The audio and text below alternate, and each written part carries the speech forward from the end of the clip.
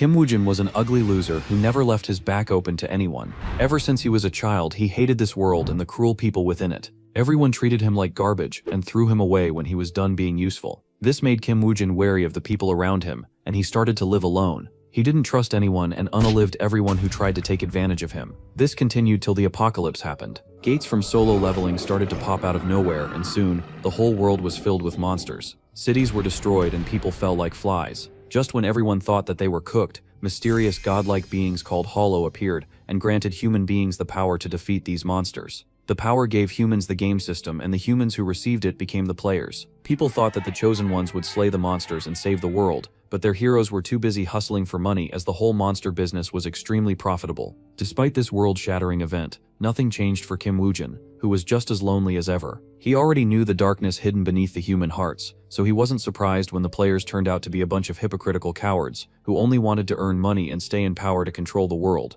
Kim Woojin planned to stay out of this whole hero business for his whole life, but it all changed when he met Lee Sejun. To Kim Woojin, Lee Sejun was like an angel amongst the humans, as he was the only player to help humanity without wanting anything in return. Lee Sejun's aura was so massive that similar-minded people started to join him to save the world. Kim Woojin was no different, as he also felt a duty to serve humanity as he was a human after all. So Kim Woojin joined the Messiah Guild and started following Lee Sejun in his mission to slay all the monsters and save humanity. During this time period, he makes a lot of new friends whom he can trust his back to. Slowly but surely, Kim Woojin changed, but he didn't know if it was for the good or the worst. Back to the present, Kim Woojin stands in front of a gate which looks like an entrance to a boss room in Dark Souls game. Kim Woojin thinks that he is Eren, as he asks Lee Sejun that if they beat the final boss behind this door, would they be finally free. Lee Sejun answers that this might indeed be the final battle, at least for him. Kim Woojin is confused, so he turns back to Lee Sejun to ask him what he means by that. But before he can say anything, Lee Sejun unsheaths his sword and pierces it through Kim Woojin, turning him into a shish kebab.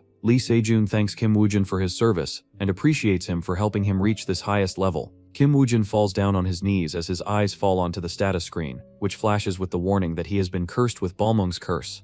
The curse decreases all of his resistance and protection by 90%. Kim Woojin shakingly asks Lee Sejun if he had planned all of this from the start. Instead of Lee Sejun, it's his right-hand companion Park Sin-hye, who mockingly laughs at Kim Woojin for his naiveness and tells him that if the players end the game, they will return back to the previous Earth where the governments will rule the world once again. Without their current power and abilities, how would they control the world with Iron Fist and enjoy their luxurious lifestyle anymore? Kim Woojin screams out Lee Sejun's name loudly as the Heavenly Viper's poison spreads throughout his body. Seeing Kim Woojin still alive, Park Sin-hye can't help but feel admiration for him. Not only was Kim Woojin inflicted with Balmung's curse, he was also fed Heavenly Viper's poison. Only Kim Woojin was given this special treatment as all the other ones were easily too weak and just the Heavenly Viper's poison was enough for them.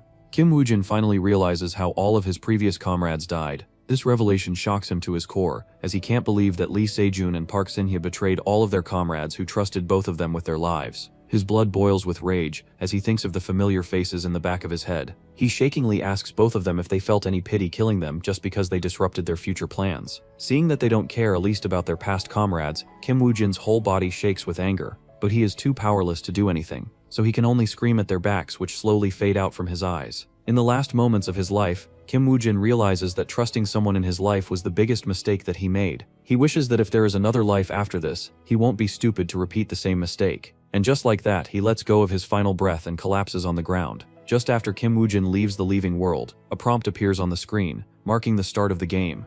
Elsewhere, a military vehicle is speeding through the highway in which a bunch of militants are sitting. They discuss the recent surge in the numbers of monsters coming out from the dungeons. Some of them are worried, while others are happy as this means they will be able to earn more money. Amongst these people there is a man sleeping, who suddenly wakes and looks around shockingly. This man is Kim Woojin, who has traveled back in time to arrive at the moment when he first awakened his powers. Kim Woojin is shocked as just before this moment, he was betrayed by Lee Sejun and died in the dungeon with his body left to rot there in the wild. However, now he is alive once again, and has traveled back in time to arrive at the time when the game had just started. Before he can process anything else, the vehicle suddenly stops as the driver looks in front of him with fear. The whole highway is filled with big and bulky orcs, who stare at them menacingly. The driver immediately informs the rest of the crew, who immediately picks up their weapons to fight and eliminate the horde of orcs. The chief of the crew briefs everyone that they are lacking ammo, so every bullet should be used carefully. Just as he is about to end his briefing, he notices Kim Woojin fighting against the orcs all by himself. With a submachine gun in his hand, Kim Woo-jin makes no waste of the bullets and eliminates the whole horde by himself.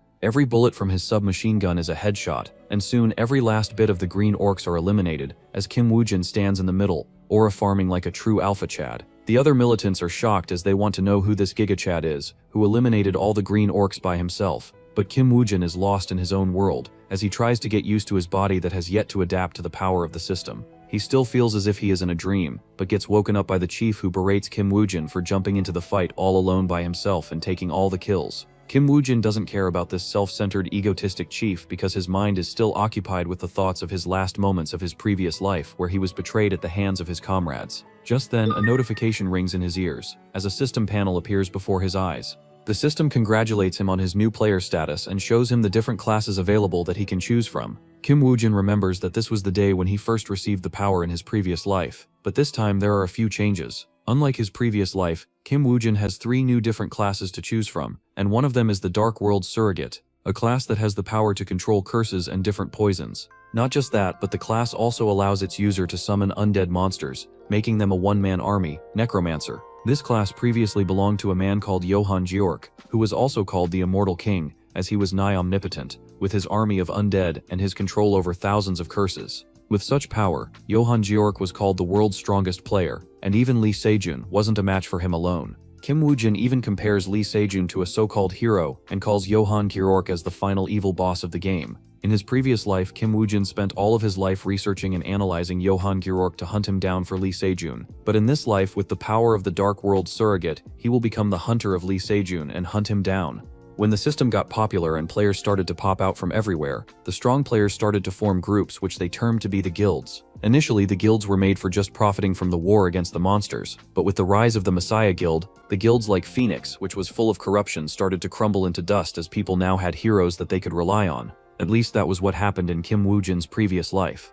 In this life, he knows that the Messiah Guild is nothing but a bunch of backstabbing players, so Kim Woo-jin decides to join the once corrupt Phoenix Guild in this new life. Because once a legend said, "Corruption is only bad if I am not the one involved in it." At the Phoenix Guild's headquarters, a man offers Kim Woo-jin the contract to join the guild. He states the various conditions such as the additional fees that he will need to provide whenever he clears a dungeon and stuff like that. Nothing much different from what we have seen in Solo Leveling. Kim Woo-jin reads the contract and realizes that even with all the rewards, he still won't have enough money to buy an item, but at this stage, he can't really do anything about it. So he moves on to the next main thing as he asks the manager, how will he confirm his status as a player, as only the player himself can see the system's panel. The manager smirks and tells him that the guild has their own way of checking for players. He places 5 cards in front of him and tells him to choose any of the cards, and if the card burns away, that means that he is a player, because all of these 5 cards are skill cards. Kim Woo-jin's gaze falls on a skill named Hemotoxin, which belongs to his Dark World Surrogate class. The skill grants the user the ability to turn their blood into poison, and it scales with their level. Kim Woo-jin didn't expect to find such miraculous skill of his class at this point in the game, so he immediately accepts it, and tears the skill card between his fingers, which makes his whole body glow purple. The manager adjusts his glasses as if he is the main character from a romance anime, and welcomes our boy Kim Woo-jin into the guild. Later at night, Kim Woo-jin dreams of his past life, where his comrades used to fear him because of his nasty personality, which he developed by staying a loner for years. But even though they fear him, he still held his comrades close to his heart as he could trust his back to them, unlike the thugs on the streets.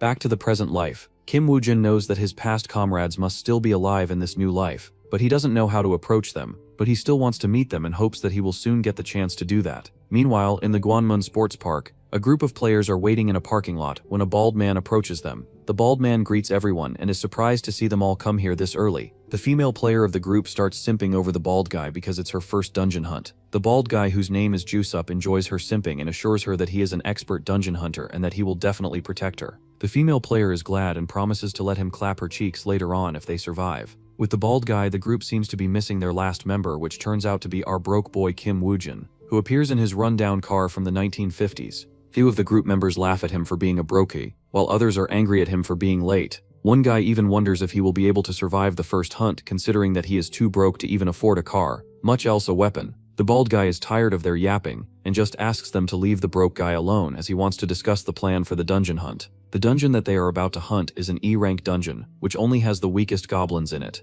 However, such weak dungeons have strict rules as only level 10 or below players can enter it. The party size is also reduced to the maximum of 5 players, which is why there are only 5 members in Kim Woojin's current team. Inside the meeting room, the manager of the Phoenix Guild explains that the main mission of the dungeon hunt is to eliminate all the goblins and come out alive. After the explanation, the managers ask them to check their inventory, which shocks one of the players as his inventory now holds a few extra things. Kim Woojin, on the other hand, smirks evilly like a villain, as he is happy that no one in his team is an acquaintance from his past life. This means that he can do whatever he wants without caring for their lives. After the brief meeting, the group enters the dungeon, and all of them are shocked to see that there is an entirely new world in the dungeon. Outside, they were in the concrete jungle, and in the dungeon the skies were blue, and the forest was lush and green. While the whole group gathers together to make a base camp, Kim Woojin starts to look around to see if anything is amiss. Seeing this, Josup tells Kim Woojin to go and scout the area while they build the camp. Kim Woojin accepts the task, which surprises Josup, who thought that Kim Woojin will cling to them. Kim Woojin knows that the bald guy wants to use him as bait, but he doesn't care as he is a one-man army after all.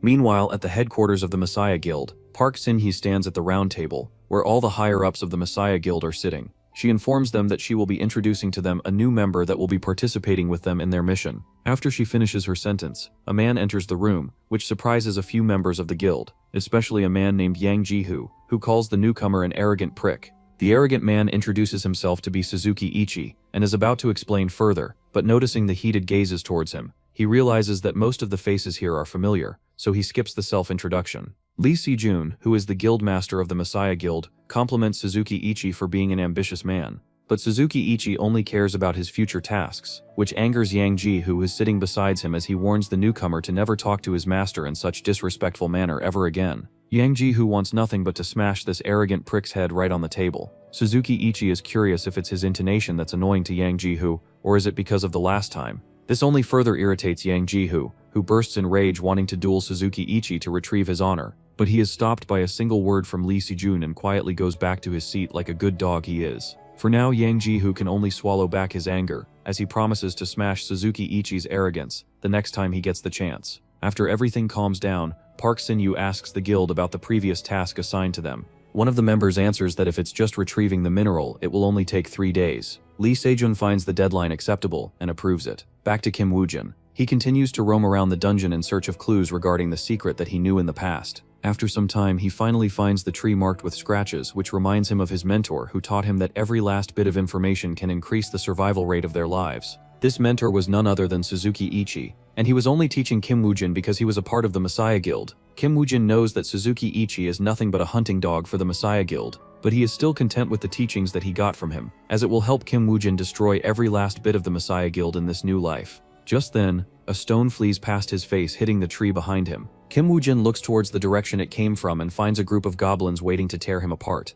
In his previous life, Kim Woojin could only hide from the goblins at this stage, but in this life, these goblins are just free target dummies for him to test his hematoxin skill on. Kim Woojin slashes his palm and leathers his blade with his poisoned blood. He uses the poison blade to hack apart goblins to test its efficiency. Even though the effect of the poison is still weak, Kim Woojin is satisfied, as these goblins are just too easy to read, and their attack patterns are the simplest of the monsters. But even Kim Woojin knows that if too many goblins gather around to attack him, even his poisonous blood won't be able to defeat them all. So he takes out the trump card from his magic storage, which is the Goblin Lord's whip, designed specifically to induce terror into the goblins. It's just like the cotton slaves seeing their master coming towards them with a whip in his hand. While the goblins are too afraid to attack Kim Woojin, his teammates who entered the dungeon with him aren't so lucky, as they are quickly surrounded by a horde of goblins. The baldy Jusup isn't terrified of the goblins and easily hacks down one of them. After killing the goblin, he brags to his teammates and tells them to not fear and just attack these goblins who are too weak to do anything. But in reality, Jusup is glad that he bought a longsword, because the goblins can get really dangerous in close range. He is about to pull out his sword from the goblin's corpse, but realizes that the goblin won't let it go. This gives the other goblins the opportunity to strike him, and soon he is taken down, while the rest of his teammates scream in fear. Back to Kim Woojin. He terrorizes the poor goblins who struggle to escape, as he keeps on lashing them with the Goblin Lord's whip. The whip does 30% extra damage against the goblins, which allows Kim Woojin to quickly farm these goblins and turn them into free experience points. He soon levels up to the 2nd level and gains a new achievement called Striving Higher. After fighting the goblins, Kim Woojin isn't too happy, as they are too weak to give him the thrill of battle, so he decides to quickly finish this thing up and go home to take a nap.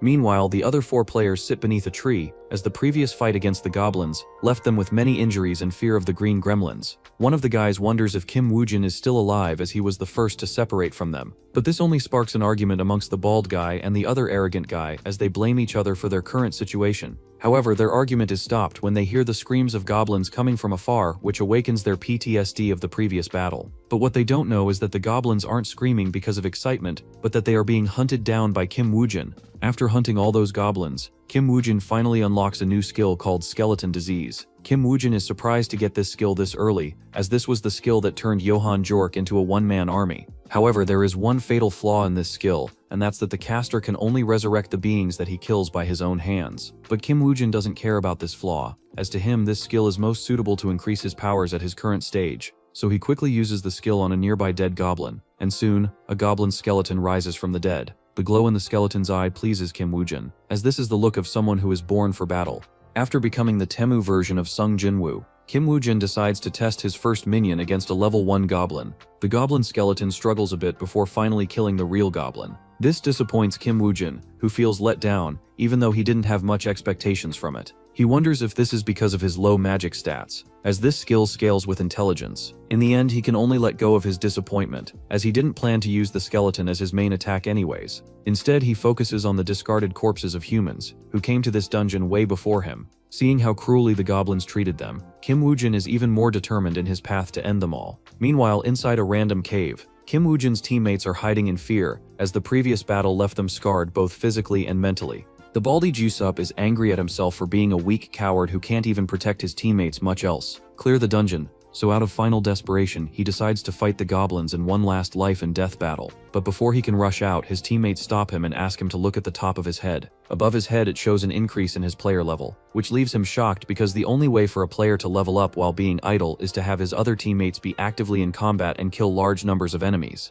This makes him realize that the pawn that he discarded earlier is still alive and killing the goblins at a fast pace. On the other hand, Kim Woojin doesn't care if his teammates are leveling up or not, as he is having way too much fun toying with the goblins and making them regret being born in this dungeon. To eliminate a large number of goblins quickly, he decides to use clever tactics. He blocks the entrance to a goblin's lair with lots of wood, and then burns it down to create a big cloud of smoke. The smoke quickly fills up the air inside the cave, which suffocates the remaining goblins. This makes Kim Woojin smirk, as he considers this as a revenge served hot and smoky by him for the players that the goblins killed that came before him. After the goblins are completely roasted, Kim Woojin waits for the goblin champion to appear. However, much to his disappointment, he sees no sign of him, so he is about to leave to look for other goblin lairs, when suddenly the whole ground starts to shake. Beneath from the earth appears a large and terrifying goblin, who growls at Kim Woojin with anger as he notices that all of his brethren are burned to crispy bacon bits. Kim Woojin is exhilarated to see the goblin champion appear before him, as this saves him the time for looking elsewhere for him.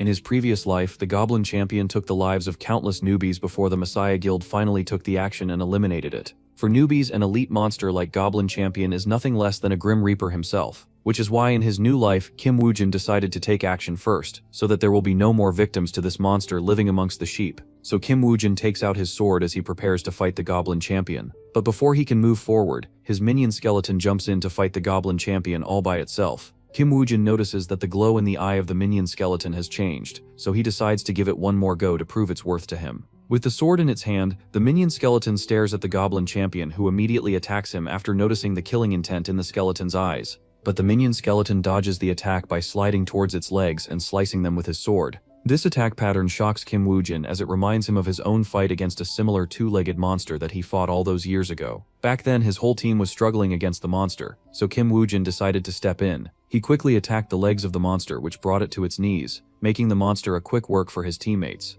Now in his new life, the minion skeleton executes a similar strategy, and it even mimics his whole fighting style, which surprises Kim Woojin. He didn't expect the minion skeleton to be modeled after his combat style, but soon he remembers the skill's description, which stated that the minions summoned by the skill are affected by the user's magic. While Kim Woojin is contemplating about the skill, the minion skeleton quickly defeats the Goblin Champion as it awaits for the final call from its master. Kim Woojin tells the skeleton that in his previous life, he used all sorts of weapons and was unparalleled in one-to-one combat. But with the new development, he feels the need to change plans. After ending the Goblin Champion, Kim Woojin receives a legendary skill page from his class for his astounding achievement of clearing the Goblin Dungeon all by himself. Kim Woojin didn't expect to receive a legendary skill this early in the game, but he isn't complaining either. Meanwhile, back in the real world, the manager from the Phoenix Guild is shocked when he learns that the dungeon has already been cleared. He didn't expect the newbie team to clear the dungeon in just a single day. He quickly rushes outside and finds only 4 of the total members of the squad coming out. Just as he is about to grieve for the soul of Kim Woojin, he notices another silhouette coming out,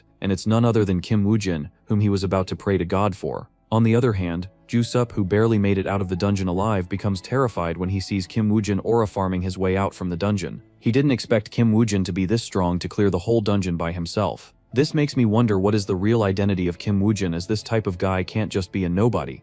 While Kim Woojin remains a nameless player in the grand scheme of things, Messiah Guild rises in popularity as people become tired of the rising demands of the players. While all the players and guilds are looting money from the public and government to clear dungeons, Messiah Guild does the same but for free. If that wasn't enough, they also cleared the highest floor dungeon in the entire history of Korea, which no guild has managed to do before them. And just like everything else in the world, capitalism also holds a strong grasp on the players and dungeon hunting. With all the different guilds being backed up by the different corporations, Messiah Guild is no different. So after their recent victory, their market share rises to the top, which infuriates other guilds and businessmen who invested their money into players. One of such players is Jusup, who is drowning his sorrows with alcohol, as he talks crap about the Messiah Guild. His friend beside him is listening to his yapping when his eyes fall on his forehead injury. Jusup is too embarrassed to admit that he was injured by a goblin, so he lies that he got injured because of Kim Woojin, who disregarded the lives of his teammates to get a precious item in the dungeon. His lie quickly turns into a rumor which spreads throughout the whole guild, turning Kim Woojin into a greedy player who doesn't care about the lives of his teammates.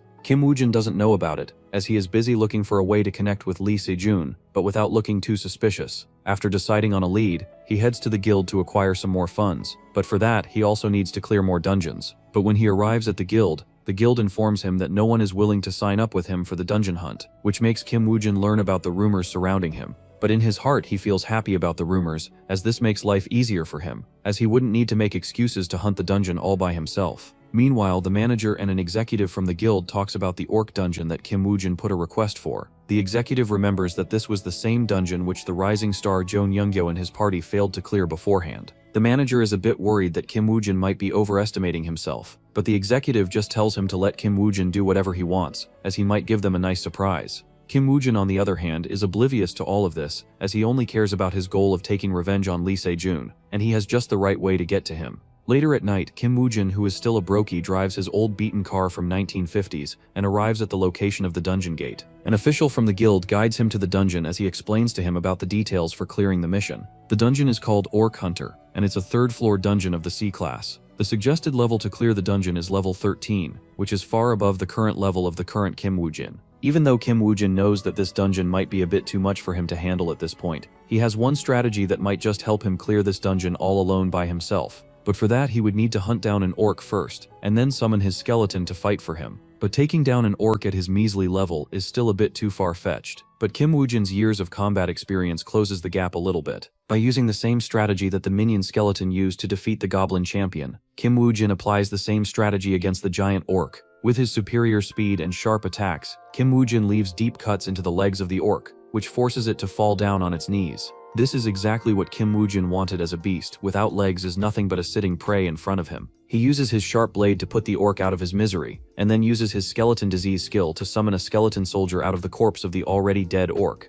While Kim Woojin is cooking up a plan to clear the orc dungeon all alone, outside in the real world, a new bald guy named Osai-chan is in a meeting with a guy named Lee Jania. Osai-chan slaps a player case file on the table as Lee Jania reviews it from head to bottom. The profile belongs to Kim Woojin, and it mentions his achievement of clearing a dungeon all alone by himself after just awakening his superpowers. Lee Jina has never seen something like this before, so he asks Osai-chan if this report is even real, and not some made-up story by a fan who watches way too many manhwa recap videos. His words catches the attention of Secretary Lee, who had just come back after getting some coffee for the two of them. She asks Lee Jina if he doubts her credibility to write a factual report, which causes the poor Lee Jina to sweat like a monkey in a hot desert. To appease the lady, he starts praising her beauty and how she is so talented at writing these brilliant reports. Osai-chan doesn't shy to contribute in the praises, as he assures Lee Jina that the report was written by Secretary Lee, so it must be 100% accurate. He is about to continue on with his compliments when his tongue tastes the bitter coffee in his mouth. This almost causes him to spit the coffee out as he asks Secretary Lee if she used instant coffee instead of the premium one. Secretary Lee tells him that she bought this instant coffee when they had a meeting at the Phoenix Guild, and that she also wrote the report on reusable paper. This makes Osachan turn his attitude 180 degrees as he starts sipping the instant coffee, as it was the most delicious coffee in the world. This makes Lee Jaina look down on Oso Fai-chan, as he is reminded of how stingy this guy is, in terms of saving money. He also blames his stinginess for the loss of hair on his head. If Oso Fai-chan was about to hear his inner thoughts, he might have thrown a few hands with him. Oso Fai-chan turns the conversation away from the meaningless bickery, as he asks Secretary Lee if they had any luck buying the rights to any new dungeons. The secretary answers that she looked into a few dungeons, but they were all too expensive. This makes Lee Jaina remember the dungeon that Osai-chan saved, to which Osai-chan replies that he shouldn't think about that one, as he has prepared a few more dungeons for him to clear. This puts Lee Jaina in a terrible mood as he begs Osai-chan to give him some rest as he just cleared a dungeon yesterday. But Osai-chan has watched way too many self-care gurus podcasts, so he just suggests Lee Jaina to buckle up like a real man and continue to strive hard, or else he might become lazy. Meanwhile, back to our boy Kim Woo-jin. He watches his new orc skeleton get obliterated by the big orc, and wonders if it is because his skill level is so low. But he isn't too worried about his skeleton minion getting destroyed, as he learned one main thing from the past user of this skill, that as long as there are corpses on the battlefield, he can just endlessly summon skeleton soldiers to fight on his behalf. With the new skeleton soldier, Kim Woo-jin clears out the orcs in front of him, and after fighting all day, he finally levels up and even manages to get his hematoxin skill to the 2nd level as well. But Kim Woo-jin isn't too happy with the results, as this dungeon seems to be a bit too ineffective in farming experience points. This makes him let go of his decision to hunt the normal orcs, as he decides to focus only on the orc hunters instead. But finding the orc hunter isn't so simple. It's a unique creature that hunts his own brethren, so he expected him to be the leader of the pack. At least this is what Kim Woo-jin deduced from his experience. But sometimes even the most experienced hunters can make a mistake. That's why Kim Woo-jin decides to change his hunting grounds and look for somewhere else in the dungeon. While he is drawing on the ground like a toddler, the skeleton soldier beside him tries to act as if he knows something, but Kim Woo-jin ignores this and just bonks him on the head as he leaves to check out the other hunting grounds. While this is all going on, the orc hunter has just finished hunting one of the orcs as it drags the body, leaving blood marks behind him for Kim Woo-jin to follow. After following the blood trail left by the orc hunter, Kim Woo-jin finally manages to lock in to the boss of the dungeon. As an experienced hunter, Kim Woo-jin knows that it's extremely dangerous to fight 1 versus 1 against a dungeon boss, so he decides to use some underhanded means to defeat it. He pulls out a bow and arrow from his inventory and laces one of the arrows with his toxic blood from the hematoxin skill, which is now level 2. He plans to inflict the poison on the orc hunter, so that he will be weakened, and then with the skeleton soldier by his side, it would be an easy fight for Kim Woo-jin. After carefully planning the strategy, he sends out his skeleton soldier to distract the orc hunter, so that he can get the time to shoot his shot. Since the orc hunter's skin and hide are extremely thick, Kim Woo-jin plans to shoot at its only weakness, which is its eyes. As the arrow escapes from Kim Woo-jin's bow, it lands right into the left eye of the orc hunter, which causes it to jump back in pain, as blood gushes out from its eye. The injury itself is already painful for the orc hunter, but when it learns that it has also been poisoned, he becomes even more enraged. Meanwhile, Kim Woo-jin receives the notification that the orc hunter has been successfully poisoned. Moreover, the upgraded skill will decrease the orc hunter's health bar over time. To Kim Woo-jin, this is just a nice bonus, as he didn't plan to bleed out the orc hunter slowly anyways. After being inflicted with poison, the once powerful orc hunter now becomes a sitting duck just for Kim Woo-jin to end its life and clear the dungeon. With only 1 hour remaining before the dungeon closes, Kim Woo-jin decides to search for the clues that he was looking for. He wants to search for Jian Young-gyo, whose party was previously wiped out in this dungeon. Unfortunately, all he can find are bones of his teammates, but Kim Woo-jin doesn't give up and continues to search for clues when he stumbles upon a hidden cave. Inside the cave, he discovers a skeleton which has the name tag of Jian Young-gyo. On the skeleton, he finds a diary that contains the Phoenix Guild's blacklist. This is exactly what Kim Woo-jin was looking for, and with this in his hands, he is now one step closer to getting hold of Park Yong-won, the man who will bring him close to Lee Soo-jin in his new life. A few days ago, Kim Woo-jin would have been very disappointed to see a corpse instead of a live Jeon Young-gyo. However, after obtaining the legendary skill named Eyes of Anubis previously, Kim Woo-jin gained the ability to see the memories of the dead. This made Kim Woo-jin almost cry because in his past life he was always unlucky, but fortunately, all that luck is catching up to him, now in his new life. Back in the abandoned cave, Kim Woo-jin grabs the skull of Jeon Young-gyo's corpse and stares deep into its hollow eyes. Although the dead cannot speak, with the eyes of Anubis, he can peer into the secrets of the dead, breaking the forbidden rule of the universe. Inside the memories of Jeon Young-gyo, Kim Woo-jin finds a few snippets of him backstabbing his comrades, even despite knowing that human hunting is forbidden by the laws. But he doesn't care because he believes that as long as Park Young-won is behind him, he will face no consequences. After coming back to the present, Kim Woo-jin feels extremely creeped out as looking into the memories of the dead is a forbidden practice. He also feels a bit exhausted, as the skill consumes far more magic than all of his other skills combined. But despite all the drawbacks, Kim Woo-jin feels that it was worth it, as with this new information, he has all the cards on his hands to make his next move against Park Young-won. Back in the real world, a man kneels on the ground in Park Young-won's office, as his sidekick beats the living crap out of him. The poor man is one of the managers who allocated the dungeon to Kim Woo-jin to clear all by himself. Park Young-won had some other plans for that dungeon, which is why he is so angry at the stupid manager. He orders his secretary to take care of the man, and by taking care he means taking him to the gulags. The poor man keeps on begging, but no one feels any sympathy for him. Park Young-won on the other hand is quite interested in Kim Woo-jin and his ability to clear a dungeon all alone. But his secretary reminds him of the terrible rumors about Kim Woo-jin and how he is a terrible person who wouldn't hesitate to betray his comrades. Park Young-won doesn't really care about Kim Woo-jin's reputation, but he does agree with his secretary that Kim Woo-jin would have a hard time in the future, as the higher level dungeons will get more and more dangerous to clear all alone. Before he can finish his remarks, he receives a message from the guild receptionist that Kim Woo-jin is at the doors to meet him. This piques the interest of Park Young-won, who considers Kim Woo-jin to be a sheep barging all alone into the den of a lion. Meanwhile, in the Phoenix Guild's headquarters, the higher-ups are discussing the recent problem at hand about the bidding of the new A+ rank dungeon. Since this is the highest-rated dungeon yet, all the guilds decided to participate together by sending 20 players each. From Guild Phoenix, 18 of the slots are split evenly between the three factions, while only 2 slots remain free. This puts a lot of pressure on the higher-ups who can't decide which players to send in. Just then, one of the executives receives a call from Park Young-won, who requests him to give one of the 2 remaining slots to Kim Woo-jin. This makes the executive extremely surprised, as he didn't expect a cruel man like Park Young-won to put up such a request. This makes him feel as if there is a hidden scheme between all of this. But since it's a matter between the factions and Kim Woo-jin, he decides to just let them do whatever they want. Back to Park Young-won. He is looking outside of his office, as his secretary asks him why he gave one of the last slots to Kim Woo-jin. Park Young-won tells her that it was interesting for him to see Kim Woo-jin go such a long way to bring something back for him. He also believes that Kim Woo-jin is a free card on his hands that he can use whenever he wants and discard whenever he feels like it. As for how it all have happened, an hour ago, Kim Woo-jin came to his office and told about the blacklist that he found on Jeon Young-gyo's corpse. Park Young-won expected Kim Woo-jin to blackmail him for money, but when Kim Woo-jin told him that he just needs one of the free slots to the A+ ranked dungeon, Park Young-won is taken back a bit, as he did not expect such a request from a newbie player like Kim Woo-jin. But all of this makes things even more interesting. Park Young-won confirms with Kim Woo-jin if this is what he wants, or else he might regret choosing such an option. But Kim Woo-jin assures him that he knows that what is he stepping in, and as long as Park Young-won can give him a free slot, he will let bygones be bygones. Park Young-won accepts his deal, but on one condition. Later at the Gyeongbu University, a dungeon expert responsible for guiding the players participating in the A+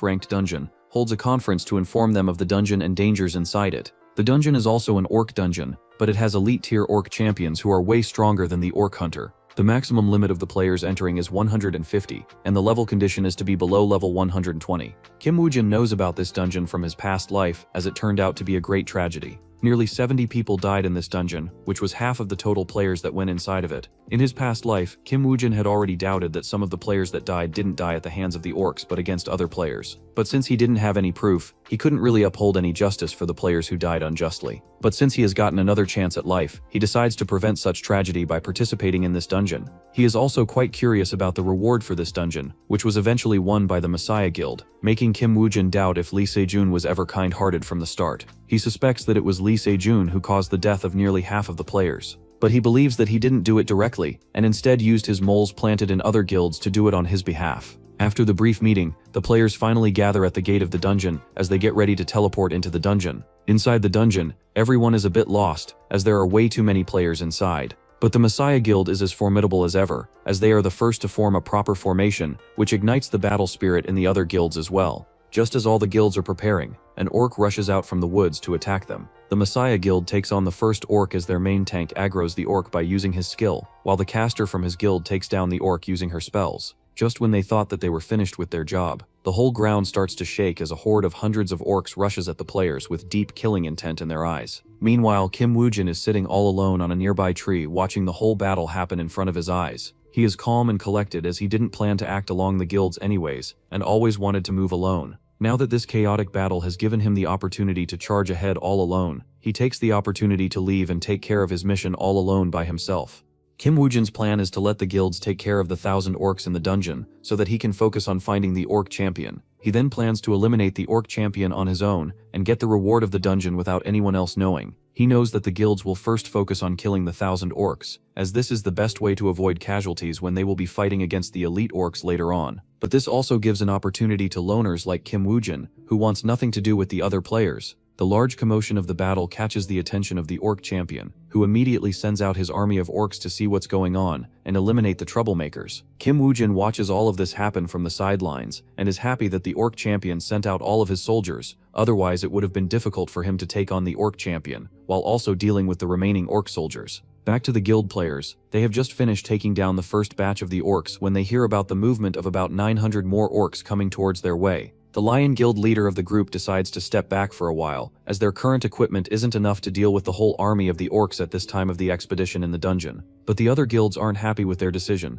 as they call the Lion Guild Geld cowards for not facing the monsters head on. But the Lion Guild doesn't care about face, as they leave the battle to prepare for the upcoming battle. On the other hand, Kim Woojin is ready to attack the orc champion, as he summons 2 of his skeleton soldiers and sends them towards the orc champion to distract him. His strategy this time is the same as last time, which is to use an arrow infused with his poisonous blood to injure the orc. Afterwards, the orc will be weakened, and after stalling the battle for some time, he will be easily able to defeat the orc champion. Kim Woojin thought that this would be a rather easy fight, but when his 2 skeleton soldiers rush to fight the orc champion by themselves, one of them instantly gets annihilated while the other one barely manages to dodge one of its attacks. Kim Woojin suddenly realizes that this orc champion is way stronger than he previously heard of it in his past life. Realizing this, he immediately takes out his bow and prepares to shoot the arrow into its eyes. However, the orc champion somehow manages to dodge the arrow, which shocks Kim Woojin, who didn't think that the orc champion would have such high perception. Soon his other skeleton soldier is also unable to do anything with its sword, which instantly shatters when it comes into contact with the thick hide of the orc champion. Kim Woojin feels a bit frustrated since his failure-proof plan got spoiled easily. With no way of defeating the orc at his current state, Kim Woojin decides to do the pro-gamer move, which is to retreat from any battle that you cannot win. But while Kim Woojin is retreating, the orc champion also chases after him. Normally dungeon monsters won't chase humans if they retreat, but orc champion seems to be a bit unique. After chasing Kim Woojin for a while, the orc champion gives up since Kim Woojin uses the dense woods to mask his presence. In the same dense woods, the Lion Guild members are also searching for orc champion, so when they notice Kim Woojin jumping from one tree to another above their heads, they become a bit surprised as they didn't suspect someone else to also think of joining to hunt the orc champion all alone. Fortunately, Kim Woojin's face was hidden, so they couldn't identify him, which saved him the trouble of being recognized. After Kim Woojin leaves the forest, the Lion Guild members start falling down one by one. Their leader is shocked as he yells at whoever is hiding in the shadows to come out. Yet no one comes out and the leader himself also falls, wiping out their whole crew. When Kim Woojin arrives at the base camp, he is quite surprised to see everyone in a state of mourning rather than preparing for the next battle.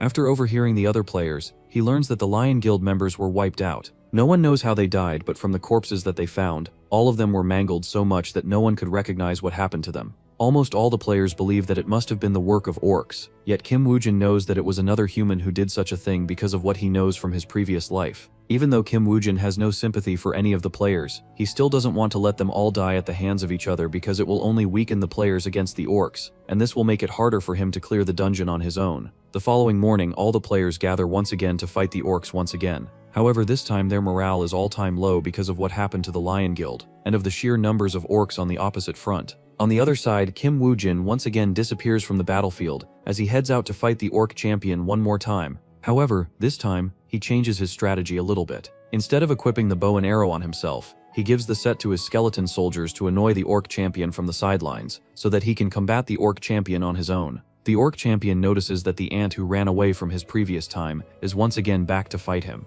This time he activates the power of the orc fang from the start, so that he can eliminate this ant as quickly as possible and let him feel despair. But just when orc champion is about to rush at Kim Woojin with the axe in his hand, he gets attacked by the arrows from the sidelines that are being shot by skeleton soldiers. With the distraction from the sidelines, the orc champion isn't able to focus on his fight against Kim Woojin, who uses this chance to get close to the orc champion.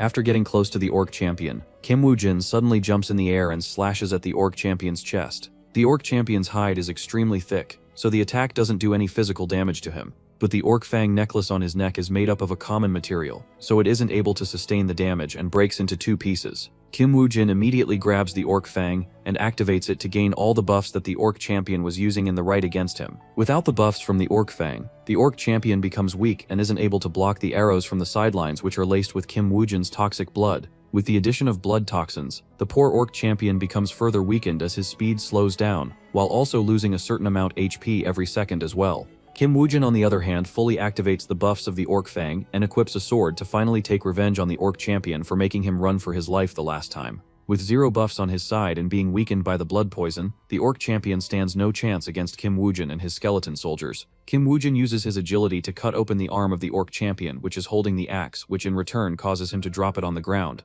The skeleton soldier immediately picks up the same axe and rushes at the orc champion to kill him with his own weapon. While this fight is going on, a scout from a different players guild hears the sound of someone fighting, and when he arrives he notices that it's Kim Woo-jin and his skeleton soldiers fighting all alone against the orc champion. The scout can't believe his eyes that someone is fighting against the boss all alone. He feels the urgency to report this matter to the guildmaster, so he is about to leave when suddenly an arrow strikes his arm. His first suspect is Kim Woo-jin, but when he turns around to look, he finds that it's a member of the Skull Guild instead. The man from the Skull Guild feels no hesitation in unaliving the scout, as he doesn't want the news to spread and that he was on their blacklist. After eliminating the scout, the other Skull Guild members also appear as they ask each other what to do about Kim Woo-jin. A few of them suggest letting Kim Woo-jin kill the champion orc, and after he is done they can just jump in to eliminate him and take all of the loot. All of the Skull Guild members leave, leaving behind only one who drags the corpse of the scout that they just eliminated. He plans to leave the corpse to the orcs, as this will erase all the marks that might lead to them. Meanwhile, the rest of the players finally manage to defeat the last remaining few waves of the orcs, which only leaves them with the orc champion to hunt. The Phoenix Guild's current leader is leading his players to clean up the battlefield as they prepare to look for the orc champion. But just then, a notification pops out in front of everyone informing them that the orc champion has been defeated. This causes all of them to fall into chaos as they want to know which guild had the audacity to act all alone, ruining the agreement that they made. The Messiah Guild suspects the Lion Guild to be after this as they went all alone in the start. However, they also know that all of the Lion Guild members were eliminated, which leaves them even more confused. The source behind all of their confusion is currently enjoying the rewards of his victory against the orc champion. Not only the orc champion granted Kim Woo-jin with a lot of experience points, but his class also granted him a brand new skill which allows him to store his summoned skeleton soldiers in a special place, which he can then summon whenever he wants. This saves him the time to kill a few monsters every time to summon more skeleton soldiers, which eliminates the only drawback of the skeleton disease skill. Aside from this, the skill also increases his capability of summoning up to 5 skeleton soldiers, which makes him closer to his goal of becoming a one-man army. Kim Woo-jin can't wait to test out the skill, so he immediately stores his only 2 skeleton soldiers into the book, making him smile, as now he has another trump card on his hands. Meanwhile, the Phoenix Guild's members are in great trouble, as they fear the terror of Park Yongwon when he finds out that they failed in their mission to get the loot from the orc champion. It's not only them who feel miserable, as Skeld Guild members are also shocked to learn that Kim Woo-jin defeated the orc champion this quickly. This makes them hesitant to attack Kim Woo-jin and steal the loot from him. Just then, they notice the rookie running towards them, which they left behind to clean up the mess. Behind the rookie are 2 skeleton soldiers, which causes the group to become attentive as they prepare for a great battle. However, instead of the rookie joining their formation to fight the skeleton soldiers, he instead locks onto them, which causes their formation to fall into shambles. In the matter of a few seconds, all the Skeld Guild members are eliminated and no one is left alive anymore. After making sure that everyone is not breathing, the rookie takes off the mask and reveals his real identity. It turns out to be none other than Kim Woo-jin, who previously eliminated the rookie and took his form to catch the Skull Guild off guard. He also used his Eyes of Anubis skill on him, which allowed him to learn a few things. Unfortunately, the rookie has just joined, so he doesn't have much information about the guild, so Kim Woo-jin decides to use it on the leader of the pact instead. From the few memories, he is able to learn that the reason behind the disappearance of 70 players was the Skull Guild. As for their relationship with the Messiah Guild, Kim Woo-jin is still not sure, so he decides to look for the master of the Skull Guild instead.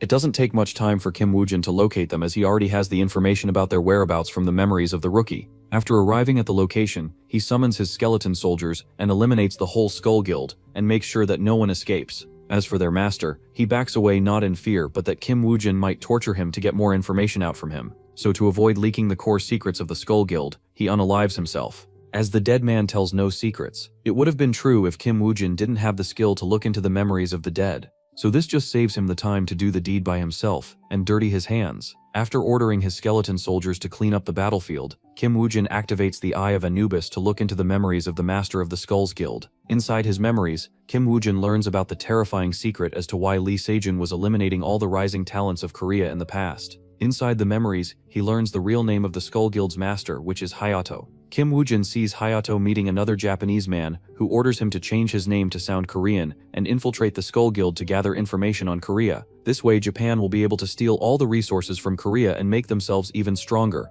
The Japanese man then introduces Hayato to the two Celestials of Japan, who will guide Hayato in his journey to infiltrate Korea and serve his homeland. The two Celestials are none other than the Sword Master and Archer Master that belongs to the Messiah Guild. Hayato is honored to meet the two of them, and the memory ends there. In another memory, Hayato gets an order to eliminate a Korean broker named Osai-chan, as he has been making trouble for the Japanese broker man for the last couple of dungeon bids. After the memories end, Kim Woo-jin clutches his fist tightly as he can't believe that the two of the most respected men in his heart were also traitors to the nation and their people. In his previous life, both the Sword Master and Archer Master were not only his mentors but also his comrades whom he could trust his back to. But even they turned out to be betrayers, which makes them no worse than Lee Se-jun and Park Sin-ye. Aside from that, Kim Woo-jin is also interested in Osai-chan, as he didn't know about this character in his previous life. This means that Osai-chan must have been successfully assassinated, so in this lifetime Kim Woo-jin decides to save him, as he also needs a broker to bid on the dungeons for him. Outside in the real world, the two dungeon managers are waiting in their car for the players to clear the dungeon and eliminate the trouble. One of them is a rookie, so he is afraid that there might be a dungeon outbreak, but the other guy assures him and tells him that there will be commotion, but not because of the monsters, but because the players will fight against each other to get any last bit of the remaining loot from each other.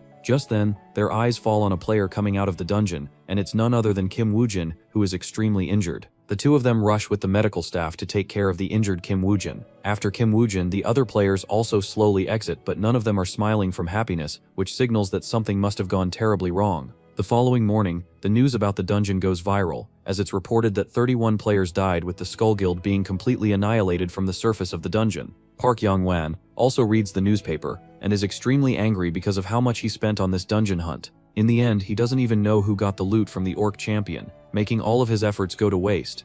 He summons all of the players that he sent into the dungeon from his faction. He asks them about their failure, to which they aren't able to make any excuses, which only further pisses off Park Yong-wan. He threatens all of them to multiply his initial investment by 5 times, or else he will make sure that they never have the chance to see their future. All of the players look like they have seen a ghost, but they can't really say anything against Park Yong-wan, or else they might lose their last chance to redeem themselves as well. After the losers leave, Park Yong-wan's secretary informs him about the injuries to Kim Woo-jin. She tells him that Kim Woo-jin's injuries weren't from the orcs but from other players. This raises the eyebrows of Park Yong-wan, who feels that Kim Woo-jin must have some information regarding this whole mess. So he immediately decides to visit him at the hospital, fearing that he might spill the beans to someone else if he doesn't get to see him sooner. At the hospital, Kim Woo-jin is in his room recuperating from the injuries. A manager from Phoenix Guild arrives to question him about his injuries, but Kim Woo-jin plays dumb and doesn't tell him anything about them. After the manager leaves, Park Yong-wan and his secretary enter the room as they ask Kim Woo-jin as to what happened.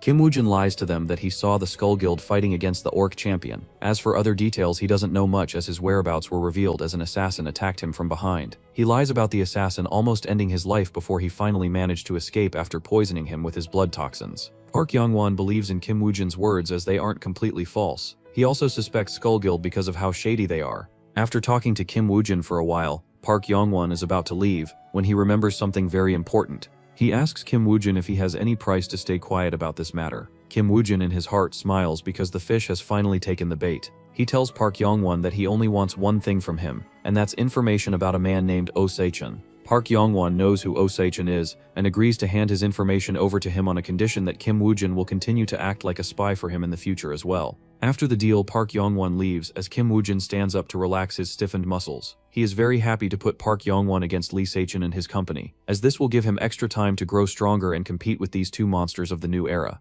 Meanwhile, Park Yong-wan is contacting his close allies to learn more about the Skull Guild. He learns that despite being one of the top guilds in Korea, the Skull Guild has 0 sponsors. This makes him wonder if they are trading illegally with foreign countries, as there is no other way to run such a big guild all alone. To confirm his suspicions, he decides to look into their black market channels, as this is where the large illegal transactions take place. Back to Kim Woo-jin, he finally gets the information on Osai-chan, and contacts him to sign a deal for the dungeon. Osai-chan already knows about him, so he decides to test Kim Woojin first before proceeding with their future deals. He plans to let Kim Woojin clear a C-rank dungeon, which is notorious for its bad reputation. The dungeon is full of kobold monsters, and even the most veteran players fear to face them in battle. After Lee Jaina hears about Osai-chan assigning such a dungeon to Kim Woojin to test his strength, he can't help but feel worried for the guy, as even he knows how terrifying that dungeon is. But Osai-chan tells him to trust Kim Woojin, as he might just turn out to be the guy who will clear all the dungeons in the world and free humanity from this curse. Lee Jaina brags that such a man is already sitting in front of him, so why bother looking outside?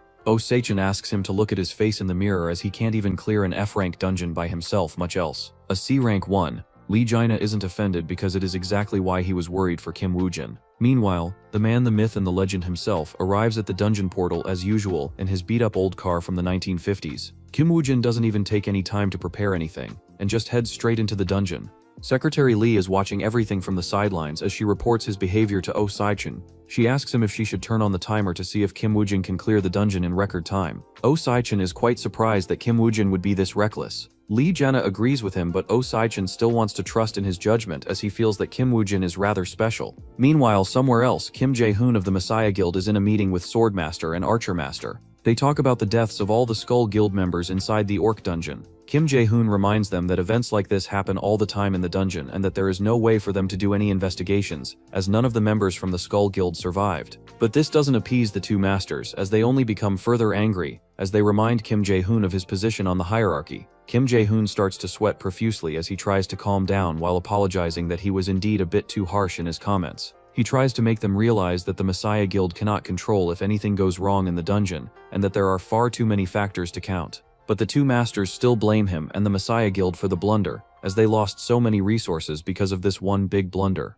They also remind him that all of their Skull Guild members were elite players, so saying that orcs wiped them off would be far too big of an injustice. Kim Jae-hoon apologizes to them for his figure of speech and assures them that the guild is already investigating, but the two masters tell him that it doesn't matter anymore, as they are also investigating on their own side as well. However, they both express great disappointment in him and the Messiah Guild, which leaves Kim Jae-hoon terrified, as he doesn't want to offend any of the two masters. Outside, the both masters are rather stuck as well, as they don't know who could eliminate the whole guild on their own without leaving any traces. They can't believe that it's the work of a single person, so they can only look for a faction who has a vendetta against the Skull Guild, or perhaps the all players. Back to the Kobold dungeon portal. Two men are overlooking the portal to see if anything goes wrong. They fully expect Kim Woojin to fail the dungeon hunt, so they are just chilling when suddenly, the portal closes down, which signals that it has been cleared. But by the time the two men can chase down Kim Woojin, he has already driven away in his rundown car. Meanwhile, Osai-chan also receives the news from the two men who failed to keep an eye on Kim Woojin.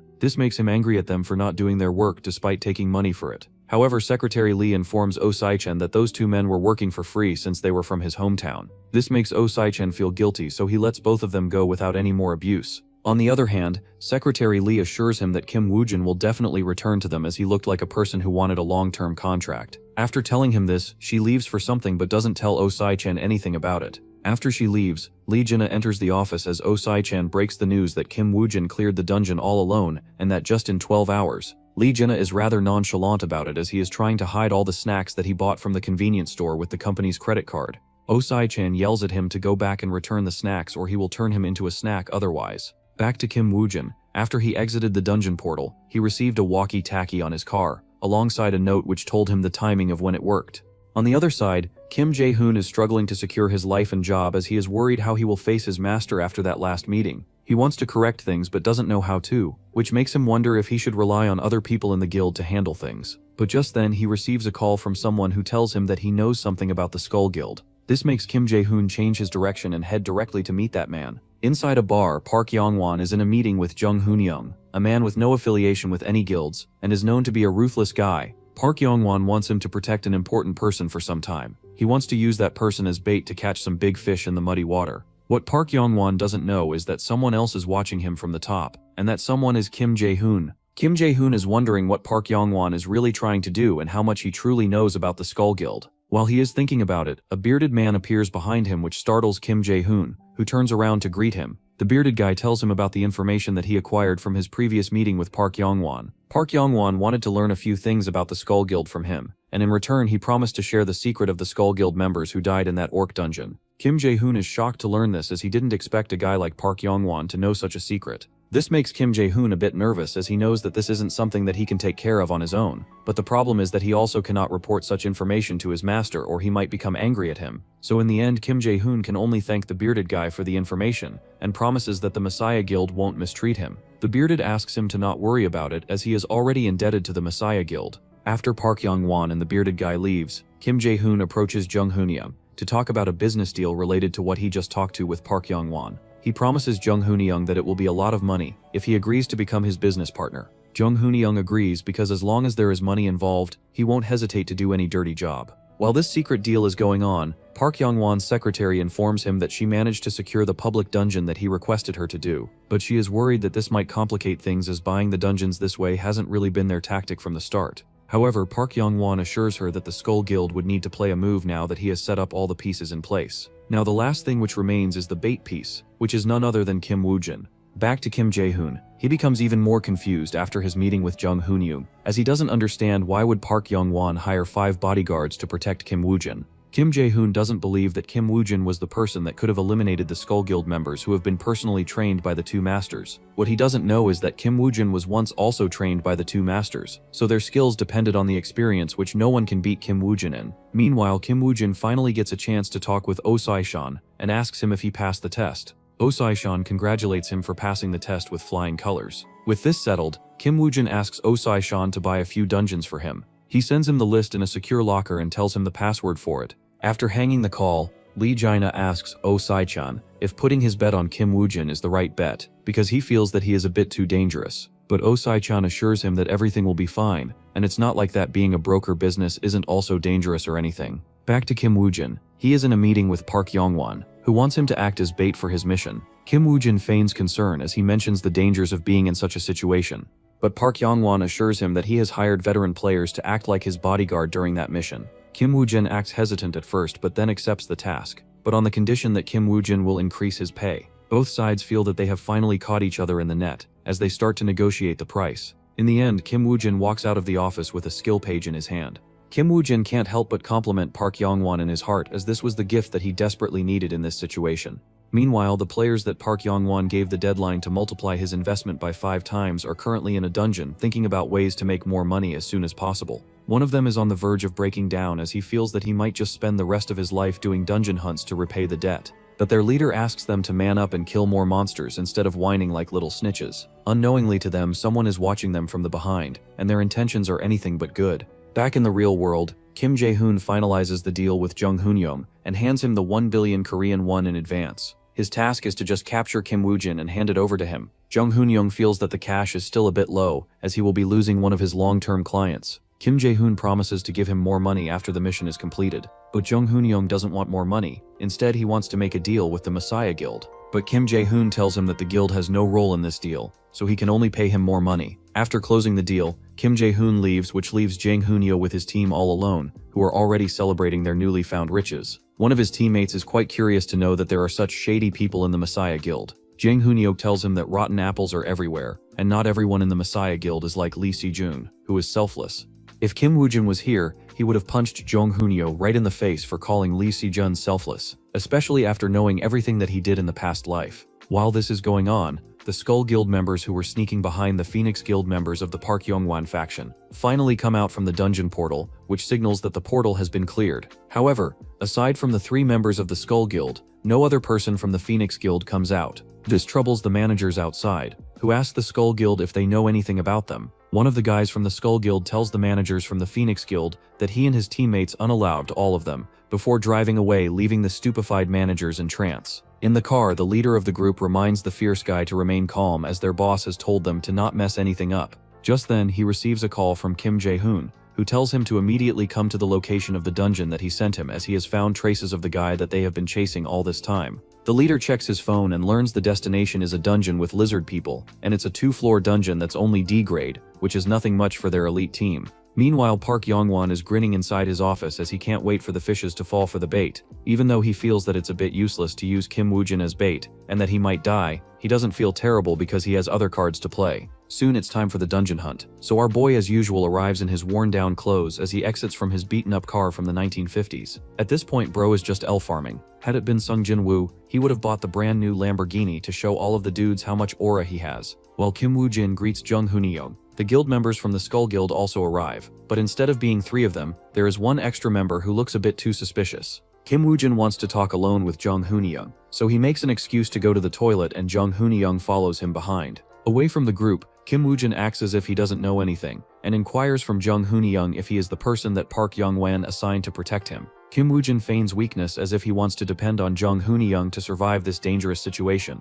Jung Hoon-young also suggests Kim Woo-jin to keep his distance away from them as he doesn't want to make the Skull Guild members know that he is with them. After they discuss the whole plan, Jung Hoon-young smiles like a creep as he feels that this is too easy. After the brief meeting, the group enters the dungeon, and as they previously planned, Kim Woo-jin will go alone, accompanied by Jung Hoon-young's minion Jin-wook. All the groups go their separate ways. The purple-haired man from the Skull Guild talks to the blonde guy from his squad and asks him if he isn't bothered that Kim Woo-jin might die if he goes alone. The blonde guy assures him that the guys that he has hired will assure that Kim Woo-jin is protected at all costs. This makes the purple-haired guy ask the blonde guy if he doesn't trust their skills, which is why he came with them, to which the blonde guy replies that there is no need to be offended and he is here for his own personal agenda. Even though he doesn't tell the purple guy his real goal, his inner monologue reveals that he wants to eliminate Jung Hoon-young and his minions after Kim Woo-jin is captured. On the other side, Jung Hoon-young is also planning to make a move on Kim Woo-jin and capture him now that he knows his fighting capabilities. This is why he sent Jung Wook after him, so that he will feed them information on Kim Woo-jin's fighting skills.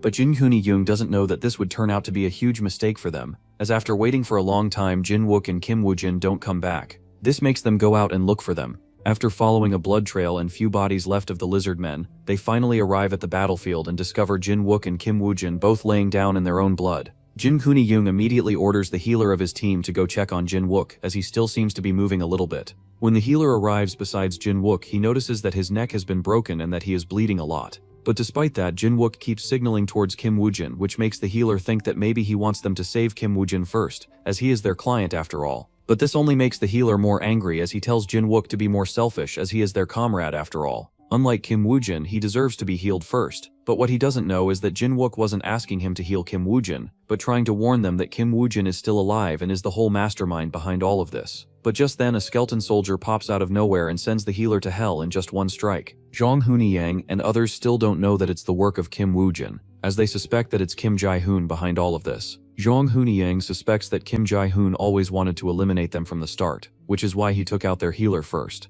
While Jung Hoon-young is trying to make connections in his head, his whole team gets surrounded by skeleton soldiers who are twice their size and strength. On the other side, the Skull Guild members are fighting the lizard people for fun, while they wait for the signal from Jung Hoon-young. They all seem to be joking around and having fun without knowing that the shadow of death is looming around them. Back to Kim Woo-jin, he finally reveals himself as the perpetrator behind the death of Jin-wook and their other members. Jung Hoon-young is shocked and doesn't understand why Kim Woo-jin would betray them. This question makes Kim Woo-jin laugh as he makes him realize that he was never with them from the start. He reminds Jung Hoon-young of his own words when he said that all lives are not equal and each life has its own value, which is why he got into the business of player killing, as it has made him much more money than clearing dungeons all day. But what he didn't know is that Kim Woo-jin was listening to all of their conversation from behind, and he knew what they wanted to do. Against such an evil man like Jung Hoon-young, Kim Woo-jin shows no mercy and splits the guy's head from the rest of his body. After dealing with Jung Hoon-young, Kim Woo-jin heads out to find the goblin whom he has to eliminate in order to clear the first floor. Fortunately, in his past life, Kim Woo-jin learned of the information regarding this dungeon, so it's easy for him to find it and eliminate it in just a couple of minutes. After the goblin is dead, all alive players get the notification that Floor 2 is now accessible. This catches the blonde guy off guard, as he didn't expect Jung Hoon-young and his gang to unlock Floor 2 without giving him the signal first. He realizes that Jung Hoon-young never wanted to uphold his side of the deal, so before he could backstab him, he decided to backstab him instead. At this point, it is clear that the blonde guy is Kim Jae-hoon, but the purple-haired guy still hides his identity and asks him if this was something that went against his plan. It's pretty easy for the purple-haired guy to deduce that Jung Hoon-young wants to ambush them just when they step into the door of the second floor. This is exactly why Kim Jong-hoon is also so pissed. But he also doesn't have any other way, so he can only look for the door to the second floor and see what's going on. Meanwhile, outside in the real world, Park Young-won learns from his secretary that Kim Woo-jin bought a few collection sockets that are normally used to collect blood from high-grade monsters to sell outside. This confuses Park Young-won, who doesn't understand why would Kim Woo-jin buy these collection sockets when his life is in danger inside the dungeon. Back in the dungeon, Kim Jae-hoon and his party enters the second floor and are immediately attacked with a few blood vials which spreads blood all over their body and clothes. They turn to look at the attacker and discover that it's just Kim Woojin. Kim Jae-hoon asks Kim Woojin why would he attack them, to which Kim Woojin confesses about knowing their plan to attack him and Jung Hoon-young. After coming to the second floor, that's why he decided to act first. Kim Jae-hoon didn't expect Kim Woojin to know this much, so he signals his men to be cautious, as who knows if Jung Hoon-young and his teammates are waiting to ambush them. In the meantime, he asks Kim Woojin about the blood that he threw at them, to which Kim Woojin replies that it's the blood of a goblin, which is the favorite snack of the lizard people. Just as he says this, a giant lizard man pops out from behind them and gulps one of them in one single bite. This terrifies the Skull Guild and Kim Jo-hoon, who immediately make a distance away from the lizard man. The leader of the Skull Guild, whose name is revealed to be Matsumoto, suddenly rushes in to fight Kim Woojin. He is extremely furious at Kim Woojin for setting up such a trap for them and killing his teammates. Kim Woojin isn't fearful of fighting him, as he also draws his sword to fight him. As they clash their swords, Kim Woojin is surprised to see the logo of Swordmaster on Matsumoto's sword, which symbolizes that he is one of his disciples. Matsumoto didn't expect Kim Woojin to know of this information, which leaves him a bit baffled, but also makes him even more determined to eliminate Kim Woojin at all cost. As for Kim Jae-hoon and the last Skull Guild member, they both can only try their best to hold back against the lizard monster, who stares at them like how Diddy stared at Justin Bieber during those 48 hours. While the poor guys are facing a hungry lizard, Kim Woojin keeps on rage-baiting Matsumoto, who keeps on falling for it. This makes the fight only easier for Kim Woojin, as he just has to dodge the attacks and wait for the right opportunity to attack. After rage-baiting Matsumoto a bit more, he finally manages to get him to attack with a downward slash, which allows Kim Woojin to jump up to dodge it as he spits a mouthful of toxic blood right on Matsumoto's face. Some of the blood falls into his eyes, making them red as if he had just finished eating someone's cake. This only makes Matsumoto even more furious, as he realizes that he has been poisoned. Faced with such an opponent who would stoop to such a low level that he won't even hesitate to spit on his opponent's face, Matsumoto feels that he has truly met his match. All of his life he was taught to honor the rules of the duels, and his opponent doesn't care about that at all. Suddenly, Matsumoto remembers his master's teachings, so he calms himself and decides to use the only move in his arsenal that can perhaps defeat such a monster like Kim Woojin. Seeing Matsumoto change his stance, Kim Woojin immediately catches on to the skill that he's about to use, as he has seen Master Sword and Lee Sejun use it countless times in his previous life. The sword skill is called the Holy Sword, which slashes a holy light at the opponent, cutting them apart as if they are made of butter. Unfortunately for Matsumoto, his opponent is a person who has the most in-depth knowledge of his skill. So just when the skill is about to strike him, Kim Woojin dodges at just the right time and appears behind the weakened Matsumoto to finish off whatever is left in his energy-less body. This brings Matsumoto to his memory of the day when he finally mastered the Holy Sword. His master told him that his skill is still far too unstable and that he can only use it once a day. Even after that, his body will be too weak to fight afterwards, and if he faces a monster who can't be taken down in one skill, it would be the end for him. He finally realizes what kind of monster his master was talking about, as he can be said to finally have met one of its kind. Matsumoto's death causes his companion to get sidetracked, which allows the lizard man monster to strike him from behind and take him out. With no one left to live, Kim Jae-hoon decides to use the pro gamer move, which is to ask for a truce. This only makes Kim Woojin laugh at him, as he reminds him that just a few moments ago, he was trying to kill him, and now that he can't win anymore, he wants to ask for a truce. Kim Jae-hoon tries to negotiate by saying that if Kim Woojin kills him, it would only make it harder for him to clear the dungeon. But Kim Woojin tells him to not worry about it, as he already has his own helpers. Saying this, he summons his skeleton soldiers, which shocks Kim Jae-hoon, who had no knowledge that Kim Woojin was a necromancer. Kim Jae-hoon tries to step back in fear, but the lizard man monster behind him doesn't give him the chance to retreat at all. It suddenly strikes at him, which Kim Jae-hoon barely manages to dodge. But when the monster is about to attack him for the second time, the fat guy that the lizard man monster smacked earlier gets back up once again and bonks the lizard man monster on the head. However, the lizard man monster only becomes even more angry and grabs the fat guy with its tail as he brings him towards its heinous mouth. The fat guy tries to negotiate with the monster as he tells him to not eat him, as he stinks from all the fat on his body that he has. The lizard man indeed hates the smelly fat on his body, so he decides to crush him, instead of eating him alive.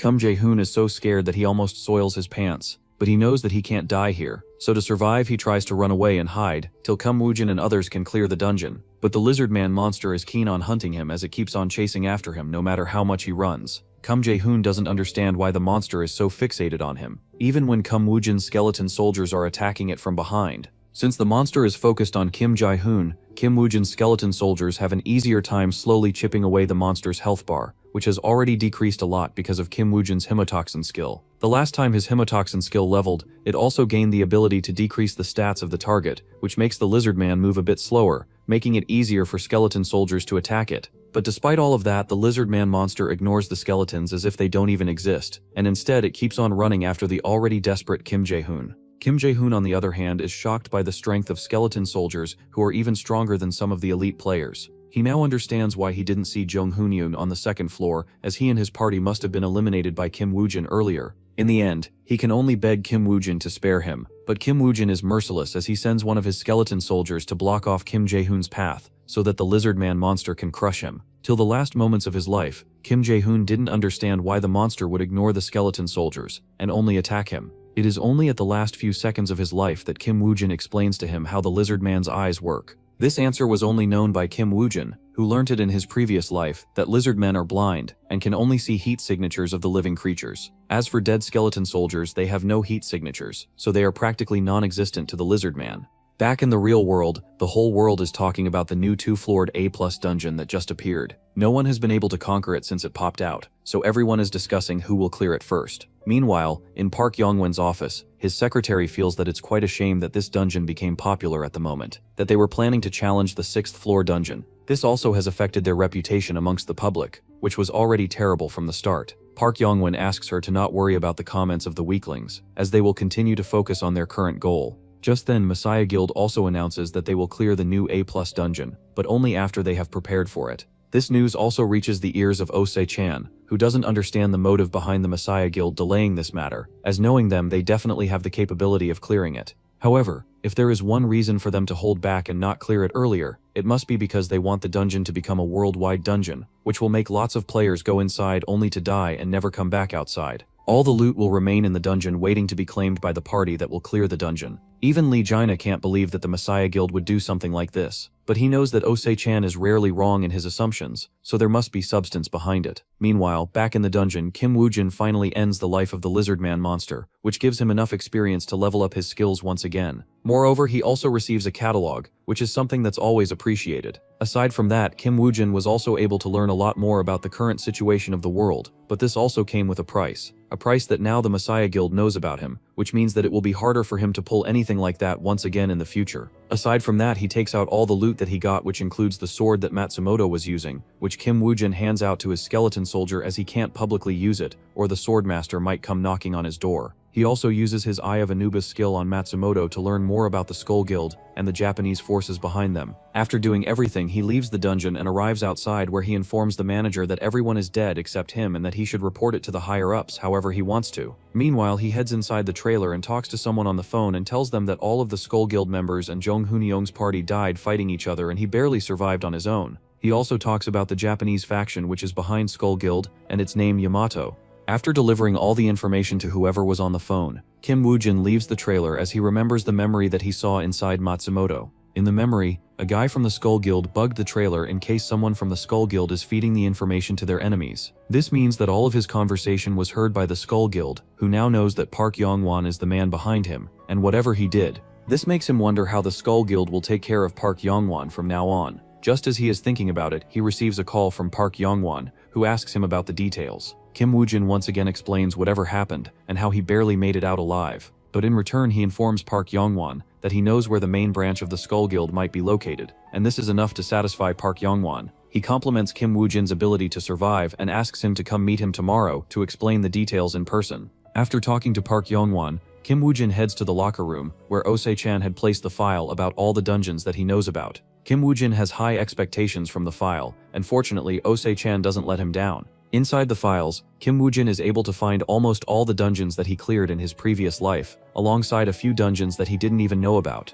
One of such dungeons is a 2-floored A-rank dungeon, which was kept hidden even in his past life. He reads the conditions to clear it, and wonders what's inside the lizard's egg, as it's something that he didn't even learn in his previous life. So this time, Kim Woo-jin decides to clear the dungeon before anyone else can, so that he can solve this mystery that's something he could never solve in his past life. So to get his place in the hunt, he immediately contacts Ose-chan, who is excited about his first real deal with Kim Woo-jin.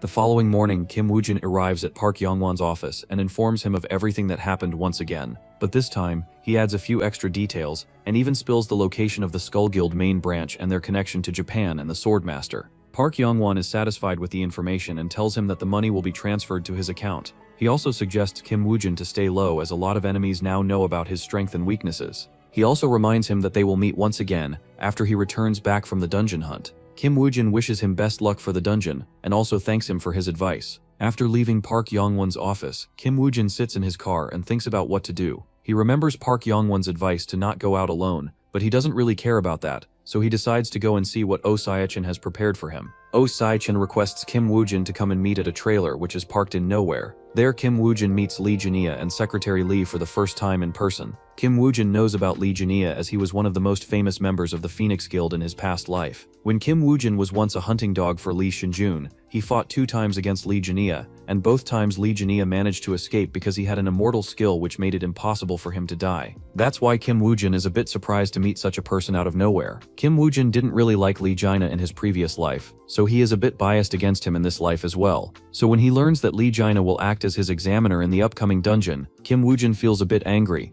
He wants to meet Oh Sae-chan and talk about it, but Oh Sae-chan doesn't want to meet him in person, so they still talk on the walkie-talkie. Oh Sae-chan tells Kim Woo-jin that he still needs to test his abilities with a trusted pair of eyes. That's why an examiner is a must. Kim Woo-jin feels a bit helpless, so he can only threaten Lee Jin-hye to back out by asking Oh Sae-chan that if the examiner dies during the examination, would Oh Sae-chan punish him for that. Lee Jin-hye knows that Kim Woo-jin is trying to threaten him, but he doesn't really care as he is an immortal anyways. On the other hand, Lee Jin-hye also asks Oh Sae-chan if the examinee dies during the dungeon hunt, would he be punished for it? To which Oh Sae-chan yells at him and tells him that he will cut off his snack supply if something like that happened. Poor Lee Jin-hye can compromise on anything but snacks, as he needs 10,000 calories to maintain his normal life. In end, both Kim Woo-jin and Lee Jin-hye has no choice but to accompany each other to the dungeon and see how things go. This makes Secretary Lee a bit troubled, as she fears that Kim Woo-jin might seriously end up sending Lee Jin-hye to heaven in the dungeon. But Oh Sae-chan tells her to remain positive and assures her that if that even happens, he will consider Kim Woo-jin to be his #1 enemy. Inside the dungeon, Lee Jin-hye starts acting like a brat, as he refuses to help Kim Woo-jin clear out the condition of defeating 111 dire wolves to reach the next floor of the dungeon. Instead of helping, he acts all tsundere and asks Kim Woo-jin to beg him for forgiveness, and only then will he help in clearing out the enemies. Kim Woo-jin is a little bit pissed seeing his bratty attitude, but then he remembers that Lee Jin-hye is fearless because he got the blessing of River Styx, which will in return heal any wound that's given to his body, even if it's his head that gets sliced off. However, to Kim Woo-jin, who is a necromancer, an immortal being is nothing much to take care of. So he decides to inflict some fear in the heart of Lee Jin-hye, as he summons his skeleton soldier to show Lee Jin-hye how strong he is.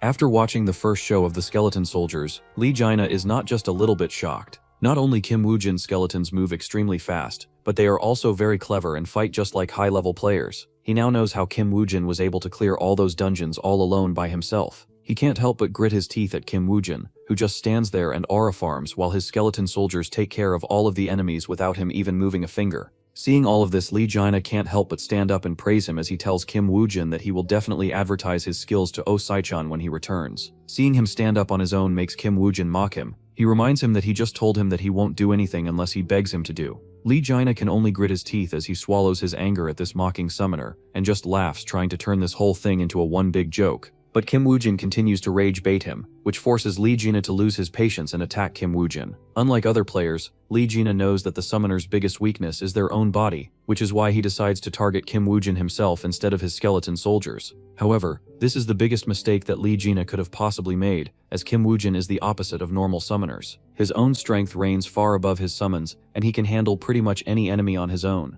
After putting Lee Jin-hye in his place, Kim Woo-jin ties him up and hangs him from a tree, making Lee Jin-hye hang there for hours. Finally, Lee Jin-hye's spirit breaks as his stomach starts to rumble, since he has eaten no snack in just a few hours. Kim Woo-jin frees him, but on one condition: that he will become the meat shield for his skeletons, so that they can take care of the enemies without being constantly destroyed. Lee Jin-hye feels humiliated, but after realizing that Kim Woo-jin might really hang him on the tree once again, he agrees to become the tank for the team, even though this is the role that he hates the most, just like countless other tank players in Overwatch and other hero shooter games. However, either you hate it or love it, a tank is extremely important for any team, and Lee Jin-hye proves it in the battle against the dire wolves. Even though Lee Jin-hye is not as strong as he was in his past life, Kim Woo-jin can see the potential and feels that he might be useful after all.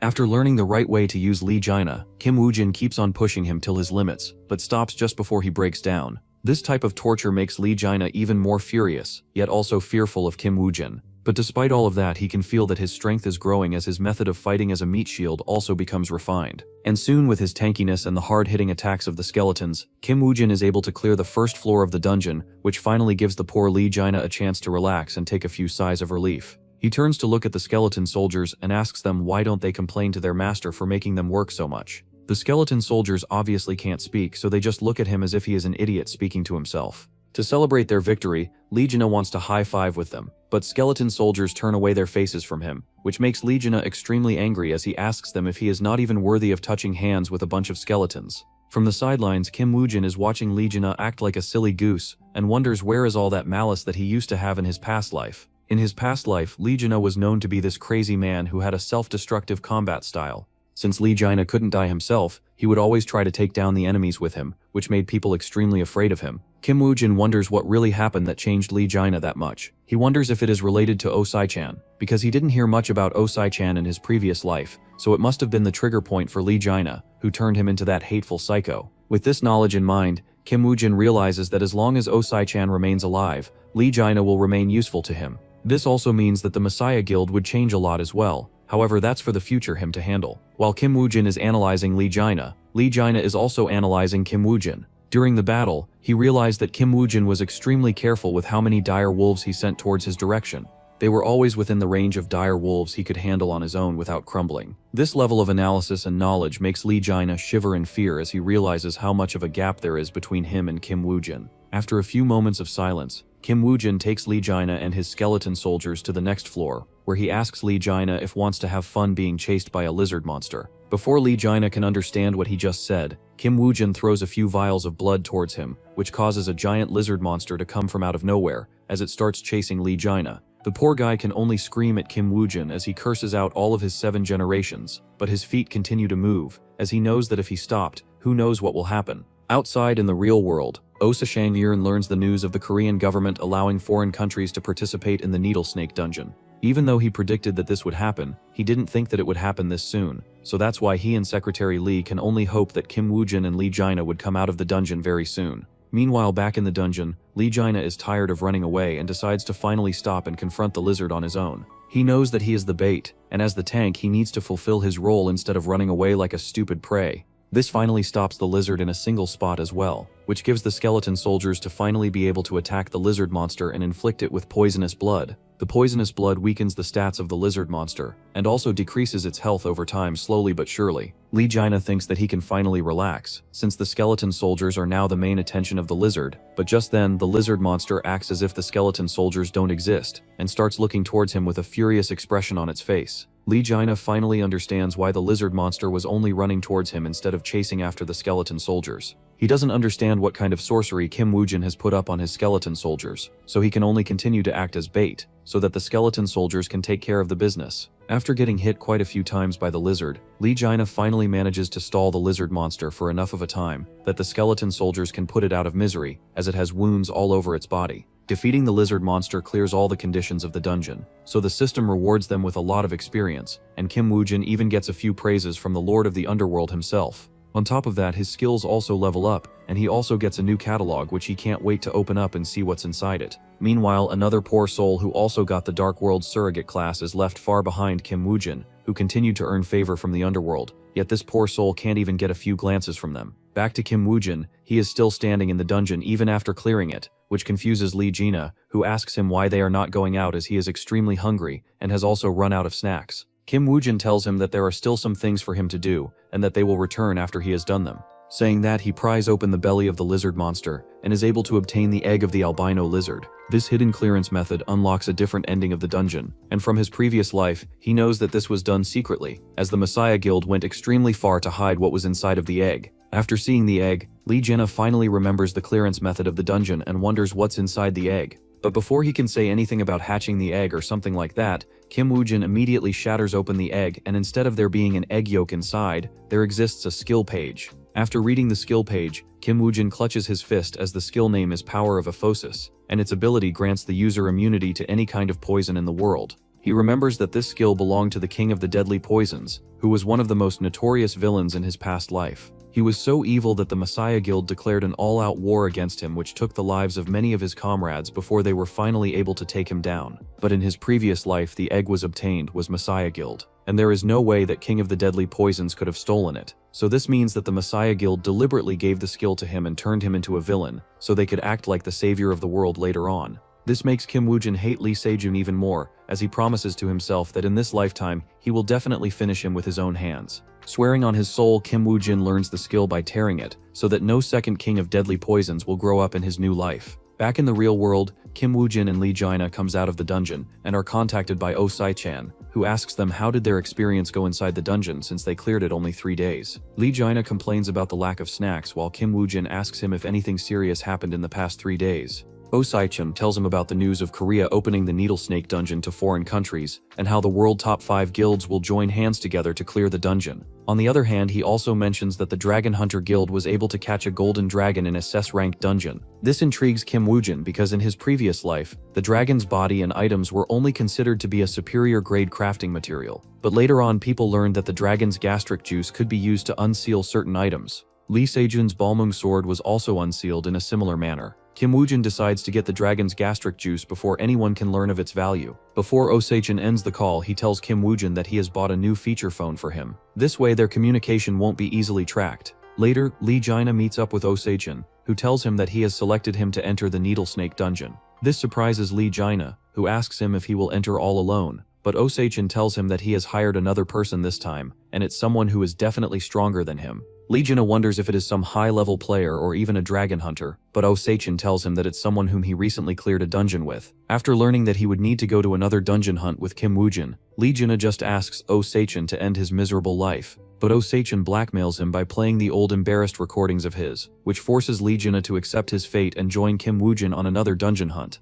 Outside the main center of Seoul, the whole city is in ruins. Amidst these ruins stands a worn-down building where Kim Woo-jin is sharpening his sword. While sharpening, he realizes that the sword has been badly damaged, and even if he sharpens it all day, it will still not cut like a new sharp sword. Moreover, in this rundown of a workshop that he has made for himself, it is impossible for him to repair the sword. So he just decides to leave it alone for some time and find a way to repair it later. For now, his main focus is on the briefcase sitting in front of him on the table. While opening the briefcase, Kim Woo-jin comments on Oh Sai-chan's ability to acquire such a thing. The item in the briefcase excites Kim Woo-jin, who can't wait to eradicate all of the Skull Guild members. He decides to test the item on the Skull Guild members when he meets them later on in the future. Meanwhile, Lee Jaina and Oh Se-chan are in a meeting where Lee Jaina asks Oh Se-chan if there is even a free slot available that he and Kim Woo-jin can use to enter the Needle Snake dungeon. Oh Se-chan asks him to not worry about that stuff as he has already sent Secretary Lee to care for those side of things. Lee Jaina is surprised and asks Oh Se-chan if he is finally willing to spend his savings, to which Oh Se-chan replies that why would he need to when he has Secretary Lee with them. Just then, Secretary Lee enters the room like a boss woman and informs Oh Se-chan that she has successfully acquired the 2 biddings from the Moscow Guild in Russia. She also mentions about the masks which Oh Se-chan requested her to buy from the secret channels in the black market.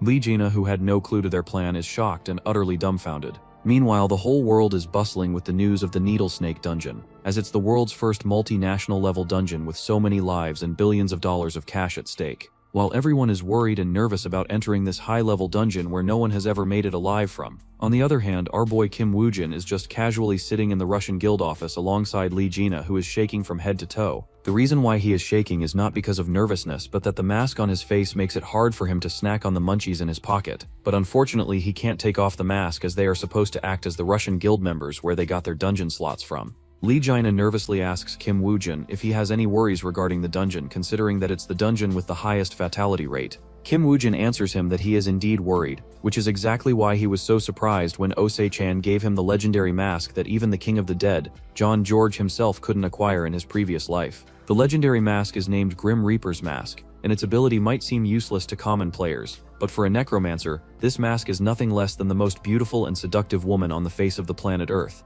The legendary mask allows a player to connect himself with his undead minions, making them essentially control it with their own mind. On top of that, it also increases the magic power and magic recovery by 10%, which is a lot when considering how much magic power the high-level players have. With this mask in his hands, Kim Woo-jin is even more assured of his victory over Skull Guild. Just as he is grinning like a maniac, a man walks into the office and informs them to come outside as the dungeon raid is about to start. Kim Woo-jin stands up as he prepares to head inside the dungeon, as he can't wait to test the mask's effect. which even the king of the undead couldn't test in his previous life. A few moments later, all the players are granted entry into the dungeon, where they are notified of the clear conditions for the first floor of the Needle Snake dungeon. To clear the first floor, all the players need to survive for 5 days without dying, and as long as they manage to do that, the door to the next floor will appear on its own. This type of condition is the worst that a player can expect, as surviving in the dungeon is far more harsher than killing the monsters to clear it. Lee Jina on the side of Kim Woojin is also cursing the dungeon condition, as it's even harder for them to survive compared to the other guilds who have much higher numbers and the strength of unity. On the other hand, he and Kim Woojin are under the disguise of Russian guild members, which makes it impossible for them to stay along with the other players without exposing their identities. But Kim Woojin isn't worried about the survival condition, as he is way too eager to test the effects of the mask first. He asks Lee Jina to come with him as he wants to test out a few things first. This brings back the traumatic memories of Lee Jina, who remembers his past dungeon experience with Kim Woojin. He remembers how he was chased down by dire wolves and even the lizard monster who wanted to eat him alive. On top of that, Kim Woojin also bullied him by hanging him from a tree, where he almost died of hunger as he couldn't munch on his snacks for almost an hour. Seeing the worn-down expression on Lee Jina's face, Kim Woojin explains that this time, he just wants to test the effects of an item that he acquired, which puts Lee Jina at ease, who finally breathes a sigh of relief that he won't be tortured and abused this time. A few minutes later, both Kim Woojin and Lee Jina arrive at a forest away from the eyes of all the players. There, Kim Woojin summons his skeleton soldier. Lee Jina greets the skeleton soldier who was his comrade in the previous dungeon, but the skeleton doesn't pay any attention to him, which makes Lee Jina come off as a fool talking to an undead minion. Kim Woojin, on the other hand, equips the mask, which immediately gives him the extra magic power and recovery bonuses. Aside from that, he also notices a faint string made up of light which connects him with his undead skeleton soldiers. However, he still doesn't know how to use the ability to connect himself with the skeleton soldiers, as there was no record of this ability in his past life. So to try it out, he pours mana into his finger to connect with the skeleton, and immediately he is rewarded with a notification, which informs Kim Woojin that he is successfully connected to his skeleton soldier. Through the connection, Kim Woojin is able to control the skeleton soldier as if it's his own body, which spooks Lee Jina, who was trying to pat it on the head. The skeleton soldier suddenly speaks out of nowhere and orders Lee Jina to take his hand away from its face. Seeing a skeleton suddenly talking to him causes Lee Jina to jump back in fear, as he was truly startled by such a bizarre event. On the other side, Kim Woojin tries to control the skeleton with his mind, but soon realizes that it's way harder than the skill makes it to be. When being controlled by Kim Woojin, the skeleton soldier is unable to stand steadily and keeps on falling with every slight movement. This makes Lee Jina laugh at the dumb skeleton for not even being able to walk, which pisses off Kim Woojin, who is the one controlling it. While Kim Woojin is learning to remotely control the skeleton soldiers, the Haita guild members are discussing their plan about clearing the dungeon. Their leader An Young-jun tells them to stay cautious for now, as who knows what kind of monsters will spawn during these 5 days. He also orders everyone to not leave the area, as more and more people are gathering here. And if everyone is on the same page, it might be advantageous to them to fight in a single group rather than splitting apart. Hakuai guild members now understand why all the other guild members were also gathering into this area, and believe that they must also be trying to join together with other guilds to form a larger party to survive the first floor together. Ana Youngjune, on the other hand, is glad to see that there is no other guild aside from the Messiah Guild, who holds a strong reputation to hold everyone together. But with every guild gathering together on their own, it will be beneficial for the Hakuai Guild, as they can focus on their hunting while the rest of the guilds defend the formation. Back to Kim Woojin. He has now adapted himself to the remote control skill, and can now efficiently control the skeleton soldiers to be even more deadly and precise. While the skeleton soldiers have gotten even stronger, Lee Jina is still suffering the same as before. He looks behind only to find the skeleton soldier insta-killing the big orc, while he is unable to even kill a single one after so much time. As the elders say, comparison kills the joy. But here the skeleton kills the orcs while the poor man cries in weakness. Lee Jina can only curse the pervert that is Kim Woojin, and his even more perverted skeletons who fear nothing. Just then he notices that the orc that they just killed starts evaporating, as it turns into a giant skeleton. This shocks Lee Jina, who can't believe that Kim Woojin can still use his summoning skill even in such a state of controlling a skeleton soldier. But only Kim Woojin knows how difficult it was for him to use the summoning skill, as it consumed 3 times the magic power when used normally. With this much mana consumption, Kim Woojin can just hopelessly abandon the idea of using his blood poison skill, as he is almost out of mana. Back to Lee Jina, he is still sulking when the skeleton soldier being controlled by Kim Woojin asks him if his health is okay or not. But this only pisses off Lee Jina, who tells the Kim Woojin that is controlling the skeleton soldier that it's not proper etiquette for him to talk to him this way, without being upfront with him. On top of this, it's even more creepy to talk to a bag of bones which doesn't even have vocal cords for it to speak. His sarcastic remarks make Kim Woojin come out of the shadows,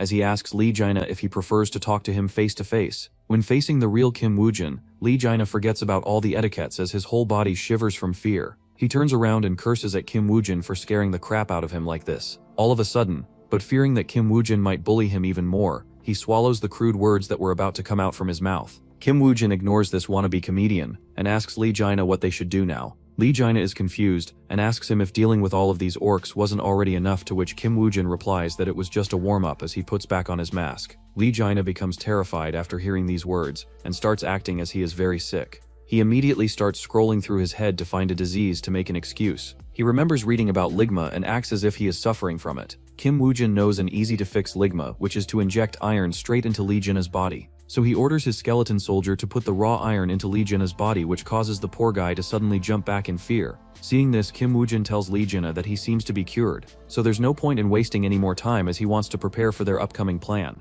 Lee Jaina follows Kim Woojin to another location, but instead of fighting monsters, Kim Woojin spends the whole time chopping trees, which confuses Lee Jaina, who doesn't understand what he is trying to accomplish here. Soon the first day and night of the dungeon passes by, as the sun rises up from the east to welcome the dawn of the second day. While Kim Woojin and his party is doing their usual stuff, the other guilds continue to fight monsters in hope of surviving the 5 days without dying. Soon the second day and night passes by as well, and the sun of the third day rises once again. The Hayate Guild has just finished their fight against the monsters, but just like their previous fights, the battle was extremely easy and the monsters were very weak. This bores a lot of the guild members who have nothing else to do, as there are no monsters attacking them at all. Their leader An Young-jun is also confused, as he feels that this survival quest is way too easy despite it being part of the hardest A+ dungeon. His instincts tell him that there must be something wrong, so he orders his guild members to scout the area even though it's dangerous. While Hayate Guild is patrolling the area, Kim Woojin stands in front of his masterpiece of a fort that he built using all the wood that he obtained after deforesting the whole dungeon.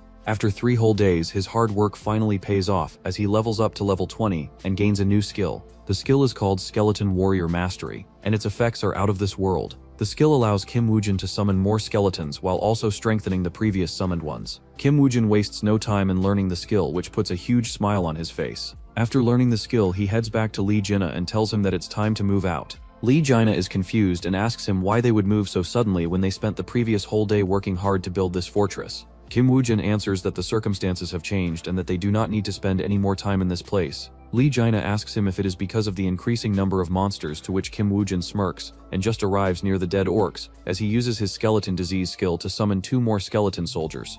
Lee Jaina is shocked to see Kim Woojin summon 2 extra skeleton soldiers, as previously it was known that he was only capable of summoning 5 skeleton soldiers at max. Kim Woojin tells him that the future is always susceptible to change, so he should learn to accept certain things. Back to the Hayate Guild. An Young-jun leads a squad of his own to scout the nearby area, which eventually leads him to finding the large number of corpses belonging to dead orcs. Following the trail of corpses, he arrives at the wooden fortress made by Kim Woojin and Lee Jaina, and it leaves him shocked. He knows that this structure is man-made and wasn't generated by the dungeon or the system, but he doesn't understand why someone would build something like this in a dungeon and in such a short time. Young-jun believed that their Hayate Guild already had the best members, so a person with such a brain and tactics would praise the creator. He signals his team to follow him as they head inside what looks like a labyrinth. Inside the labyrinth, he discovers an even larger number of orc corpses, which finally answers his question as to why the survival quest has been so easy all this time. Young-jun realizes his mistake and his lack of intel, so he decides to gather all the remaining players and plan on what to do next.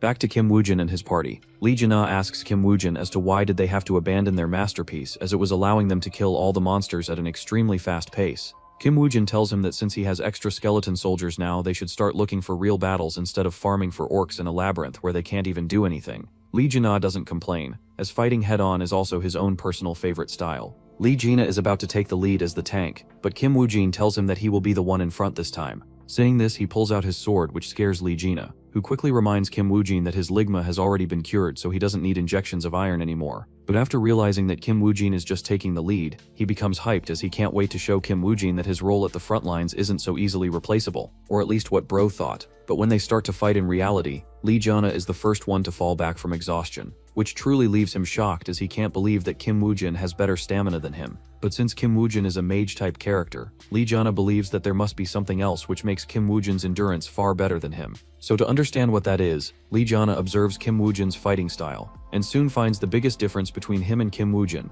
Unlike his random and chaotic fighting style, Kim Woojin's attacks are precise and fast, which makes it far less exhausting for him to kill his enemies when compared to a brawler like him. Lee Jana knows that he can't one-to-one replicate Kim Woojin's style, but at least he can incorporate some of his strengths into his own brawler class. What he doesn't know is that Kim Woojin had planned this from the start, as he also noticed that Lee Jana's fighting style was way too wasteful in terms of resources, as his natural stamina and endurance are far better than him. So to make him better utilize his powers, Kim Woojin decided to indirectly teach Lee Jana some of his fighting style, so that Lee Jana won't be too awkward in learning from him, as he doesn't really like him in the first place. Soon, Day 3 and Day 4 passes as well, and the sun of the last day rises in its full glory. For the past 2 days, Lee Jana has been constantly refining his fighting style against the monsters, and after fighting for so long, he has finally learned how to control his unnecessary movements, which makes the whole battle far less exhausting for him. But despite such improvements, he still doesn't understand why Kim Woojin is trying so hard in a survival quest where fighting monsters is completely unnecessary. He wonders if Kim Woojin has something against the monsters which makes him so angry towards them. But he can't really complain, as fighting against monsters all these days has helped him level up quite a bit. Kim Woojin has also leveled up a lot, and for that he obtains yet another skill. Lee Jana, on the other hand, is finally on the verge of crying, as it has been 8 hours since he has been constantly fighting. He complains about it to Kim Woojin, who tells him to not get too worked up as they are going for a break right now. Lee Jana's anger washes away immediately, as he happily follows Kim Woojin wherever he goes. After clearing the area, Kim Woojin and Lee Jana sit down to relax and recover their energy. Lee Jana is extremely hungry, so he takes out his stash of snacks and starts to munch on them as if he is queso. Looking at the glutton, Kim Woojin decides to prank him as he sends over his skeleton soldier to look at Lee Jana with pleading eyes as if he is asking for snacks. As a foodie, Lee Jana knows that it's the look of a hungry person, so he shares a piece of his snack with the skeleton, which makes him very happy. Previously, the skeleton soldiers were way too indifferent to him, but now they are approaching him on their own. He is happily looking at the skeleton, who receives the snack from him and carries it to Kim Woojin, and hands it over to him. Seeing Kim Woojin munch on his precious snack nearly causes Lee Jana to spit out blood in anger. Kim Woojin laughs at Lee Jana for falling for his tricks, and tells him to not take it to heart, as he also wants the taste of his comradeship.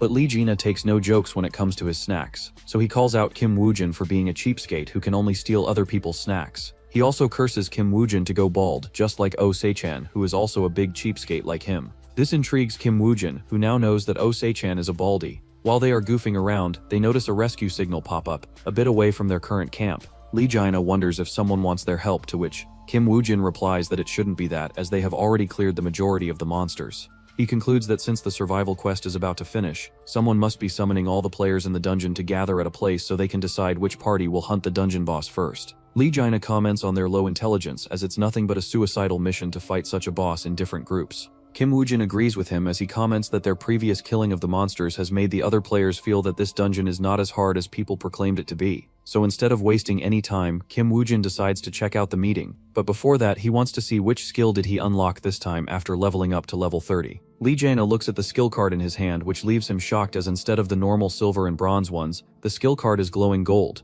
On the other hand, Kim Woojin is grinning from head to toe because the skill in his hands is the same skill that John Jorg used to dominate the whole world. The skill is named Explosion of Corpse, and it allows the player to explode any monster by injecting mana into their body. After learning the skill, Kim Woojin and Lee Jana leaves their current position and arrive at the scene where An Young-jun has gathered all the players, and informs them that the survival quest will be ending in just a few minutes. So the Alliance Guild, which includes Heitai Guild, will have the first shot at hunting the dungeon boss. He asks everyone if they have any objections, to which no one answers. So he decides to leave everyone with a warning that no one should interfere in their hunt, or else he will personally eliminate them and their whole faction. He seems to be looking towards Kim Woojin, who is disguised as a Russian guild member. Lee Jana feels aggravated from his looks, but before he can do anything, a bulky man pushes him aside, which almost leads to him getting into a conflict with him. But Kim Woojin steps in and stops them from fighting, which causes Lee Jana to become angry. Kim Woojin appeases his anger by asking him if he wants to fight all of the players, which confuses Lee Jana, who doesn't understand why offending one player will cause the other players to attack him.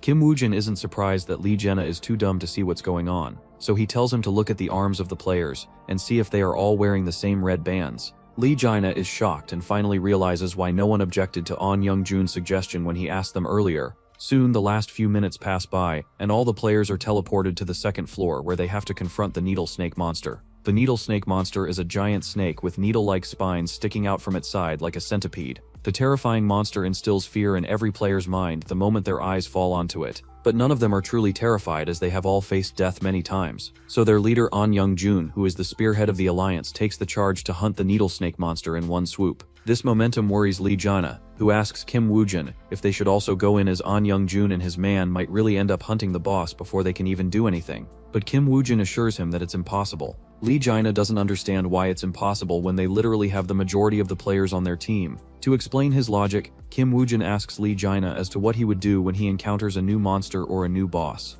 Lee Jana answers that he would take a jab at it to see what it will do, as he doesn't know its attack pattern yet. Kim Woo-jin calls him smart, but so he asks him if he would take a jab at a monster like this needle snake boss. Lee Jana answers that of course he would, as it's the best way to quickly get over the boss since they still have numbers advantage over it. Kim Woo-jin replies that it would only work in an ideal scenario, but this time, they are facing a boss that has eliminated all the previous players who tried to attempt this dungeon. He asks Lee Jana why all of the players before them failed. Did they not have enough manpower, or were they simply too useless?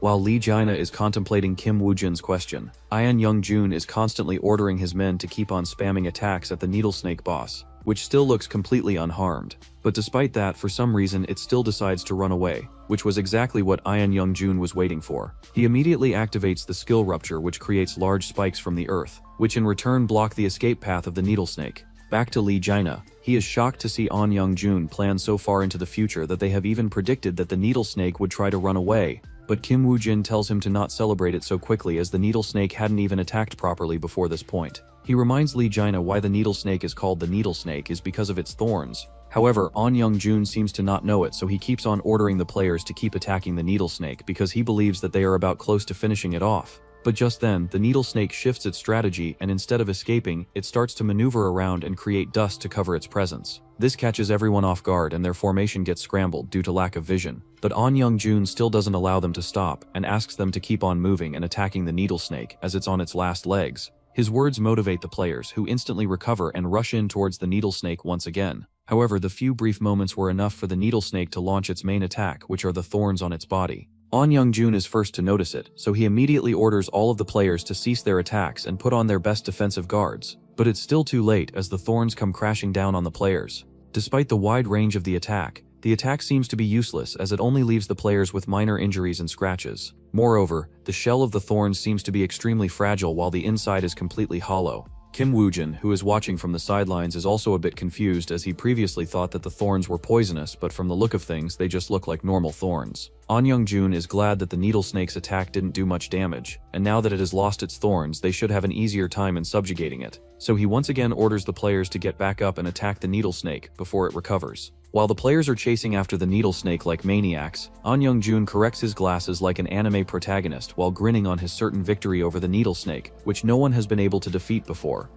Meanwhile, the players who are rushing towards the needle snake monster suddenly stop. One by one, all of the tankers on the front start falling onto their knees as they grasp for air. One of the main tanks realizes that these are the symptoms of being poisoned, so he immediately orders the remaining tanks to get back. But more and more players start to fall onto the ground due to being poisoned, which ruins their whole momentum that they had against the needle snake. He quickly informs An Young-jun of the damage and asks for a retreat and a cover. An Young-jun immediately orders for a retreat, but inside he is clenching his fists as he can't believe that their attack failed. He is also terrified of the consequences, now that their tanks are poisoned, which leaves them with no other way to attack the needle snake again. On the other hand, Kim Woo-jin has been spectating the whole battle through his skeleton soldier and doesn't understand when the needle snake poisoned everyone. He informs Lee Jana about the situation on the ground, which leaves him shocked as he asks Kim Woo-jin if the thorns that the needle snake blasted off earlier had anything to do with it. Kim Woo-jin assures him that the thorns didn't have any poisoned lace on them, or else the damage dealers who were hit by the impact would have been poisoned first instead of the tanks at the front. Lee Jana feels angry because he doesn't even know how the enemy poisoned everyone, and with such a difficult opponent, clearing this dungeon has become a near impossible task. But Kim Woo-jin doesn't seem to be troubled because poison is one of the few things that he has no fear of. He tells Lee Jana to stay behind as he will alone deal with the needle snake. Lee Jana looks at him as if he has gone crazy and asks why would he seek death by fighting against such a monster on its own. Kim Woo-jin reminds him that he's going alone so he doesn't need to care, but this only makes Lee Jana angry, who tells him that he isn't the one to be bossed around by others. Hearing this, Kim Woo-jin smirks and tells him to go ahead and confront the needle snake on his own, if he wants to. Remembering how all the other players who died terrible deaths due to the needle snake, Lee Jae-na falls back like a coward and lets Kim Woo-jae do whatever he wants. After informing Lee Jae-na, Kim Woo-jae jumps down the cliff and enters the forest where the Haide Guild and the Alliance were fighting against the Needle Snake. By analyzing everything that happened, Kim Woo-jae now knows that the Needle Snake emits a deadly poison which is odorless and colorless. Fortunately, he has just the right skill to counter it, which is his power of aphosis. This skill allows a player to be immune to all poisons, and also allows them to increase the toxicity of their poisons on top of them.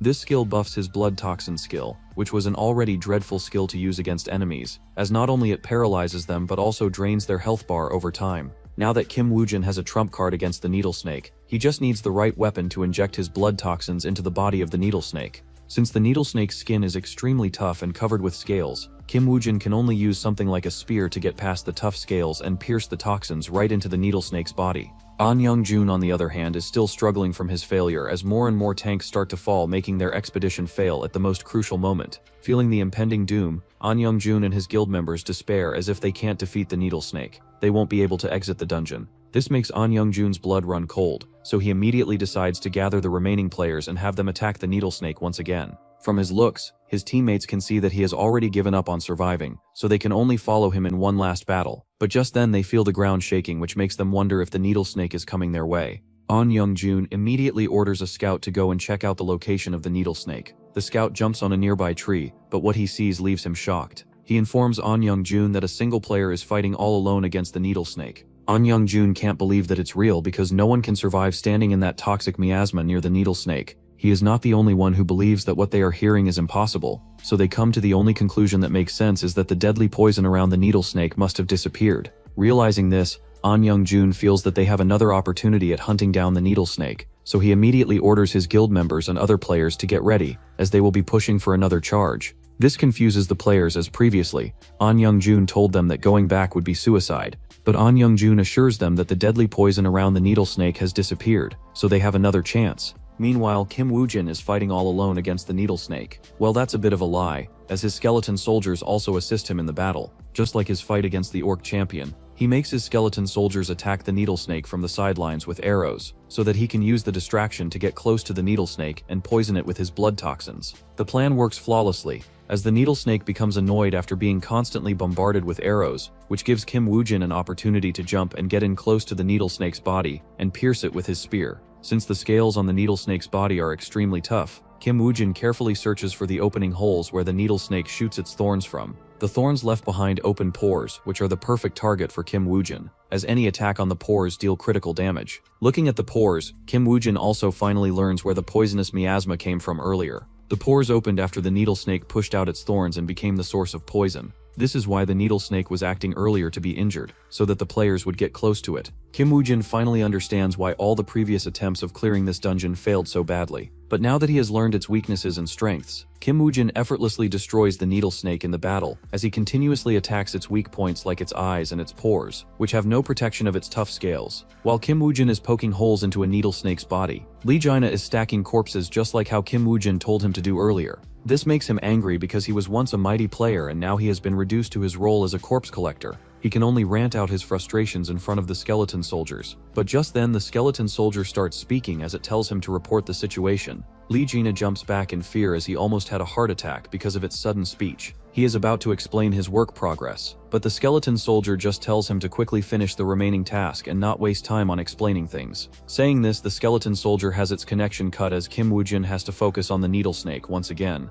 This time he connects to another skeleton soldier and has it pick up a spear and pierce it in one of the holes left behind the thorns. He then waits for the Needle Snake to fall for his rage bait before disconnecting with that skeleton soldier and connecting with another to attack the other eye of the Needle Snake. After being riddled with holes, the Needle Snake finally slows down as the poison finally starts to decrease its stats. Kim Woo-jae finally exhales a sigh of relief as the Needle Snake has finally been poisoned thoroughly. It took this long for the poison to spread because of how big the body of the Needle Snake was. Fortunately, now that it's properly poisoned, Kim Woo-jae just has to keep on repeating the earlier steps till it's completely drained. So one by one, Kim Woo-jae keeps on connecting to his skeleton soldiers to open up gaps in the guard of the Needle Snake and pierce it with spears to make the poison even more concentrated. After tens of tries, the Needle Snake's skin is riddled with holes, and its stats have decreased by almost 50%. After being weakened, the Needle Snake starts feeling fear, so it uses the pro gamer move and starts to run away. Kim Woo-jae is the master at this game, so he already had prepared for such a noob attempt at escaping through such a method.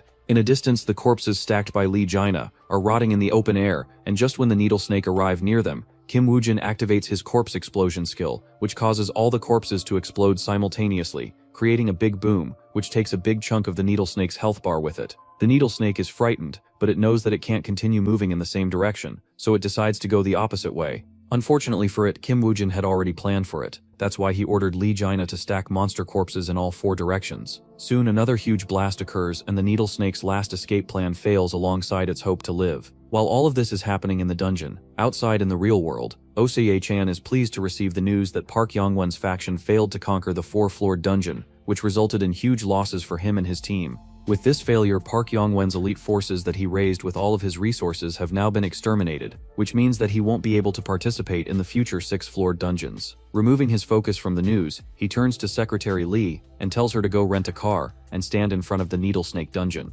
Secretary Lee is confused and asks him why so early, to which Osei-chan informs her that he didn't pay a lot of money for no reason. In his contract with Kim Woojin, he signed a deal that Kim Woojin won't hold back his strength and do everything in his arsenal to conquer the dungeon as soon as possible. Secretary Lee is surprised that Osei-chan was willing to spend that much money on Kim Woojin, so she decides to go a bit further herself, and tells Osei-chan that wouldn't it be better for her to rent a diplomatic car for the duo, since they are currently disguised as guild members of a Russian guild. Being the cheapskate that Osei-chan is, he immediately starts to sweat and asks Secretary Lee if diplomats like to use compact cars instead of the grand limousines. But Secretary Lee doesn't give him any answer and slams the door after leaving. Back inside the dungeon, the poor needle snake is struggling under the constant harassment from Kim Woojin. Even Lee Jaina feels pity for the snake, as no one could have guessed that Kim Woojin had the ability to explode corpses. Not to mention, he even knew which side the needle snake would escape towards. The needle snake struggles for a while, before finally pitting everything on a last-ditch effort against Kim Woojin in hope to take down him with itself. But no matter what he tries to do, he can't do anything as the poison has completely spread throughout its body. While the needle snake is on its last breaths, the High-T Guild and the Alliance are rushing towards the needle snake in hope that they will be able to score the final hit. Unfortunately, halfway they receive the notification that the needle snake has been disposed of. All the players stop to discuss what to do. Now, leave the dungeon or try to steal the needle snake loot from the hands of Kim Woojin. Soon the majority of the players vote in favor of stealing the loot and start to run towards the needle snake once again. Meanwhile, Kim Woojin stands in front of the needle snake as he receives the achievement of being the first player to hunt down a needle snake in the whole world. The achievement grants him permanent stats, which makes Kim Woojin extremely happy, as the whole hunt wasn't in vain. Aside from that, his skills also level up and he is also granted with a Mastery Stone, which is a C-grade item, much higher than whatever Kim Woojin has on his hands. Now the last thing which remains to clear the dungeon is to take out the magic pearl of the yellow dragon from inside the body of the needle snake. Seeing this requirement makes Kim Woojin visibly twitch as he has to gut yet another monster to get its contents. Back to the alliance of players. They are running towards the needle snake when they are forced to stop yet another time. But this time it's because of Lee Jaina, who stands in their way like a wall. However, the players aren't afraid of Lee Jaina, who is just a normal human, but the 3 skeleton soldiers behind him who stand there menacingly aura farming. As much as An Young-jun is scared by the skeletons, he also finally understands how Kim Woojin was able to defeat the needle snake. For something to get poisoned, it needs to be a living creature, but since these skeleton soldiers are made of bones, they don't have to worry about poison at all. Even though he is half right, An Young-jun feels elated to have finally cracked the code, but despite that he doesn't feel happy at all. Because in the end, Kim Woojin still got the final victory, and despite them losing dozens of players, they weren't able to secure anything at all. Just as he is burning from hatred inside his heart, his gaze drifts into the space behind Lee Jaina, where he notices a giant skeleton structure rising from the ground in the shape of a serpent. An Young-jun is shocked and terrified once he realizes that Kim Woojin is trying to summon the skeleton soldier of the needle snake itself. This makes him lose all of his rationality, as he wants nothing but to see who this necromancer is. But Lee Jaina tackles him to the ground, not allowing him to move even one step. Seeing the deadly glare in Lee Jaina's eyes, An Young-jun and his teammates can only give up as there is no way they are getting past him and skeleton soldiers, so they decide to just leave and deal with them in the real world outside the dungeon. Meanwhile, back to Kim Woojin. He is disappointed to see the summoning of the needle snake fail as his skill level is far too low, but he already knew this, and the reason he used the skill was to just remove all the flesh from the body of the needle snake, so that he would have an easier time finding the magic pearl of the yellow dragon. Unfortunately, his plan works, and the magic pearl falls straight into his hands. The pearl is of legendary rank, and it can increase a player's mana by 50 points while also giving them a 20% magic recovery boost. For a summoner and a caster, this is the perfect item. Back in the real world, the news agencies have already written articles on the failure of the dungeon, as it has been a week and no one has come out. They are waiting for the final call before publishing the articles. But just then, all the agencies receive the news that the players have finally conquered the Needle Snake dungeon, and that they have all come out safely, at least the majority of them. But just like the previous time at the Orc Champions dungeon, this time the players coming outside are angry and disappointed, showing their failure. They all yell at each other to look for any Russian and stop them leaving, as they have all the loot from the Needle Snake. But the media agencies give them no space to act, as both Lee Jina and Kim Woojin are allowed to leave in their diplomatic car arranged by Secretary Lee. Even the unruly Hatta Guild knows that it's not a wise choice to mess with diplomats, so they decide to drop the matter for now. Inside the diplomatic car, Kim Woojin and Lee Jina takes out their masks as Lee Jina asks him to show him the final item that he obtained. But Kim Woojin pays no attention to his words as he calls Oh Se-chan to inform him of the successful dungeon hunt. Oh Se-chan congratulates Kim Woojin for stealing all the spotlight and becoming the most trending player in all of the world right now. He asks Kim Woojin if he will drop this identity, as it would be a waste to not use such a famous identity once again in the future for some extra benefits. Kim Woojin also wanted to have another identity, so he was about to propose the same plan, but since Oh Se-chan mentioned it beforehand, he realizes that he can get even more benefits from the cheapskate that is Oh Se-chan. On the call, Oh Se-chan also informs Kim Woojin of the failure of Park Yong-won's faction in the 4th-floor dungeon. The one leading the elite team into the dungeon was the personal bodyguard of Park Yong-won, Jin Hae-jae-mai. But despite such an elite player leading a team of even more elite players, they were still wiped out. Even though it's completely normal for whole teams to get wiped out in dungeons, but Oh Se-chan still believes that the matter this time isn't so simple. So after digging in a little bit, he found out that Skull Guild had somehow infiltrated into the ranks of Park Yong-won's faction. On top of this, he also managed to find the players who were being funded by the Yamato faction from Japan. Kim Woojin processes the whole information inside his head, but he doesn't understand why Oh Se-chan would give him all this information. Oh Se-chan answers him that he already knows that Kim Woojin has some sort of connection with Park Yong-won's faction, so it's not a big deal to give him some of this information. Kim Woojin can accept this reasoning, but despite that, he still feels that Oh Se-chan isn't so simple, and that's why he was assassinated in his past life. After ending the call, Kim Woojin stops the diplomat car in the middle of the road and asks Lee Jina to get out. He then goes over to his old trusty car from the 1950s, which ruins all of his aura that he farmed in front of Lee Jina all this time. The old rundown car makes Lee Jina talk crap about it, but when he learns that it belongs to Kim Woojin, he immediately shuts his mouth and starts praising him for not being materialistic and actually caring for the environment. Seeing Lee Jina be an obedient good boy, Kim Woojin decides to treat him with the lunch money that he had put for him in the car's dashboard. Hearing the word lunch money instantly makes Lee Jina forget all of his pain and humiliation as he quickly opens up the dashboard, only to find that it only has 2,500 Korean won in it, which is barely 2.5 if converted into dollars. It's at this moment that Lee Jina realizes that Kim Woojin might be an even bigger cheapskate than his boss, Oh Se-chan. A few days pass by, and the whole world is curious about who this Isaac Ivanov player is from Russia. Their curiosity leads them to An Young-jun, who is the person that saw what Isaac Ivanov was capable of in the dungeon. However, since An Young-jun feels humiliated explaining how badly they lost, he makes up excuses and spreads false rumors about Isaac Ivanov. In a press conference, he tells the public that Isaac Ivanov stole the kill from them, and that he even attacked the Alliance and its players. He also becomes racist in his remarks, calling out all Russians to be bad, and comments how Isaac Ivanov is an ugly loser whose nose is bigger than his head. An Young-jun thought that this would help him hide his failure, but this only made the Korean public even more angry at him. During this chaos, Kim Woojin, disguised as Isaac Ivanov, makes an appearance and lies about a few things to gain the favor of the Korean people. He tells them that he is a big fan of Lee Se-jun and wants to follow in his footsteps. Now, Lee Se-jun being the faker of this series, Korean people start respecting Isaac Ivanov and gladly welcome him to visit Korea whenever he wants. Back at home, Kim Woojin is reading all the articles about the public's sentiments and can't help but feel a bit weirded out, as despite hating Messiah Guild and Lee Se-jun from his deep heart, he still had to use their name to gain the favor of the public. However, he is more than willing to sacrifice a bit of his dignity for this favorism, as he wholeheartedly believes that Lee Se-jun and the Messiah Guild won't be able to resist any longer, and might even invite him to join their guild. But before that happens, Kim Woojin needs to make sure that he is completely ready. While Kim Woojin is cooking up the plot, he finally receives the notification that he had been waiting for.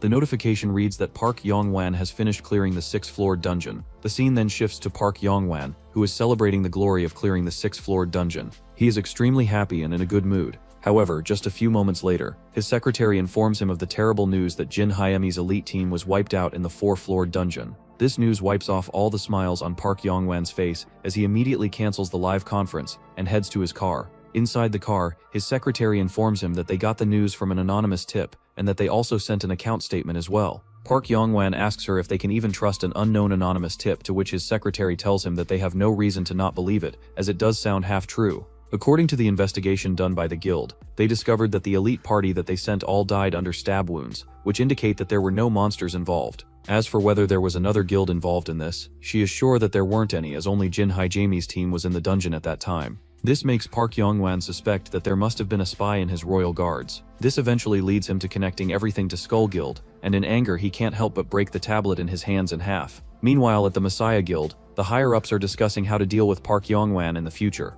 Park Sin-hee believes that they should leave him to the public opinion, and instead asks the Master Swordsman as to why he has been acting up so much recently. The Master Swordsman tells her that he has been cleaning up for the Skull Guild, which he has been working with since some time. This makes Park Sin-hee slam down at the table in anger, as she tells him that she can't believe that he is still stuck up on that. She also reminds the Master Swordsman of what happened in the last Lizardman dungeon hunt, and how they might even have lost Kim Ja-hoon because he was also caught in their mess. She also can't believe that he would risk exposing the Messiah Guild's relationship with the Skull Guild. Saying this, she comes to the conclusion that the Messiah Guild can't work with the Skull Guild anymore. However, the Master Swordsman objects to this result, and asks Park Sin-hye to let the Master of the Guild decide that. Park Sin-hye in response coldly stares at him, and informs him that this decision itself was made by the Master. This disappoints the Master Swordsman in the Messiah Guild, so he alongside the Master Archer decides to end their cooperation with the Messiah Guild, as it seems that it isn't going to work anymore. While one party breaks up, the other is on the verge of joining. Park Yong-wan invites Kim Woo-jin to his office, where he tells him of what happened to Jin Hyemi's squad.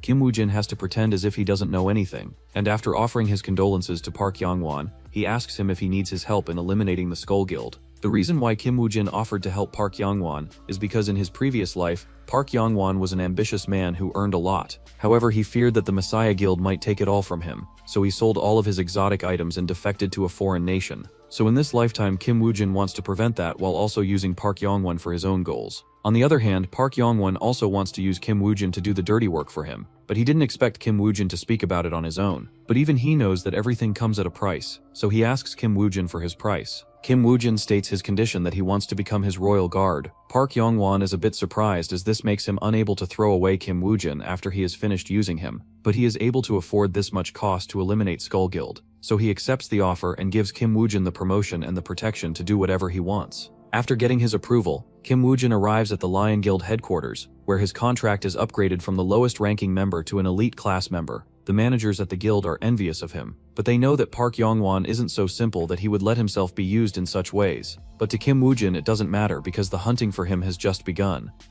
After exiting the guild headquarters, Kim Woo-jin calls Oh Se-chan and asks him to forge a fake ID for him. Lee Jina, who is sitting in front of Oh Se-chan, wonders what is Kim Woo-jin about to cook this time. Oh Se-chan on the other hand starts negotiating with Kim Woo-jin because forging a fake ID for Dungeon Hunt is extremely risky and can be a tricky process. After coming to a deal, Oh Se-chan puts down the phone as Lee Jina asks him if he is really going to give him a fake ID, even without knowing what he will do with it. Oh Se-chan reminds Lee Jina that he doesn't trust any human, he only trusts their desires as desires do not lie. So this is the best way for him to test whether Kim Woo-jin intends to walk with them or not. Meanwhile, a car is speeding up on the highway. Inside the car, a man informs another mysterious figure that Kim Woo-jin is after the Skull Guild. He also informs him that most of the Skull Guild is going to enter a dungeon today. He suspects that Kim Woo-jin and Park Yong-wan might use this opportunity to get inside that dungeon using a fake ID. The mysterious figure doesn't care as long as Kim Woo-jin enters the dungeon. At Yongjong Island, Kim Woo-jin arrives to sign up for a D-rank dungeon that he will participate in.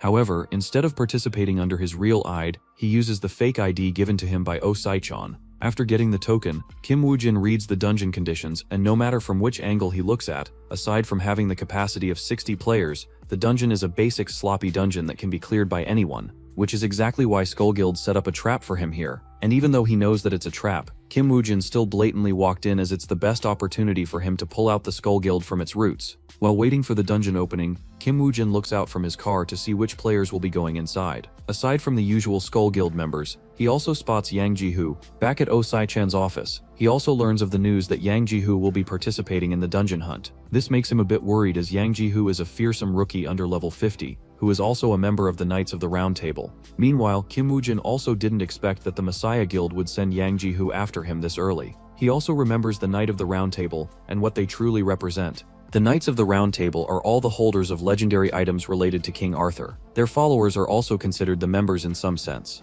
The Knights of the Round Table hold the greatest authority in Korea. After the governments fell during the Great Catastrophe, the Knights of the Round Table took the mantle to protect the weak people who couldn't protect themselves anymore. But later, the Knights of the Round Table became weakened and came under the control of Park Sin-kyo, who controlled them like dogs. This eventually made them the hunting dogs of the Messiah Guild. Unfortunately, Kim Woo-jin didn't understand this in his previous life, like how they used the King of the Deadly Poison to weaken the Knights of the Round Table, and which is why so many of their members fell. As for his current life, he remembers that Yang Ji-hoo holds the legendary Gawaiian's necklace. That item is extremely dangerous, which is why Kim Woo-jin doesn't hesitate to use the only mastery stone in his possession to increase the level of skeleton mastery skill. This now makes the skeleton 20% stronger, and gives him extra 5 slots in his skeleton soldier's arsenal. Just then, the manager of the dungeon announces that the dungeon is open, and that they can head inside. Kim Woo-jin walks out from his old broken car and heads straight into the dungeon. The condition of clearing the first floor of the dungeon is to kill 3,000 monsters, which upsets a lot of players who wanted to be quickly done with this dungeon.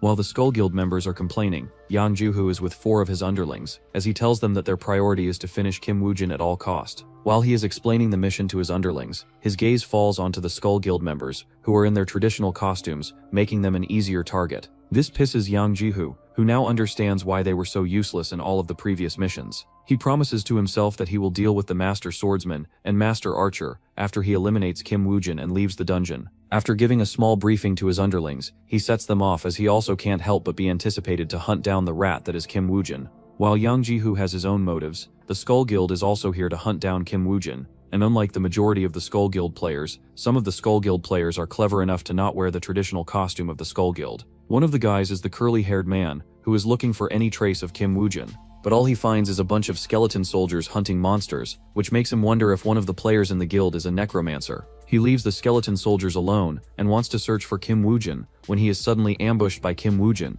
The wannabe Sung Jin-woo slashes at the curly-haired man, which leaves a gaping wound on his chest. The curly-haired man begs for mercy as he asks Kim Woo-jin if there is some misunderstanding between them. But Kim Woo-jin tells him that there is no misunderstanding as he knows that he is one of the Skull Guild members. The curly-haired man doesn't understand how Kim Woo-jin learned about it, so he points above his head where he finds the corpse of a Skull Guild member. Previously, Kim Woo-jin eliminated that Skull Guild member and used his skill Eye of Anubis to learn about Skull Guild members. The curly-haired man doesn't know about his skill, so he keeps on lying, but Kim Woo-jin doesn't spare him and ends his game right away. In Kim Woo-jin's eye, the dead tell no lies, which is why he would rather use his Eye of Anubis skill to learn the truth from their memories. After looking into the memories of the curly-haired man, Kim Woo-jin still doesn't find any trace of Yang Ji-hoo, which makes him wonder if the Skull Guild is moving without the orders of the Messiah Guild. This makes him question whether the alliance between the Messiah Guild and the Skull Guild has formed cracks. Soon, the first day passes as the players clear the 3,000 monsters, which clears the passage to the second floor.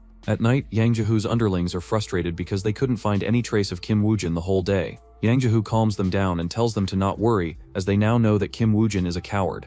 On the other hand, he is more curious about the Skull Guild members, as he hasn't really stumbled into any of them throughout the whole day as well. The following morning, the group heads to the second floor, but even there they still don't find Kim Woo-jin anywhere, which is making them even more frustrated, as they wonder whether he will continue to hide even on the second floor as well. But just then, a dagger flies right beside them, which is parried by one of Yang Ji-ho's underlings.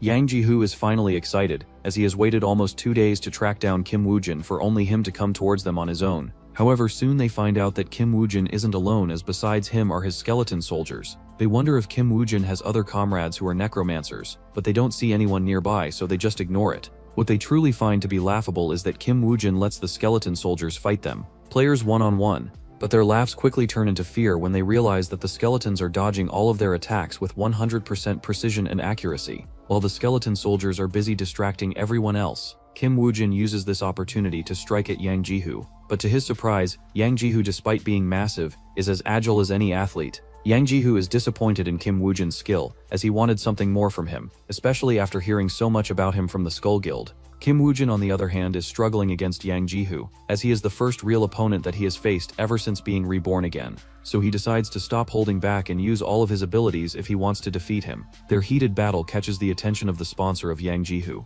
The undying fighter seems to be interested in whatever is going on between them. Kim Woojin's sponsor, emissary of the underworld, is also interested in this battle, which makes Kim Woojin become even more serious about this battle, as the rewards will be definitely worth it. Yang Ji-hoo also feels the same, as his anticipation of killing Kim Woojin grows even stronger. Meanwhile, in the real world, away from the heated battle, Oh Sai-chun asks Lee Jaina as to what sort of player Kim Woojin is, as they have been together in multiple dungeons before. Lee Jaina refuses to answer because he feels that he has lost his appetite. This causes Oh Sai-chan to lash out at him in anger, as he reminds of the 5 empty pizza boxes that are sitting beneath the table. Ignoring his remarks, Lee Jaina answers that Kim Woojin is a cunning player. Oh Sai-chan doesn't understand what he means by cunning, so Lee Jaina explains that Kim Woojin won't ever fight a battle that he knows that he will lose, so there is no need to worry about him. Back in the dungeon, Kim Woojin decides to unleash his full strength. A huge surge of undead energy surrounds him, making him look even more like a Temu version of Sung Jin-woo. The undead energy turns into almost a dozen skeleton soldiers, which shocks Yang Ji-hoo, who finally learns that the skeleton soldiers didn't belong to a different player, but to Kim Woojin himself. Yang Ji-hoo immediately becomes fully attentive, as fighting against dozens of skeletons that move like real players is anything but easy.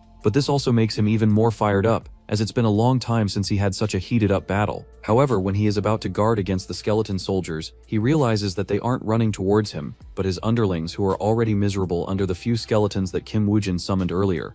This troubles Yang Ji-hoo, who calls Kim Woojin a coward for using such tactics. But Kim Woojin doesn't care, and compares his words to that of a dog barking. But this only makes already furious Yang Ji-hoo even more furious, as his whole body starts to glow golden. As he activates the legendary item Gawaine's necklace, which grants him the blessing of the sun, he reminds Kim Woojin that he has picked the wrong opponent. Even the golden aura of the sun is unable to make Yang Ji-hoo look holy, which shows how ugly he is. Carrying the momentum, Yang Ji-hoo breaks the skeleton soldiers' formation so that can focus on Kim Woojin, but that's exactly what Kim Woojin was waiting for, so he decides to use the pro gamer move once again, which is to just retreat. Unfortunately for Yang Ji-hoo, he was too dumb to pay attention to lessons in school, and didn't understand the basic strategies, and fell for the rage bait from Kim Woojin. Kim Woojin leads the musclehead behind him to separate him from his teammates. As Yang Ji-hoo chases after Kim Woojin, he quickly burns his stamina and energy. On the other hand, Kim Woojin is happy that Yang Ji-hoo is still as arrogant as ever to leave behind his teammates, because he is too blinded by his overconfidence.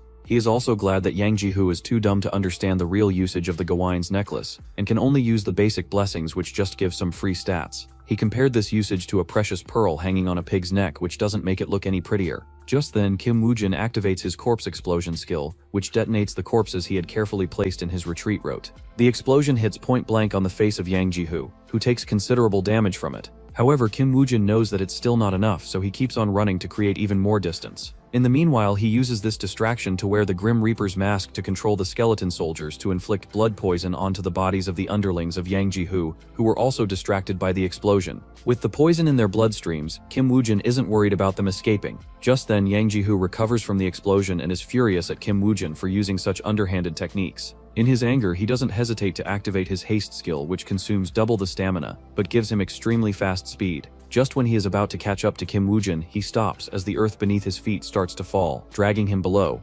If this wasn't enough, Kim Woojin has stacked corpses below, which he then explodes to create an even larger area of effect. After the dust settles, Yang Ji-hoo appears to have worn out the effects of his blessings as he yells at Kim Woojin to stop playing around and fight him like a man. But Kim Woojin tells him that he's just too useless, and doesn't understand how to utilize the resources around him in a real battle. Yang Ji-hoo grits his teeth at his words, but Kim Woojin continues with his insults as he calls him a meathead who only knows how to charge in head first without caring for his teammates and people around him. That's why all his life, not a single member of his team had ever survived. Kim Woojin calls him a team killer, who is useless even on his own, and even with a team. These words pierce the heart of Yang Ji-hoo, who remembers hearing the exact same words from the mouth of the most hated person in his life. That person is Suzuki Ichi, and he is a person that Yang Ji-hoo hates the most, because he always uses underhanded techniques in the battle to defeat him and have never fought him fairly one-on-one. Yang Ji-hoo finally understands why he was so furious at Kim Woojin, and why he keeps falling for his rage baits. This makes him even more enraged as he activates the blessing of the sun once more, which gives the extra stats and the golden aura, which doesn't make him look cool at all.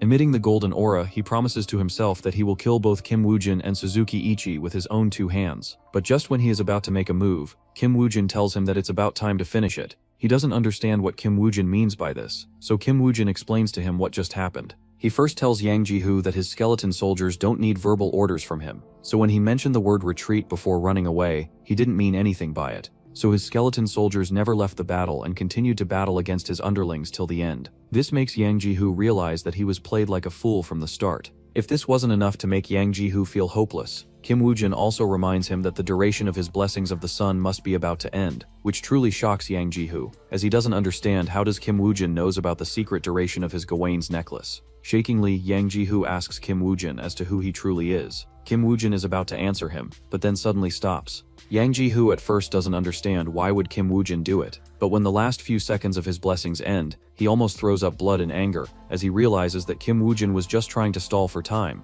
He curses the entire 9 generations of Kim Woojin, but Kim Woojin is nonchalant and doesn't care about mere superficial insults. By this point, Kim Woojin's skeletons have also finished their task of eliminating all of Yang Jihu's underlings, so it's time for Kim Woojin to deal with their boss as well. But to rub salt on Yang Jihu's wounds for one last time, Kim Woojin informs him that his underlings are already dead, so he doesn't need to wait for them. Hearing this, Yang Jihu loses the last bit of his rationality as he jumps towards Kim Woojin with the intention to devour his blood to avenge his fallen teammates. Kim Woojin's skeleton soldiers welcome his attack on their master's behalf. Back to the real world, Lee Jaina is speeding down the highway as he was ordered by Osai-chan to check on Kim Woojin if he manages to leave the dungeon.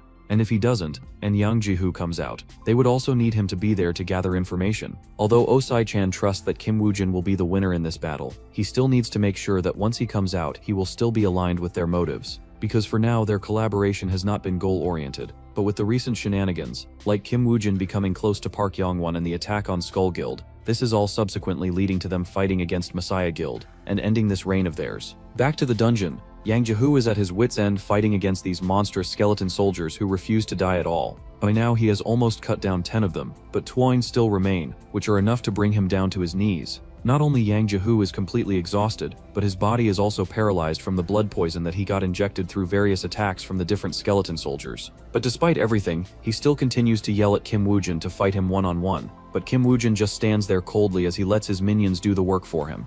Even though he appears to be this nonchalant aura farmer, Kim Woojin in his heart is glad that he upgraded his skeleton soldier's skill with the Mastery Stone, otherwise the previous number of skeleton soldiers would have been nowhere enough. Back to Yang Jihu, he struggles for a while, before finally breathing his last breath, which marks the end of this legendary battle, which no one got to witness except them and their sponsors. Kim Woojin's sponsor is happy with him and grants him extra experience, which levels up his skeleton soldier's skill by another level. Kim Woojin also gains the Gawain's necklace from Yang Jihu's body, as now he is dead and it isn't soul bonded to him anymore. This is the first time in his both lives that Kim Woojin has acquired any of the legendary items of the Knights of the Round Table. The Gawain's necklace grants the user plus 40 various stats alongside the sun's blessing, which can be activated once a day. Even though Kim Woojin is happy to acquire this time, what he is really interested in is the memories of Yang Jihul, which will finally allow him to see Lee Sejun of this life. So without any hesitation, Kim Woojin activates his skill Eye of the Anubis, which allows him to peer into the memory of the dead Yang Jihu. Inside the memory, Kim Woojin finds the first memory of Yang Jihu, when he first arrived as the newest member at the Knights of Round Table.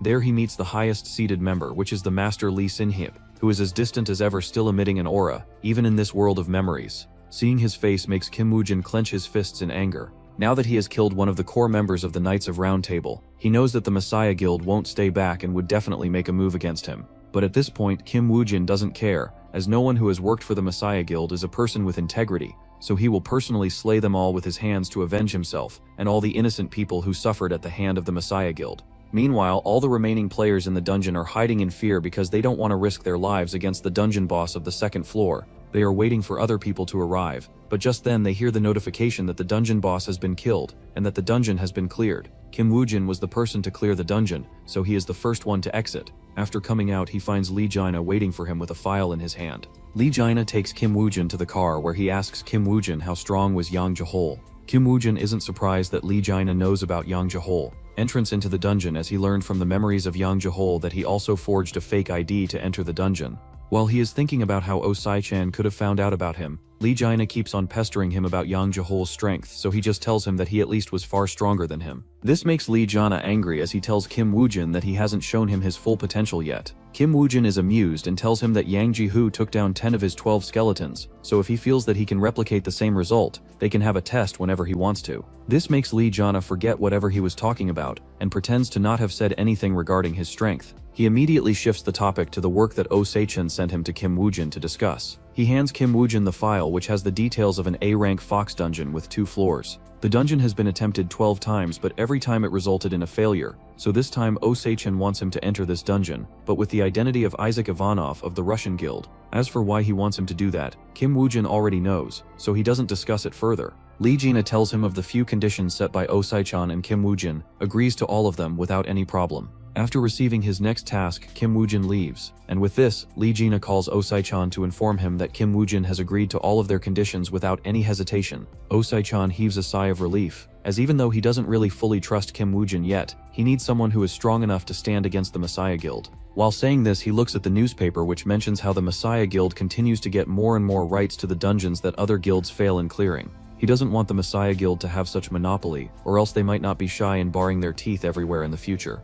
Meanwhile, Kim Woo-jin arrives at the rundown building to prepare for his upcoming Fox dungeon. This is a dungeon that Kim Woo-jin is most familiar with, as he had already cleared it in his past life. This is also the dungeon which led to Kim Woo-jin meeting with Lee Se-jun, who then invited him to join the Messiah Guild. So this time, he prepares to show off once again, but under the guise of Isaac Ivanov from Russia. But before that, he has some other businesses to take care of, which includes some manufacturing of items and equipment from all the materials that he has been gathering all this time. Soon the last few remaining days pass by, as it's finally time for Kim Woo-jin to head inside the Fox dungeon and get acquainted with Lee Se-jun in this new life under a new identity. Besides him, this time is old comrade, Lee Jina, who is also under the guise of the same Russian as last time. They both head inside the dungeon alongside the Messiah Guild. After entering the dungeon, Lee Jina, who is all hyped up, immediately starts to shiver as the temperature inside this dungeon is below freezing, just like the average dad joke fathers will make early in the morning. Lee Jina is not the only one affected, as Messiah Guild's new members also seem to be struggling in this cold temperature. However, their current leader immediately orders them to wear their Arctic clothes and start moving, as standing in this weather will only make their movements slow and sluggish. Kim Woo-jin also drags Lee Jina with him away from the Messiah Guild. After making some distance, he stops and asks Lee Jina to man up and not let mere cold defeat him.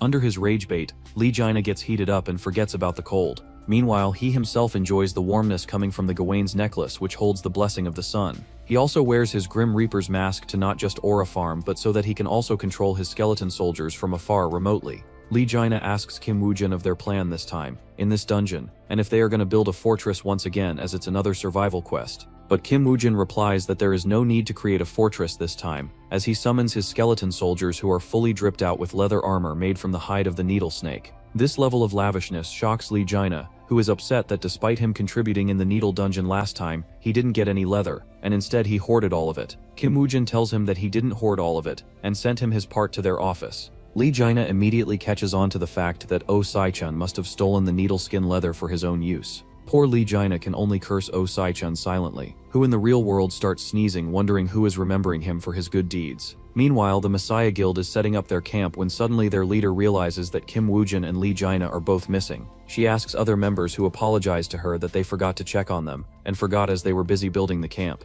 She is disappointed in them, but what has happened, so she leaves them to finish the camp while she herself goes to check on both of them, to see whether they are capable enough to be invited to the Messiah Guild to join them, or have an alliance with them. So she takes another member with her, and tracks down Kim Woo-jin and Lee Jinea, who are fighting against a pack of snow wolves. When she arrives at the scene, she is shocked to see giant skeleton soldiers completely destroying the snow wolves, who hold no candle against them. She instantly realizes that Kim Woo-jin is way above her pay grade, and that she must inform the guild about them, and have them join the Messiah Guild at every cost. Just as she is admiring Kim Woo-jin and his skeleton soldiers, she hears the whistle, which signals that her team is in danger. She immediately rushes back to the camp, which has been raided by the snow wolves. Her squad members are barely able to hold on their own against the snow wolves, before their leader arrives and takes charge of the battle. While they are all fighting against this pack of the snow wolves, one of the scouts notices a huge wave of snow wolves approaching the base, which causes all of them to panic, as they were already struggling against one pack, not to mention the endless wave of snow wolves. The leader finally understands why 12 teams failed before them.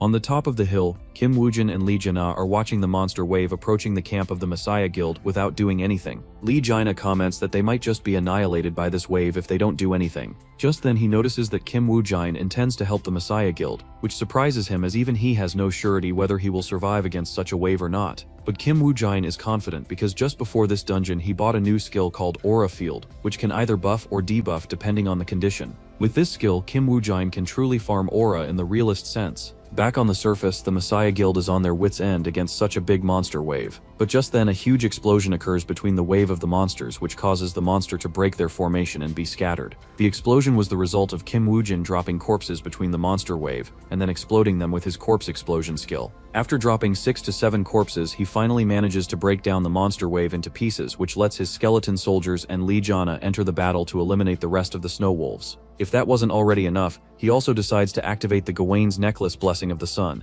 and then use his controller skill to connect with one of his skeleton soldiers, which gains the sun's blessing, and then activates the aura skill. This buffs the stats of all the other surrounding skeleton soldiers, who also start to glow golden, making them look badass. Unlike Yang Ji-hoo, who had negative aura, Lee Jina, who is standing behind the skeleton soldiers, remains in awe, seeing their magnificence. To him, it feels like watching berserkers fight when they activate their crazy berserker aura. This makes him worship Kim Woo-jin even more, who has managed to make the weak skeleton soldiers grow this strong, completely reshaping his views of the necromancers. As for Kim Woo-jin, he doesn't feel much awe for himself, as it's a basic thing for him. Instead of wasting the blessings of the sun on himself, he can utilize it with a wide area of effect skills to buff a huge number of allies. Unfortunately, Yang Ji-hoo was too dumb to understand this, or else he would have never caused his teammates to die, or might even have become one of the best players in Knights of the Round Table. Aside from that, Kim Woo-jin just stands on top of the hill, as he continues to rain down explosive corpses onto the wolves, as if he is the United States Air Force dropping bombs on already war-torn countries. The Messiah Guild is also in awe of Kim Woo-jin's skills, but they also understand that Kim Woo-jin is doing this to disrupt the wave and allow the Messiah Guild to wipe out the remaining injured wolves by themselves. So the leader immediately orders everyone to take their weapons and annihilate all the remaining wolves. Back in the real world, Oh-sai-chan tells Secretary Lee of the plan that he made with Kim Woo-jin. They both plan to rescue the Messiah Guild when they are about to be annihilated, as this will make Kim Woo-jin their savior, and they won't be able to do anything against them afterwards. On top of that, to save their face in public, the Messiah Guild would also offer benefits to their saviors, which is like hitting 2 birds with 1 stone.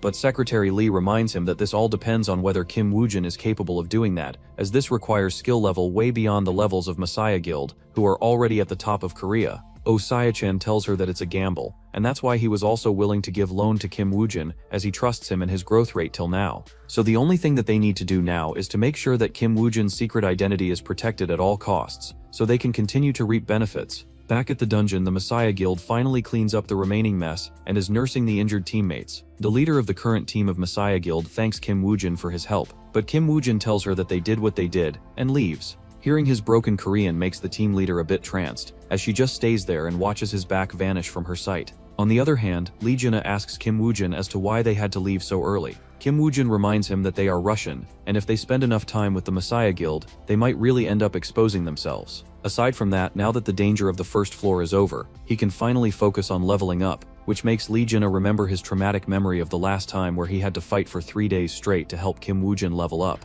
This time, the time duration is cut short, but the cold temperature and the fast wolves make life hell for him.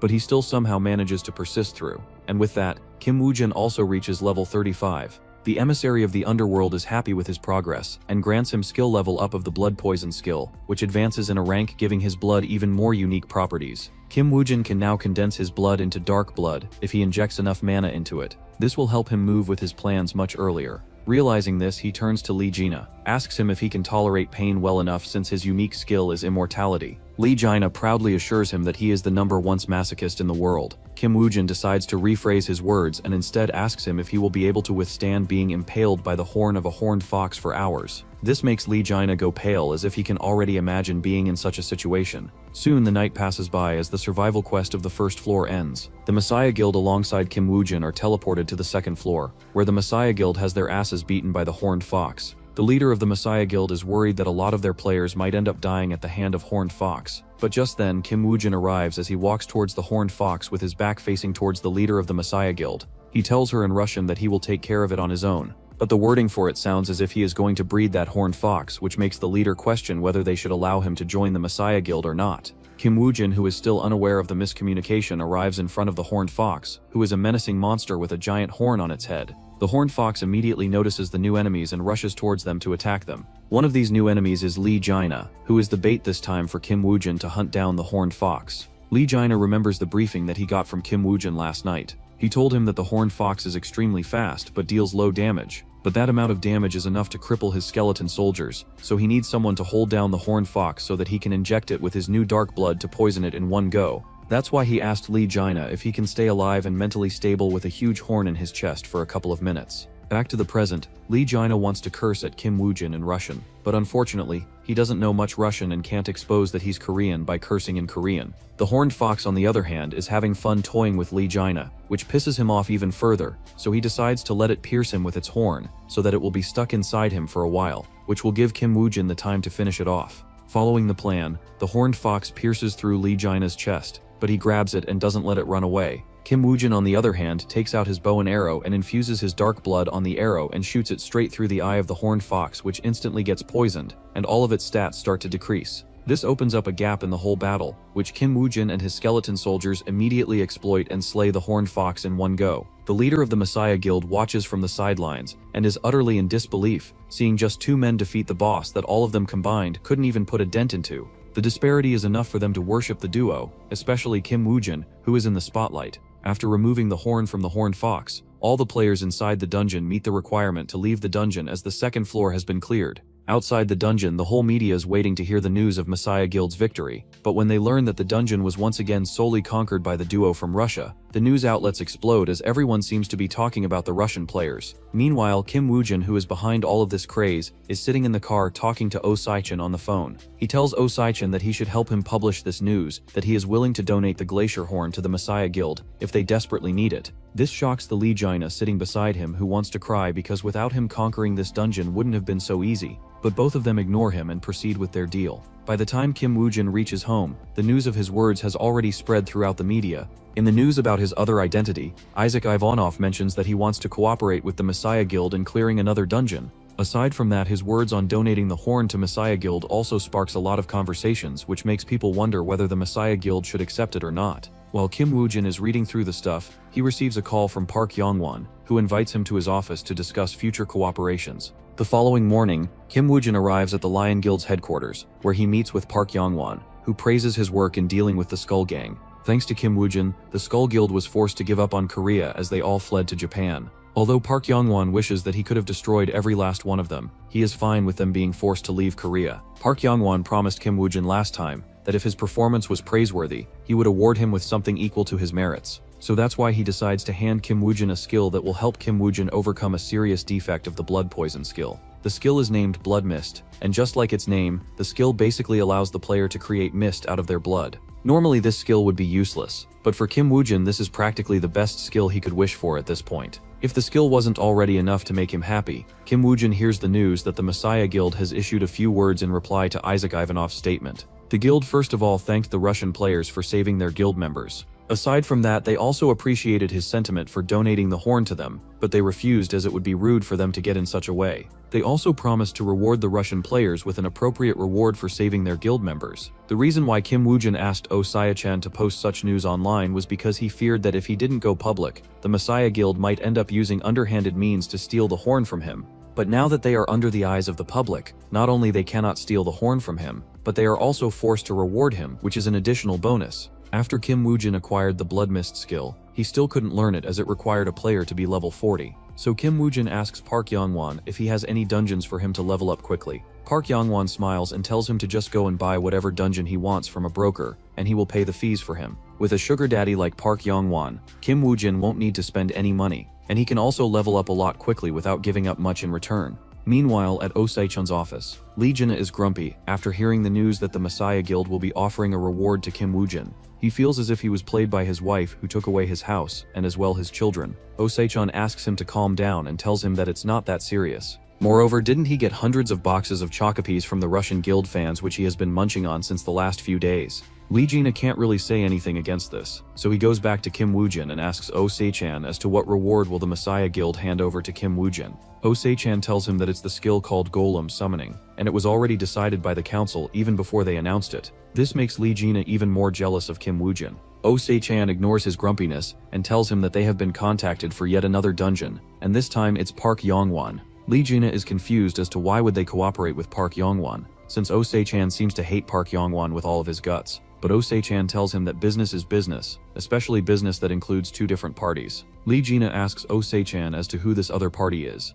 Osai-chan tells him that it's someone whom he knows very well. Hearing this, Lee Jaina is immediately able to guess that the second party is Kim Woo-jin. To reward him for his correct answer, he explains a bit of Kim Woo-jin's cooperation with Park Young-won and how they are working together against the Messiah Guild. This time Park Young-won wants to buy the rights to a dungeon so that Kim Woo-jin can participate in it, to level up quickly and learn the newest skill given to him by both him and Messiah Guild. Saying this, Osai-chan hands him the details of the new dungeon which he will be participating in alongside Kim Woo-jin, so that he can level up as well. This makes Lee Jaina loses all of his will to live, but Osai-chan still forces him to go and clear the dungeon with Kim Woo-jin. Inside the dungeon, Kim Woo-jin greets Lee Jaina, who is in no mood to talk with anyone. To lighten up his mood, Kim Woo-jin takes Lee Jaina for a light walk, which ends up turning into a whole adventure. Meanwhile, back in the real world, at Hansung Group, which is the #1 financial institute of Korea, and the institute which has been funding the Messiah Guild all this time, Park Sin-yo is the CEO of the Hansung Group, and she is shocked to hear the news that Yang Jahawa died in the dungeon while he was pursuing Kim Woo-jin. Park Sin-yo is furious as Yang Jahawa didn't even inform the guild that he was acting on his own, which led him to die out there in dungeon, and he even got his Gawain's necklace stolen or robbed. This pains her very much as this has never happened before that they have lost a legendary item of the Knights of the Round Table. She also realizes that at first it was just a few of the Skull Guild failures, but soon things got so worse that their alliance is splitting apart, and they might lose the support or Master Swordsman and Master Archer too. She pins all of the blame on Park Young-won, as if Park Young-won wouldn't have interfered with the operations of the Skull Guild. Everything would have gone well. The real problem is that she can't even take out Park Young-won in one go right now. All she can do is chip away his strength slowly, so which is why she orders the executives to go and retrieve Gawain's necklace at all cost, and also eliminate Kim Woo-jin in the way. To maximize their rate at eliminating Kim Woo-jin, the executives decide to have Suzuki Ichi lead a team as he is the best against cunning and deceitful opponents. Back to the dungeon, Kim Woo-jin finally levels up to level 40, and can now learn both the Blood Mist skill and the Golem summoning skill. With these two skills, Kim Woo-jin has gotten even stronger than before, and has made up for his weaknesses that he previously had. Seeing him level up this quickly makes Lee Jaina look at him as if he is a monster. He praises his ability to survey the terrain, and then using the natural terrain to create traps and stuff to kill the monsters in the most intuitive way. Aside from that, Kim Woo-jin also knows every weakness of every monster, which makes Lee Jaina wonder if Kim Woo-jin has already experienced everything before. Unfortunately, Lee Jaina is unable to prove it like the Sergeant James Dokes in Dexter, trying to prove that Dexter is a serial killer. As for Kim Woo-jin, he tells Lee Jaina to snap out of his dreams, as they still have a lot to do. Lee Jaina is terrified as he asks for a timeout, but Kim Woo-jin wants to test out his new skills in effect, so he drags him anyways like a mother dragging a crying child to school. Soon, the last few days pass by in the dungeon, and the duo are forced to exit the dungeon. Kim Woo-jin is aura farming his way out of the dungeon as usual, but poor Lee Jaina looks as if he is about to die. Secretary Lee immediately rushes to help, but when she hears the wood food from his mouth, she immediately ignores him and instead turns to Kim Woo-jin, who wants to talk to Osai-chan regarding a place that he wants to go. The place is Kaesong, a city that's deemed to be lawless after it was opened to the foreign countries as a way for them to help Korea in protecting it from dangers. But now anyone can go there unrestricted, and there is no law there. Which is why Osai-chan doesn't understand why Kim Woo-jin would choose to go to such a lawless place. But as the dealer, he still arranges a fake mask and identity for him, which Kim Woo-jin can use to do whatever he wants in the lawless city. Under this identity, Kim Woo-jin arrives at Kaesong City, and he is disguised as this tanned man with glasses. Most players in Kaesong are called storages because they have no skills and only exist to carry more items in and out from the dungeons in their inventory. So naturally, to avoid any suspicions, he also chose to act like one of the storages, which allows him to mingle very quickly. One of the fellas in the vehicle is interested in him as he asks him what crime he committed, as the majority of the people here are murderers and serial grappers. Kim Woo-jin replies that he was betrayed, to which the other man feels pity for him and motivates him by telling him to go stronger and take revenge for it in the future. Kim Woo-jin's eyes glint as he remembers the face of Lee Sejun and his betrayal. He promises to himself that he will wipe off his existence from this planet and avenge himself and his past comrades. While Kim Woo-jin is adapting to Kaohsiung City back in Seoul, Lee Jaina asks Osai-chan, why did Kim Woo-jin want to go to Kaohsiung City so badly? Osai-chan doesn't answer his question, and instead asks him why is he eating this much food on company's lunch money, to which Lee Jaina makes him remind of the needle snake leather, which quickly shuts off Osai-chan's mouth, who looks as if he has eaten a fly. Lee Jaina tells him to not shift the topic and just tell him what Kim Woo-jin is planning to do.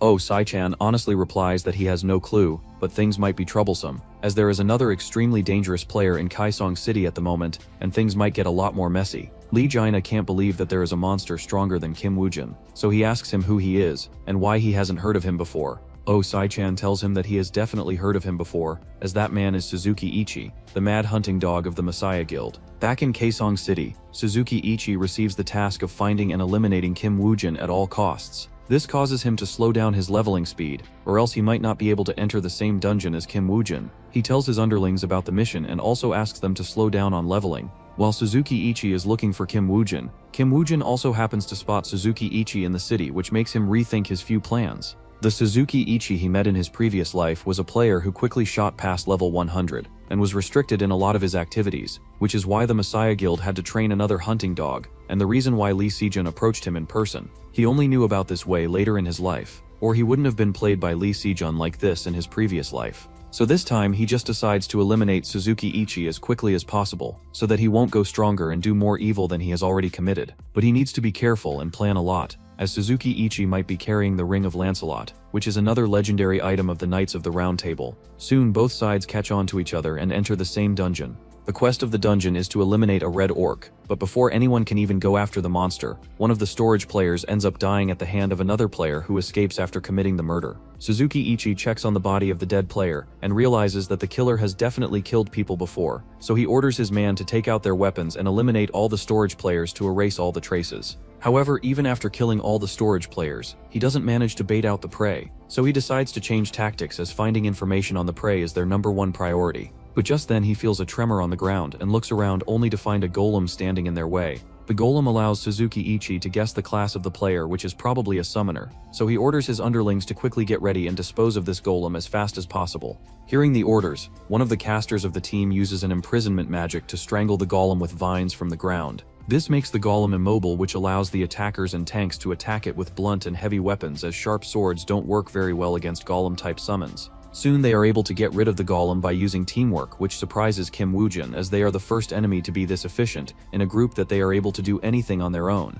in a group without even needing much orders. However, just as they are distracted by the golem, an arrow comes flying towards the face of the healer, which is barely blocked by Suzuki Ichi, who immediately becomes cautious, as not only the prey is someone with a summoning skill, but that he is also adept in long-range combat. He once again orders his underlings to be wary of the long-range attacks. But just then, one of the scouts spots a group of entities coming towards them. When the entities finally get closer, they are a bit shocked to find that they are skeleton soldiers. What shocks them even more is that the skeleton soldiers are as strong as veteran players, and can even dodge as if they are alive and capable of thinking. This reminds Suzuki Ichi that the summons of the summoners often follow the habits of their summoner, which shows how skillful their prey truly is. The number of the skeleton soldiers matches the numbers of Suzuki Ichi and his underlings, so the fight is pretty fair. But Suzuki Ichi doesn't want to waste his time on these skeleton soldiers, so he reminds his underlings to treat these skeleton soldiers as real veteran players, and attack them on their weak spots, where they aren't wearing the thick leather armor. While he and his underlings are focused on the skeleton soldiers, Kim Woojin closes the distance between them and arrives in the middle of the battle. This terrifies Suzuki Ichi, who jumps back to avoid Kim Woojin, and as the dust settles, he can see the face of their prey. But too bad for him. Kim Woojin is under the guise of Isaac Ivanov, the Russian player, and he is also wearing the Grim Reaper's mask. The appearance of the Russian player shocks them, as they don't understand why they would attack them. From all of his previous acts, the Russian player seemed to be quite the admirer of the Messiah Guild, and so for him to turn on them like this out of nowhere doesn't make any sense to them. Kim Woojin, on the other hand, is also finalizing the plan in his mind, which starts with one of his favorite tactics, which is to retreat the moment he gets a chance to. Seeing him run away from the battle immediately after joining it throws Messiah Guild away, as they can't understand his tactics or motives at all. One of the players of the Messiah Guild sees this as a sign of Kim Woojin being weak, so he starts to chase after him to steal all the glory. But Kim Woojin wanted him to do this, as he had carefully planned his escape in the direction where he had first killed that storage guy at the start of the dungeon. The corpse of that player explodes, and the player chasing after Kim Woojin gets heavily injured as well as poisoned from the effect of blood mist that Kim Woojin carefully mixed in with the effects of the explosion. One of the healers quickly rushed towards the player to heal him, but Suzuki Ichi knows that the poison has already spread throughout his body fully, so he decides to just end his misery and put him to eternal sleep. He thought that this would be the end, but just then all the other players around him start to fall down one by one as they get poisoned, which he is unable to detect at start because his Ring of Lancelot gives him immunity to negative effects. While Suzuki Ichi is confused and distracted, Kim Woojin uses this opportunity to have his skeleton soldier attack him from behind, so he can use this blind opportunity to enter Suzuki Ichi's sphere without him noticing. But he still underestimates Suzuki Ichi, who easily blocks his attack, which grants both of them a notification from their sponsors. This raises the stakes of the battle very high, which forces Kim Woojin to go all out, as Suzuki Ichi is many levels above Yang Jiko, whom he previously fought. Back in the real world, Osai-chan is chilling in his office like a top Jiko, while Kim Woojin puts his life against the mad dog Suzuki Ichi. He learns from Secretary Lee that Kim Woojin entered the same dungeon as Suzuki Ichi, which makes him wonder if Kim Woojin is really an enemy of the Messiah Guild, as Suzuki Ichi is the second core member of their group that he is targeting right now. This makes him open up to Kim Woojin a bit more, so he decides to give him even more benefits. This includes one of the things that he has been hiding from anything, and that's the Pharaoh's power. Back to the dungeon, Kim Woojin is on his knees, as his blessings of the sun have ended, taking away all the stats buffs that he previously had. However, despite that, he was still unable to defeat Suzuki Ichi, who still had some stamina and fighting strength left in him to finish him off. Aside from that, this battle has cost Kim Woojin way too much of his blood, and since his blood is toxic, it's very difficult for him to get a blood transfusion. That's why Park Yongwon gifted him a special skill which he can use under these circumstances. The skill is a vampiric skill that sucks the blood of the enemy to heal the player. So when Suzuki Ichi gets close to Kim Woojin to finish him off, Kim Woojin jumps and attacks him with his blood-sucking skill, which drains the last bit of the energy left in Suzuki Ichi's body, turning him into a mummy on its last legs. Kim Woojin, on the other hand, is finally able to move a little bit, as he asks him why he is still working for Lee Sejun even though he knows his true self. Suzuki Ichi laughs like a madman, and tells him that players should never bow down to a government, and if the game ends, the players will go back to being normal humans, and all the power that they enjoy right now will be taken away from them. Kim Woojin is disappointed in Suzuki Ichi, as he tells him that his death is deserving, as those who believe in the law of the jungle should be crushed by those who are stronger than them. Kim Woojin puts an end to Suzuki Ichi's miserable life, as he equips the second legendary equipment of the Knights of Round Table, making him a special existence among them. After doing that, he activates his skill Eye of the Anubis to peer into his memories, to understand more about Lee Sejun and his motives. After exiting the dungeon, Kim Woojin is received by a person arranged by Osai-chen, who gives him a walkie-talkie. On the call, Osai-chen praises Kim Woojin for yet eliminating another core member of the Messiah Guild, and tells him that he finally wants to meet him face to face. Kim Woojin has been waiting for this moment all this time, so they agree on a time and place to meet and discuss their future plans. One day, Secretary Lee visits a yard full of locker rooms. Inside one of the locker rooms is a picture of her when she was younger, alongside another man. She bites her lips for a moment after seeing the picture, but quickly recovers and moves on. Meanwhile, a huge explosion occurs in the National Dungeon of Japan, an A+ ranked dungeon named Firefox Dungeon. The explosion causes all of the players to retreat in fear as soon as they hear the retreat siren. While everyone is running away, a soul man walks towards the fiery explosion with a deterministic look on his face. The man is Lee Jaina under the guise of the Russian player, and he is tasked by Kim Woojin to hold down the Firefox boss for 5 seconds at most. He promises to him that if he can hold down the boss for 5 seconds, he will reward him with unlimited food buffet tickets. As a foodie, Lee Jaina can never reject this offer, so he accepts the task despite knowing how painful the burns would be to heal from. To make life easier for Lee Jaina, Kim Woojin offers him the Ring of Lancelot. Although it doesn't provide any protection from the flames, but it will protect Lee Jaina from any sort of negative debuff. Lee Jaina doesn't understand why such a thing would be useful in a fight against the Firefox, which clearly only has fire-type moves. However, when Lee Jaina actually confronts the Firefox and holds it down, the beast in question releases a special flame from its body that leaves Lee Jaina blinded. This almost causes him to lose control of it, but fortunately, the Ring of Lancelot comes in with a clutch and saves Lee Jaina from getting flung away by the monster. While Lee Jaina is holding on to his dear life, Kim Woojin immediately activates his skill Blade of Blood, which creates a sword entirely made from Kim Woojin's own toxic blood, just like all of my previous exes. With such a deadly weapon in his hands, Kim Woojin charges towards the Firefox, which is being held down by the barbaric Lee Jaina. Meanwhile, outside in the real world, Osei-chan is reading the newspaper, which mentions the headline of the Messiah Guild acquiring Japan's national treasure, which is the Firefox Dungeon. This allows Osei-chan to make a few connections that the Messiah Guild must really have something against Japan for them to allow them to access the dungeon for a raid. But as for why they only choose to move this time, he believes it to be because of the pressure from Russian players, especially Isaac Ivanov, which is making them play so aggressively. Just then, he notices Secretary Lee entering the office, and that her shoes are dirty. He realizes that she must have gone there as it's her birthday today. Remembering this, he decides to treat her to a nice piece of juicy steak, which makes Secretary Lee quite surprised, as she wonders if he won some kind of lottery. Osei-chan feels offended and asks her what kind of man she thinks he is. Meanwhile, Kim Woojin and Lee Jaina finally come back to Korea after a successful dungeon raid at the Firefox Dungeon. Outside the airport, Lee Jaina is still thinking about the fight where Kim Woojin's farsightedness saved him from being blinded by the Firefox. This makes him realize that despite leveling up and gaining more skills, he is still way beneath Kim Woojin. Just then, Kim Woojin tells Lee Jaina to go their separate ways from here. This makes Lee Jina remind him that he promised to treat him to an unlimited food buffet if he could hold on to the Firefox for 5 minutes. Kim Woojin replies nonchalantly that he barely missed by 0.1 second, which invalidates the condition. Lee Jina gets rage-baited so hard that he starts to fume from his head. The poor man really wanted that unlimited Korean barbecue. The following morning, Kim Woojin arrives at Park Young-won's office for a meeting. During the meeting, Park Young-won brings up Isaac Ivanov and praises his ability of clearing the whole dungeon by himself once again. Kim Woojin smiles, pretending that he has no connection to Isaac Ivanov at all. While they are discussing, Isaac Ivanov, Park Young-won's secretary,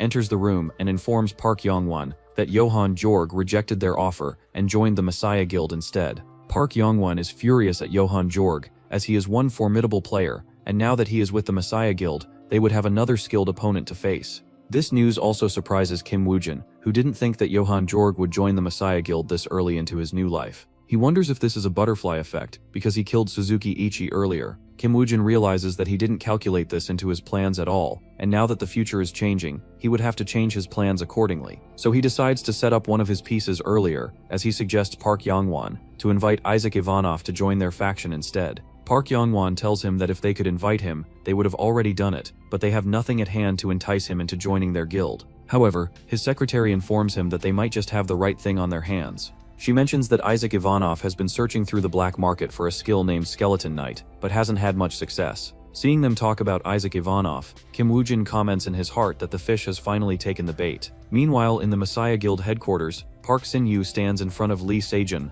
whose eyes are glowing like a terrifying demon. Park Sin-yu can't help but shake in fear as she informs him of the terrible news that Suzuki Ichi has fallen, and their base in Kaesong City has been reduced to rubble. This makes Lee Sejun raise an eyebrow as he asks her who is daring enough to provoke their Messiah Guild at the moment. His cold voice causes Park Sin-yu to shiver in fear, as she informs him that it was someone from Park Young-won's guild. Before Lee Sejun can say anything, she mentions to him that she has already made a plan to take care of him, and that Park Young-won's desire to take down the Messiah Guild will force him into going down instead, alongside his ambitions. She also informs him that they have recruited Johan Jorg from Europe, also known as the King of the Undead. Since they couldn't have Isaac Ivanov join their guild, she decided to have Johan Jorg join them instead, as he will keep Isaac Ivanov in check, as that man has already cost them a lot. She also feels that Johan Jorg's ambitions are open and clear, which makes it easier for them to control him. Lee Sejun puts a hand on her shoulder and tells her that she is indeed right. It's far easier to control people with great ambitions.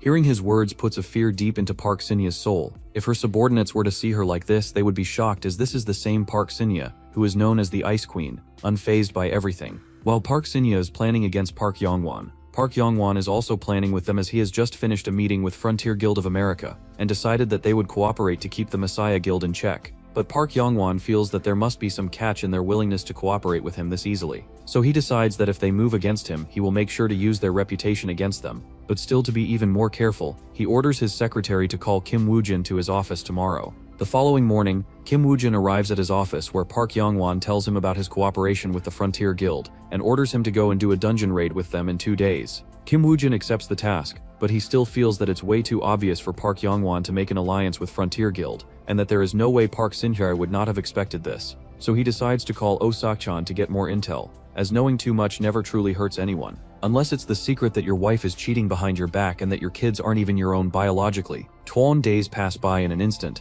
and Kim Woojin arrives at the meeting place with Frontier Guild. Aside from him, Park Young-won also sent some of his other elite players as well, who are excited to meet Frontier Guild. Park Young-won told them that Frontier Guild will be the front man of this dungeon raid, which means that they will stay at the backlines and enjoy the rewards. Just as they are discussing, a person from the Frontier Guild walks into the room and introduces himself to be Jamie Kim, a legal expert of the Frontier Guild. Jamie Kim has a few things to inform them, which includes their role in the upcoming dungeon raids. He tells them in the contract that they signed with Park Young-won, the elite players from his faction won't have to do anything and just accompany them inside the dungeons. On top of that, they will be legally required to not participate in any dungeon round without accompanying the Frontier Guild with them.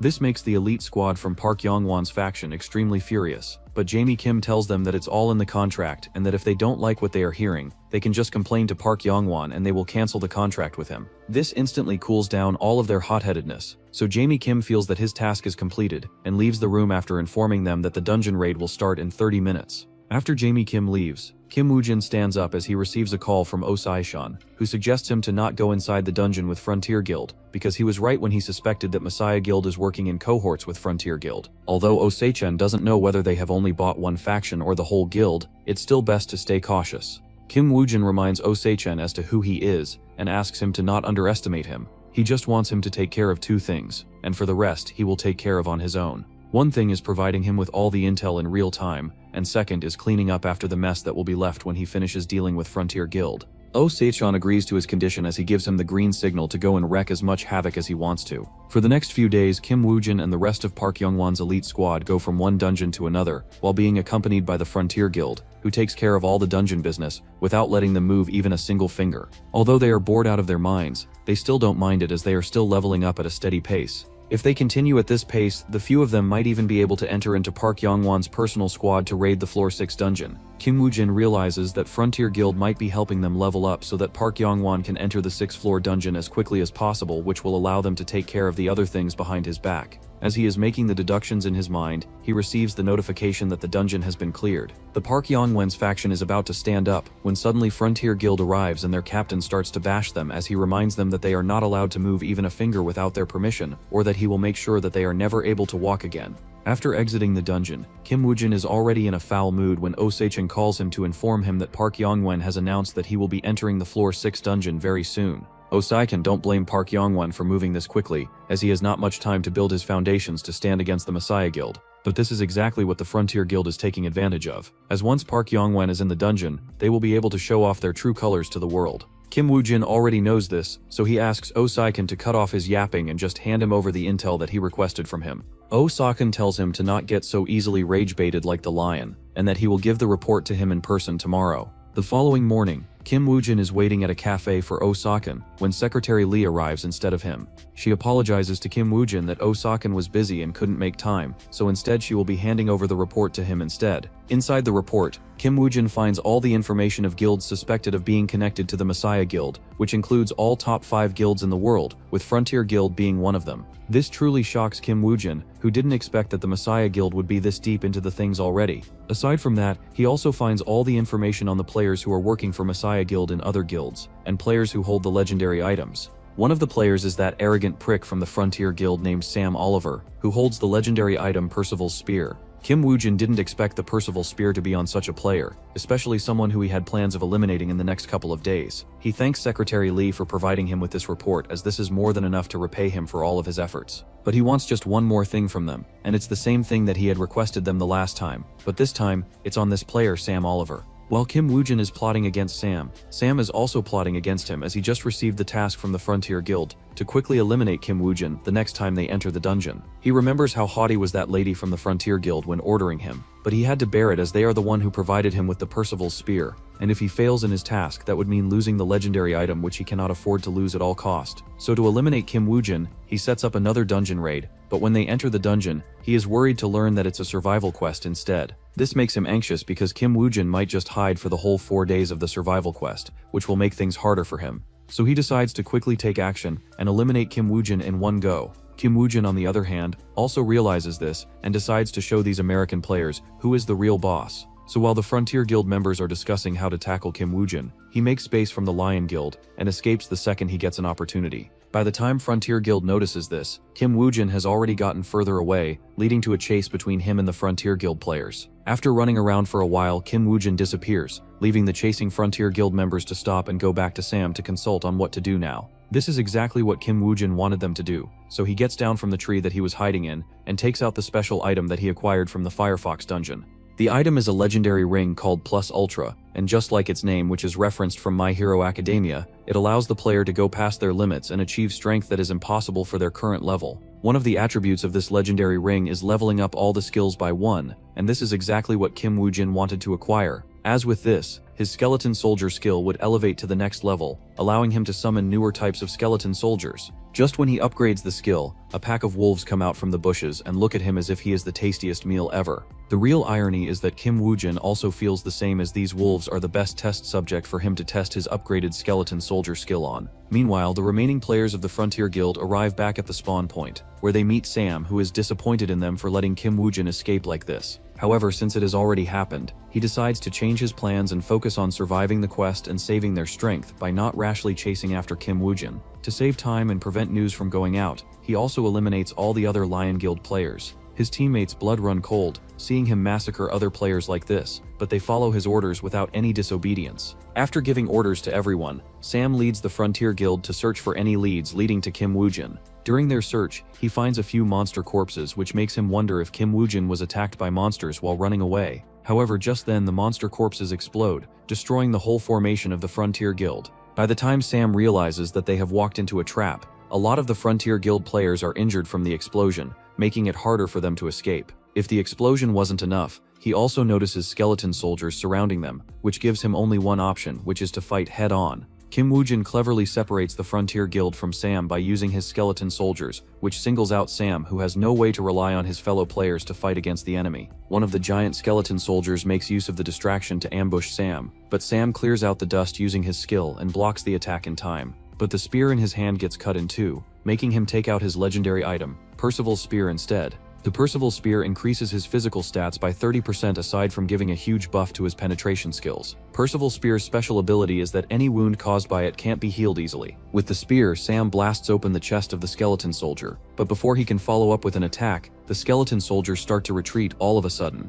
After the skeleton soldiers have retreated, a new skeleton soldier in the shape of a wolf makes an entrance, which is the newest skeleton soldier acquired by Kim Woojin. Kim Woojin connects himself to the bestial skeleton soldier and starts jumping around Sam Oliver. Sam is troubled by the speed of the bestial skeleton soldier, as it's way faster than the normal humanoid skeleton soldiers. Worried that he might get exhausted if he prolongs the battle, Sam decides to risk it all on his most deadliest skill, but unfortunately, just as his spear is about to land on the bestial skeleton soldier, it sidesteps as if it knew what was already coming, and jumps up to bite his arm that was holding the Percival Spear. After the bestial skeleton soldier has taken down Sam, Kim Woojin disconnects with it and walks towards Sam, who is trying to grab the spear which landed on the ground not further away from him. Unfortunately for Sam, Kim Woojin picks up the spear as he comments that no matter how good the weapon is, it doesn't matter if you cannot hit. Sam, who is under the jaws of the bestial skeleton soldier, begs mercy from Kim Woojin and promises to tell him everything that he wants to know if he will spare him. Kim Woojin can't help but smile after hearing his words, because only Kim Woojin in this world has the ability to hear the secrets from the dead, using his skill, Eye of Anubis. After finishing off Sam and learning the secrets from him, Kim Woojin focuses on clearing the dungeon, and while he is doing it, in the real world, Jamie Kim of the Frontier Guild comes running into Chief Naomi's office, who is the same woman who gave the Percival Spear to Sam Oliver to finish off his task. She learns from Jamie Kim that Sam Oliver has betrayed them and killed all of their informants standing outside the dungeon. In the footage of the video, she sees the two of the men hired by her spraying down using their assault rifles on a person who looks like Sam Oliver. The supposed Sam Oliver kills both of the men with his spear and looks towards the camera as he mentions about a deal with Kim Woojin, about taking care of things. All of this is seen through the camera by Chief Naomi, who is terrified of the consequences of what will happen if the news exposes who is behind her. So she immediately decides to take care of both of them before anyone can learn about it. While Chief Naomi is shaking in her boots, the supposed Sam Oliver is picked up by Lee Jaina in a van. After getting into the van, Sam Oliver takes off the mask and under it is Kim Woojin's face. It turns out that the special item that Kim Woojin requested from Osachan was a replica mask of Sam Oliver's face. With the mask, Kim Woojin can roam the world in Sam Oliver's face, and do things that he can't do under his personal identity. However, it's not the time for him to use this identity, as he plans to hide himself in a dungeon, so that Chief Naomi can suffer as much as she wants. He isn't too worried because from the memories of Sam Oliver, he discovered that only Chief Naomi's faction is working with the Messiah Guild, which means that the Messiah Guild has still not grown that much compared to Kim Woojin's past life. Just then he calls Osai-chan and learns all the details from him. Most of these details are already known by Kim Woojin through the memories of Sam Oliver. After both sides finish exchanging information, Kim Woojin asks Osai-chan to reserve a dungeon for him. Osai-chan asks him what dungeon he is planning to hide in for a while, to which Kim Woojin answers him that it's the infamous brawler of the Frozen Forest dungeon located in Taiwan. Hearing that it's this dungeon makes Osai-chan terrified, as this dungeon is known to be one of the hardest dungeons on the planet, as even the Messiah Guild has failed 4 times to conquer it. Kim Woojin is deeply aware of this dungeon, as it's one of the few dungeons that were still unconquered even in his previous life. One of the biggest problems with this dungeon is that it has a level cap of 60, which is why Lee Sejun and other big players didn't have the chance to conquer in his previous life. So this time, Kim Woojin decides to take the mantle in his own hands, as he has started to realize that if he wants to take his revenge on the Messiah Guild, he needs to do things that he did not do or did not have information in his past life. Oh Sayakan confirms from Kim Woojin if he really wants to try out this dungeon, to which Kim Woojin assures him that he has already made up his mind. Lee Jaina, who is sitting in front of him, hears this and acts as if his wife just announced that she's getting a divorce. He begs Oh Sayakan to not let Kim Woojin attempt the dungeon, but Oh Sayakan doesn't listen to him and approves of Kim Woojin's request. Kim Woojin also asks Oh Sayakan if he should use the identity of Isaac Ivanov to get some benefits from the Messiah Guild, as he will be conquering a dungeon that even the Messiah Guild had not been able to clear before. Kim Woojin's bait is successful, as under the pressure of the public, the Messiah Guild is forced to donate a unique item over to Kim Woojin for attempting the dungeon. This news soon reaches Oh Sayakan, who is sitting in his office with Lee Jenna. After hearing the news, Lee Jenna calls the Messiah Guild to be even bigger cheapskates than the cheapskate sitting in front of him. He asks Oh Sayakan why Kim Woojin didn't ask for a legendary item. Before Oh Sayakan can answer, Secretary Lee answers on his behalf that it would make asking for higher tier items in the future a lot more difficult for them. Oh Sayakan praises Secretary Lee like there is no tomorrow, and wonders why Lee Jaina is so stupid, even though they both have Lee in their names. After hearing the explanation from Secretary Lee, Lee Jaina becomes excited as he can already imagine himself exploiting legendary items from the Messiah Guild in the future. But Oh Sayakan cuts off his daydreaming and orders him to go and pack his bags and head to Taiwan for the dungeon raid immediately. At Taipei, Taiwan, Kim Woojin, who is disguised as Isaac Ivanov, holds a conference for the dungeon raid, in which a lot of high-profile guilds participate. Since the dungeon has the limit of 80 players, a lot of the other players will be participating. Lee Jaina doesn't understand why would they risk their lives like this, to which Kim Woojin replies that they aren't participating because they want to avenge their fallen comrades, but that the thousands of players who died in the dungeon, the accumulated treasures are more than enough for people to risk their lives to steal. Just then, a man in a suit enters the room and informs Kim Woojin and Lee Jaina that the dungeon raid will be officially starting in 1 hour. Kim Woojin nods in approval, but he tells him that he has a request for him. He tells the man he wants to make an announcement to the world. The announcement is that he wants to clear the dungeon by himself, so everyone who is entering into the dungeon should not interfere with his plans. He tells everyone that his goal is to clear the game and save humanity from their impending doom. While Kim Woojin is preparing to enter the dungeon, Chief Naomi is losing her mind because all the traces of Sam Oliver and Kim Woojin have been erased by someone. This makes her extremely desperate as she asks Jamie Kim to do whatever he can to find both of them before Park Yong-won gets out of the dungeon. On the other hand, Oh Se-chan also hears Kim Woojin's shocking announcement, but he is used to such behavior from Kim Woojin, so he just takes it as his declaration against the world, especially the Messiah Guild who doesn't want the game to end. Soon an hour passes by, and all the players enter the Frozen Forest dungeon. Inside the dungeon, Kim Woojin and Lee Jaina becomes the center of attraction as they want to see how strong this legendary player is. Kim Woojin also wants to show his powers to these people, so that they won't be foolish enough to show their ambitions in front of him. Without wasting further time, he summons all of his skeleton soldiers, and their auras alone causes the players to back away in fear. They quietly go their own ways to look for player corpses to loot, leaving Kim Woojin all alone. After a whole day searching for other players' corpses, the grave robbers don't find anything worthwhile. This makes them wonder if all the good loot is on the second floor, as the first floor hasn't really been a challenge this whole time. One of the players mentions that the Van Gogh's bracelet also should be on the second floor, when suddenly his friend stops him from speaking any further, as he hears something around them. He quickly jumps onto the tree to see if anyone is spying on them, but just finds a skeleton lying on the tree. He thinks of it as a corpse of a monster which was killed by players who came before them, and just throws it to the side. What they don't know is that it was Kim Woojin spying on them, using his Grim Reaper's mask to connect with the skeleton soldier. From these players he learns that they are from China's #1 guild, Kunlun, and that they are looking for an item called Van Gogh's bracelet. He doesn't know anything about this item, but since it's one of the top 5 major guilds of the world looking for it, he knows that it won't be insignificant. Even though Kim Woojin doesn't know the sort of abilities the Van Gogh's bracelet contains, he would still love to acquire it to see for himself. While Kim Woojin is thinking about the bracelet, Lee Jaina is pissed that so many people entered the dungeon, but they are the only 2 people actively making efforts to clear the dungeon. Kim Woojin already expected this, so he isn't so affected by their behavior. Instead, he asks Lee Jaina to rest as the second floor would definitely be way harder. Soon the night passes by and the following morning, Kim Woojin and the other players are teleported to the second floor. Compared to the temperature on the first floor, the second floor is way too cold. Despite wearing heavy armor and clothes, all the players shiver from the cold. However, soon a player realizes that what they are being affected by isn't the cold but fear. This scares all the players as they wonder which kind of terrifying monster is on the second floor for them to make them shiver like this. Kim Woojin is also curious to know which sort of monster is capable of instilling such fear into the players. To his knowledge, only dragons are capable of using such tactics. But since it's a 2-floor dungeon, there is no way for a dragon to exist on this floor. While Kim Woojin is going through different options in his mind, the other guilds start to move in the name of searching for the boss. but even a child can deduce that they are going to rob the corpses of other players. While Lee Jina is being rage-baited by their behavior, Kim Woo-jin stands there like a nonchalant gigachad. He just tells Lee Jina to do what they came here to do, and that there is no way that these hyenas will ever help them in clearing the dungeon. Back to the other guilds and players. The Kunlun Guild is the first one to make a move, which makes the one-eyed man furious, as he wanted to inspect the corpses first. After the Kunlun Guild leaves, the one-eyed man leads his own guild to search the corpses, but they don't really find any good items. This gives him the urgency to find new corpses before other players can find them. Back to Kim Woo-jin. Even though he called the other players hyenas for snatching things from corpses, he also seems to be doing the same, but instead of snatching treasures, he is looking into their memories to learn more about the dungeon's second floor and the Van Gogh's bracelet. After checking multiple corpses, he finally finds one corpse which has the memories of Van Gogh's bracelet, which fell onto the horn of a monster.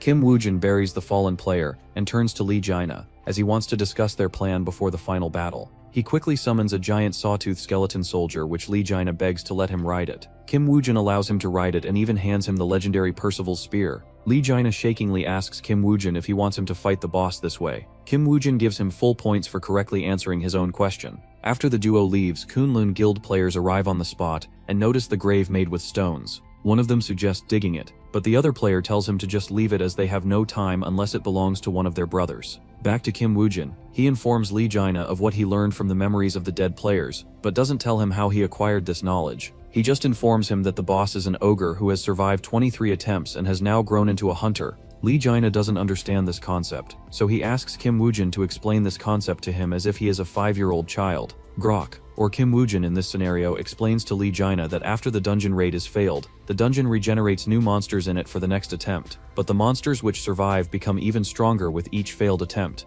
So the ogre boss is something that can be compared to the most elite boss at this level of dungeon. Lee Jina is amazed by Kim Woo-jin's knowledge and doesn't understand how he managed to learn all of this from just turning over some corpses. While Lee Jina is worshipping Kim Woo-jin like a god, the one-eyed man and his teammates are searching for corpses when they find an entire stack of them in the middle of a valley. The one-eyed man feels a bit weirded out as this whole thing doesn't sit right with him. He looks at the corpses and realizes that they all have their items still stacked on them, which means that no player has touched them before. While inspecting the fallen players, his gaze falls onto blood marks, which seems as if something or someone has dragged them out on purpose. Everything instantly clicks in his mind as he yells at everyone that this whole thing is a trap, but by then it is already too late, and the fear is already upon them. By the time one-eyed man turns around, the ogre boss has already eliminated a couple of his teammates. One after another, all the players of his team fall down with only himself remaining. In anger, he attacks the ogre with his unique ranked sword, but the sword doesn't even chip the slightest of the monster's health bar. Instead, it breaks in two. The one-eyed man instantly realizes that he is no match for the ogre, and tries to escape, but the ogre has already experienced 23 instances of human fighting style before, so there is no chance it will let him go. In the meantime, Kim Woo-jin and Lee Jina also arrive at the scene, as Kim Woo-jin orders Lee Jina to go and do what he told him to do. While seated upon the bestial skeleton soldier, Lee Jina rides it like a cavalry horse, and rushes towards the ogre to attack it. But the ogre immediately sends his gloomy aura towards Lee Jina, which engulfs him with fear, but fortunately, he has the Ring of Lancelot on him, which negates all the negative debuffs. With one of its biggest abilities rendered useless, Lee Jina just keeps on poking at the ogre boss, while Kim Woo-jin controls the bestial skeleton soldier to not let Lee Jina get hit by the ogre boss. But Lee Jina is still very afraid of the boss, so he asks Kim Woo-jin when he will step in. Kim Woo-jin replies to him that he will step in after he has poked at least 10 holes into his body. While Lee Jina fulfills his command, Kim Woo-jin summons the rest of his skeleton soldiers and hands them the blood weapons that he made from his own toxic blood, each filled with poison like everyone's ex. While Kim Woo-jin and Lee Jina are fighting against the ogre boss, the Kunlun Guild is still searching for Van Gogh's bracelet. Even being so far from the boss battle, they can still feel the ogre's terrifying aura. This makes them realize that the Russian players must be fighting against the boss. They don't doubt that they won't be able to clear the dungeon, so they start hurrying up in their search for Van Gogh's bracelet. After looking around for a while, they finally discover a corpse of their fallen brother, which has the secret code written on it about the bracelet being in the hand of that Kunlun Guild member, which Kim Woo-jin buried in a stone grave. By the time they discover it, it's already too late, as Kim Woo-jin and Lee Jina has started their final phase against the ogre boss. With more than 10 toxic spears stuck in its body, the ogre boss finally falls down as poison spreads throughout its whole body. With the ogre on its knees, Lee Jina comments on how deadly is the combo of the Percival's spear and Kim Woo-jin's toxic blood. Even the powerful ogre was defeated. This makes him feel invincible, but Kim Woo-jin reminds him that there are 3 floor dungeons above this where even stronger bosses live.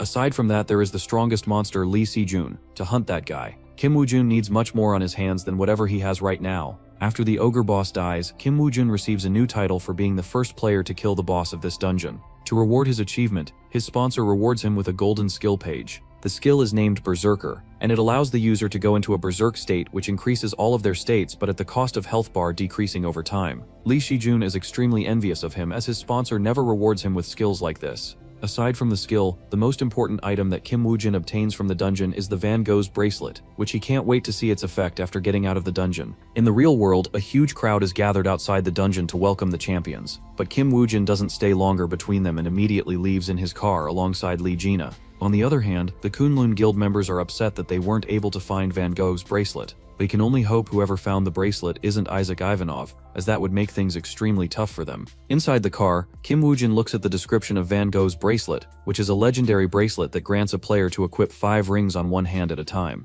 But the side effect is that the player can't remove those rings. Even though the side effect is pretty serious, Kim Woo-jun doesn't mind it, as the ability to wear 5 rings is something that breaks the whole laws of the game itself. Normally, a player is only allowed to wear 5 accessories at a time. These include 1 necklace, 2 rings with 1 on each hand, and 2 bracelets also 1 on each hand. This will allow Kim Woo-jun to have a huge advantage over other players, but he would have to carefully select the rings. Just as he is thinking about which rings to put on, he receives a call from Oh Sai-chan, who tells him that Park Yong-won has returned, so it's time for him to play his cards. After learning this, Kim Woo-jun immediately informs Lee Jina that they are going straight back to Korea. Lee Jina is baffled, as he can't believe that they would go back home without even trying all the different Taiwanese foods. Bro definitely has good taste. Those xiao bao long do be an elite tier food. Back in Korea, Kim Woo-jun meets with Park Yong-won and informs him of everything that happened with Frontier Guild. He mixes half-truth with half-lies, but it's enough for Park Yong-won to believe him as the evidence is already there. His secretary hands him the evidence that they collected, which matches what Kim Woo-jun just told him.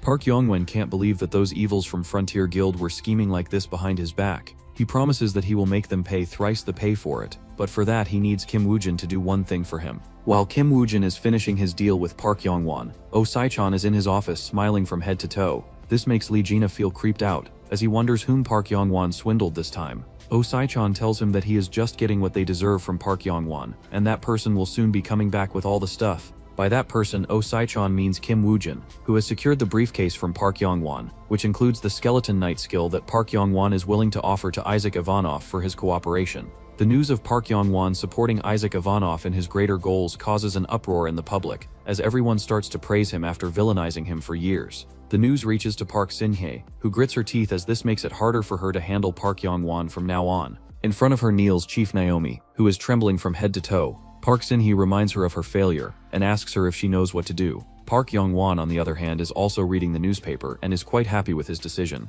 His secretary informs him that Kim Woo-jun has successfully delivered the package to Isaac Ivanov, and is now asking for their next move. Park Yong-won comments that Kim Woo-jun is quite an ambitious man, and just tells his secretary to arrange a slot for him in the 3-floor dungeon to test him. If he performs well, he will see if he is worth investing in. Park Yong-won's secretary immediately arranges a slot for Kim Woo-jun in a 3-floor dungeon alongside a guide for him that will make sure that he doesn't fall in the dungeon. Even though the dungeon is a C-rank dungeon, the elite player chosen by Park Yong-won still feels a bit aggrieved, as she can't believe that they are making her take care of a newbie like Kim Woo-jun. But Park Yong-won's secretary reminds her that it's the decision of the guild master which makes her even more furious, as she complains that ever since Park Yong-won has become the guild master, the political scene has shifted way too much. She even threatens to join the Messiah Guild if this continues. While her teammate is trying to calm her down, Kim Woo-jun arrives on the scene, and when she notices his rundown car from the 1960s, she immediately forgets everything that she said and starts praising Kim Woo-jun for being a cheapskate just like her. If only she met Oh Sae-kwon, she would have screamed without the S. Now that Jung Yeon-hong isn't mad anymore, she agrees to be Kim Woo-jun's guide.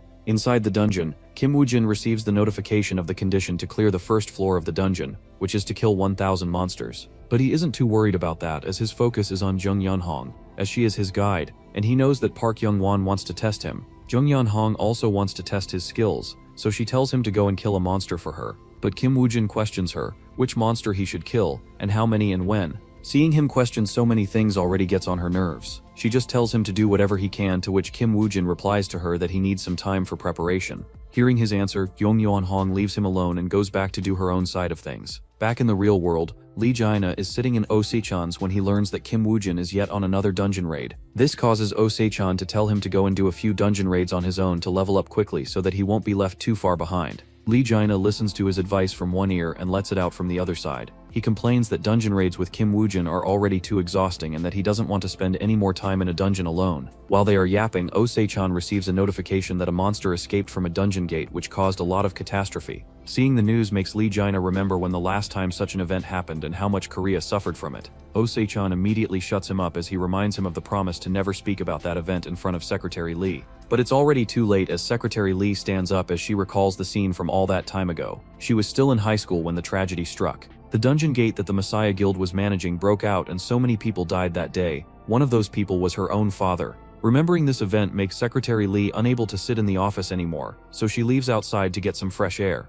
Meanwhile in the office, the air becomes gloomy as Oh-se-chan berates Lee Jaina for being stupid enough to not remember such a basic thing. Lee Jaina apologizes, but he is also curious as to what kind of man was Secretary Lee's father. Oh-se-chan answers that he was an extreme workaholic and a father who would do anything for his daughter. So when that tragedy struck, he too was heartbroken, which explains his hatred towards the Messiah Guild as well. Back in the dungeon, Yoon-yeon is cleaning up the monsters for their 1000 monster hunting goal. Since it's a C-rank dungeon, the monsters aren't really tough, and at their pace they will be able to reach the second floor in just one day. Just as she is about to search for another monster, a guild member comes rushing towards her. He tells her that the newbie Kim Woo-jin is cooking something weird and that she needs to see this. He leads her to the place where Kim Woo-jin has just set up a trap for monsters. The trap consists of multiple wooden pillars and each player has small blades on it. So when the monsters chase after Kim Woo-jin, they get pricked by the blades, which allows Kim Woo-jin's poison to seep into their bodies. And since Kim Woo-jin is on top of the wooden pillars, no monster can reach him. Jung-yeon-hong is watching him with an amused expression, but then she notices that the quantity of the monsters around Kim Woo-jin is increasing, and if it continues to increase, he might be in trouble.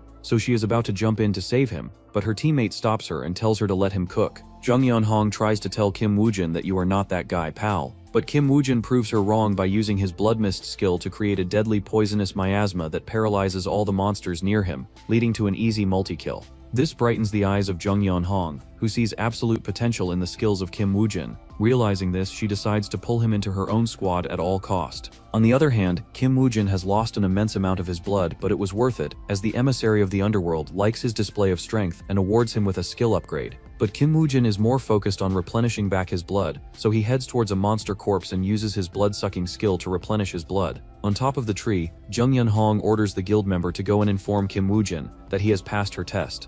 Later at night, Kim Woo-jin once again meets Yoon-yeon-hong, who praises his ability of using his toxic blood in such a unique way. She wants him to join her team, but Kim Woo-jin tells her that he will take 100,000 Korean won per use of his blood poison. He explains that each use of his blood poison skill uses a lot of his blood, so it's like a consumable but of a greater strength, and it is also replenishable. Kim Woo-jin successfully manages to rage bait Jung-yeon-hong, whose forehead veins are close to exploding. Not wanting to lose such a talented player, she agrees to paying him a certain amount, but only 30,000 Korean won for each use. They continue to negotiate, and at the end of the day, they both agree at 73,000 Korean won, which Jung-yeon-hong almost bled from her heart when agreeing to. The following morning, Kim Woo-jin alongside the rest of the team hunts monsters in groups as everyone wants Kim Woo-jin's blood poisonous debuffs onto their targets. Kim Woo-jin is surprised by how they are so efficient in their moves and starts to see Lion Guild in a new light. But Jung-yeon-hong immediately exposes herself when she tells him to use less blood for his skills, as it's 73,000 Korean won per use. Kim Woo-jin now knows why they were fighting so optimally, because Jung-yeon-hong didn't want to waste more money on his blood poison skill. However, Kim Woo-jin's skill is still extremely efficient despite how much he charges for it,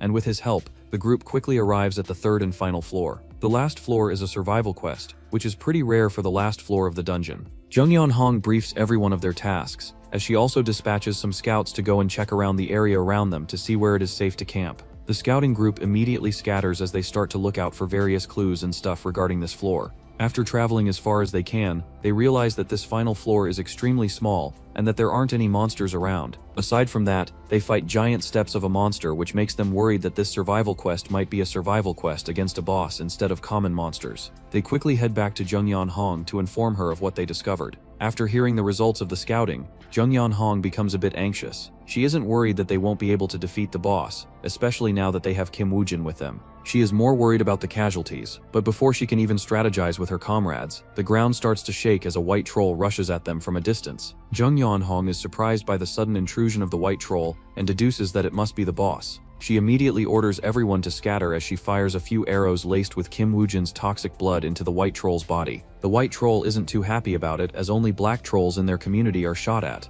The wound from the arrows instantly heals, making the poison rather ineffective. Jung Yeon-hong becomes concerned after seeing this, so she gathers everyone and calls for a quick strategy meeting. Kim Woo-jin tells her that he has a plan, but she needs to talk to him alone for a minute. Jung Yeon-hong warns him that he better not try to haggle the price of his blood, but Kim Woo-jin tells her that he's not a cheapskate like her. A bit away from the rest of the players, Kim Woo-jin conjures a blood arrow from his toxic blood and hands it over to Jung Yeon-hong. He tells her to use this arrow instead of her usual ones, as this will allow much more concentrated poison to spread throughout the white troll's body. After receiving the instructions from Kim Woo-jin, she heads back to her team and informs everyone of their plan. She first has the two tanks aggro the white troll towards them, and while the white troll is aggroed, the casters will use fire spells to attack it. Even though the white troll is immune to fire spells, it will serve as a smokescreen, allowing the melee players to get real close. After the melee players create a few deep wounds, Jung Yeon-hong uses her trump card, which is the poisonous arrows given to her by Kim Woo-jin. The blood poisonous arrows melt into the white troll's body, causing it to get paralyzed, and its stats also starts to fall down. After the white troll is poisoned, it doesn't take much time for the players to slay it, claiming them their first clear of the C-rank 3-floor dungeon. Kim Woo-jin's skillful use of his blood weapon skill is praised by his sponsor, who grants him another level up of the skill. After the dungeon is cleared, everyone is getting ready to leave when Kim Woo-jin reminds Jung Yeon-hong that he bled 217 times this time in the dungeon, so she better pay him back for all that blood. Jung Yeon-hong, who was in a festive mood, immediately became sulky after hearing this, but compared to the lives of her comrades, she feels that it was worth it. Meanwhile, in the real world, Park Yong-won is also negotiating with Chief Naomi, who has no option but to reconcile with Park Yong-won. Park Yong-won is the opposite of Jung Yeon-hong, who believes that the lives of the players can be traded as long as there is money to be made. So if Chief Naomi can pay him for his losses of the players that he lost in the dungeon against Frontier Guild, he is willing to forgive her. Back to Jung Yeon-hong. She attends a post-dungeon raid conference where the reporters ask her how she and her team managed to have 0 casualties against a white troll, especially in a C-rank dungeon. Jung Yeon-hong credits all of that to Kim Woo-jin and his blood poison skills. This news shocks Korean media, as they start to discuss this newbie named Kim Woo-jin, whose abilities and far-sightedness saved dozens of players' lives in the dungeon. Meanwhile, the man behind the whole commotion is sitting in his rundown car from the 1950s as he talks to Oh Sai-chan on the phone. Oh Sai-chan informs him that Frontier Guild agreed to help his other identity, Isaac Ivanov, in acquiring rights to clear the Dead Forest dungeon in America. This was all thanks to Park Yong-won tackling down Chief Naomi and forcing her to pay the price. But Oh Sai-chan still feels that the chances are low, as this is a dungeon that even the American guilds failed to do, which currently holds one of the strongest players in the world. Aside from a few small dungeons, American guilds don't really allow other foreign players to step into their dungeons at all. So even if the Frontier Guild agrees, the Great One Guild of America might not really allow them an entry. But Kim Woo-jin is optimistic that the door will open anyways, whether they consent or not. On the other side, Park Yong-won receives the dungeon report of the C-rank dungeon, cleared by Kim Woo-jin, and praises his abilities. He didn't expect Kim Woo-jin to be this skillful, and decides to use him properly from now on. He asks his secretary to arrange a meeting with Kim Woo-jin, but she tells him to not worry, as Kim Woo-jin has already made his way here. Meanwhile, in America, the Great One Guild is having a meeting regarding the Frontier Guild's decision of allowing a foreigner to attempt to clear the Dead Forest dungeon that even they failed to clear. They feel that if a foreigner were to clear it instead of them, it would only hurt their pride as the greatest empire in the world. The guildmaster Carrie Rowana, who is a level 10 snow bunny, asks everyone about their opinions on this topic. The majority of the executives immediately disagree, as it's the question of their national pride, but Carrie Rowana tells them that it's a great way for them to get their application of reclearing approved from the government, as previously they wouldn't have allowed them waste more manpower in the dungeon. She also mentions about allowing everyone to join the raid, and whoever contributes the most in it will be granted the legendary item King Arthur's Ring. One of the executives immediately stands up to disagree with her, as it cost them a lot to acquire this ring, but Carrie tells them that she never said that she would hand over the ring to anyone for free, as they must pay a great price, if they can even win it in the first place. Back in Korea, Kim Woo-jin is in a car with Lee Jin-ah, who hands him over a skill page gifted to Kim Woo-jin from Oh Sai-chan. The skill is named Power of Pharaoh, and it allows the player to use all dead bodies as a sacrifice. Even though Kim Woo-jin already has the Book of the Undead to store his undead skeleton soldiers, he still feels that this skill might be useful in the future. After handing over the skill page to Kim Woo-jin, Lee Jin-ah reminds Kim Woo-jin that the Dead Forest is an undead-type dungeon, and that he would be at a disadvantage, as he won't have any dead bodies to use for his skeleton soldier skill. Kim Woo-jin tells him that it'll be fine as he won't be fighting against the undead monsters anyways. Lee Jin-ah shakingly asks if by this he means that he will fight on his behalf instead. Kim Woo-jin credits him for his smartness, but Lee Jin-ah wants nothing but to overdose from sleeping pills instead. While Kim Woo-jin is rage-baiting Lee Jin-ah, he receives a call from Oh Sa-chin, who informs him that the Great One Guild has set up a reward for anyone who clears the dungeon with most contributions. He mentions that the rewards is the legendary item King Arthur's Ring. Just as this news reaches the ears of Kim Woo-jin, the whole world also explodes with these headlines that the Great One Guild is willing to wager their most prized King Arthur's Guild on the line for this dungeon raid.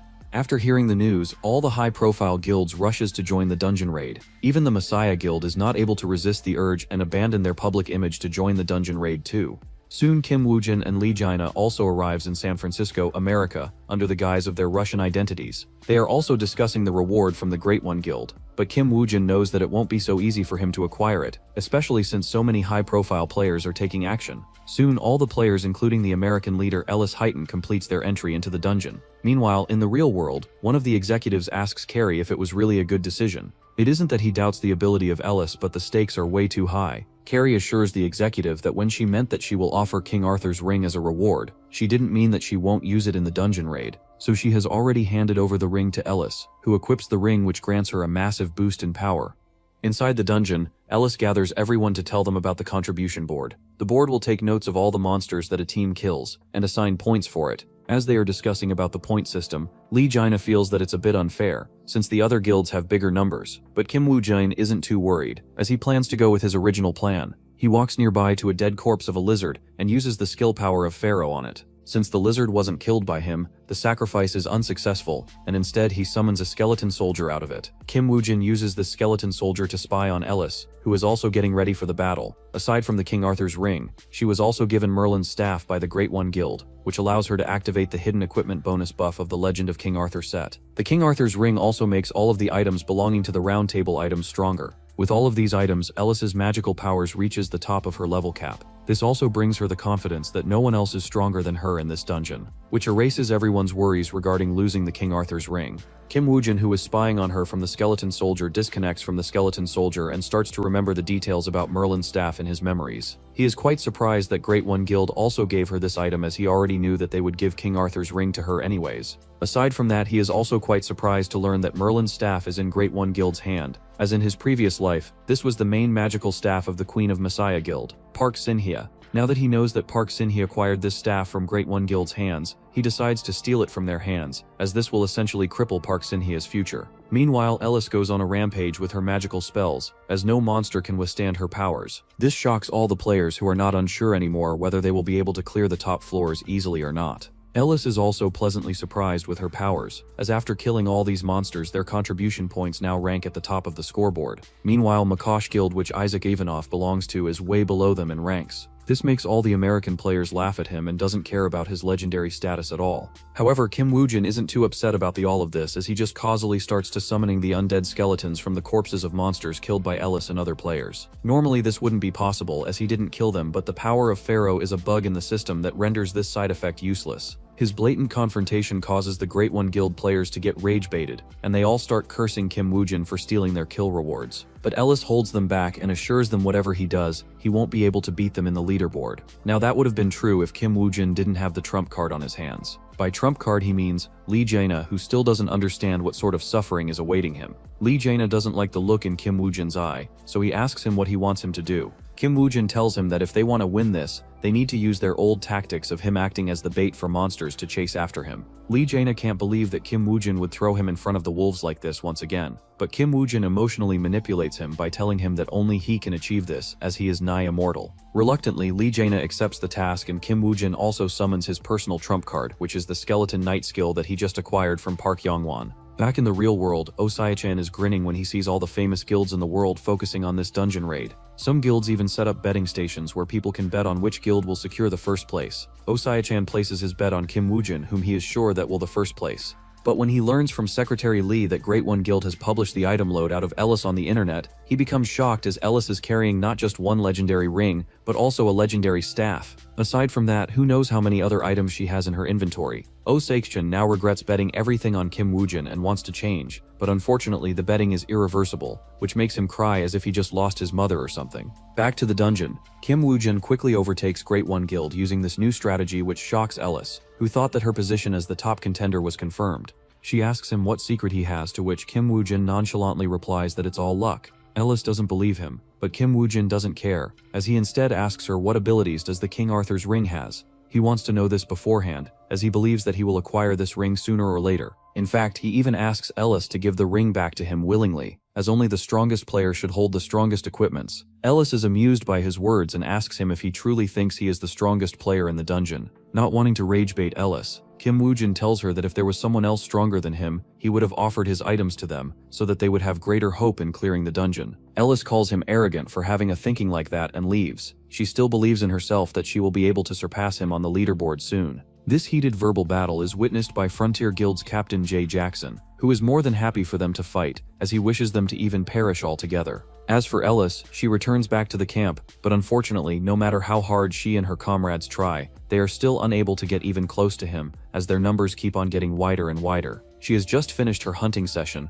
when one of her scouts comes rushing towards them, as he breaks down the news that Kim Woojin has 50 skeleton soldiers in his sleeves. On top of that, he also has a skeleton soldier knight, which isn't weaker than any of the elite player in their guild. The scout wasn't lying, as Kim Woojin truly has gained the ability to summon 50 skeleton soldiers with his current mastery of the skeleton soldier mastery skill. He quickly chugs down a magic potion to recover his mana, as he will be facing another wave of monsters in a while. Soon, Lee Jenna comes rushing towards him, and behind his back is an army of hundreds of orcs. However, Kim Woojin isn't afraid, as his skeleton knight is equipped with the Percival's spear, which pierced through even the toughest of the enemies. His other skeleton soldiers aren't any weak, as they are also equipped with top-class equipment and weapons. The battle is a total massacre, as Kim Woojin's undead army annihilates the whole orc army. With this battle finished, no one can shake Kim Woojin's position as the #1 on leaderboard, which gives him the priority on the second floor to hunt the boss first. Ellis accepts her defeat, but tells him that if he fails to defeat the monster, he will be out from the competition. Soon everyone arrives at the second floor, and the quest this time is a boss named Earth Turtle. While Kim Woojin and Lee Jaina leaves out to search for it and slay it, Jay Jackson approaches Ellis from behind as he offers to cooperate with her in efforts of standing against Kim Woojin, who is after all a foreigner. Jay Jackson is as persuasive as any Republican, as he asks Ellis to carefully think over his deal. Ellis, on the other hand, throws aside his offer as she calls him a coward for trying to play tricks on others behind their backs. She also warns him that if he tries to play such tricks against her, she will let him know who she is. While Ellis is berating Jay Jackson, Kim Woojin and Lee Jenna has already cleared the dungeon. This shocks both of the captains, as they didn't expect them to be this quick. Back to the Earth Turtle boss. Its corpse lays on the ground, and besides him is Lee Jenna kneeling on the ground, gritting his teeth in pain. He quickly takes out a couple of sausages from his inventory and starts munching on them to activate his blessing of the sticks. The blessing quickly heals Lee Jenna's wound, but he still curses Kim Woojin for making the whole thing so rough for him. Kim Woojin asks him to rephrase his word, as it sounds as if they had cracked each other. Even though Lee Jenna is slightly angry at Kim Woojin for always treating him like a rag doll, but he isn't too dissatisfied, as during the entire period of their cooperation, his blessing has leveled up by 3 levels, which he couldn't have achieved on his own. Since the second floor has been cleared,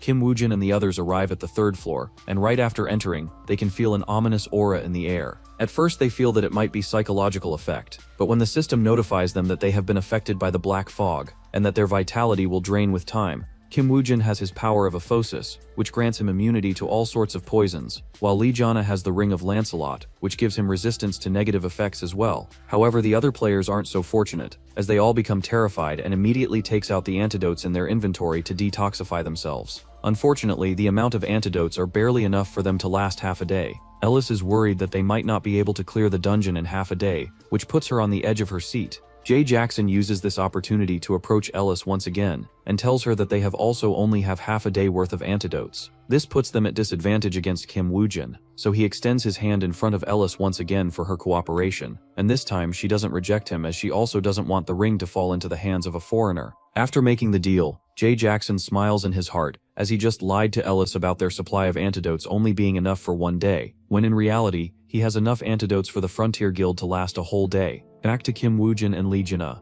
They stand in front of the boss of this dungeon, which is also an undead monster. But unlike other undead monsters, it has the ability to summon endless amount of skeleton soldiers for his own army as well. Lee Jaina is quite worried as to how they will defeat the undead commander and his whole army of undead skeletons. Kim Woojin isn't too worried about the skeleton commander as he already has his own trump cards. But what he does care about is making the Great One Guild and Frontier Guild suffer and beg him to clear the dungeon quickly. On the side of American players, they start to hear the sounds of a great battle happening in the distant. But they can't interfere because of this roles. But that doesn't mean that they can't play tricks to affect Kim Woojin and his skeleton soldiers' army. Kim Woojin is watching Lee Jaina battle the undead commander's army on his own, when suddenly a huge group of orcs rushes towards him. But Kim Woojin had already expected this, so he activates the explosive corpses, which causes the whole floor to shake. Away from the battle, Jay Jackson is shocked as he can't believe that Kim Woojin could predict such a thing. While Jay Jackson is losing his balls, Ellis is constantly under pressure as it's been almost half a day and a lot of her guild members are slowly being drained by the poison.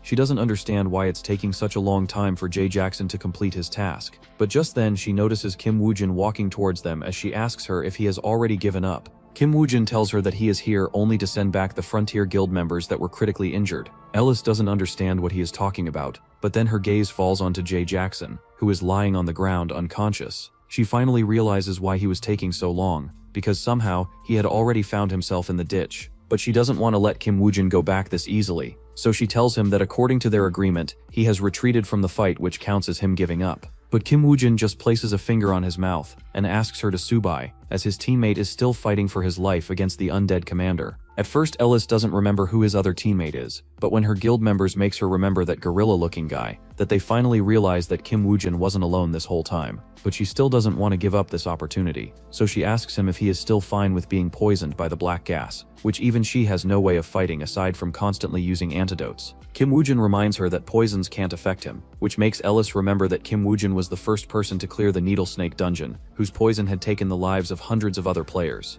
Using her silence as an opportunity, Kim Woojin verbally attacks Ellis by saying that things wouldn't have come this far if all guilds decided to just cooperate from the start, instead of having competitions to decide the ranking. His voice is supported by other players who blame Ellis and the Great One Guild for being so greedy and luring them into the dungeon, under the guise of items that they never planned to have anyone win.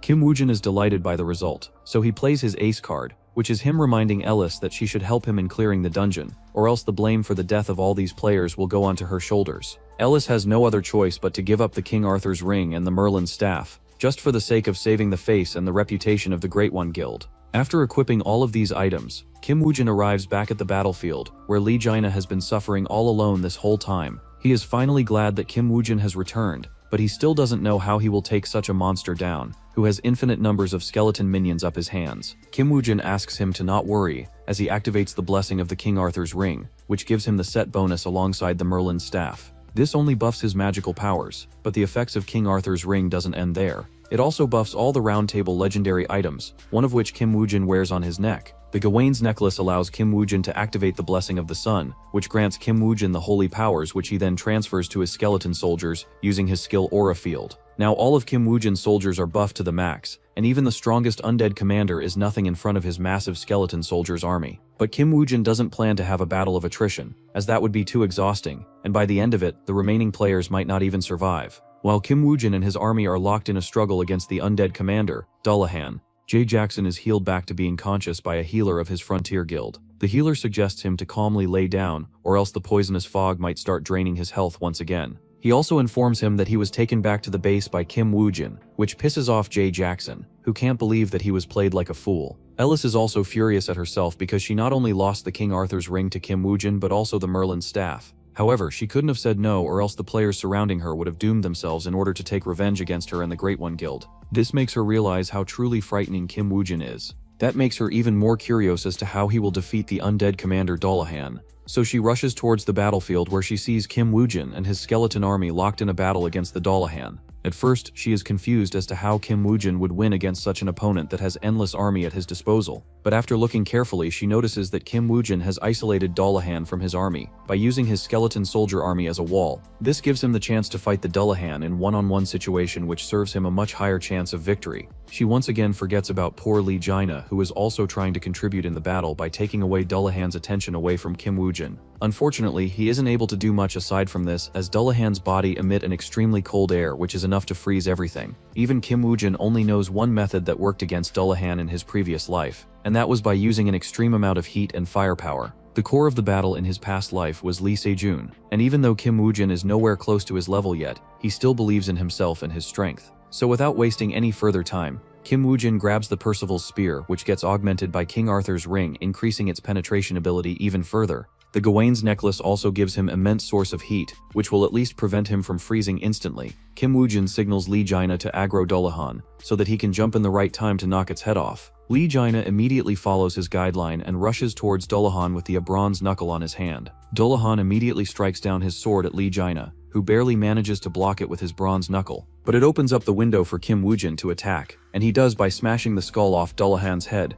which finally cracks under the extreme penetration power of the Percival's spear. With Dullahan's skull being cracked, the force in its body gushes out, which creates a huge explosion, and a wave that clears all the poisonous mist on the 3rd floor. Instantly, everyone receives the notification that Dullahan is dead, which also leads to the notification of the dungeon been successfully cleared. Dullahan's only leave behind a single time, which is a legendary ring named Hercules' ring. It gives huge boost to the player depending on the amount of achievements they have. Aside from the Hercules' ring, Kim Woo-jin is also interested in Dullahan's corpse, which he uses his skeleton soldier skill to summon a skeleton soldier of Dullahan. Back in the real world, the media outlets explode as news about the dead forest being cleared spreads throughout the whole world. Carrie also receives this news, and is extremely furious at Ellis for not only failing the task but also failing this miserably. If Carrie is the angriest person after hearing this news, Park Yong-won can be said to be the most happiest. In the headlines, Isaac Ivanov gives him the credit for this dungeon clearance, because his skill page that he gave to Isaac Ivanov helped him a lot. He wants to thank Kim Woo-jin,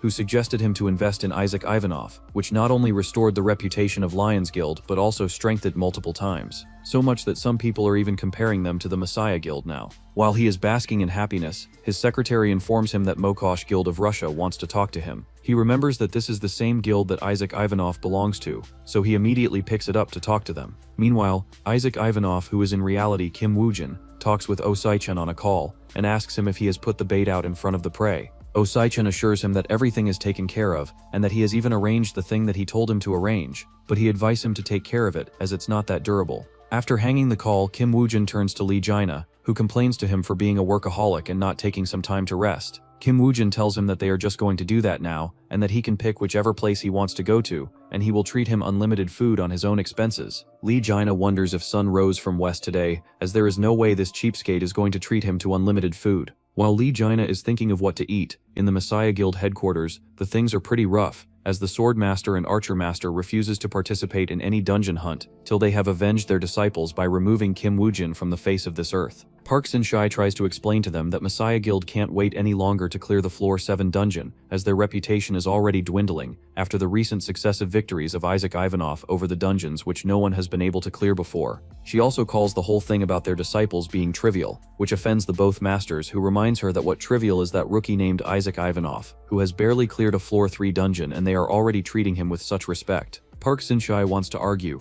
but Lee Se-jun stops her and allows the two masters to take care of their personal matters without any reprimand. Park Sin-shai can only bow down her head as she lacks the courage to speak against Lee Se-jun. She tells the two masters that they will postpone the dungeon raid for now, till they are busy with their own matters. After the two masters leave, Johan Jorg, who is sitting in the shadows, laughs at the Messiah Guild and their current situation. He remembers that this is the same guild which used to be full of high-ranking members, is now empty, and no one even respects them anymore. Park Sin-hye warns him to not disrespect the guild before the master, but Lee Se-jun signals her to shut up, and turns to Johan Jorg as he asks him what he can do to solve this current problem. As much arrogant Johan Jorg is, even he gets frightened by Lee Se-jun's aura and struggles to speak. While they are in a meeting, Park Yong-won calls Kim Woo-jin to his office and informs him that he has another mission for him. Since he was the one who recommended Isaac Ivanov to him, the Russian player wants to appoint him as his duo. After informing Kim Woo-jin, Park Yong-won takes him to the dungeon gate where Isaac Ivanov will be testing him. It's Park Yong-won's first time meeting Isaac Ivanov in person, so he is quite excited. But after the meeting, he is quite disappointed, as the air around Isaac Ivanov doesn't feel as heavy as media portrayed it to be. Inside the dungeon, Isaac Ivanov takes off the face mask, and under the mask it turns out to be Lee Jaina. He laughs out aloud as the expression on the Park Yong-won's face was a delight to see. He also starts to praise his own acting skills, but Kim Woo-jin has to disagree with him as it almost costed him his whole identity today. He decides to not let such an event happen again. As for how they planned it, Kim Woo-jin had Osaka call Park Yong-won to tell him that he's from Mokosh Guild, and that he wants to test Kim Woo-jin to see if he can join Isaac Ivanov as a partner. But since Kim Woo-jin is Isaac Ivanov, he needed someone else to act like him in the meantime, so he chose Lee Jaina. He even fed Lee Jaina as much meat as he wanted, which satisfies the big man. He was about to call Kim Woo-jin an angel as compared to Oh Sakosh, but stops when he sees him paying for the meal using the card given to him by Park Yong-won for this meeting. Back to present. Kim Woo-jin is testing his new equipment against the monsters in the dungeon, but he is still unsatisfied as he can't test his full potential because the monsters are too weak. So instead he turns towards Lee Jaina, wanting him to be his test subject instead.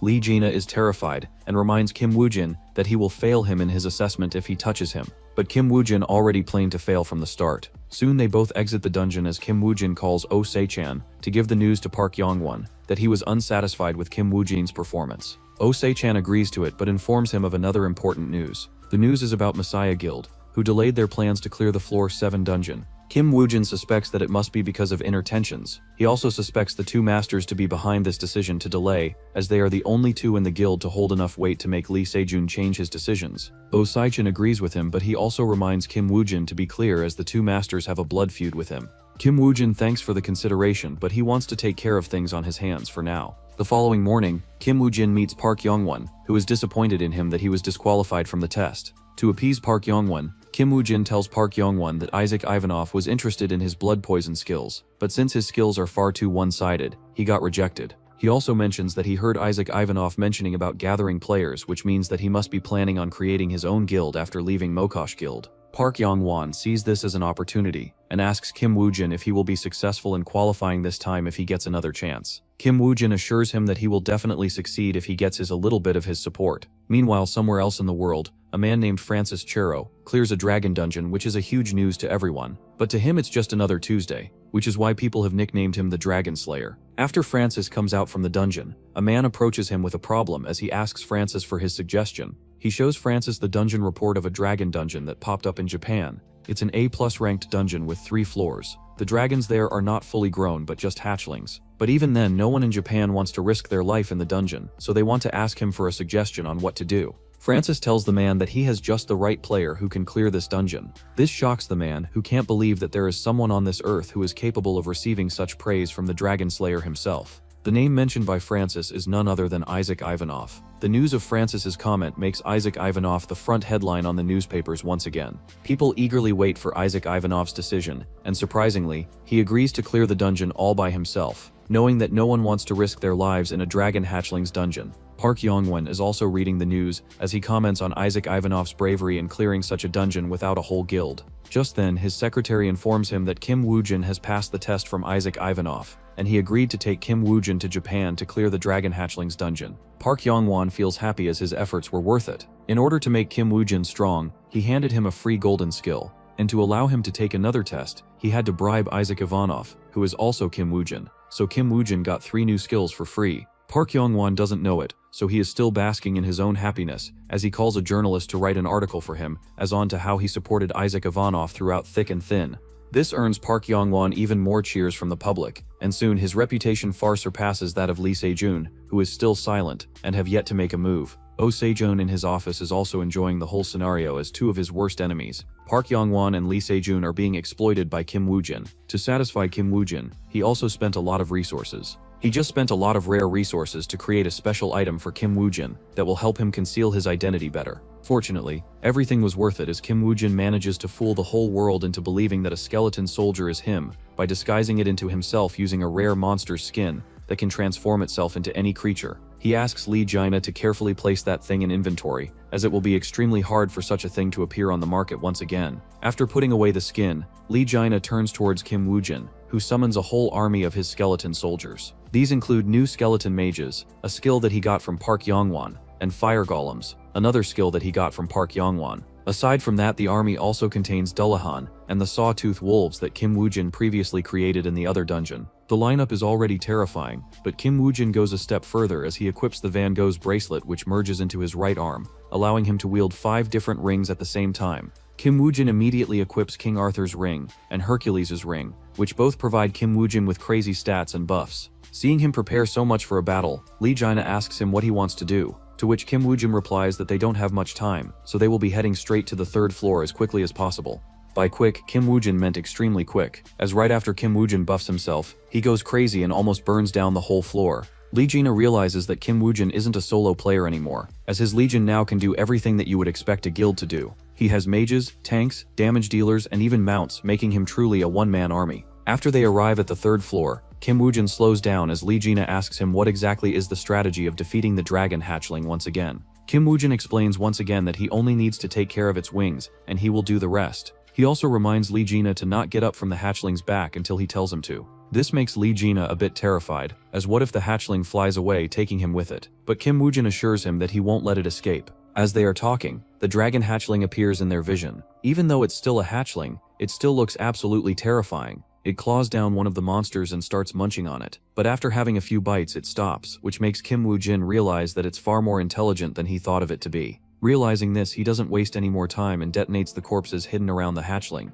This causes the cliffs nearby to explode as they fall onto the hatchling's body, burying it in rubble and stone. Kim Woojin immediately orders Lee Junfor to get onto the dragon hatchling, while he distracts it with his skeleton soldiers. Lee Junna is terrified, but he still somehow manages to get onto the back of the dragon hatchling, but his attacks do nothing as its scales are extremely tough. Kim Woojin has no option but to send Dullahan to go and help Lee Junna by infecting the dragon hatchling with poison, so that some of its stats get reduced, so that Lee Junna can do something. After being summoned, Dullahan rushes towards the dragon hatchling and jumps onto its tail and stabs his sword straight through it. The dragon hatchling gets poisoned, but it still has enough strength to smack away Dullahan, who was also once a boss of the 3 floors A+ ranked dungeon. The dragon hatchling realizes that he might be in trouble if he continues to stay on the ground, so it flaps its wings and is about to fly when Lee Jina becomes hot-headed and decides to stick his spear between the wing of it, making him fly with it in the air. Kim Woojin asks him if he is mad and tells him to tear apart its wing as there is still time, but Lee Jina curses him and tells him that it looks way too easy compared to how difficult it is.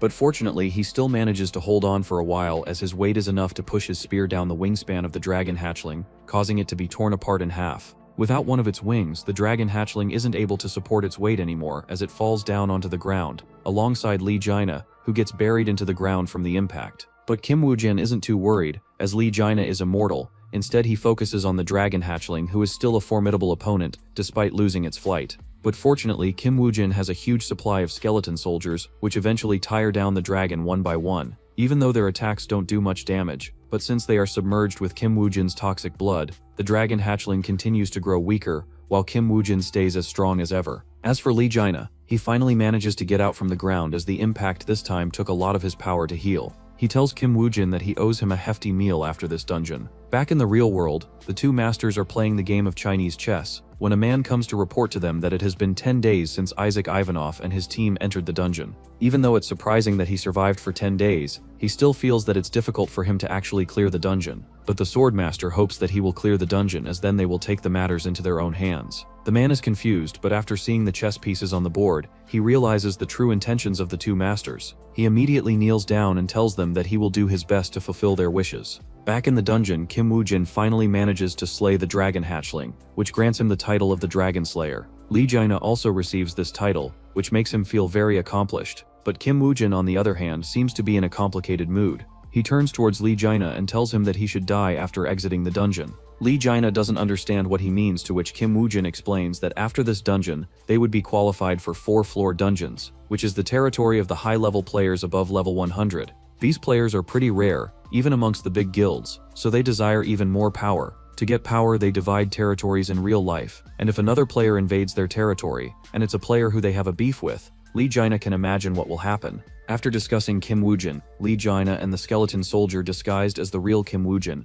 exits the tunnel, which is surrounded by hundreds of media outlets. They all want to interview them, and some are pushing towards the doppelganger Kim Woojin. So to protect its identity, Lee Jina puts his arm around it and starts to speak instead of him. Just then, a man with a knife in his hand rushes towards the doppelganger Kim Woojin with full intent to stab him. Lee Jina wants to tackle him, but the man dodges and stabs the doppelganger, Kim Woojin, anyways. After confirming that the supposed Kim Woojin is finished, the man rushes towards Isaac Ivanov, who is the real Kim Woojin. But before anything can happen, the Swordmaster arrives out of nowhere and cuts down the man, making it seem like he was protecting Isaac Ivanov. But what no one knows is that this man is the same guy who was kneeling in front of the two masters a couple of hours ago. Archer Master ordered him to go and sacrifice his life in exchange for Kim Woojin's life. Even though the Swordmaster felt terrible for the man, till the end he was absolutely loyal to the Yamato faction. The Swordmaster personally apologizes to Isaac Ivanov that such a thing happened, and that they didn't know that Japan would have such people who would fall so low. The media portrays the crime to be a hate crime,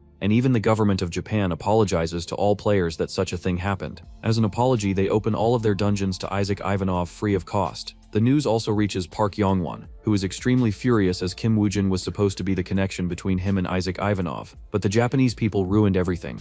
He promises to himself that he will never forgive the Japanese. He immediately orders all of his subordinates and intelligence agencies to go and find whoever was behind this attack. It has been just 4 days since the supposed tragedy happened when the Swordmaster can't wait anymore and invites Isaac Ivanov and his friend over for dinner. Kim Woojin, who is disguised as Isaac Ivanov, plays cool and doesn't act as if he is much affected by the death of his comrade. Instead, he even comments that death is what players have to face daily, so it's rather unfortunate that he died, but they shouldn't waste precious time mourning over it. His words cause Lee Gina, who is disguised as Spasiba, to stand up in anger as he curses at Isaac Ivanov for being absolutely heartless and not even trying to avenge their comrade's death by finding who is behind the attack. Saying this, he leaves as Kim Woojin apologizes on his behalf. After apologizing, Kim Woojin thanks the Swordmaster for the hospitality and for recommending that 4-floor dungeon to him, to which he promises to look into in future. But before leaving, he reminds Swordmaster to gift something to his friend Spasiba to appease his anger, as he still needs his help in future dungeons. After Kim Woojin exits the room, he smiles as he was able to hit all of his targets with one stone. The Swordmaster, on the other hand, calls Sakura,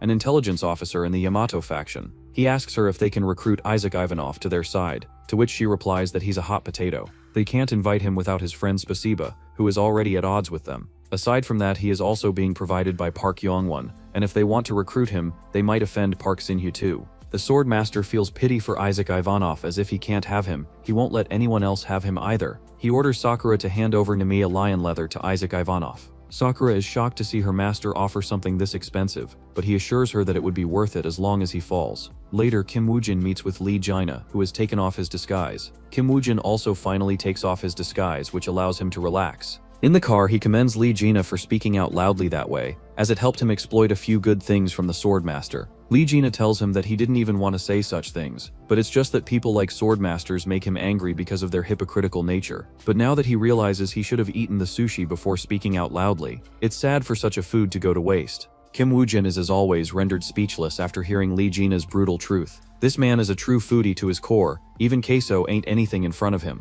The following day, the news breaks out that Isaac Ivanov has made up with his friend Spasiba once again, and that they will be clearing their first 4-floor dungeon on top of Mount Fuji. Oh Sai-chan calls Kim Woojin and congratulates him for successfully swindling the entire Japan, but he still asks him to be cautious, as one of the rewards mentioned by the Japanese factions for clearing out the Mount Fuji dungeon isn't even in their hands. The item is called Aegis Shield, and according to a report Secretary Lee found out, it was lost in the Mount Fuji dungeon. In one of the failed attempts at the dungeon, Kim Woojin and Lee Gina stands in front of the dungeon that they are about to enter. The dungeon is named Hellhound Dungeon, and just when they enter it, a huge explosion occurs, which causes the dungeon gate to close, stopping other players from entering. The news about the explosions quickly spread, as people were furious at the Japanese government for not being able to take care of its guests, as this is the second time there was an attempt to take the lives of foreigners. While the whole world is criticizing Japan, the Swordmaster is smiling because it's not bad that they have isolated them both in the dungeon. However, he tells Sakura that if it were him, he would have at least sent a few trustworthy guys with them. But Sakura tells the Swordmaster that they are just two newbies who know nothing about 4-floor dungeons.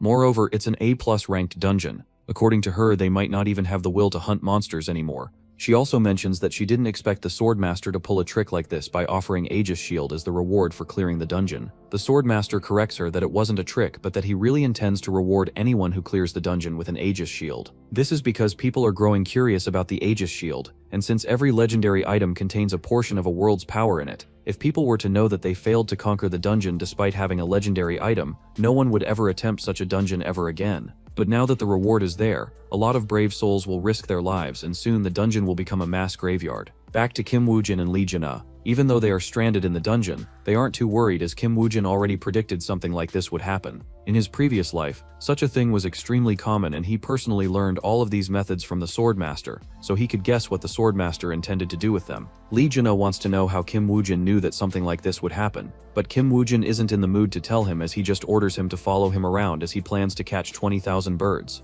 While Kim Woojin and Lee Jina are catching birds, Johan Jorg is in a B+ rank dungeon of 5 floors all alone. After hunting down the boss, he receives the Book of Undead, which finally allows him to store 30 undead skeleton soldiers in it. Once again back to Kim Woojin. He and Lee Jina easily manage to clear the first 2 floors, but when they arrive on the 3rd floor, the difficulty spikes up as they have to face an ogre boss instead. Now it would be very easy for both of them to handle such a boss, but Kim Woojin decides to leave Lee Jina all alone to handle the boss, while he looks around the 3rd floor to find the remains of the previous team that entered the dungeon belonging to the Yamato faction.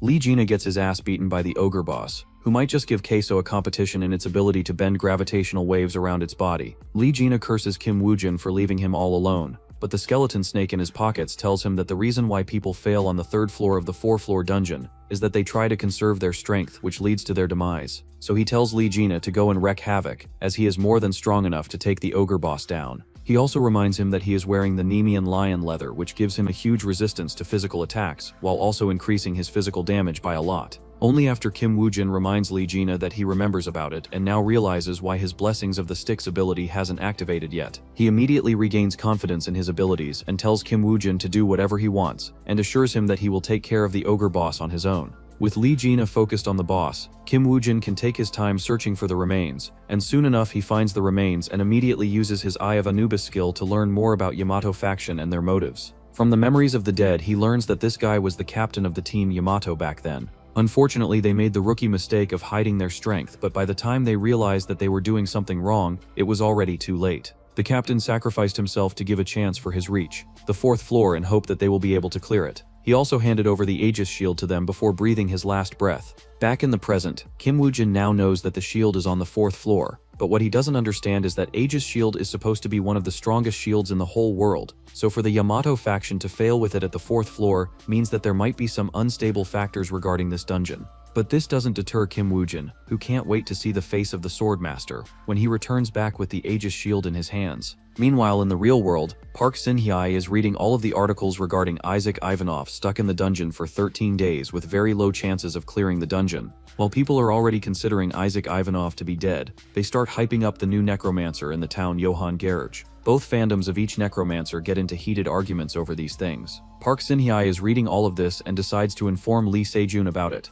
She feels that with Isaac Ivanov stuck in a dungeon and Kim Woojin dying at the hands of the Swordmaster has turned the favor of the public back onto their guild. However, Lee Se-jun calls her out for being inconsiderate, as Isaac Ivanov is in the same position that he was in 3 years ago. During that time, a gate appeared in the middle of Seoul and he was trapped in a dungeon by a man who was sure that he was going to die. But he survived, and that event has shaped him to become what he is today. That man was none other than Secretary Lee's father. As to why he trapped Lee Se-jun in the dungeon, no one is sure of, but Lee Se-jun feels grateful to that man for helping him become who he is today. He tells Park Sin-hye that if Isaac Ivanov manages to survive, he would like to meet him at least once. Back inside the dungeon, Kim Woojin arrives at the boss location where Lee Jina has just finished slaying the ogre boss. He teases Lee Jina that he brought back his skeleton soldiers because he thought that he might need them, but it looks that he doesn't need them anymore. Lee Jina has already fallen for Kim Woojin's rage bait for like 6 to 7 times, but despite that, he still continues to fall for it like a brain-dead idiot. As they say, like a moth to a flame.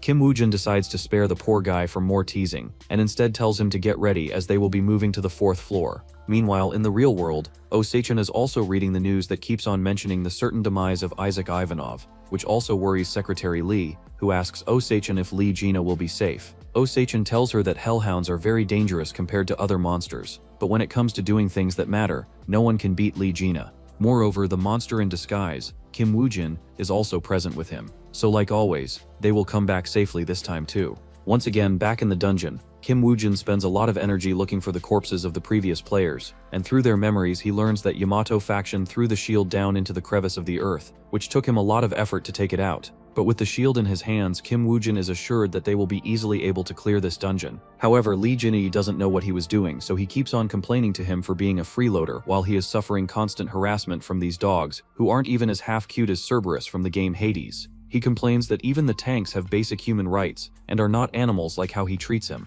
But just then, the Hellhound appears behind him as it spews its hellfire at the back of Lee Jina. Fortunately, Kim Woo-jin saves him in time by using the absolute defense of the Aegis shield. Lee Jaina immediately forgets about all the curses that he gave to Kim Woo-jin, as he thanks him for saving his back. Kim Woo-jin hands over the Aegis shield to Lee Jaina and tells him to go and be the main tank, as what's a real tank without a shield? This message is for all the Thor players and Marvel rivals. Lee Jaina can't believe that he got a free legendary just like this, but his excitement is cut in half when another flamethrower consisting of hellfire gets fired towards them. Kim Woo-jin and Lee Jaina barely manage to dodge as he is shocked to see that there are two hellhounds. Kim Woo-jin already knew about this as he saw the memories of the dead players who suffered the terrible fate of going against two hellhounds, thinking that there will be only one. Lee Jaina asks Kim Woo-jin what sort of this perverted behavior is. He has heard 1 for 2 before, but what's with these 2 for 1 hellhounds? Kim Woo-jin also knows that this dungeon is a scam, but he isn't worried as he just asks Lee Jaina to hold one for him while he will take care of the other one. But Lee Jaina, despite having the shield with him, still gets hit by the flame, but fortunately, only his armor is affected, which he throws away to prevent his other parts from being affected. If the hellhounds weren't dangerous enough of a danger, they also get surrounded by hundreds of hell dogs. This reminds Kim Woo-jin of his previous life, where he once faced the legendary Cerberus in the 8th floor of a dungeon. Cerberus had an entire legion of hellhounds, and he alone defeated 23 of them, which is why Kim Woo-jin is confident in defeating the hellhounds, but he just needs Lee Jaina to hold on while he completes his job. Meanwhile, in the real world, Park Young-won's secretary hands him a letter from Kim Woo-jin, which mentions that he is still alive and that he feigned his death to avoid the harassment from Japanese players who were after his life. Park Young-won feels extremely angry, but he is also happy as this means that his investment wasn't lost. But he also promises to teach Kim Woo-jin a lesson for deceiving him. Like that. Back in the dungeon, Kim Woo-jin is maneuvering around the hellhound and dodging its fire as if it's nothing. Lee Jaina is completely sure that Kim Woo-jin has never faced a hellhound in his life before, but the way he fights against them makes him look as if he has fought them his whole life. Soon, one of the hounds is taken down by Kim Woo-jin as only the other one remains. But to take down one single hellhound, Kim Woo-jin had to waste a lot of dragon hatchling bones. Despite them being dragon bones, they still melted under the heat of hellfire, but it doesn't matter as Kim Woo-jin has an entire stack of them. But before Kim Woo-jin can begin his second assault, Lee Jaina stops him and tells him to give the second kill to him. He is tired of being carried by him as this hurts his pride as a man. Aside from that, he also wants to grow stronger as he also has people to protect. This brings him to the memory when Secretary Lee came crying back to the office after her father died. While Lee Jaina wants to show his manly spirit, in the real world in the Amazon jungle, a group of men with guns are holding dozens of people on the ground. After an order from inside the office, they eliminate all the players. In the office, a fiery Amazonian woman is sitting at the seat, while a man dressed in a suit gives her the payment for clearing the natives around the dungeon here for them. The fiery lady is called Shakira, and she belongs to the Thunderbird Guild. She tells the man to take away the money as she only cares about items or skill pages. The man tries to negotiate with her that items and skills are rare, which causes Shakira to grab him from his neck, as she threatens to pull out his tongue. But just then the poor man is struck by the lightning and becomes ashes. Just then the guildmaster of the Thunderbird Guild enters the room, whose name is Hugh Fry, but people commonly know him as the Lightning King. He is the one who struck down the man in suit, as he reminds Shakira to not waste time on bugs like him, and hands her a skill for summoning a lich before leaving. Back to the dungeon, the hellhound that Lee Jaina was fighting against collapses onto the ground after being bonked by Lee Jaina so many times. Lee Jaina has also completely exhausted himself, so he also falls unconscious. After some time, his blessing of the stick skill heals his injuries, which wakes him up from the sleep. He immediately gets into a fighting stance but is stopped by Kim Woo-jin, who tells him that the hellhound is already dead. Lee Jaina asks him if it was him who killed it, but Kim Woo-jin tells him that he didn't do anything, and that the hellhound was killed by injuries caused by Lee Jaina himself.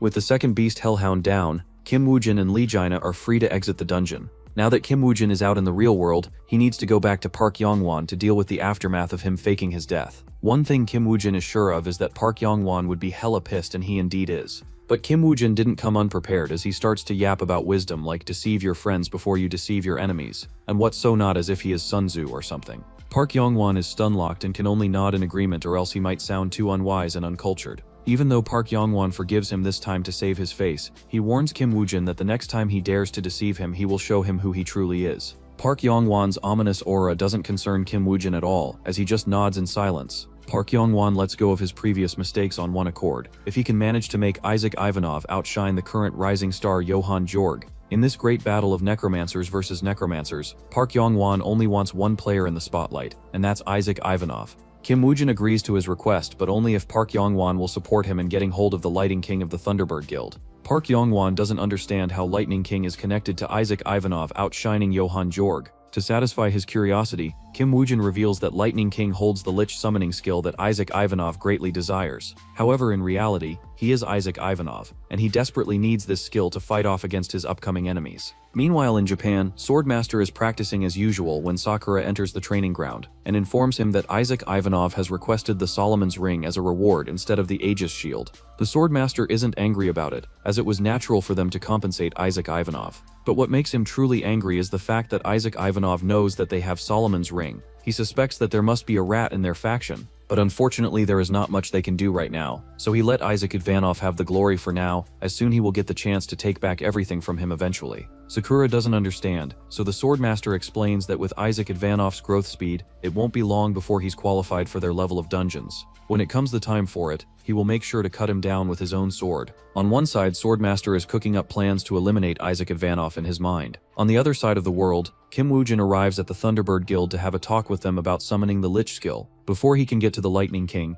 Kim Woojin has to go past the fierce Amazonian woman Shakira. And just like all the other Latina baddies, she's also one tough nut to crack. But Kim Woojin has his own trump card, so he brings it out on the table and tells Shakira that he will sell Isaac Ivanov to them if they can fulfill his request. Shakira tells him that she can kill him right now, and no one will know as he's already considered dead to the whole world. But just then, Lightning King arrives as he makes his presence known to both of them. He is interested in the deal that Kim Woojin is proposing, and asks him if he will sell Isaac Ivanov to them, pound per pound. Kim Woojin jokes that they wouldn't want him without his limbs, so why ask such a question? The Lightning King likes his sarcasm and tells him to elaborate on the deal. A few days later, Kim Woojin and Lee Jaina are sitting beside a bonfire in their Russian disguise. Lee Jaina wants to enjoy the meat in his hands, but the upcoming dungeon raid makes him very anxious. He asks Kim Woojin if it's really alright for them to take on a 5 floors dungeon when they just recently barely took care of a 4 floors one. Kim Woojin smiles and asks him if he's afraid of dying. Lee Jaina, as always, easily gets rage-baited, but this time he doesn't fall into Kim Woojin's trap and sternly refuses to enter the dungeon. Just then, a female player from the Messiah Guild approaches them and introduces herself to be Michelle. She informs them that she will be joining them in the dungeon raid tomorrow. Kim Woojin is astonished to see her at this point in his life, but then he remembers that this was the dungeon where she also died. The image of her death is still vivid in Kim Woojin's memory, which makes him clench his fists. Meanwhile, Michelle shyly approaches the two of them as she tells them that she's a huge fan. Lee Jaina forgets about whatever he just said about not entering the dungeon, and asks Michelle if she needs his signature, but what happens next makes him lose all of his aura. Michelle just walks past him as she's not his fan but of Isaac Ivanov, which is Kim Woojin under the mask. Kim Woojin nonchalantly signs her notebook, which makes Lee Jaina even more pissed off as he breaks the pen in his hand in two. Soon the night passes by as all the guilds are gathered inside the dungeon. Messiah Guild has their own players, which includes a masked man and a bald guy alongside Michelle, whom Kim Woojin all knows from his past life. Aside from them are the Thunderbird Guild members, who look like your typical Latin American thugs, while the three teams prepare for the dungeon raid. A few days ago,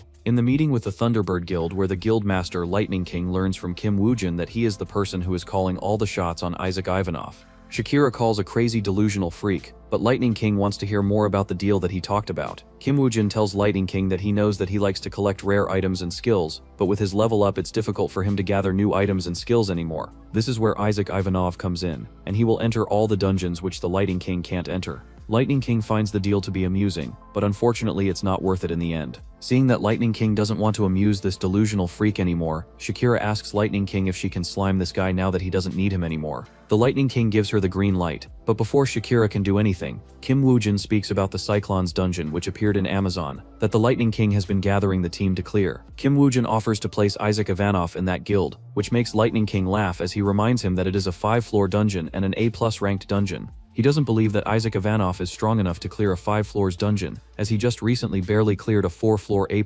dungeon, but he is still intrigued by his offer and decides to give him a chance. But what he wants to buy isn't Isaac Ivanov but Kim Woojin, who is the one controlling Isaac Ivanov. To buy his loyalty, Lightning King offers him a legendary skill named Vampire, which will turn Kim Woojin into a vampire. Kim Woojin agrees to the deal, and that's why Isaac Ivanov is in a 5-floor dungeon this early into the game. It's the first day in the Cyclops dungeon as Lee Jaina is fighting a group of Cyclops on his own, while a skeleton soldier stands by his side. The skeleton soldier is being controlled by Kim Woojin, who tells Lee Jaina about the whole cooperation side of things with the Thunderbird Guild. Lee Jaina asks him if he is out of his mind by cooperating with the Thunderbird Guild, even though he's supposed to be working for Park Yongwon. However, this is still not the worst part about all of this cooperation. Kim Woojin also mentions to him that he will come up front with Park Yongwon and tell him the truth that he's now gonna work for Thunderbird Guild. Lee Jaina loses his mind after hearing this and asks him if he has lost a few screws from attempting way too many dungeons in a row. Just then, Kim Woojin cuts off the connection with the skeleton soldier as he physically arrives in person in front of Lee Jaina.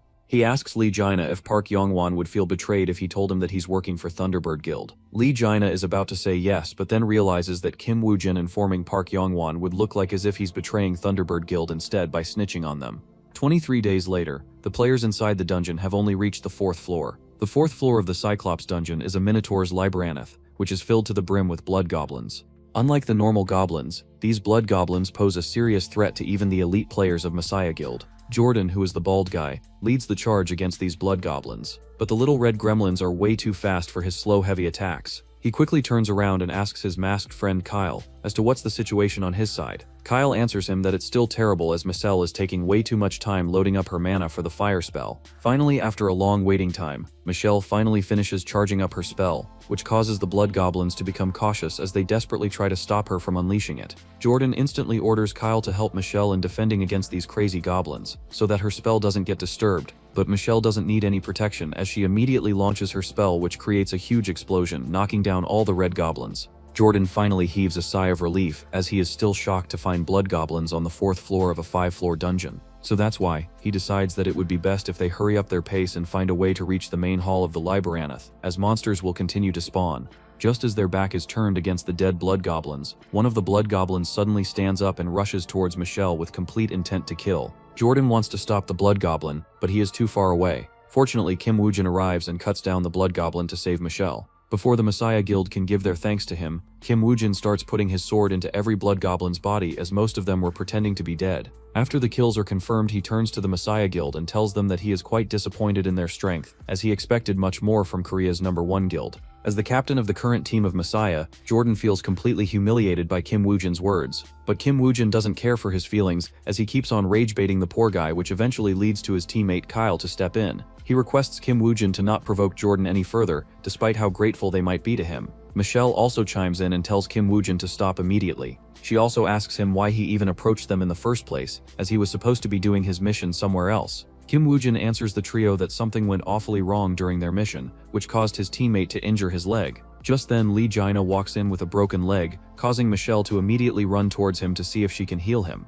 Seeing her be so concerned about Lee Jaina makes Kim Woojin heave a sigh of relief, as he is now sure that these 3 people still are safe from Lee Se-jun and his ambitions, and that they truly want to save the world from the dungeons. While Kim Woojin is praising the trio for their holy goals, Jordan, on the other hand, finally gets a chance to ridicule Kim Woojin this time. He trash talks Kim Woojin for being a bad leader who can't even take care of his teammates. He hopes that Kim Woojin will fall for his rage bait, but Kim Woojin is a nonchalant lion who doesn't concern himself with the opinion of dogs. Moreover, Kim Woojin knows that Lee Jaina is not really injured, and that he's just acting so that they can get close to the Messiah Guild trio. So to save his image as a haughty player, Kim Woojin falsely accuses Lee Jaina of not following his orders, which led to him being surrounded by monsters. Lee Jaina is seething from inside, but to play the role of his character, he laughs and assures everyone that it was his mistake that led to him being injured. Jordan falls for their acting and asks Kim Woojin if he is shamelessly gonna beg them to let him join their team, as he can't clear the dungeon on his own anymore, since his main tank is injured.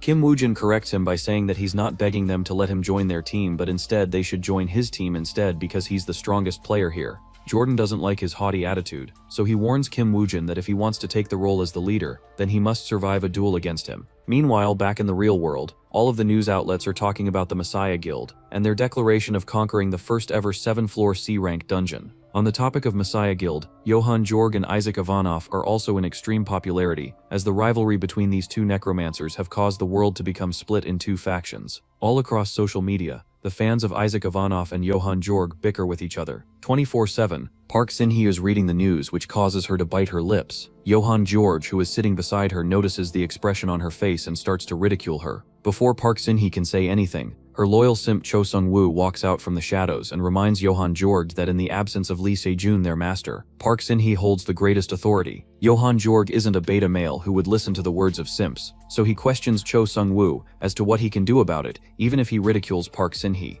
Seeing them bickering with each other makes Park Sin-hee step in as she reminds both of them to behave. She also tells Cho Sung-woo that Johan Jorg is correct, as without their master they have no confidence in themselves. Just then Swordmaster from the back speaks up, as he asks Park Sin-hee if it's true that Lee Sejun wants to meet with Isaac Ivanov. Park Sin-hee doesn't deny this accusation, which makes Swordmaster remind her that Isaac Ivanov is an enemy of their Yamato faction, and that they will kill him no matter how much Lee Sejun likes him. Park Sin-hee tells Swordmaster to not worry, as Isaac Ivanov is already seeking death even without them doing anything. She shows them the clip that they acquired of him entering the 5-floor A+ ranked dungeon. She also tells Swordmaster that this news is credible as they have sent 3 of their Messiah Guild members with them. She isn't worried about these members dying as they aren't aware of their goals and are rather suspicious. However, they aren't sure whether Isaac Ivanov will truly die, as he has shown his miraculous ability of surviving no matter how critical the dungeon may be. That's why they have set up a bait for him to enter the 6th-floor A+ ranked Sphinx dungeon in Egypt, which will eventually become his grave.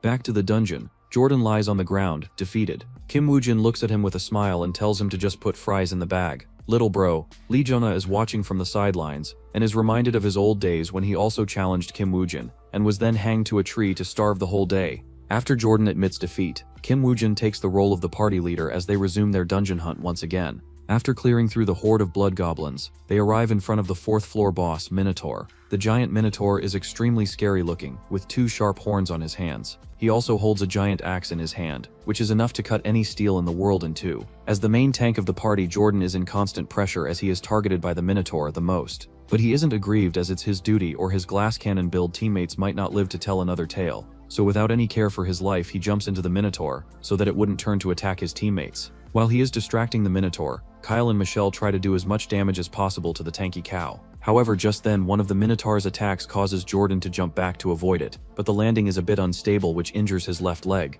The Minotaur sees this as a chance and attacks Jordan once again before he has any chance of recovery. Jordan wants to move away to dodge the attack, but his leg refuses to move, which causes everyone around him to think that it's Joe over for him. The Minotaur attacks land and it creates a large smoke of dust affecting everyone's view of the site. But after the dust settles, everyone heaves a sigh of relief, as Jordan is completely safe and under the protection of Kim Woo-jin, who is carrying him like a princess. Jordan is embarrassed and immediately threatens Kim Woo-jin to put him down. Without any hesitation, Kim Woo-jin obliges to his order and throws him to the ground, making Jordan cry out from pain. But aside from his pain, Jordan calls out to Kim Woo-jin and asks him why he is going into the battle all alone.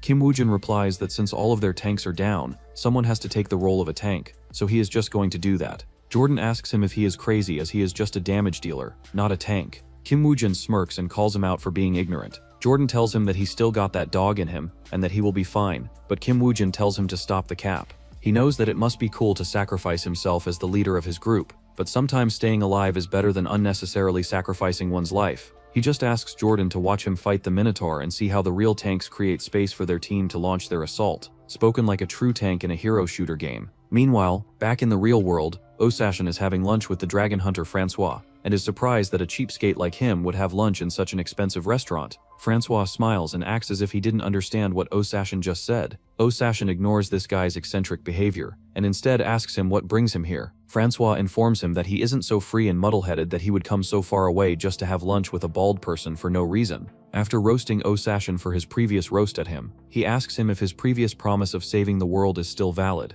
Osashin tells him that after Mr. Lee died, he promised to spend his whole life fulfilling his desires. His only motto in life is to pay back the favors twofold, while paying revenge fourfold. Back in the dungeon, Jordan is shocked to see Kim Woo-jin go toe-to-toe with the Minotaur without struggling even a little bit. He can't believe that a damage dealer who has no skills of the tank role can play the role of the tank better than him, who is a bona fide tank. While he is learning from Kim Woo-jin, he notices that Kim Woo-jin is distracted and the Minotaur is charging towards him head straight. He is about to call him out, but stops when he notices the smirk on his cunning face. Just as the Minotaur is about to headbutt him, Kim Woo-jin steps aside, making the Minotaur dive straight into the thick wall of the labyrinth. Jordan doesn't even know whether he's the tank or Kim Woo-jin, because in no way or form he would have been able to push the Minotaur this far even if he had all the abilities of Kim Woo-jin. Meanwhile, Kim Woo-jin utilizes the immobilization of the Minotaur to deal a bit more damage to him through his skeleton soldiers. He also uses the blood sword in his hand to poison the Minotaur while he is still stuck in the wall. After being poisoned, the Minotaur becomes absolutely furious and goes into its berserk form. Kim Woo-jin has been waiting just for this moment, as Minotaurs are generally intelligent beings, but when going into their berserk form, they lose their nationality and their attack patterns become far simpler. So Kim Woo-jin gets ready to deliver his main blow to the Minotaur as he waits for it to come rushing at him. The Minotaur intends to end the battle in one attack, but Kim Woo-jin has different plans. So just when it's about to strike, Kim Woo-jin orders his skeleton soldier to throw a stone at its face. This takes all of its anger away from Kim Woo-jin towards the skeleton soldiers. This small window of distraction allows Kim Woo-jin to enclose all of the corpses that he gathered, fly close to the Minotaur through the help of his mage skeleton soldiers. Without wasting any time, Kim Woo-jin detonates his corpse explosion skill, burying the Minotaur into what feels like a small nuclear bomb. The explosion is still not enough to slime the Minotaur, so Kim Woo-jin orders his skeleton soldiers to go nuts and use whatever attack they have in their arsenal to finish the Minotaur as quickly as possible. While the skeleton soldiers are causing absolute havoc, Kim Woo-jin walks away from the battle aura farming like a true Chad. Back in the real world inside the Messiah Guild headquarters, Johan Jorg asks Park Sin-hye why she ordered him to stay behind even after everyone left. Park Sin-hye asks him what happened to the thing that she ordered him to retrieve for them. Johan Jorg replies that the sword Balmung was taken away by someone else as he was still a bit too slow. Park Sin-hye is shocked and doesn't understand who could have been this fast to take that sword from their hands. Johan Jorg's unserious behavior makes Cho Sung-woo extremely pissed as he rushes towards Johan Jorg to teach him a lesson. With a knife on his neck, Johan Jorg is still not worried or terrified as he reminds Park Sin-hye that he's the perfect bait for taking out Isaac Ivanov, so before that happens they better not touch him. Cho Sung-woo hates his cocky attitude and wants to slime him out and take his place to go to Egypt. But Park Sin-hye once again stops him and tells him that Johan Jorg is indeed their best bait to take out Isaac Ivanov without any failure. Back in the dungeon after defeating the Minotaur boss, the door to 5th floor opens up as all of the surviving players walk in. The Thunderbird Guild members are still alive and kicking, so they ask Kim Woo-jin if he still remembers his promise to give them all the loot on this dungeon to them. On the other side, Jordan is still in a shock because he lost all of his dignity as the leader back on the 4th floor. Even his trusted Michelle praises Kim Woo-jin's strength while comparing them. Kyle isn't really stabbing any hearts, but his words still hurt Jordan, who can only grieve in silence. Ignoring the remarks from the Thunderbird Guild, Kim Woo-jin remembers the casualties in his previous life on this floor, so this time he promises to himself that he won't let that future from happening once again. While Kim Woo-jin is recalling the plan in his mind, he hears a noise in the distance, and he instantly becomes cautious. He also reminds all the other players to stay on their guard, as well as that thing is coming. Back in the real world, Oh Sai-king tells Francois to stop playing around in riddles and just bring whatever he has onto the table. Francois finally becomes serious as he puts down his coffee and brings out the thing from his inventory. The item is a sword, and it's not just any sword. The sword is the legendary Balmung sword that the Messiah Guild has been searching for all of this time. He hands over the sword to Oh Sai-chen and tells him that since he wants to save this world, this sword is the only thing that can kill the savior. Oh Sai-chen knows who this savior is, and he accepts the sword. But the main thing still remains, is Francois giving it to him for free, as there is no way he is paying money for it. After the meeting ends, Francois leaves and Secretary Lee also drives Oh Sai-chen back to the office. During the ride, she tells Oh Sai-chen to be not that protective of her as she is not that weak that she can't bear the truth. Oh Sai-chen realizes that Secretary Lee must have learned the truth about the day that her father died. He asks her if she is okay and needs any help, to which Secretary Lee replies that she's not okay at all, which is exactly why she is even more determined in her goal to finish off the Messiah Guild and save the world. Back in the dungeon, Jordan asks Kim Woo-jin if it's alright to leave behind the Thunderbird Guild members, to which Kim Woo-jin assures him that he doesn't need to care about them. As for what Kim Woo-jin truly means, let's look at a few moments before this conversation. The Thunderbird Guild members are tired of hiding behind and letting Kim Woo-jin do all the work. They are also arrogant enough to believe that they can take down the Cyclops boss on their own, which turns out to be their gravest mistake. The captain of the Thunderbird Guild wants to slay the Cyclops by his own hand, because that's the only way he can prove his worth to the Lightning King and become his left-hand man, which will make him equal in status to Shakira. Back to the present, Kim Woo-jin tells Lee Jaina to get ready for their plan, so he equips the Solomon Ring that Kim Woo-jin swindled from the Yamato faction. The Solomon Ring allows Lee Jaina to control monsters nearby him. Meanwhile, the captain of the Thunderbird Guild is fighting against his inner demons. He confuses his own comrades with the monsters, making him slime all of them out with his own 2 hands. By the time he comes back to his senses, all of his subordinates are on the ground covered in blood. Before he can make any sense of the situation as to what's going on, the 2-headed Cyclops arrives near him and crushes him into meat paste with a single punch. After unaliving the captain of the Thunderbird Guild, the double-headed Cyclops takes all of the corpses back to his lair to enjoy them as he watches Netflix and chill. While it is chilling, Kim Woo-jin is explaining his plan to Jordan, who is unsure whether the plan will work or not.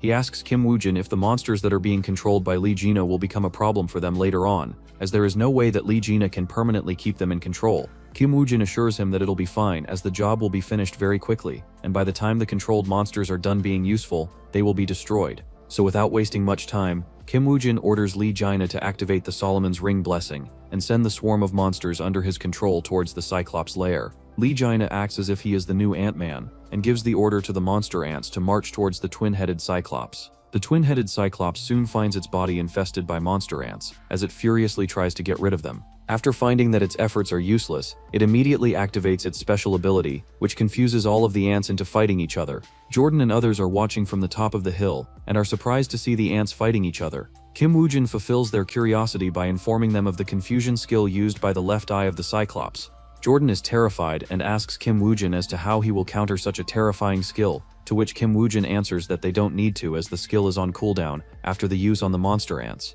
So using this small window of time, Kim Woo-jin equips a sword in his hand as he rushes towards the Cyclops. The twin-headed Cyclops notices Kim Woo-jin coming towards him, so he utilizes his right eye's ability, which is a petrification ability. The petrification ability turns Kim Woo-jin into a stone statue, but Kim Woo-jin had already prepared a counter for it, which is the Lancelot's ring, which gives him a huge immunity to petrification. After removing the stone she'll remove from his body, Kim Woo-jin strikes its right eye as the left eye is still on a cooldown. The Cyclops shriek in anger as it punches Kim Woo-jin, but the attack is blocked by Aegis Shield, which is indestructible and can block any attack. From the backlines, Michelle provides backup by shooting fireballs at twin-headed Cyclops while Jordan and others rush in to support Kim Woo-jin. Kim Woo-jin asks them to leave the right eye to him and instead asks Lee Jaina to go and help Jordan and his team in taking out the left eye. He asks him to be quick as they need to eliminate the twin-headed Cyclops before the cooldown on his confusion skill is over. To aid himself, Kim Woo-jin summons his skeleton soldier even though they can't deal as much damage as him, but they provide necessary backup in case of need. With everyone giving all of their effort, the twin-headed Cyclops is taken care of in just a few minutes. After the Cyclops is dead, Kim Woo-jin acquires its eye, which is a legendary tier item. The eye allows any player to use the both abilities of the twin-headed Cyclops. With some mana, the player can either use the skill Confusion or the Petrification to slow down enemies. After acquiring the item, Kim Woo-jin and the Messiah Guild leaves the dungeon and head outside where a surprise is waiting for them. The whole Thunderbird Guild is pointing guns at them, as their leader Lightning King tells Kim Woo-jin to hand over the rewards that he got from the dungeon. Jordan and his team protest that the rewards are for their efforts, and that the Thunderbird Guild didn't even contribute much. But the Lightning King doesn't care for their opinion as he looks at Kim Woo-jin, who is under the guise of Isaac Ivanov. Lee Jaina asks Kim Woo-jin if he is really willing to hand over such a precious item, to which Kim Woo-jin replies that why not, as they will be getting what he wants in return as well. So without wasting any more words, Kim Woo-jin just takes out the legendary eye from his inventory and hands it over to the Thunderbird Guild. After exchanging the items, the Thunderbird Guild leaves as Kim Woo-jin extends his hand to say his goodbyes to the trio from Messiah Guild. Jordan is a bit of Tuzalangri and doesn't extend his hand, but when Kim Woo-jin tells him to cherish his comrades and make sure that he is alive for them, he finally drops the act and grabs his hand for a firm handshake. After the Messiah Guild trio leaves, Lee Jaina asks Kim Woo-jin since when he was so kind towards the Messiah Guild. Kim Woo-jin smiles as he replies to him that he never truly hated the Messiah Guild, but only the fake Messiah who wants to trample on the will of these real Messiahs. Meanwhile, the news of Isaac Ivanov successfully clearing the Cyclops dungeon spreads throughout the whole world. All the guilds extend their congratulations to him, and the Messiah Guild is no different. In fact, they let Johan Georg release the statement that he wants to team up with Kim Woo-jin to take on the 6th floor's A+ ranked Sphinx dungeon in Egypt. This news sparks a huge uproar on the internet, as everyone is discussing what will happen if these two celebrity-level necromancers join hands together to clear a dungeon. While some are excited, some of Isaac Ivanov's fans are worried as they feel that it's a bit too early for him to take on a 6th floor A+ ranked dungeon. One user even jokingly comments that Johan Georg and Isaac Ivanov are secretly lovers, and that they want to be buried together in the Sphinx dungeon and use the power of ancient Egyptian mummies to revive back together. Talk about doomed yaoi. Back in the Messiah Guild's headquarters, Park Sin-jae invites the Swordmaster for a meeting, as she wants him to equip the 2 legendary items in her hands, so that there won't be any variables left in eliminating Isaac Ivanov from the face of this world. The 2 legendary items are the Lord of Hell, Hades' helmet, and the Greek god Hermes' boots. While the Messiah Guild is preparing Swordmaster and Johan Georg for the Sphinx dungeon, Park Yong-won from the Lion Guild is also strengthening Isaac Ivanov to help him in eliminating the influence of Johan Georg as quickly as possible. Since Park Yong-won can't meet Isaac Ivanov in person, he calls Kim Woo-jin, who has been acting on his behalf. Kim Woo-jin recounts everything that happened between Isaac Ivanov and the Lightning King to Park Yong-won, which makes him appreciate Kim Woo-jin for not betraying by playing tricks on him. This strengthens their bond with each other, so he asks Kim Woo-jin to coerce Isaac Ivanov into eliminating Johan Georg in the dungeon, and for the payment he will give him the Osiris's ring in advance. Kim Woojin is surprised to receive the Osiris's ring, as Osiris is the god of underworld in Egyptian mythology. So as a necromancer who is attuned with death, this will help him out a lot. After receiving a few final words from Park Yongwon, Kim Woojin leaves as he has to disguise himself as Isaac Ivanov to enter the Sphinx dungeon in Egypt. A few days later in Cairo, Egypt, Kim Woojin meets Johan Jorg as they shake hands to commemorate their collaboration. Johan Jorg feels that Kim Woojin looks down on him, but he bears the grudge for now, as he will soon be taking him out with his own two hands. Later on in the dungeon, inside the Sphinx dungeon, it's just like its name, a world full of desert and sand. In these harsh conditions, even the monsters struggle to survive on their own. Not to mention that now they face the threat of two of the strongest necromancers in the world. They stand no chance against their skeleton soldiers' armies. Johan Jorg strikes a conversation with Kim Woojin about his skeleton soldiers, which are individually extremely strong. Kim Woojin also comments on Johan Jorg's superior numbers, which will cause him a lot of trouble. Johan Jorg laughs at Kim Woojin's comment and tells him that not all of these skeleton soldiers belong to him, as most of them belong to his party members. Meanwhile, he can just control them all using the Hades ring, which grants him the power to take control of anyone's summoned skeleton soldiers. Kim Woojin is shocked to see such an item on Johan Jorg, as he didn't hear anything about it in his previous life. He wonders if this is one of the few items that the Messiah Guild had hidden from the world previously. With Johan Jorg having the power to control anyone's skeleton soldiers, Kim Woojin becomes a bit worried. Before this, he thought that he could take care of him without showing all of his trump cards. But now that things have come this far, he might as well just show Johan Jorg his full extent of his powers. Later at night, Johan Jorg is resting alongside the rest of his companions when he randomly starts to talk with an invisible entity. He calls this entity an agent of the underworld and comments how terrible it must be for it to not be able to eat or drink anything. He casually mentions how hungry it must be, while he himself munches on a juicy piece of meat. He also feels a bit angry about the fact that he cannot slime Isaac Ivanov yet, as he still needs his help in clearing the final boss of this dungeon. Just as he mentions this, the invisible entity makes its presence known for a few seconds before the scene ends. 21 days later, all the players in the dungeon successfully manage to arrive at the door of the 6th floor with no casualties. This makes Johan Jorg comment that the 6th floor must be hellish, as they haven't really suffered any setbacks yet. Kim Woojin also agrees with him, as it's extremely unusual for a 6th floor A+ ranked dungeon to be this easy. Aside from this, he is also worried about the hidden enemy, as he can't believe that Park Sin-hye would have only sent Johan Jorg to do the job. This fact also worries him, as he isn't sure who could be the hidden assassin that's waiting for him in the shadows. But worrying too much now won't do him any benefit, so he just enters through the door to the 6th floor, as the assassin will definitely make himself known to him on the last floor. After arriving at the 6th floor, all the players find themselves in a desert with a burning sun shining on their head. A few miles away from the desert, they can see a jungle which Johan Jorg offers to move in to avoid the desert heat. Kim Woojin agrees with him, but before they move on, he informs him that there is an assassin hiding in the shadows. So he suggests everyone to take care of the assassin before they go in to search for the final dungeon boss. Johan Jorg acts confused to distract Kim Woojin, so that he can have his skeleton soldier sneak attack him from the sides. But Kim Woojin already expected something like that, so he jumps back and lets his skeleton soldiers battle against Johan Jorg's. Johan Jorg's party members want to chase after the escapist Kim Woojin, but Johan Jorg stops them and tells them that it's okay to let him go, as long as they can hold back his special summons on the battlefield. Kim Woojin, being the absolute big-brained Chad that he is, he already expected Johan Jorg to target his special summons because they can't respawn infinitely like the other regular skeleton soldiers. So to prevent his precious summons from being destroyed or controlled by Johan Jorg's Ring of Hades, he decides to unsummon them by using his Book of Undead. By the time Kim Woojin unsummons them, he has already gotten pretty far away, which leaves Johan Jorg to be frustrated, as not only he has the most sight of his target, but he also failed to eliminate the real threat of Kim Woojin's special summoned entities. Meanwhile, Kim Woojin and Lee Jaina finally stop running, after they arrive in the jungle, where Lee Jaina asks Kim Woojin what should they do now, since they aren't being chased anymore. Kim Woojin didn't expect them to chase after him, as Johan Jorg isn't stupid, unlike his previous opponents who were just a bunch of no-named NPCs. Since their opponents didn't fall into their trap, Kim Woojin decides to use his other plan. He equips the legendary Ring of Osiris, which combines with the Van Gogh's bracelet, granting him the power of the third ring in his collection. The Osiris ring allows Kim Woojin to completely revive the dead.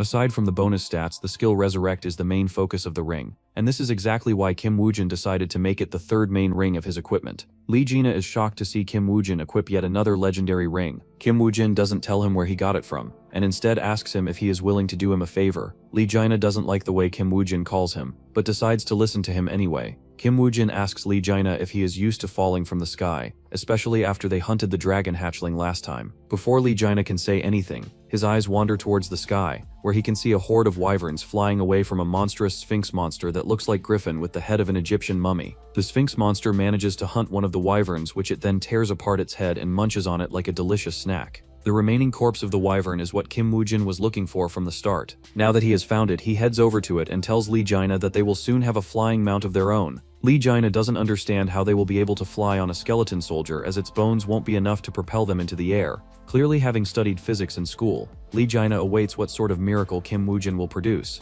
and soon enough he witnesses Kim Woojin raise the dead in its complete form. Unlike how he previously summoned only the skeleton remains of the dead corpses, this time Kim Woojin used the resurrect skill from the Osiris skill to revive the undead in its flesh form. As for its missing head, a shadowy head of a wyvern, which makes Kim Woojin even a better copy of Sung Jinwoo from Solo Leveling, replaces it. Later at night, Kim Woojin and Lee Jaina fly towards the Sphinx monster, who immediately notices their presence as if it has eyes on the back of its head. Enraged by a few ants intruding upon its rest time, the Sphinx monster unleashes a sound wave attack which repels the undead wyvern, causing it to back away. The Sphinx monster is extremely cunning, so it doesn't give Kim Woojin and his party a time to recover their standing, as it charges at them with its claws. The undead wyvern barely manages to dodge the claw as it starts to fly away at its maximum speed. On the back, Lee Jaina is shivering from fear, as he curses Kim Woojin for always not explaining him the full situation before getting into the battle. Kim Woojin ignores his rambling for now, as his focus is on finding Johan Jorg and his party. Soon he discovers a fire smoke which gives him the location of his opponents. He immediately makes the wyvern fly towards their direction, while the Sphinx monster continues to chase them down. By the time Johan Jorg can understand what's going on,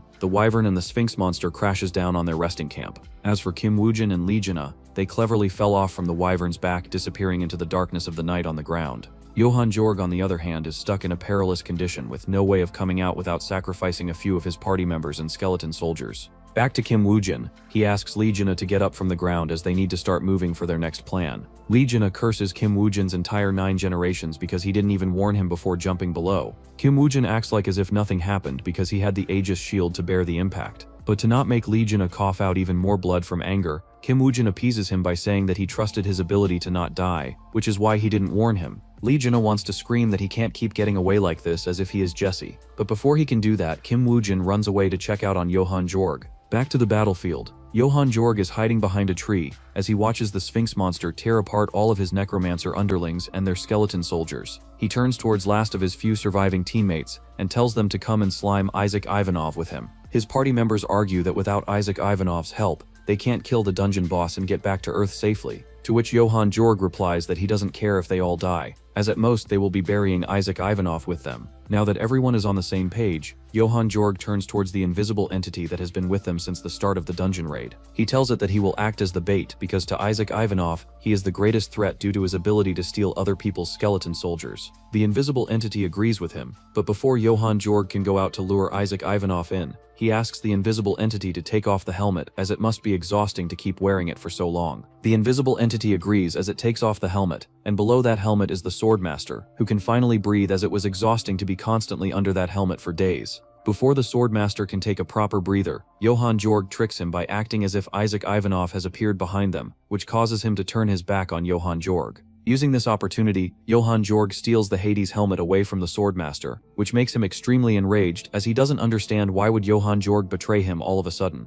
The Swordmaster summons his sword from his inventory, but before he can take any action, he finds himself surrounded by Johan Jorg's dozens of skeleton soldiers. While this is going on, Kim Woojin and Lee Jaina are leaving behind evidence of their escape route, which makes Lee Jaina confused, because he doesn't understand why they would purposely reveal their tracks. Kim Woojin slyly comments that he is waiting for a customer who will arrive very soon. And just like what he said, a person comes out from the bushes, who turns out to be the star necromancer of the Messiah Guild, Johan Jorg. After approaching Kim Woojin, he immediately surrenders himself and hands over Hades' helmet as his compensation. Without even looking at the Hades helmet, Kim Woojin knows that it is what surprises Johan Jorg, who immediately starts doubting the Messiah Guild's internal structure. He believes that someone must have leaked the information beforehand, which is why Kim Woojin knew all about the hidden assassin and the Hades helmet. While Johan Jorg is crafting theories in his mind, Kim Woojin is also judging Johan Jorg's reason for surrendering. He knows that Johan Jorg loves his life the most, so he won't sacrifice it just to take him down. which is why Johann Georg chose to surrender, as he knows that it will be impossible for him to defeat the Sphinx monster on his own, and with Kim Woo-jin's help, he might have an extra chance at his hands. Lee Jina is still not satisfied by his surrender, as he asks him what about his party members, and wouldn't they leak the news after they go out. Johann Georg assures him that he has taken care of all of them, and that they are sleeping soundly besides their undead skeletons. Kim Woo-jin isn't surprised by Johann Georg's cruelty, which is exactly why she won't let off him this easily. Kim Woo-jin increases the compensation for his surrender by asking Johann Georg for his Hades ring as well. Johann Georg now knows why all of the previous players failed to slime Kim Woo-jin, as he takes off the ring from his hand and hands it over to him. While the surrender deal is taking place, the swordmaster who managed to escape from Johann Georg's clutches is now running for his life as two white ape monsters chase him. Even for a veteran player like him, it's still impossible to clear the 6th floor A+ ranked dungeon all by himself. The swordmaster cherishes his life greatly and doesn't want to die, so he decides to take some risk to increase his chances of survival.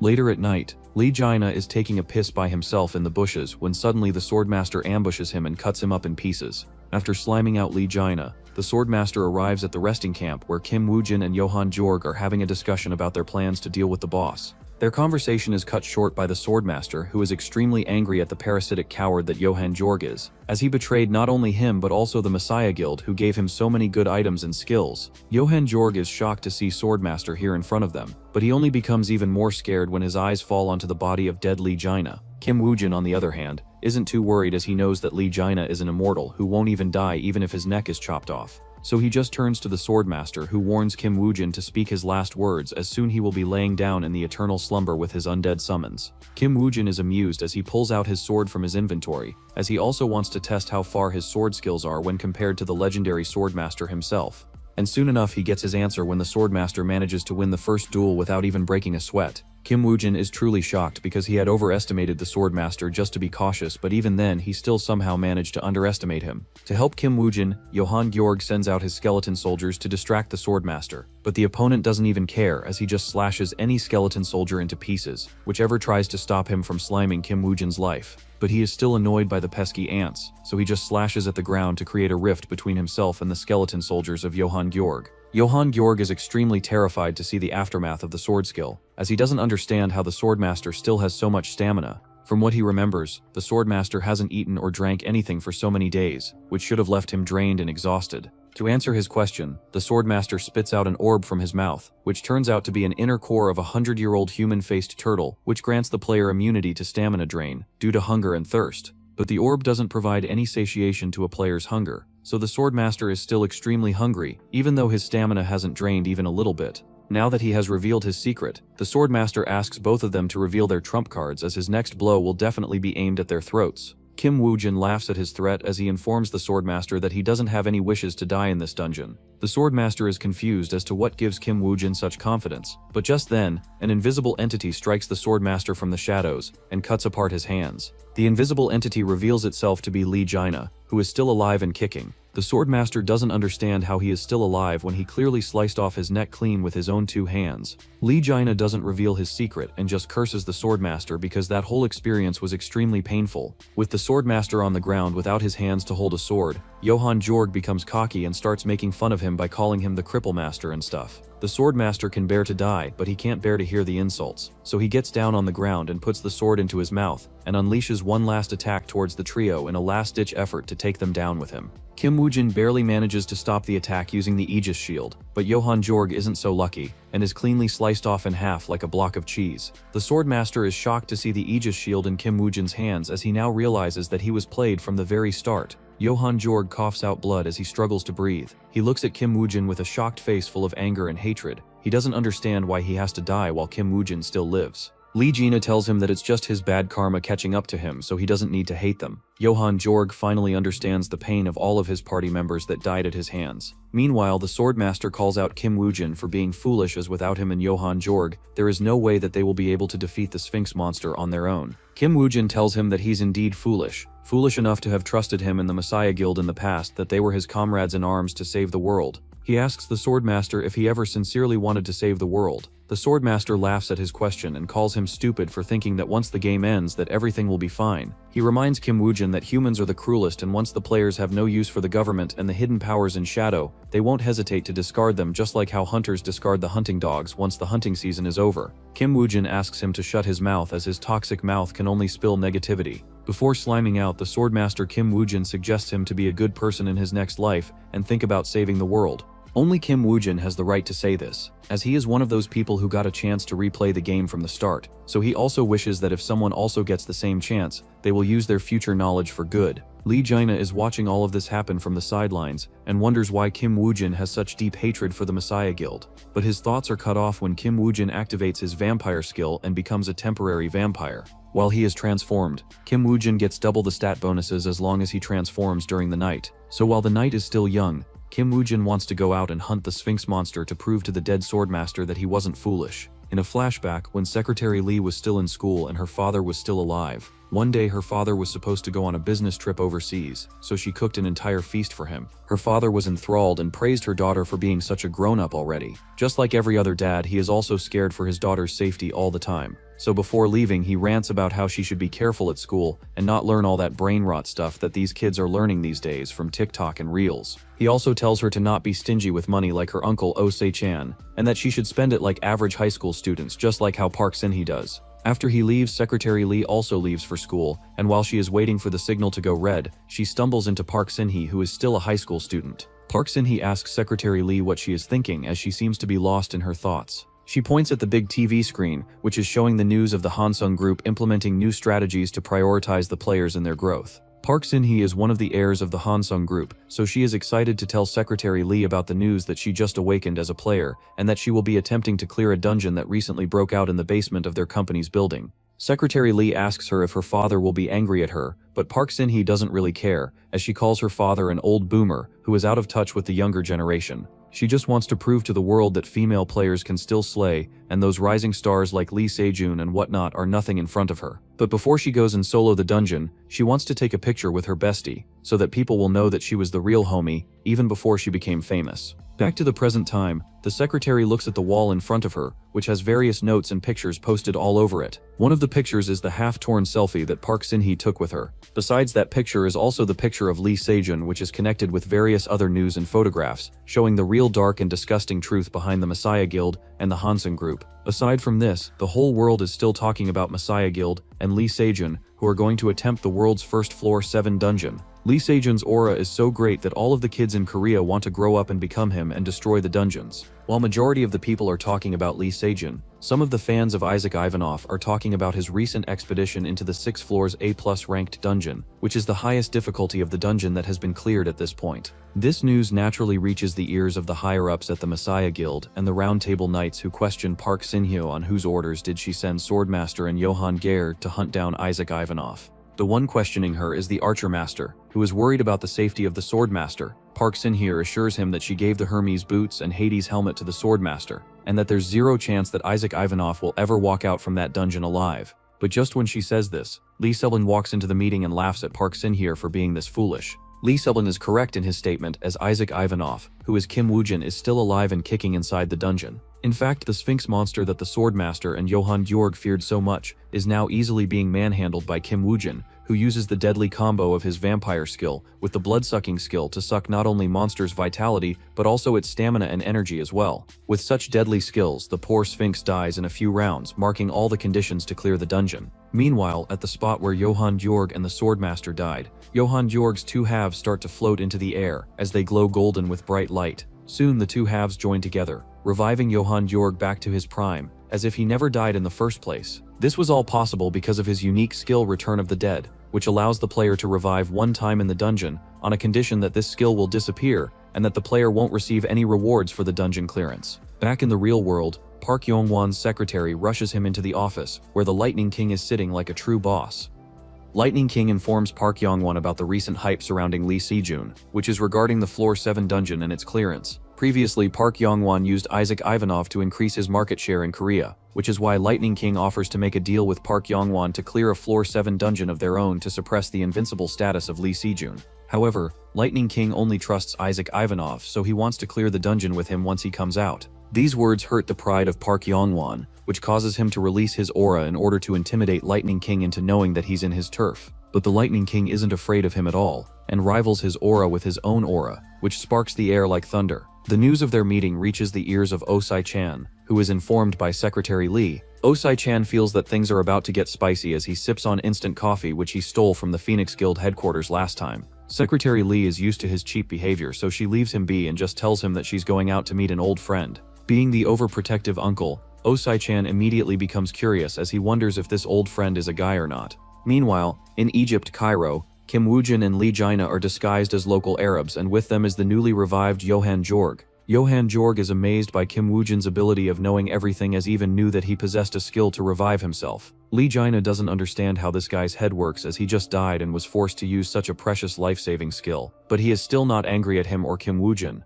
But Kim Woo-jin isn't surprised because he knows that Johan Jorg is an eccentric. And as to why he knows that he had the skill to revive himself, is because in his past life he was the one who slimed Johan Jorg, and he had to slime him twice to take him out. He just tells Johan Jorg to pay attention to his own matters, as he must not let the world know that he is still alive. That's why he even gave him the Hades helmet, as it will help him hide himself from the eyes of the Messiah Guild when they come out from the dungeon. That's exactly why Johan Jorg seems to worship Kim Woo-jin and wants to join him as his underling. On the other hand, Park Sin-hye, who invested so much into the downfall of Isaac Ivanov, is now biting her nails in frustration, as the news of Isaac Ivanov coming out of the dungeon all alone causes a massive shock in the world. While the people are mourning the death of Johan Jorg, Secretary Lee enters the room of Park Sin-hye, who sent the poor guy towards his death. Park Sin-hye doesn't want to show any weakness, so she becomes nonchalant as she welcomes Secretary Lee, whose full name is finally revealed after such a long time to be Lee Ji-soo. Lee Ji-soo doesn't return the greeting, which makes Park Sin-hye twitch her eyebrows as she whimpers that Lee Ji-soo has gotten cold and distant over the years. And now that they have finally met, she isn't even willing to greet her.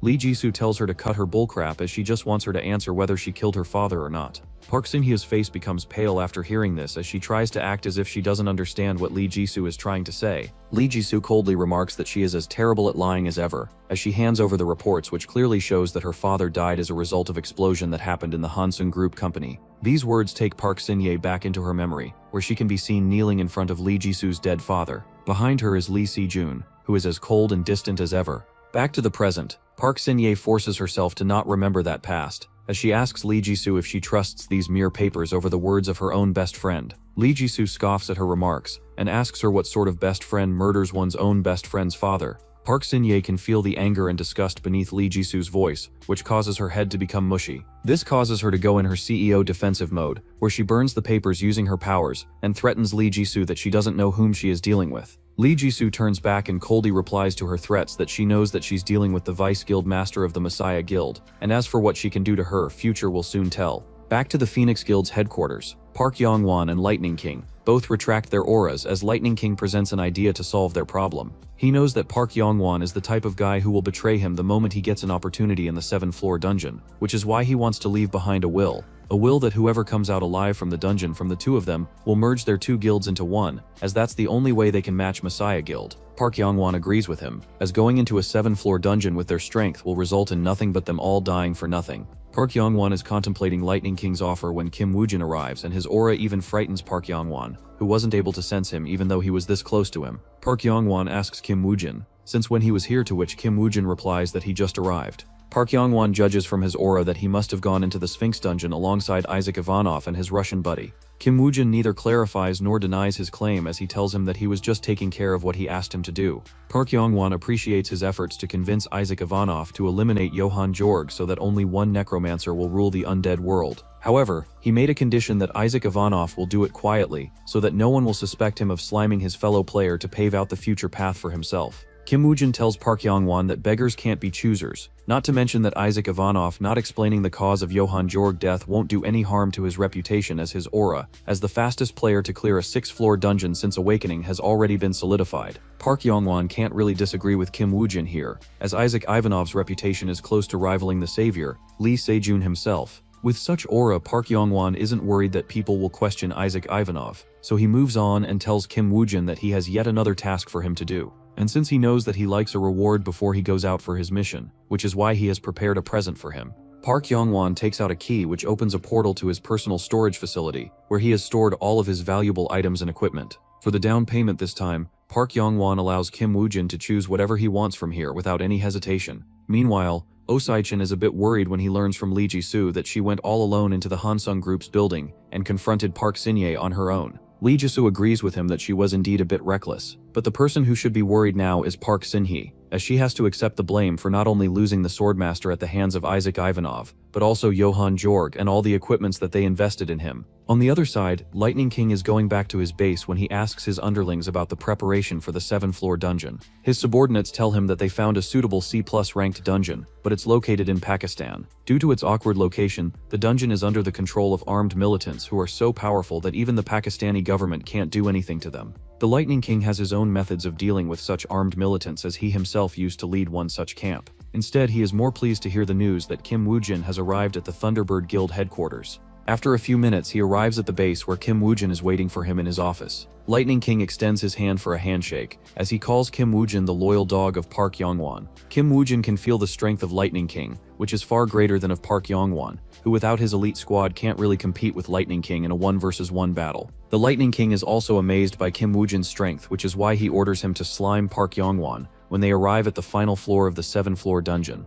After they are done making a deal to eliminate Park Yong-won at the 7th floor, the Lightning King leads his own army to destroy the militant group occupying the 7th floor C+ rank dungeon. The poor Pakistani militants are sniped by Shakira from miles away, who uses her skills as a player to quickly eliminate them one by one. After the key targets are eliminated, the Lightning King orders his fleet of tanks to raise the whole valley into a flat land. In less than 10 minutes, the whole area is under the control of Thunderbird Guild, who prepares themselves to challenge their first 7th floor dungeon with the Phoenix and other Korean guilds. The news of their collaboration reaches Lee Se-jun, who stares at Park Sin-hye in front of him, who seems to be shivering from fear. He asks Park Sin-hye if they need to release any statements of their own, to which Park Sin-hye remains silent, unable to answer his question. He stands up and tells her that this look of hers reminds him of the time when they first met that day. Back then he thought that they were the same type of people, but now he doesn't believe that anymore. He places his hand on her shoulder, which causes Park Sin-hye to shiver from fear, but Lee Se-jun calms her down by telling her that the past is gone, and that they only need to focus on the future.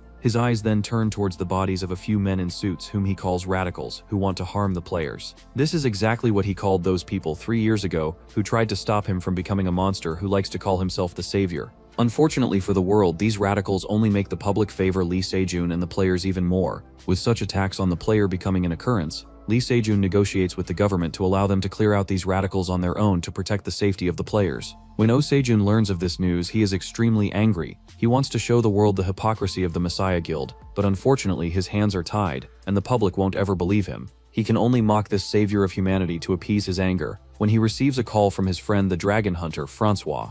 Francois informs Oh Se-jun that he has sent the gastric juice of the golden dragon to Pakistan, just like he told him to. But he is curious to know what use does such a thing have to the players. Oh Se-jun tells him that it's the secret of his client, so he can't possibly spill it out. Instead, he just tells Francois that his client only sent one message, and that's that he will slime one of the legendary players. As to who that player is, Oh Se-jun tells him, but Francois loses connection because of entering a tunnel at that exact time. In the meantime, Kim Woo-jin and the other players are ready to enter their first 7th floor dungeon, and all of them seem to be eyeing each other for their lives. Just then, an express delivery guy arrives at the scene and informs them that he has a parcel for Isaac Ivanov. Kim Woo-jin tells the delivery guy that he will receive the parcel instead, which makes the delivery guy feel a little bit awkward, as the company's rule states that he can only hand it over to the recipient. Kim Woo-jin stares at him with a deadly glare, which frightens the poor delivery guy so much that he immediately hands over the parcel and runs away. Kim Woo-jin opens the parcel, and inside of it is a bottle of Golden Dragon's gastric juice. Isaac Ivanov, who is behind him, is actually Johan Jorg, under the guise of Isaac Ivanov. This allows Kim Woo-jin to enter the dungeon in his real body, finally making life easier for him.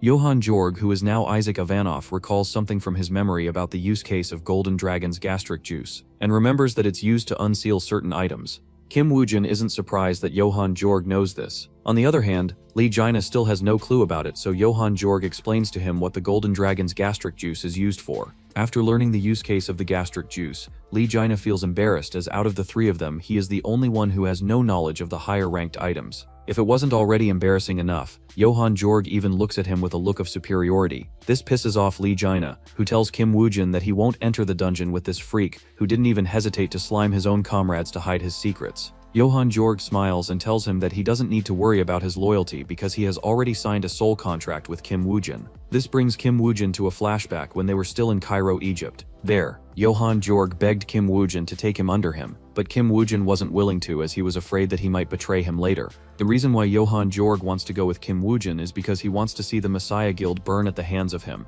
Furthermore, to prove his loyalty, Johann Georg takes out a soul contract which essentially makes Kim Woojin his master. And if Kim Woojin dies, Johann Georg's stamina will fall to 0, essentially making him useless. Lee Jaina asks him if he is crazy because with this Kim Woojin can order him to jump from the building anytime and he won't be able to refuse him. Johann Georg is assured of his decision and tells Lee Jaina that if Kim Woojin wanted to, he would have slimed him so many times already. Kim Woojin doesn't understand why Johann Georg would willingly constrain himself like this, as he still can't read his true intentions. So he just lets go of this matter for now, as the dungeon clearance is more important. As they head inside the dungeon, Johann Georg asks Kim Woojin as to what item he wants to unseal that he required the Golden Dragon's gastric juice. Lee Jaina asks him to mind his own business, while Kim Woojin just tells him to wait as he will know soon. Inside the dungeon, the conditions to clear the first floor is to hunt down 1,111 goblins. The condition to clear this dungeon is the same as in his last life, which relaxes Kim Woojin as this means that the next few floors will just double the number of goblins that need to be hunted in order to clear the future floors. As for the final floor, Kim Woojin remembers that it's ruled by the Goblin King, and with Kim Woojin's current arsenal, he isn't too worried about clearing it. Instead, he focuses on his player level, which is already at level 176. Soon Kim Woojin will reach the level 180, and with that he will be able to use the Undead Lich summoning skill. With that in mind, Kim Woojin gives all of his efforts in clearing the first 3 floors, which gives him quite a lot of experience points, bringing him close to his goal. As the surviving players enter the 4th floor, Kim Woojin remembers his meeting with the Lightning King, who told him the plan to slime Park Yongwon on the 4th floor. Lightning King just asks Kim Woojin to have Isaac Ivanoff clear out the goblins as usual, and while he is doing so, he will personally combat Park Yongwon and end his career with his own 2 hands. Park Yongwon doesn't know what they are cooking behind his back, which is exactly why his party members are concerned about Kim Woojin, fearing that he might betray them. Park Yongwon answers their concerns with a nonchalant reply that if something like that happened, then they will all just die in the dungeon. His party member is shocked and asks Park Yongwon if he is willing to entrust his life in the hands of Kim Woojin. Park Yongwon smirks and answers that he has never entrusted his life to the other people, and he will never do so. The only thing that matters to him right now is to slime the Lightning King and take over the Thunderbird Guild and its resources. On the other hand, Kim Woojin, who is the source of his party members' concern, has just finished leveling up to the level 180, which grants him a new golden skill from his sponsor. The skill allows Kim Woojin to summon a banshee which can cause fear into any living thing's soul. Lee Jaina asks Kim Woojin if the skill is good, to which Kim Woojin replies that he doesn't know as he has never seen this skill before. Lee Jaina feels awkward after hearing this, as before this moment, Kim Woojin had always known everything about whatever item or skill they got from the dungeons. Johann Georg, on the other hand, praises Isaac Ivanoff for leveling up and is now assured that Isaac Ivanoff is the strongest necromancer alive on the planet Earth. Lee Jaina laughs at him and tells him that Isaac Ivanoff is a fake identity, and that the real strongest necromancer is the real Kim Woojin. Johann Georg is shocked to learn that his role model is a fake mask that Kim Woojin acquired from Osaya-chan. Lee Jaina finally feels victorious for the first time ever, and doesn't let this opportunity to tease Johann Georg go to waste. Back to Lightning King. He and Shakira are resting after a full day of hunting goblins when she asks him if he isn't worried about Kim Woojin betraying them later on. The Lightning King tells her that he doesn't trust Kim Woojin, but he also isn't too worried. If worse comes to be true, he will just slime all of them out together, which will just save him the time to search them later on his own. His overwhelming confidence comes from his personal strength, as despite his opponents being the best players in the world, he is still not concerned about them joining forces to deal with them. Aside from that, he imagines the worst scenario where he is defeated and eliminated by his opponents, then he will make sure that they never return alive as well. To assure that, he has already assigned his militants outside the dungeon to spray down at the surviving players if he doesn't come outside with them. Kim Woojin doesn't know what Lightning King is plotting behind his back, as he is far too busy in testing the effect of his new skill. The Banshee seems to be very useful, as all the goblins who hear his scream fall down on their knees in absolute fear. This makes the job for his skeleton soldiers very easy, as they can slaughter an entire army of goblins with great ease. But the more time passes by, Kim Woojin realizes that the skill isn't that cost-effective. Enemies who are resistant to soul attack only makes the skill useless, as it's just draining his magical powers for no reason. Lee Jaina is disappointed to hear that, but Kim Woojin tells him that it doesn't matter, as he has a far better skill that he can utilize now. He pulls out the skill page for the Lich summoning skill, which requires him to sacrifice a great number of monsters to summon an undying undead mage. Lee Jaina asks him if it's the same skill that he exchanged for the Eye of Cyclops with the Lightning King. Kim Woo-jin replies with a nod as he tears apart the skill page to learn the Lich summoning skill. After learning the skill, Kim Woo-jin activates the skill, which creates a huge storm of undead energy which shoots into the sky and can be seen from any part of the dungeon. Lee Jaina asks Kim Woo-jin if this is normal, and part of the skill, to which Kim Woo-jin replies that it's an unexpected event and even he didn't know that something like this would happen. The undead energy storm summons the ruler of death, who descends in the dungeon and asks Kim Woo-jin what sacrifice he will make. Kim Woo-jin smiles and points at the mountain of corpses behind him, which the ruler of death happily accepts. The undead energy storm is witnessed by the Lightning King, who stops in his hunt to observe it, as this seems all too familiar. He remembers that one time when he made a contract with the god of lightning, Indra, he also caused a similar energy storm. This makes him believe that Isaac Ivanov must have acquired a skill of the highest caliber, which is why a god has descended into the dungeon to make a contract with him. This makes the Lightning King feel the urgency to eliminate Park Yong-won as quickly as possible, as he doesn't want to face this version of Isaac Ivanov, who has made a contract with a god. While the Lightning King is rushing towards Park Yong-won is also focused on the undead energy storm. Unlike Lightning King, he doesn't know that it's because Kim Woo-jin has summoned a god into the dungeon, and instead believes that Isaac Ivanov might have leveled up and gained an extremely strong skill. While he is lost in his thoughts, the Lightning King arrives and ambushes him without giving him any warning beforehand. To save Park Yong-won, his subordinate sacrifices himself to block the attack of the Lightning King, which makes the Lightning King pity him as he lost the chance to swiftly eliminate Park Yong-won. Park Yong-won is extremely furious as he reminds the Lightning King that they signed a contract to not go after each other's life until they have arrived at the 7th floor. The Lightning King answers that it doesn't matter whether he slimes him at the 4th floor or the 7th floor. While they are both locked in a heated argument, Johann Jorg, disguised as Isaac Ivanov, arrives at the battlefield alongside Kim Woo-jin's newly summoned Undying Lich. The Lich is a unique ranked summon that holds all the abilities of the summoner. It's not only undying but can also summon the same number of undead summons just like its master, essentially doubling Kim Woo-jin's total number of skeleton soldiers. This includes his special summons like Dullhan and skeleton wizards as well, which can't be summoned again after they die. With so many skeleton soldiers on his hand, Kim Woo-jin feels like Sung Jin-woo from Solo Leveling as he surrounds both sides within the palm of his hands. Shakira is happy that Isaac Ivanov is here, as this means that he didn't break his promise. But the Lightning King, on the other hand, feels that Isaac Ivanov has different intentions, causing him to put his guard against him as well. Lightning King believes that Isaac Ivanov wants to play a three-way game, so he decides to take out Park Yong-won first, before moving on to take out Isaac Ivanov as well. Even though he doesn't want to fight Isaac Ivanov, who now has made contact with a god,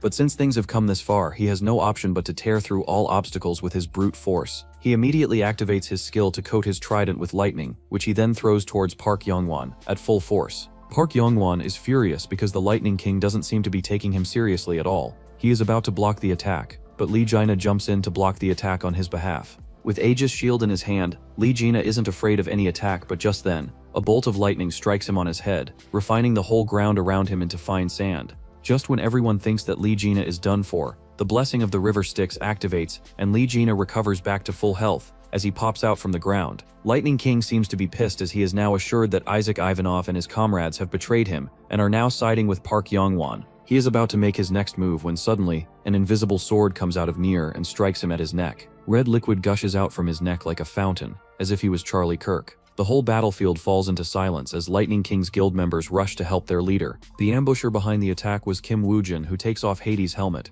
revealing his face beneath that. While everyone thinks that Lightning King is done for, Kim Woo-jin knows that the wound wasn't deep enough, as Lightning King was barely left at 1 health point. The 1 health point is enough for the Lightning King to activate his own unique skill, Descent of Indra, which allows the lightning god Indra to take over his body and smite all of his opponents to take revenge on his behalf. After the skill is automatically activated, the god of lightning Indra descends into the dungeon and takes over the Lightning King's body and turns him into the incarnation of the divine thunder itself. The thunderous lightning bolts don't care for friends or foes as they strike all of them to ashes. This causes everyone to jump back in fear, as only Kim Woo-jin stands in front of the incarnation of Indra, as he asks Indra as to why is he so serious. Lightning King is a boomer, so he doesn't understand the brain rot. So Kim Woo-jin explains in simple words that he only did what Isaac Ivanov told him to do. So if he wants to take revenge, then he should chase after him. Saying this, he points at Johann Jorg, who is standing at the top of the hill disguised as Isaac Ivanov. The poor guy doesn't know that his master just sold him out, but fortunately for him, under the influence of the incarnation of Indra,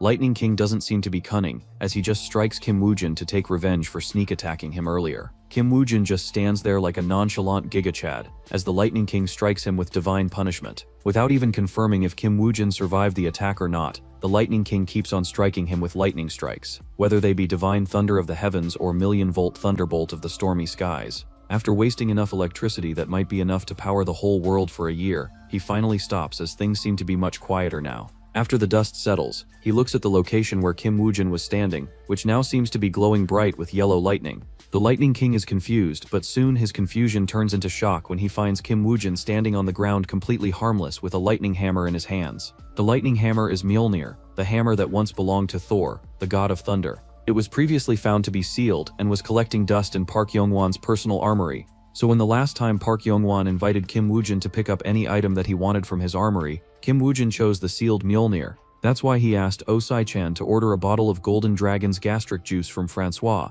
so that he can unseal the Mjolnir, which will give him the perfect counter for the Lightning King. The Lightning King is shocked, but he isn't too worried, as he still believes that his raw strength far surpasses Kim Woojin, who now also holds the power of a god, especially a thunder god. So instead of using elemental attacks, he starts attacking Kim Woojin with his trident. Kim Woojin struggles for a while under his trident, as a hammer against a trident isn't really the best choice. But it doesn't take him much longer to adapt to this fighting style, as he wasn't called the Weapon Master back in his previous life. With both players being at their peak performance, the battle is intense, as even a single mistake is enough to land a fatal wound to the opponent. The Lightning King utilizes his greater speed as a way to trap Kim Woojin by forcing him to jump in the air, so that way he will be able to accurately strike him, as dodging mid-air is impossible. Unfortunately for the Lightning King, Kim Woojin has the Hermes boots that he got from the corpse of the Swordmaster. The Hermes boots allow Kim Woojin to walk in the air without touching his feet on the ground. This allows Kim Woojin to easily dodge in mid-air, failing Lightning King's scheme to trap him in the air. However, the Lightning King is a veteran player,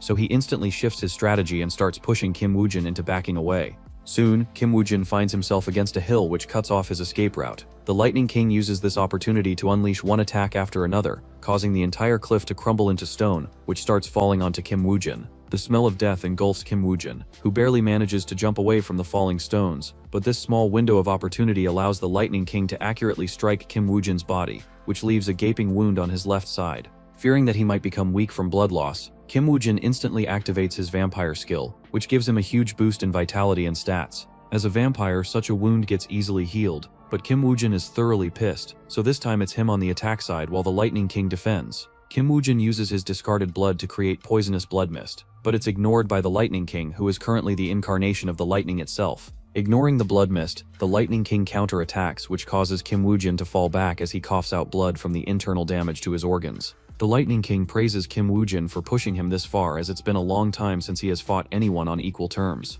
Kim Woojin returns the favor by telling him that he is also enjoying this battle, as it's also been a long time for him since he didn't rely on his skeleton soldiers to fight against a great enemy.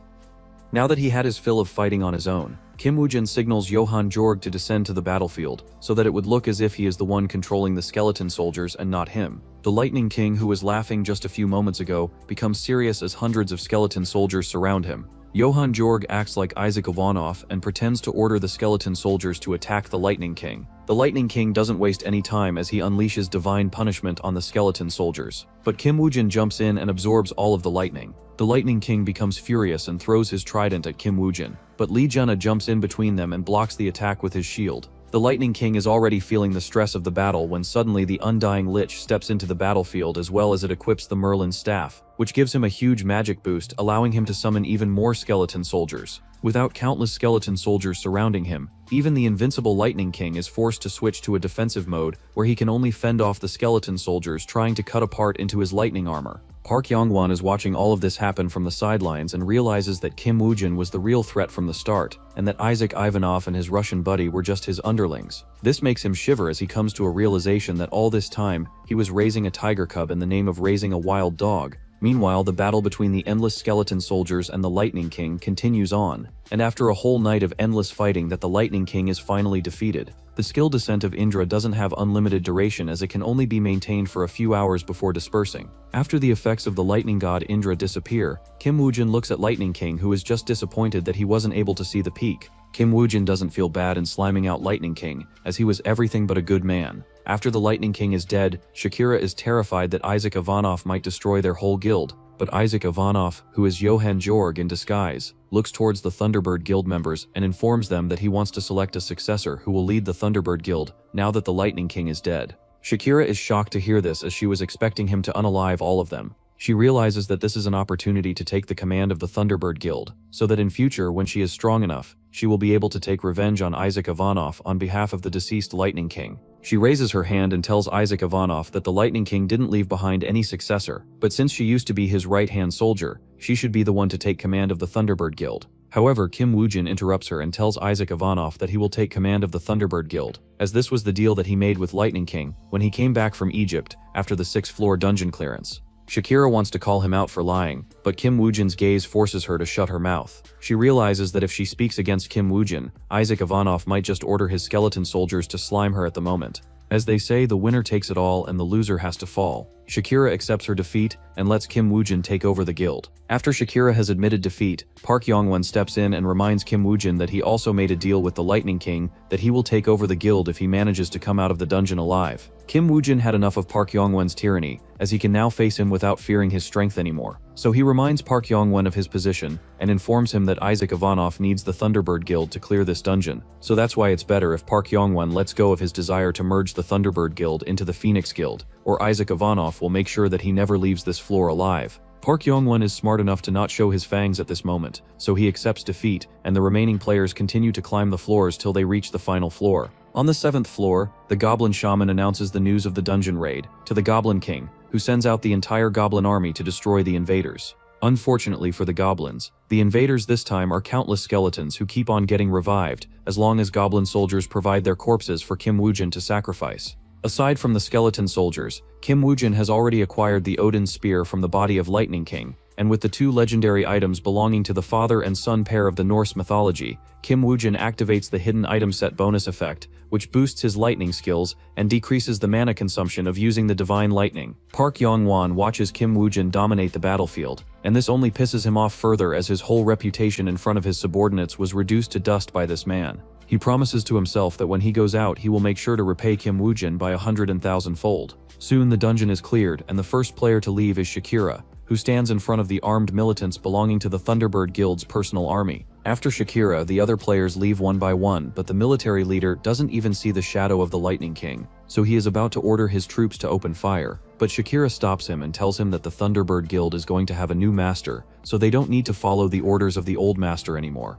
She doesn't announce the name of the new master as Kim Woojin previously warned them to not spread any news about him succeeding the Lightning King to the public or anyone. He tells them that it's the wish of Isaac Ivanov, who has different plans for both the Phoenix Guild and the Thunderbird Guild. Even though Shakira is pissed, she can't do anything to Kim Woojin, as the threat of Isaac Ivanov looms over her head. Park Yongwon is similarly stuck in the same pit, as he is also terrified of Isaac Ivanov and has seemingly lost his sharp edge. A few days later, after the dungeon clearance, Kim Woojin comes live on the media channels and informs the world that he will be merging the Phoenix Guild and Thunderbird Guild into one single guild, which will be called the Savior Guild from now on. He also mentions that the Savior Guild will not take any money from any investment group or the government, and that they will clear any dungeon in the world for free of charge. This news shocks the whole world as people see the Savior Guild as a direct competitor to the Messiah Guild, whose ambitions have been growing stronger and stronger over the passing years. Oisachin also hears this news, and finally smiles from the bottom of his heart, as he managed to fulfill the wish of his old friend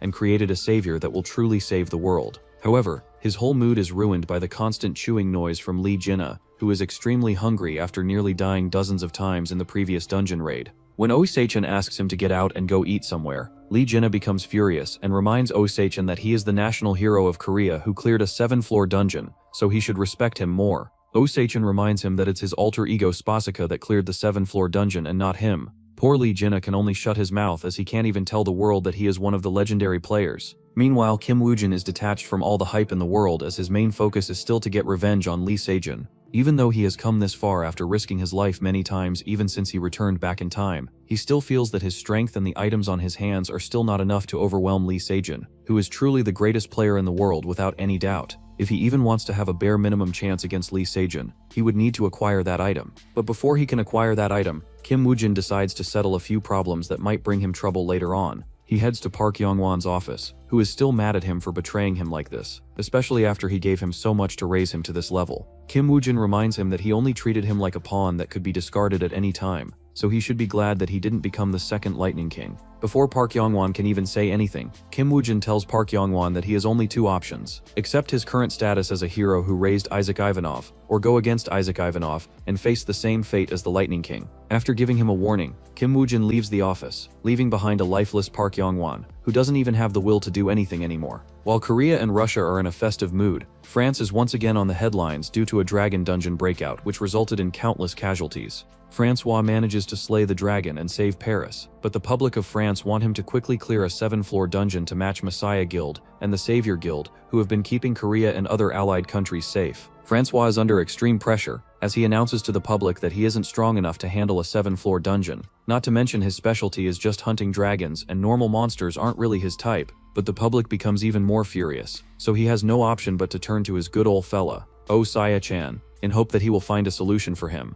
And just like that, he arrives at the meeting place between him and his potential saviors. So while they wait at the restaurant that he has booked for his guests, Lee Genie enjoys the unlimited food to his heart's content, as it's not every day that he gets to eat French cuisine, and that in unlimited quantity. Francois is a bit startled to see such a wild eater appear out of nowhere in a restaurant that he reserved for an important meeting. So he asks Lee Genie as to who he is, to which he is about to reply that he's the hero who conquered the 7-floor dungeon with Isaac Ivanov, but is stopped by Lee Ji-sua, who doesn't want to reveal his identity to the public. She instead lies to Francois that he's a part of Oh Seichen's office, and is learning about their business while following her on meetings. Francois finally relaxes after hearing this and just ignores this monster who has nearly eaten all of the restaurant supplies. Ignoring Lee Jaina, he turns to Lee Jaso, who hands him the documents regarding their compensation for clearing the 7-floor dungeon on France's behalf. Francois reads the documents and is surprised to see the Savior Guild request the Death Knight skill page, which is a unique rank skill. Francois is about to agree when Lee Jaso stops him and tells him that their offer is still so cheap because Oh Seichen wanted to give him a discount for delivering the Balmung sword to him the last time. Francois feels that he's being cheated, but he still agrees to it nevertheless. Just as they are about to sign the deal, Park Sin-hee appears in the restaurant and informs Francois that he's making a big mistake by hiring the Savior Guild instead of them. She talks badly about the Savior Guild, who is just copying them, and doesn't even have the slightest bit of capability to match the Messiah Guild in terms of resources and strength. Francois remains silent, but Lee Jaina isn't the one to hear crap about his alter ego, so he reminds Park Sin-hee that Messiah Guild isn't any better than the Savior Guild, as both of them have only cleared a C+ ranked dungeon of the 7 floors yet. Since the dungeon this time is A- ranked, it is something that both guilds have yet to clear. Park Sin-hee is about to retort to his comment when she notices Lee Jaina standing up, who reminds her of the words that she told him last time. Park Sin-hee is left speechless as she can only watch Lee Jisoo leave alongside her partner Lee Jaina. The conclusion of the meeting leads to a debate in the office of the French government. In the end, the government can't offend either of the parties, so they delay the final judgment to be announced in the evening as to who will get the rights to clear the dungeon first. Park Sin-hee could only leverage the French government this far by assigning 50 high-level 100-leveled players to the French branch of the Messiah Guild. To match Park Sin-hee's initiative, Savior Guild sends Spasiba to help the French players in suppressing the other 6-floor dungeon breakouts. Both sides try their best to appease the French government, as they wait for the final decision. Soon the sun goes down and fated evening comes. The French government invites Park Sin-hee to the stage to sign off the deal for the 7-floor rank dungeon with her. While she is signing the deal with the French government, Francois remains undercover as he approaches Lee Jisoo and Lee Jaina, who are here to do a secret trade with him. All three of them hide their identities by wearing a hoodie, so that no one will recognize them. Francois asks Lee Jisoo if the days that they spent in Paris were comfortable for them. Lee Jisoo, thanks Francois for the hospitality. They are about to leave when Francois stops her and hands her over the Death Knight skill page that they requested him earlier, as the reward for clearing the 7-floor A-ranked dungeon in France. Lee Jisoo doesn't understand why would Francois hand over the skill page to them, when they didn't even manage to secure the rights to clear the dungeon. Francois answers her that their appearance in France caused the Messiah Guild to lower their prices in order to win the rights of clearing the dungeon. Without their help, the French government would have been in a bad spot, and would have needed to pay way too much for a single dungeon. Poor Lee Jinai feels cheated that he worked so hard to gain the public sentiment, and yet they weren't even able to win the rights for the dungeon. On the other hand, Lee Jinai thanks Francois for his kindness and is about to leave with Lee Jinai when Francois once again stops her. He asks Lee Jinai as to why they didn't try harder to acquire the rights to the dungeons if it was really important to them. He asks her if it's because an A-ranked dungeon of the 7 floors is something that even Isaac Ivanov fears to attempt. Lee Jinai just smiles and tells him to wait for a press conference from Isaac Ivanov, which will clear all of his questions. But But since he was kind enough to give them the skill, she tells him in advance that the Savior Guild will be attempting an A+ ranked dungeon that they just found in the United Kingdom. Francois is shocked as his ears can't believe that they heard right. As for how Kim Woojin was able to discover the A+ ranked dungeon before the Messiah Guild is because of the Lightning King. After Kim Woojin used his Eyes of Anubis skill on the deceased Lightning King, he learned that the Lightning King was hiding an A+ ranked dungeon's location in the United Kingdom. After learning about the dungeon, Kim Woojin immediately booked a flight to the United Kingdom to confirm the location, and after he is done he asks Oh Saichen to release the news about him buying the rights from the United Kingdom to clear the dungeon. Just after the news goes viral, all of the world's biggest guilds approach Oh Saichen to reserve a part in the dungeon clearance operation as well. These guilds include Kunlun Guild of China, who will be sending 80 players in total, the Great One Guild of America, who will be sending the Guildmaster Carrie Rowana and her genius mage Ellis Highton. Aside from them, Jay Jackson of the Frontier Guild of America will also be joining the hunt alongside the United Kingdom's own guild, Victoria's Secrets. Kim Woojin has no problem with these guilds joining the dungeon raid, as they are all very capable players. But Oh Saichen doesn't just stop here, as he informs Kim Woojin that Messiah Guild also bought a few seats in the dungeon hunt, as their elite player Cho Sung-woo will be joining as the party leader from their side. Oh Saichen thought that Kim Woojin might not be happy that the Messiah Guild is even joining this operation, even though they already have the A-ranked dungeon all for themselves in France. But to his surprise, Kim Woojin approves of the Messiah Guild splitting their strength just to not let him have all the glory for clearing the first A+ ranked dungeon of 7 floors. Soon the day comes for the hunt to clear the world's first A+ ranked 7 floors dungeon, which all of the world's top guilds are participating in hopes of taking all the glory for themselves. While the other guilds arrive in big numbers, the Savior Guild's party as usual consists of just 2 Russian players, Isaac Ivanov and Spasiba, and a few of Old Phoenix Guild and Thunderbird Guild members. While the Savior Guild is preparing to enter the United Kingdom's dungeon, Lee Sejun has already been in the A- ranked dungeon for 10 whole days. He was taking it slow in the start because he wanted to let his guild members progress naturally, but after arriving at the current floor, he feels the urgency to clear this dungeon as quick as possible, so that once he is done with it, he can start searching for the next dungeon to enter. Park Sinye asks him about the rest of the guild members, but Lee Sejun coldly replies that they need to take care of themselves, and that he will be leading the charge from now on. He wishes to clear this dungeon as quickly as possible so that he can perhaps get the chance to meet Isaac Ivanov in the 8th floor dungeon in future. Back to the United Kingdom's dungeon, Kim Woojin, who is disguised as Isaac Ivanov, looks to clear the 1st floor, which turns out to be yet another survival quest. This makes the whole thing beneficial for him, as he has just the right card to play. While he is thinking of his plan, Cho Sung-woo of the Messiah Guild approaches him and extends a handshake for greeting. Soon the other guilds arrive as well as they all gather to discuss their strategy to clear the 1st floor. Kim Woojin's gaze falls on Ellis Hayton, which makes him remember that he got the Merlin staff from her hands after she lost the bet. This gives him an even better idea on how to use this survival quest for his own benefits. He informs everyone that the final boss of this dungeon is a dragon, and in such dungeons, all the different monster races have their guardians, which protect each of their own lairs. But when it comes to a survival quest, the guardians will join forces to destroy the player's chance of clearing the dungeon. But Kim Woojin isn't too worried. Instead, he is worried that he might get bored of waiting calmly for the next 10 days. So to spice up things, he sets up a bet that the guild which will hunt down the most amount of monsters will receive the Merlin staff from his hands. But it would be unfair for only him to offer a reward, so he hopes that the other guilds would put up similar rewards that equals the value of the Merlin staff as well. Everyone can see that Isaac Ivanov is trying to bait them into betting legendary items as his carry potential is the highest in the dungeon. Aside from that, most of them aren't too worried as they already expected something like this to happen before they even entered the dungeon. Which is why all of the 5 guilds aside made an alliance against the Savior Guild to not let them have any more victories over their previous 5 strongest guilds in the world. Or at least what they thought. But Kim Woojin's rage bait works flawlessly against the Carrie Rowana of the Great One Guild, who asks Kim Woojin if he remembers that this Merlin staff belonged to their guild originally, so offering that as a reward is nothing but a blatant provocation against their guild. Kim Woojin smiles and innocently tells Carrie that he didn't mean to provoke her, and that he was just spicing up the things.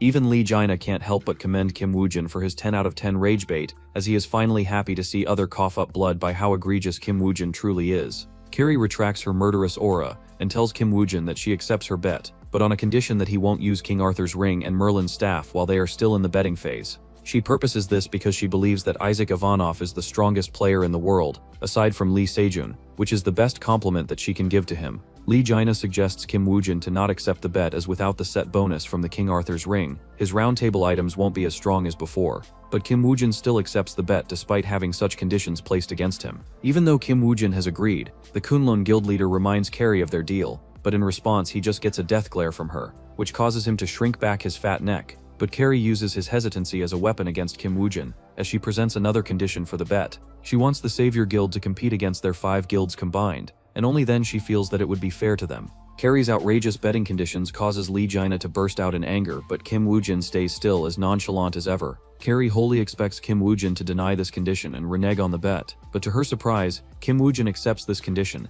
and in return he just asks them to not become salty if he manages to win the bet and get all the legendary items. Meanwhile, back in the real world, Oh Sai-chan enters the office where he finds Lee Jae-so still working on her computer. He leans forward and notices what she is reading, which turns out to be the news about Hansung Group doing their usual shenanigans. Oh Sai-chan doesn't want Lee Ji-soo to stay stuck to the past, so he asks her if she wants to go out and have a meal with him. Lee Ji-soo is surprised, and can't believe that such a cheapskate like him would offer a meal to her, so she immediately accepts his offer, but despite that she chooses a cheap place, as she knows that Oh Sai-chan is saving money, not for himself but for all of them. Oh Sai-chan feels happy at heart to see that Lee Ji-soo doesn't resent him, so he makes up his mind to ask her if she managed to learn anything from Francois the last time she met him in France. This brings Lee Ji-soo to a past flashback where she still remembers that her father used to be the CEO of the Hansung Group that is now led by Park Sin-hye. Lee Ji-soo's father's name is Lee Jin-so, and he's acting as the current CEO of Hansung Group. His secretary informs him that the president is calling him to a meeting, so he heads to the board members' meeting room, where he finds president of the Hansung Group, Park Young-ho, screaming at an executive for letting the information about the Messiah project leak to the common public. This meeting took 4 years before the present events, so the players are still a new thing, and have been making headlines for a while. As one of the biggest financial groups in Korea, the Hansung Group approached the government for a method to legalize the players and use them for their own good. However, this was all supposed to be a top-tier secret, as they were experimenting with the lives of players and the lives of common people, as dungeon break could happen at any moment of their project Messiah. So with the information leak, the Hansung Group is under great pressure from the public and its board members. To protest against the Hansung Group, the people sold their shares immediately, causing their whole company's stock to fall at a rapid pace, which has been worrying Park Young-ho since days now. After tolerating for days, he finally loses his patience and throws all the papers at Executive Kim and orders him to go and solve this problem and restore the company's reputation. Lee Jin-so can't watch the poor executive get bullied anymore, so he stands up and just asks him to go and handle the orders as he calms down Park Young-ho.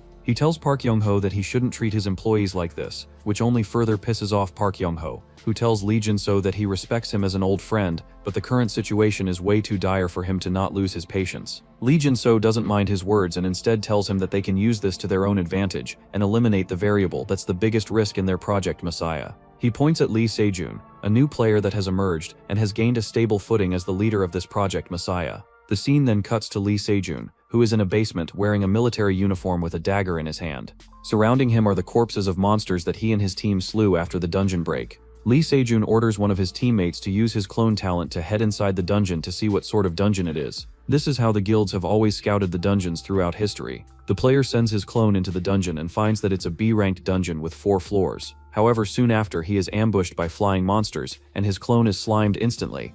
After learning the details of the dungeon, instead of trying to clear it to remove the threat of dungeon break, Lee Se-jun decides to delay it as long as he can for some reason unknown to all. Back to Park Young-ho, he understands where Lee Shin-soo is coming from, but he can't think of any other replacement for a talented player like Lee Se-jun. This is where Lee Shin-soo reveals his secret card, as he mentions a player from France who single-handedly eliminated the threat of a dragon in a survival quest. As they are discussing, Lee Se-jun barges into the room without even asking for their permission. Lee Shin-soo reminds Lee Se-jun that he's not qualified to enter into this room without the approval of their secretary, but Lee Shin-jun just ignores him as he turns towards Park Young-ho and tells him that he has something urgent to discuss. Park Young-ho was already very pissed, and now seeing Lee Se-jun disrespect him like this, he throws the microphone stand towards his face, which Lee Se-jun dodges like a nonchalant gigachad. Lee Se-jun reminds Park Young-ho that being too angry is bad for him at his current age, so he should be more calm and reserved. Park Young-ho seems to ignore his question as he starts cursing Lee Se-jun and his entire family. Lee Se-jun had enough of his wild mouth, so he shuts his mouth by leaving a slight scar on his face as he reminds Park Young-ho that the world doesn't belong to oldies like him anymore.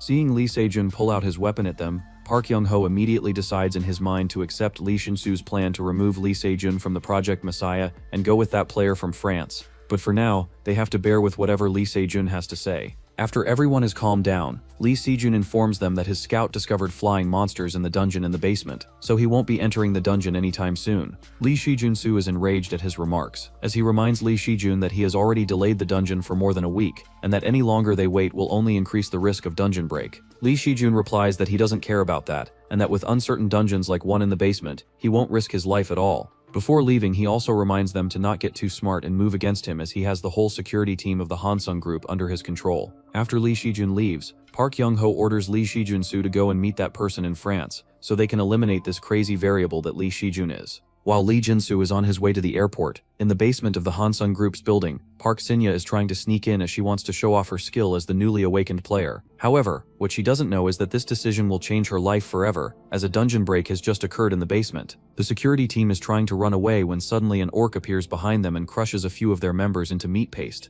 Park Sin-hye is terrified and falls down onto her knees, but just then, Lee Shidwen arrives as he asks her who she is. Park Sin-hye is too afraid to answer the question, so she can only stare at Lee Sejuen's beautiful yet terrifying face. Lee Sejuen ignores her, and instead turns to the bloodied body of the security guard, who suddenly gets up as his body starts to recover on its own. The security guard has the sponsorship of the Undying Fighter, so he has many skills to heal back from terrible wounds by consuming his own mana. Lee Sejuen asks him to quickly retreat back and save his health points for later use. Then he turns towards the orcs coming out of the basement and curses the useless security team for not even being able to hold back such a small wave of monsters. Lee Sejun takes out his sword and is about to charge at the orcs when suddenly, Park Sin-hye behind him stands up and uses a fireball spell which distracts the orcs. All the players around her are shocked to see her use magic, as mages at this point are very rare and respected in any guild or party. Lee Sejun cuts apart the orc charging at him and is amused to see Park Sin-hye being a mage, as he feels that things are starting to finally become interesting. Meanwhile, Lee Jin-soo finally arrives at the airport as he texts Francois from France that he will be boarding the plane very soon. Before he leaves, he tells Oh Sai-chan, who is his driver and close aide, to go home and make sure that Lee Jin-soo is fine. He reminds her to treat her like his own niece, and is about to turn away when he hears the news from the Kars radio about the dungeon break inside the basement of Hansung Group's building. He immediately gets back into the car and orders Oh Sai-chan to return back to the Hansung Group's building. Back at the Hansung Group's building, Park Young-ho is about to escape through the helicopter when he receives a call from Lee Se-jun, who sends him the pictures of Park Sin-hye fighting against the monsters using fire spells. Park Young-ho is shocked to learn that his daughter is an awakened player, but at this moment he doesn't care, and just orders Lee Se-jun to bring his daughter out from the building safely. Lee Se-jun reminds him that he's in no shape or authority to order him to do anything, and aside from that, if he leaves the dungeon gate, who knows what will happen if those flying monsters escape. After saying this, he cuts the call, which leaves Park Young-ho seething with anger. Park Young-ho is raging with fire, so he immediately gets out from the helicopter and grabs the emergency axe to head down the building to rescue his daughter on his own. Oh Se-chan also arrives at the Hansung Group's building alongside Lee Jin-soo, who takes out a briefcase and pulls out a red switch from inside. Lee Jin-soo hopes that he wouldn't need to use this emergency weapon in any scenario. He is about to head inside the building when Oh Se-chan stops him and asks him if he is sure about entering the building, even though Lee Shen is inside there to handle it all. Lee Jin-soo can't explain to him that Lee Shen can't be trusted at all, so he just tells him that he can't leave this city in the hands of a bunch of players. He also wants to be the hero so that his daughter would be proud of him. Hearing this, Oh Se-chan doesn't stop him anymore and just asks him to be careful and prioritize his safety for the sake of his daughter. Inside the basement, Park Sin-hye asks Lee Shen if they are going to head inside to clear the dungeon, to which Lee Se-jun replies that they won't go inside as the situation inside is too unpredictable, and who knows whether they will make it out alive or not. Park Sin-hye thought that Lee Se-jun was a hero who wanted to save the world, but now seeing the true reality, she can see that he's just a coward who's afraid of death. Lee Se-jun can see the disgust in her eyes, so he manipulates her by saying that the players are the chosen ones, so they don't need to sacrifice themselves to save the lives of ordinary people who aren't even worth 1% of them. He wants to instill this idea of superiority in the mind of Park Sin-hye, and slowly but surely, Park Sin-hye also starts being influenced by his ideals. However, just then Lee Jin-soo arrives as he orders Lee Se-jun to go and lead his team to clear the dungeon before it's too late. Lee Se-jun asks Lee Jin-soo if he wants him to sacrifice his and his comrade's life to clear the dungeon, which is way above their level. Lee Jin-soo can understand that Lee Se-jun is trying to guilt-trap him, but he reminds Lee Se-jun that Project Messiah exists only because they are the protectors of humanity. Lee Se-jun treats his blabber as pointless banter and just tells him that he won't risk his life and the player's life for the ordinary people who can just breed more to produce more of themselves. Lee Se-jun wants to argue, but just then a bird monster tears through the building and flies upwards to the top floor where Park Young-ho is running down to come and rescue his daughter. Meanwhile, in the basement, Lee Shin-soo has no other option but to take out the red button from his pocket and threaten Lee Sil-jun to clear the dungeon, or else he will detonate the whole basement floor and bury everyone within it. Lee Sil-jun reminds Lee Shin-soo that the dungeon gate will still remain active, but Lee Shin-soo is willing to risk it all as long as he can make them attempt the dungeon for once. Park Sin-hye looks at Lee Shin-soo with shock as she can't believe that one of her father's trusted aides would pull up something like this. Lee Shin-soo apologizes to Park Sin-hye as he tells her that he has no other choice. Lee Shin-jun can see the determination in Lee Shin-soo's eyes, so he orders his team to go to the floor where the dungeon gate is, and that he will follow them soon. In the end, only Lee Shin-jun, Park Sin-hye remain beside Lee Shin-soo, who is betting all of his stakes just to eliminate this variable known as Lee Shin-jun. This is where the flashback ends, as this is the last thing that Lee Shin-jun's teammates saw, who then leaked the news to Francois, who met her later and told her everything that happened to her father. She believes that Lee Shin-jun and Park Sin-hye are involved in the death of her father, and that she doesn't resent Oh Se-chan anymore for not telling her about all of this sooner. Back to the United Kingdom dungeon. Illis is running out of mana as she has been casting spells non-stop. This worries her that they might lose to the Savior Guild in the long term if this continues on for any longer. But just then, the guildmaster Carrie activates her blessing of her sponsor, which allows her to buff all of her teammates with huge mana and power boosts. With such buffs on her hands, Illis regains new confidence and starts channeling spells like crazy. Unlike Ellis, who is full of confidence, Lee Shin-jun is frustrated because Kim Woo-jin has prevented him from killing any monster ever since he came to this dungeon. All the monsters that they have come across have been fed to the Skeleton Knight, which pisses off Lee Jaina, who doesn't understand why would he even let a single skeleton soldier have all the kills. Kim Woo-jin doesn't explain anything to him, and instead he just takes out the Death Knight skill page from his inventory, which allows him to summon a Death Knight from any undead summon that has killed 44,444 monsters. Which is why he was only allowing Skeleton Knight to kill all the monsters, so that he can quickly get to that kill number of 44,000, 4,444, and become a Death Knight. Without wasting any time, Kim Woo-jin places the skill page on Skeleton Knight's dumb head, which gives him a prompt whether he wants to turn it into a Death Knight or not. Kim Woo-jin clicks on yes, which summons a massive storm of undead energy that starts engulfing Skeleton Knight in its center. Even though the undead energy storm isn't as big as the last time when he summoned Undeading Lich Mage, it's still terrifying, which even scares Park Yongwon, who already witnessed the Lord of Death descending into the dungeon last time. The undead energy condenses into the Skeleton Knight's body, whose skeleton horse disappears, leaving behind just a huge armored undead knight, whose body unleashes terrifying undead energy. Lee Jaina can feel the awesomeness radiating from its body, and asks Kim Woo-jin if this is the trump card that will make them top the list once again. Kim Woo-jin smiles and then unsummons the Death Knight by putting him in his Book of Death. Lee Jaina is baffled as Kim Woo-jin tells him that his trump card was always him, and by him he points at Lee Jaina himself. Just then, all the monsters on the first floor hear a terrifying echo that causes all of them to rush towards its source. Ailey Shear is fighting a bunch of monsters when they start to run away from her. At first she thinks that they are just smart enough to know that they can't beat her, but then she realizes that something is wrong and that they are all just running in a singular direction. As for what direction they are running to, it is soon revealed to be the place where Kim Woo-jin and Lee Jaina's party is. Lee Jaina is the source of the terrifying echo that attracted all monsters, and he was able to produce such echo by using an item known as Death's Echo Box. Normally this item is useless, as it drains the vitality of any player that uses it to produce a death echo that makes the player the first and immediate target of all the monsters on the dungeon floor. Only Lee Jaina, who is near immortal, can utilize this gadget to its full potential, as he has a nearly infinite amount of vitality, as long as his blessing remains activated. With all the monsters rushing towards Lee Jaina, Kim Woo-jin's skeleton army has a much easier time annihilating the whole wave of monsters in one go rather than searching for monsters by going roundabout ways.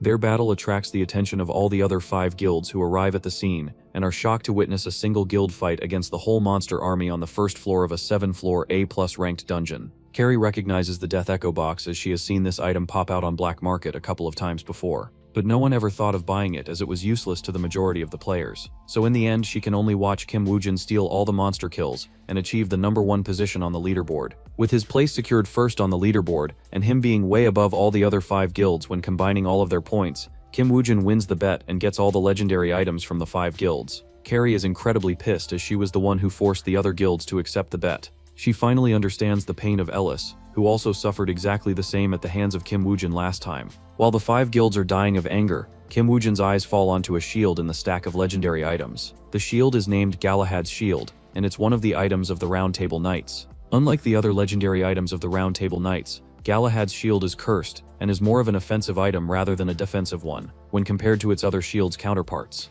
Kim Woo-jin feels lucky to have acquired this shield without even doing much. But when he thinks about the curses that this shield inflicts on not only the enemies, but also the user itself, he starts having second thoughts. Just then, the leader of the Kunlun Guild speaks about his objection to the bet, as he claims that this bet is invalid. Kim Woojin is amused and asks him to explain himself. The Kunlun Guild leader tells Kim Woojin that he cheated by stealing all the monsters from them, which destroyed all of their chances to win the bet. Kim Woojin can't help but laugh at this gullible fatty as he informs him that it was his own ability that he managed to aggro all the monsters in the dungeon. Aside from that, even if he didn't kill all the monsters, no guild aside from the Savior Guild could have been able to face the monster wave that they just faced. Now, Kim Woojin's reasoning leaves no chance for the Kunlun Guild or any other guild to retort to his words. If that wasn't already enough, Kim Woojin asks them to check their status screen, which shows them that the first floor of the dungeon has been already cleared. All of the guilds are shocked as there are still 4 days remaining in the survival quest, and something like this has never happened before. The reason why the survival quest forcibly ended was because Kim Woojin slimed all of the dungeon guardians on the first floor, which means that there won't be any more waves on the first floor of this dungeon anymore. Kim Woojin leaves all of them baffled as he opens the door to the next floor and nonchalantly walks in without even looking back. Meanwhile, in France, Francois is standing in a deserted area where there used to be a beautiful winery. In front of him stands a dungeon gate which he can't enter because he is too weak. This makes him feel weak and terrible from inside, as he has to rely on people like Li Sejun to save his homeland for him. His secretary is beside him, who tells Francois that he is not a weak man. He assures his master that he is the most loyal man to his country that he has ever seen. Francois thanks him for uplifting his spirit, but he is still sad that he was a tad bit too late to meet Li Shinso 4 years ago. Or today it would have been him in the place of Li Sejun instead of him.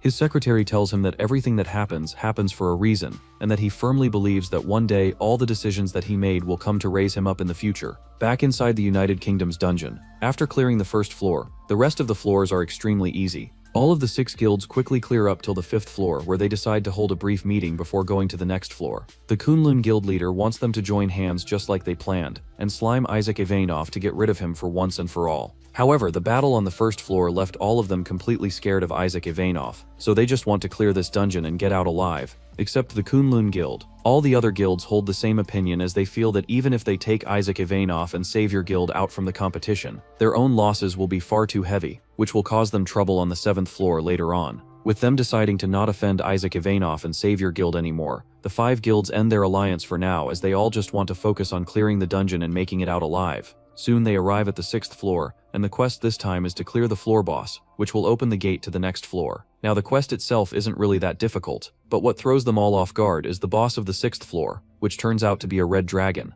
They are all shocked to see a red dragon on the second last floor, as they all thought that the 7th floor of the dungeon would have the red dragon as its final boss. While everyone is terrified, Kunlun Guild's leader is happy as he feels that Red Dragon might just be enough to weaken down Isaac Ivanov, which will give him a much better chance later to eliminate him permanently from the game. Kim Woojin notices his gaze on him, but he ignores it, as he knows that sort of thing is awaiting for them on the 7th floor. Unlike the rest of the guilds, Kim Woojin isn't worried about a red dragon, as he has his own ace up his sleeve, which is his newly summoned Death Knight. He summons the Death Knight from his Book of Death, who kneels down in front of him as it asks him which order does his master have for him. While Li Junna is shocked to see an undead monster speak, Kim Woojin just points towards the red dragon and asks the Death Knight to test his full strength on that big lizard. If the red dragon could understand human language, it would be extremely mad. The Death Knight accepts the order, and is about to head into the battle, but stops when it notices the Undying Lich Mage asks Kim Woojin as to what he should do, since only the Death Knight will be battling the big lizard. Kim Woojin just asks him to stay at the back and only make a move if the Death Knight can't take on the red dragon anymore.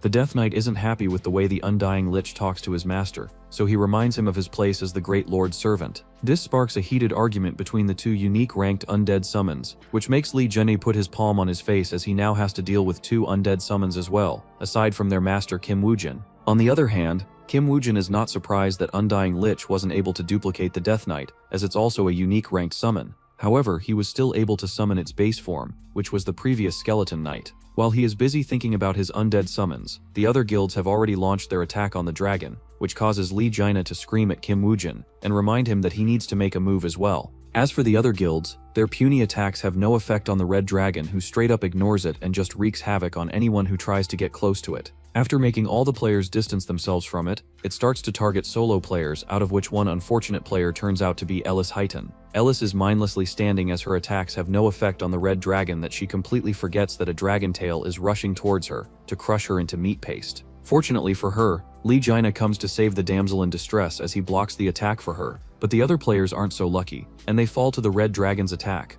Carrie recovers from the attack and quickly activates her mass recovery skill, which starts healing the nearby allies. This gives the remaining players some breathing room to once again get close to the dragon to see if it has any weak points. Chok Sung-woo from the Messiah Guild is struggling to catch his breath when the red dragon launches his dragon breath towards them. He barely manages to dodge it and notices that the Kunlun Guild leader is trying to retreat. Seeing that Chok Sung-woo has noticed him, he tries to gaslight him into believing that running away for now would be the best choice as they are all too split up at the moment. Chok Sung-woo is extremely furious and threatens the Kunlun Guild leader that he better stop in his thoughts of using the red dragon to weaken Isaac Ivanov, or else he might as well make a sushi out of him right now. The Kunlun Guild leader chickens out from fear and promises Chok Sung-woo that he will focus on finding the red dragon's weaknesses for them. While they are talking, they notice a heavy presence beside them, which turns out to be Kim Woo-jin's Death Knight. The Death Knight stands all alone in front of the red dragon as it summons a chain of death from nowhere and throws it towards it. The chain of death wraps around the neck of the red dragon, which starts to flap its wing like a fish flapping its tail after it's pulled out of the water.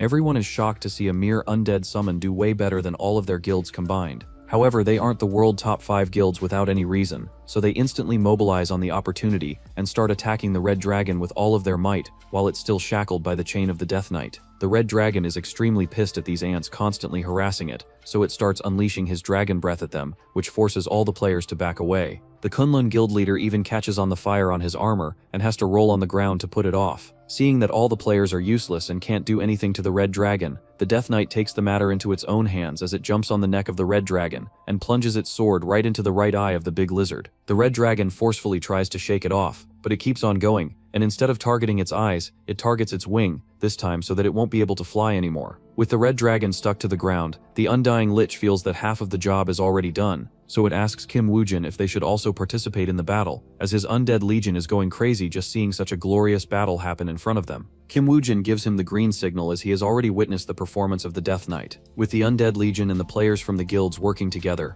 the red dragon is quickly brought to its demise. After the battle is over, Kim Woo-jin heads over to the corpse of the red dragon and sighs with admiration as a fully grown dragon is indeed one of the toughest opponents that he has ever faced. Even with the top 5 guilds of the world, it still took so many of them to kill only a single dragon. While Kim Woo-jin is admiring the dragons, Cho Sung-woo approaches Kim Woo-jin and tells him that there is a small problem. He explains to Kim Woo-jin that all of their guilds suffered a lot of damage, so he hopes that Kim Woo-jin will split some of the players of the Savior Guild with them. Kim Woo-jin wonders if the guilds are trying to weaken the Savior Guild by doing so. So instead of rejecting them, he accepts their proposal, but on a condition that all the guilds right now will combine into 2 parties. One party will be him, Spashika, and the rest of the Messiah Guild, while the other party will have all the remaining players including Park Yong-won and Shakira from the Savior Guild. Cho Sung-woo didn't expect Kim Woo-jin to fall into the tiger's den all by himself, so he respects his choice and accepts his conditions. Park Yong-won isn't happy at all with Kim Woo-jin's decision, but he can't really do anything about it as well, so he turns to Shakira and asks her if he's okay with it.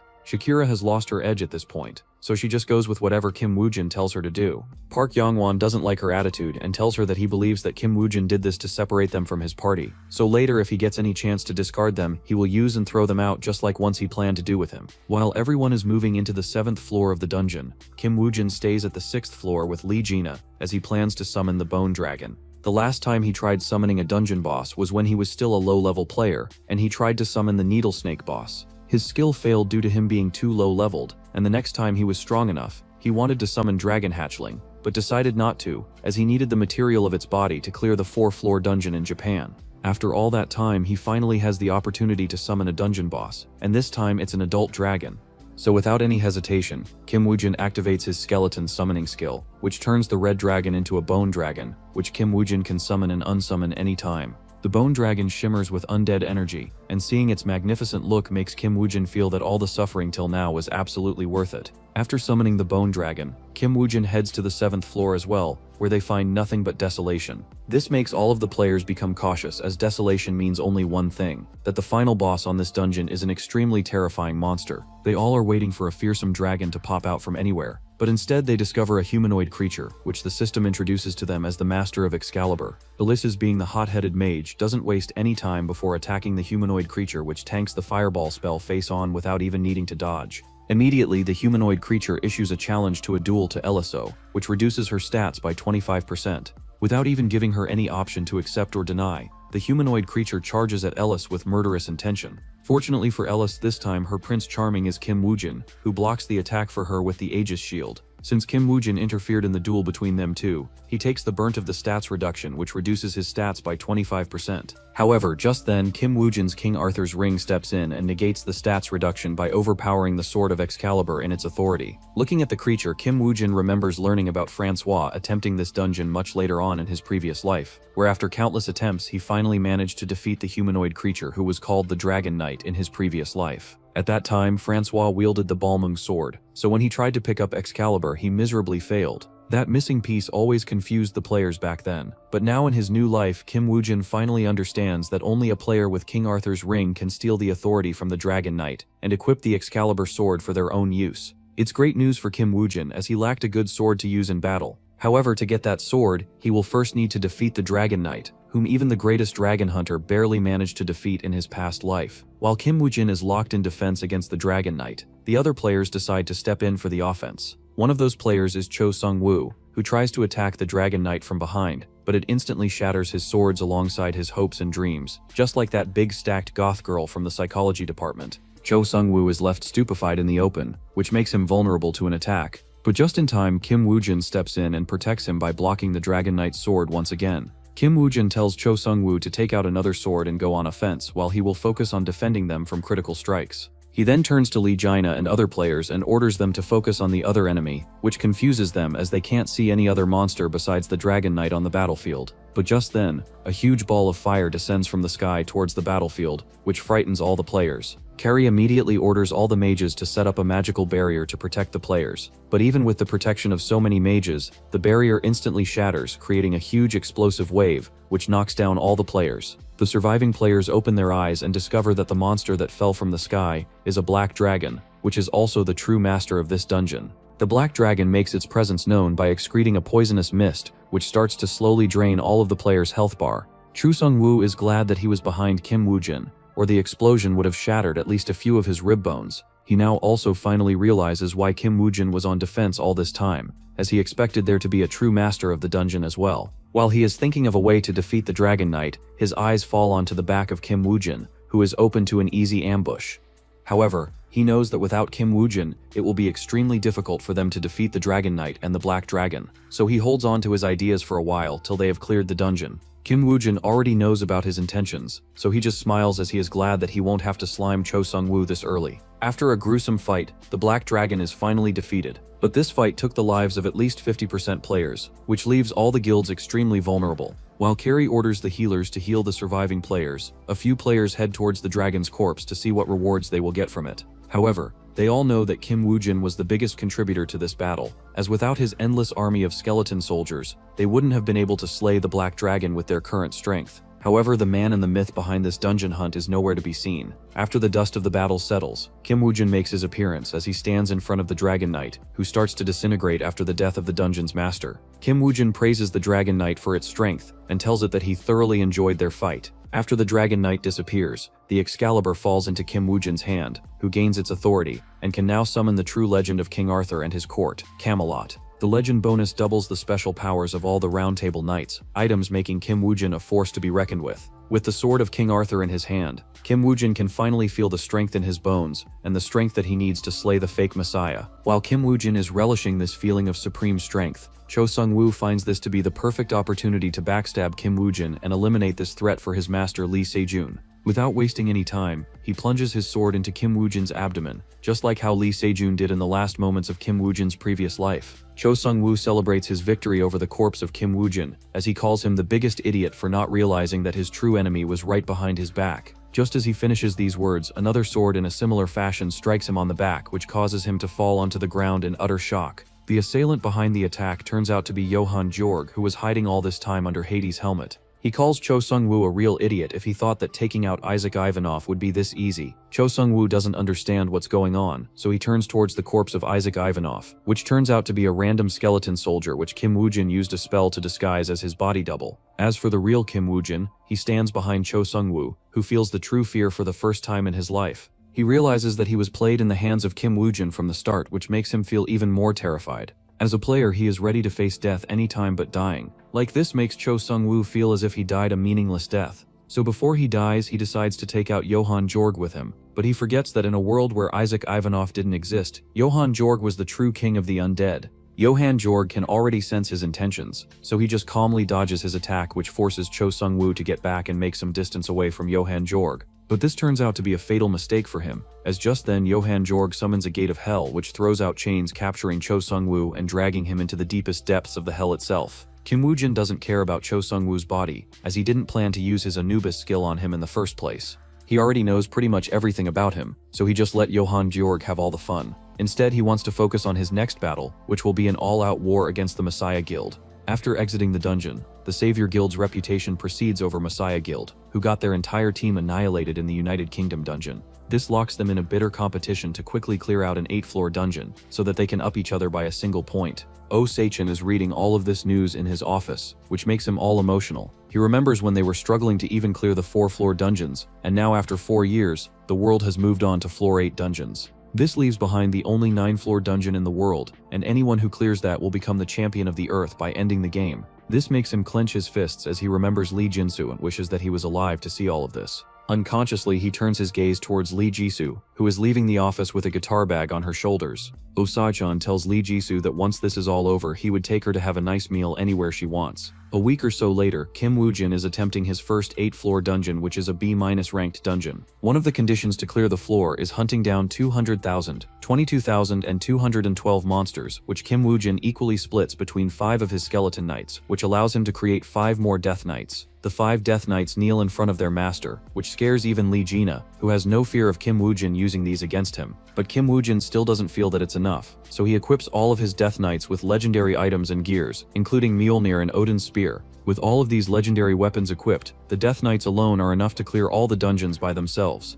This gives Kim Woo-jin enough confidence to tackle down Messiah Guild, as the next thing that remains after that is clearing the game itself. While Kim Woo-jin is preparing to meet the Messiah Guild, their master Lee Se-jin is standing all alone in the roundtable room, which was once filled with players from all around the globe. He remembers all of the previous knights of the Round Table hold, whether it be Suzuki Ichi, who was a cunning strategist and a useful pawn, Yang Ji-hoo, a loyalist who respected his master the most, the sword master, whose sword could cut even the toughest monsters, Cho Sung-woo, whom he could trust with all of his secrets. Now they are all dead, and they all died at the hands of one person, Isaac Ivanov. Even though Lee Se-jun calls these players to be insignificant trash who couldn't even take care of a player who awakened much later than them, they were still his pawns and important pieces in his plan of controlling the world. But now he starts to realize that this world will never let him be in peace, as even an inferior creature like Lee Jun-soo once gave him so much trouble. And now, amongst the trash that he left behind, now stands a towering figure that even Lee Se-jun has to admit that he is indeed curious of him. As Lee Se-jun is lost in his thoughts, the door to the round table room opens up as Park Sin-hye informs him that everything is ready. She also brings the archer master with her, who brought the last disciple left by the sword master to aid them as well. Sakura greets Lee Se-jun, who just nods at her as he gets ready to enter the 8th floor dungeon. This time, Messiah Guild and Savior Guild aren't competing with each other, as instead they shake hands and decide to join together to take on a 8 floors A+ ranked dungeon. Their collaboration is successful, as this time even the Dragon Slayer Francois decides to join their team, as he also wants to beat the fraud allegations set on him by his people. The whole world is excited to see these players come together to beat this game together and free the world from the chaos and misery that it is now. But what these dumbakas don't know is that hidden beneath their masks is a killing intent that's aimed at each other's throats. The two greatest players of the past and present stand in front of each other as they shake hands to initiate their first ever meeting, or at least in this timeline. Inside the dungeon, the Messiah Guild trio from the 5-floor dungeon can't believe that they got the chance to join Lee Se-jun in an expedition to such a high-profile dungeon. Jordan is so moved that he starts to cry, as he has finally proved everyone that even baldies can make it big in life. On the other side, Lee Jina is feeling the pressure already when suddenly Francois approaches him and tells him that he's excited to battle alongside him.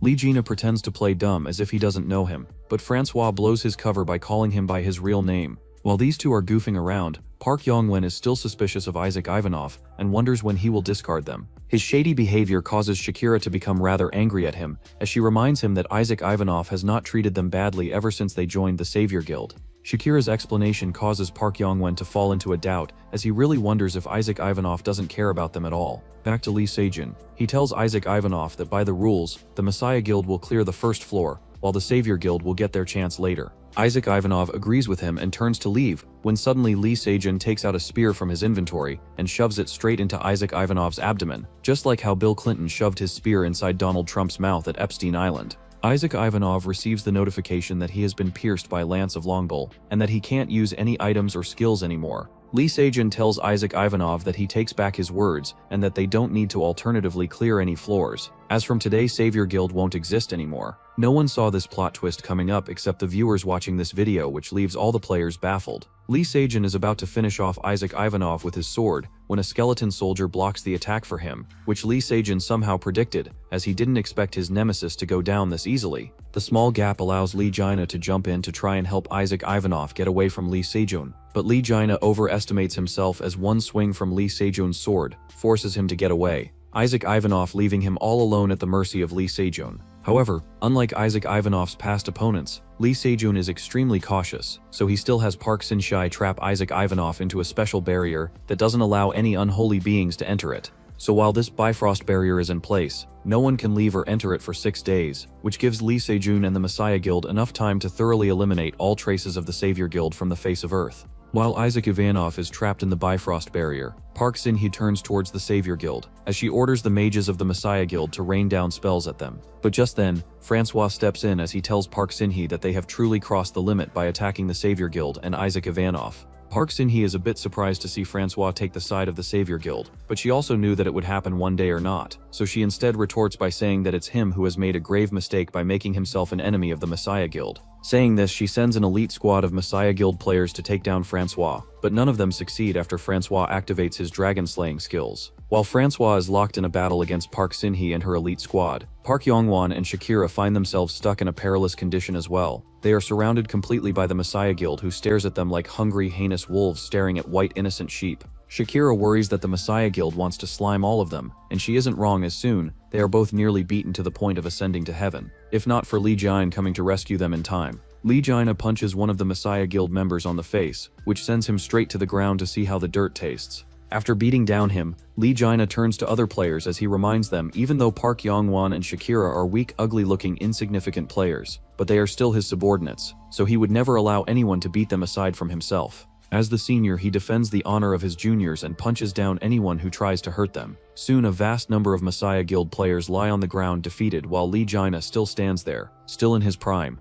Lee Jaina is enjoying this endless battle, but he starts to notice the crowd closing in, which makes him worried that if they all jump on him, he might be in serious trouble for real this time. However, his worries are placed on the wrong thing, as suddenly an arrow strikes him on the chest, which causes him to fall down. By the time he recovers and gets back up, a few more arrows strike him on his back, as the Archer Master reveals his presence. If the arrows weren't already deadly enough, he then explodes them using his skill, which turns Lee Jaina into a cooked piece of meat. But Lee Jaina is Lee Jaina, so he even recovers from such damage and even regains enough vitality to dodge the Archer Master's next arrow. The Archer Master realizes that Lee Jaina is not someone that he can slime on his own, so he orders the other Messiah Guild members to tire him out so that he won't be able to recover anymore. But Lee Jaina is like Captain America, as he comments that he can do this all day. Back to Lee Se-jun, he receives the latest intel from his subordinates, that the battle is proceeding just according to their plan. Park Sin-hee-jun is taking care of Francois France, while the Archer Master is focusing on Sub-Isaac.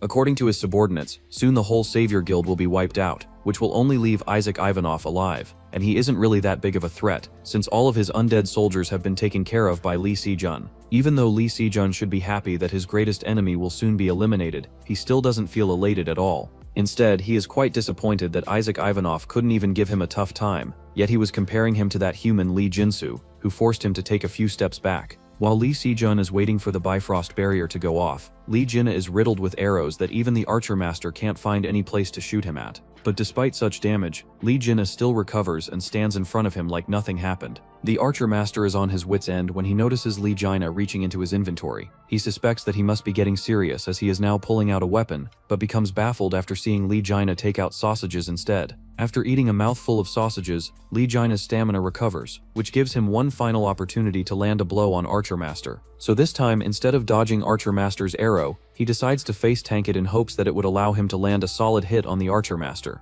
His plan works flawlessly, as he tanks the exploding arrow and punches the Swordmaster at point-blank range, only for a barrier to stop him. That barrier turns out to be Sakura, who blocked the punch for her master at the cost of losing her shoulder and exposing herself to Lee Jaina. So she doesn't waste any time, and uses this moment of surprise to unleash a deadly strike which leaves Lee Jaina in a terrible shape. But this leaves the Archer Master completely open, which opens the window for Johann Jorg to sneak attack the Archer Master and assassinate him in a single smooth motion. The Archer Master blames his old age for not remembering that the opponent had the Hades helmet in their arsenal. Unfortunately for him, he realized this too late, so he falls at the hands of Johann Jorg, which gives the Savior Guild their first victory against the Messiah Guild in this all-out confrontation. The death of the Archer Master makes Sakura lose all of her will to fight, which makes Lee Jaina feel pity for her even though they are fatal enemies. But Johann Jorg doesn't feel the same, as he doesn't hesitate to eliminate Sakura while she has let her guard down. Lee Jaina is furious at him for being this cruel to a woman who has dropped her weapon, to which Johann Jorg reminds him that they are in a battlefield to decide the future of the planet Earth. Hearing this, Lee Jaina comes back to his senses and seriously locks in to secure the future of the Earth and the Savior Guild.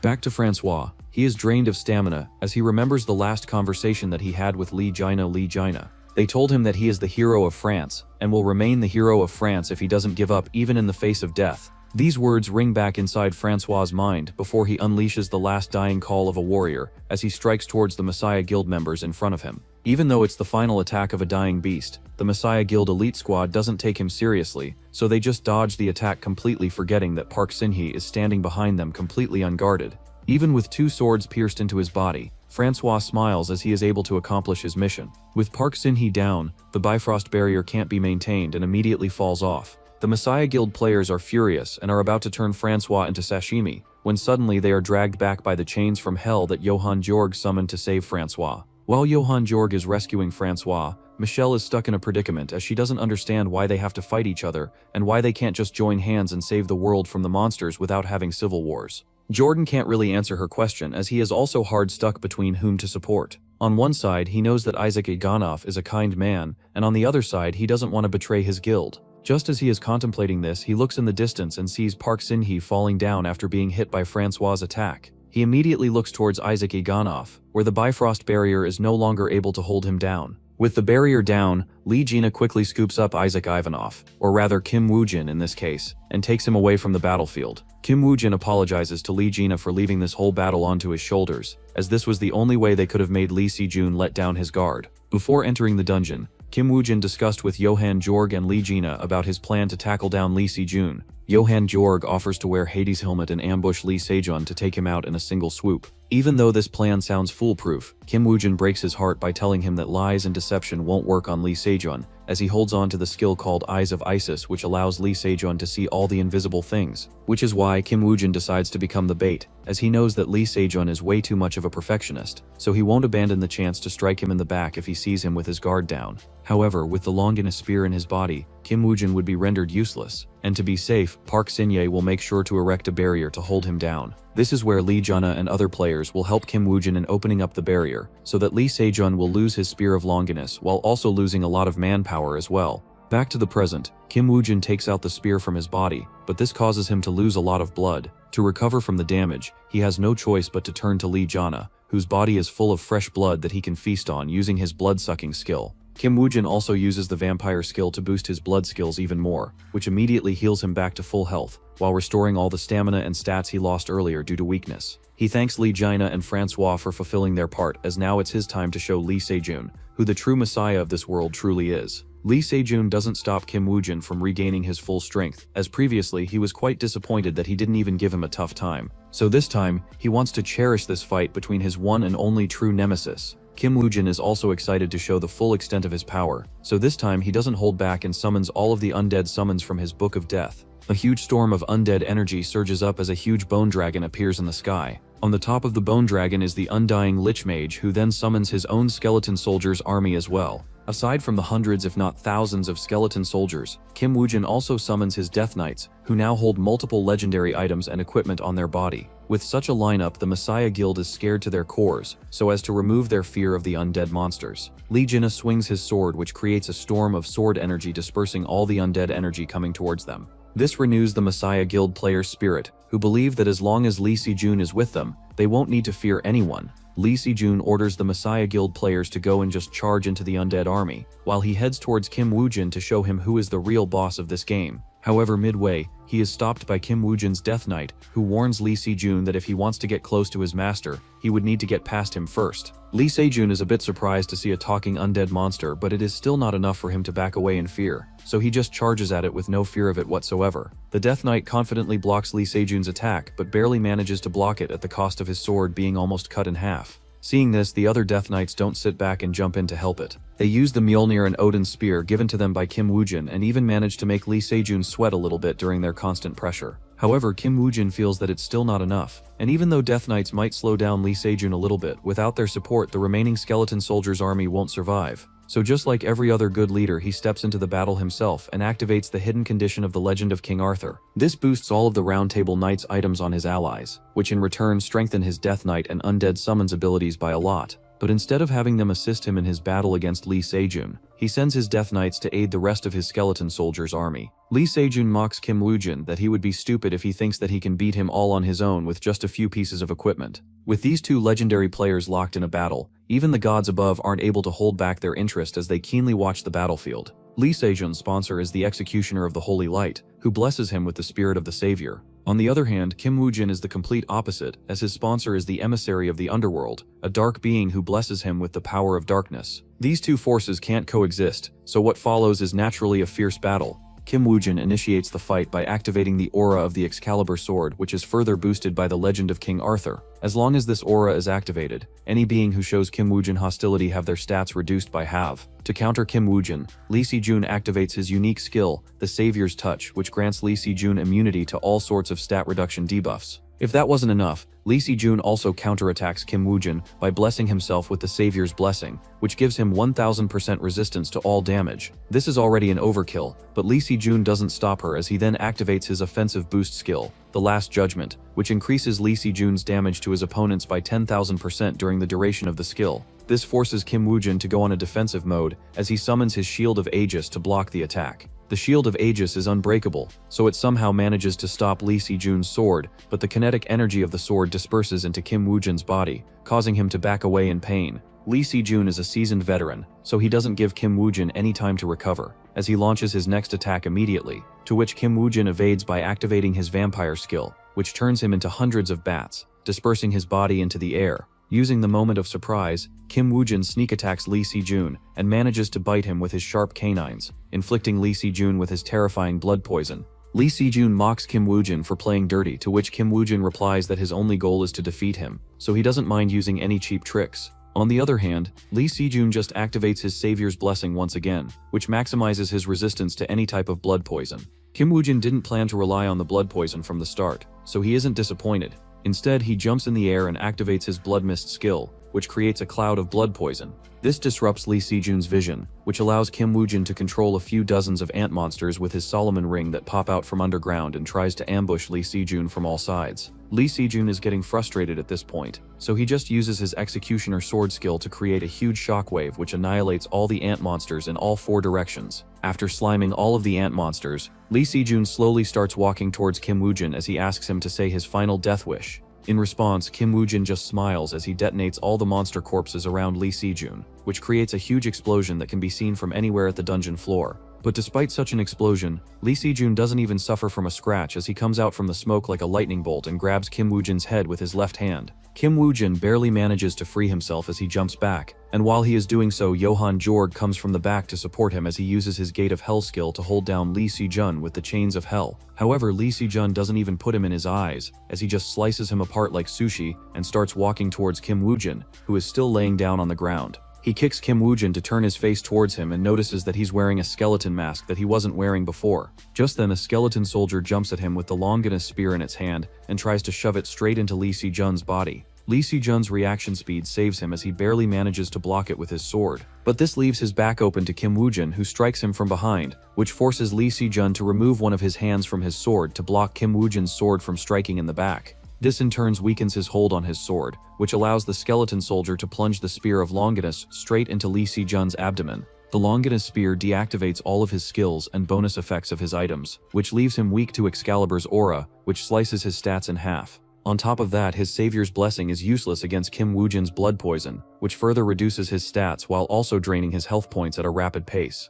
Despite all of these debuffs and stats reduction, Lee Se-jun is still not worried as he does not believe that any weapon in the world would be able to break through his armor. He mocks Kim Woo-jin and asks him if this is all he has. Saying this, Lee Se-jun is about to pull out the Longsna spear out from his abdomen, when suddenly, Kim Woo-jin takes out the Balmung sword from his inventory and slices off Lee Se-jun's head, ending this 2 lives long rivalry between them. What started off with the Balmung sword now ends with the Balmung sword, which can cut through any armor or resistance no matter how great it is.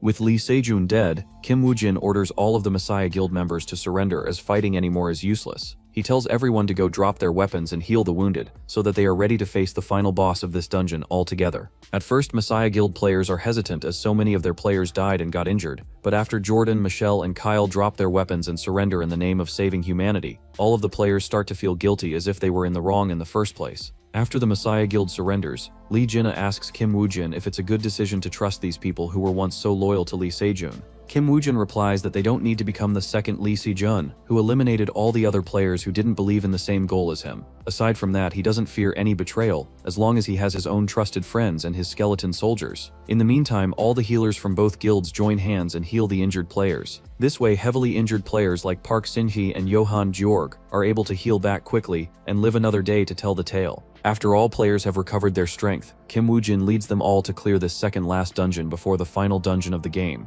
It takes them 2 months to clear the 8 floors A+ ranked dungeon, which is the longest Kim Woo-jin has spent in any dungeon yet in this life. After the dungeon is cleared, the public is excited to welcome their heroes, but they don't find Lee Se-jun anywhere. To explain the situation, Kim Woo-jin holds a press conference and announces to the world that Lee Se-jun died a heroic death, and before dying, he entrusted his will to him that in the future, he will take on a 9-floor dungeon on his behalf and make sure that the game is cleared. The public mourns Lee Se-jun's death as the hero, which is the best ending that Kim Woo-jin can give to a villain like him. Meanwhile, Park Sin-hee is standing behind the stage where Lee Se-jun finally asks her to spill the truth of what happened on that day 4 years ago. Fast forward to a few days later, Kim Woo-jin takes Lee Se-jun to eat as much meat as he wants to, as this is what he promised him, in exchange of drinking all of his blood on that day in the dungeon. While Lee Se-jun is happily eating his beef and pork, Oh Se-jun arrives and joins them in the fun as well. He asks Kim Woo-jin what he will do when the game is cleared, and that all the players will return to being normal citizens. Kim Woo-jin hasn't really thought much on that, but Oh Se-kwan has. He tells Kim Woo-jin that he plans to create an organization called Pandora, which will employ all the players who will become unemployed after the game ends.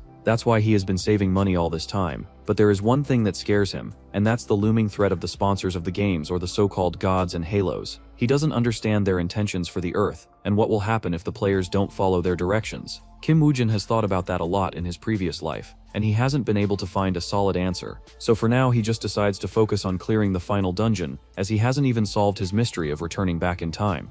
As for the halos and the gods who are the mastermind behind this game, there are 6 of them. 4 of them are the most common. The first is the Listener of all creation, which allows the players to contract with spirits and various creatures. The second is the Caretaker of the Fountain, which gives the players the option to cast magic and spells. The third is Undying Fighter, which gives the players tremendous strength and tenacity. The fourth is the Silent Hunter, which gives players exceptional agility and enhanced senses. Aside from these 4, the 2 rare ones are the Executioner of the Holy Light, which gives the players absolute defense and offense, making them an all-rounder, and the Emissary of the Underworld, which gives players dark magic to summon the undead and use poisonous skills. The reason why Kim Woo-jin chose Emissary of the Underworld in this life was for a sole reason, and that was to take revenge on Lee Se-jun, who held the Executioner of the Holy Light's blessing. And now that Lee Se-jun is dead, Kim Woo-jin has only one goal left, and that's to end the game. Time passes by, and the day of the dungeon raid of the final dungeon keeps closing in. A few days before the dungeon raid, Park Sin-hee announces that she will be resigning as the head of the Hansun group.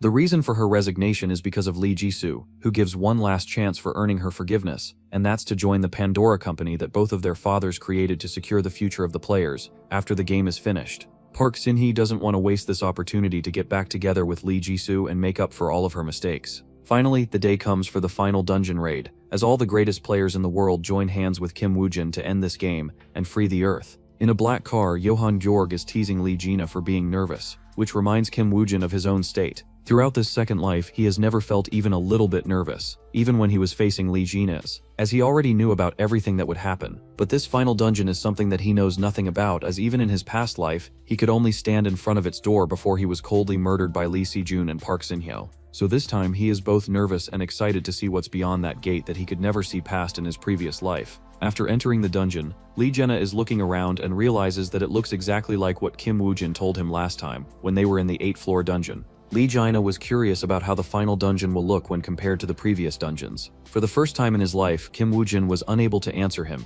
as he only told him that he knows that the first floor of the dungeon is an endless cavern. Back to the present, Kim Woo-jin also sighs in relief as the dungeon is exactly how he remembers it to be in his previous life, which means that nothing has changed. Lee Jenna can notice that Kim Woo-jin is feeling a bit nervous, so he grabs his shoulder and tells him that everything will be alright. However, just then a notification pops out in front of everyone, which informs them that a system error has occurred and that the first floor clearance condition has been forcibly met. After this, the same notification appears for all the floors till the 8th floor, and afterwards a door appears in front of everyone that invites them to the 9th and the final floor. Even Kim Woo-jin, who has lived 2 lives, is shocked to see the system crashing due to an error and doesn't understand what's going on. He can only hope for the best that it's just how the final dungeon is supposed to be. He turns towards everyone and asks them to brace themselves as they will be entering the final floor very soon. Saying this, he opens the door and enters the 9th floor, which looks like a court of some emperor. However, the court looks rather unusual, as there is no sign of life in it. All the players can see are a few corpses of dead monsters, who look as if they were just slain by some creature.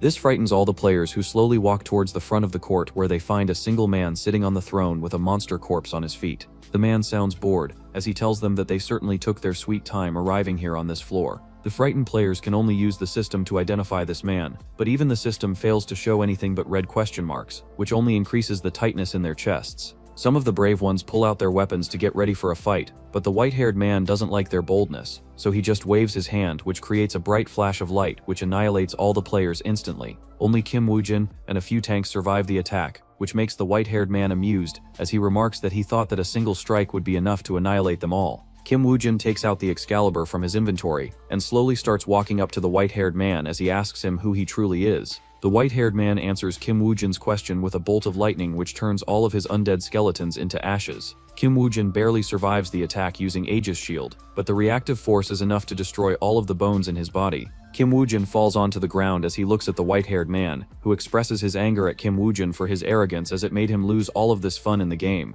Kim Woo-jin grits his teeth in pain, but when he hears the white-haired man call him Kim Woo-jin, he forgets about the pain and instead asks him who he truly is. The white-haired man reminds Kim Woo-jin that he has no authority to ask him any question, and just points his finger at him, which is enough to turn Kim Woo-jin into a bloody pulp.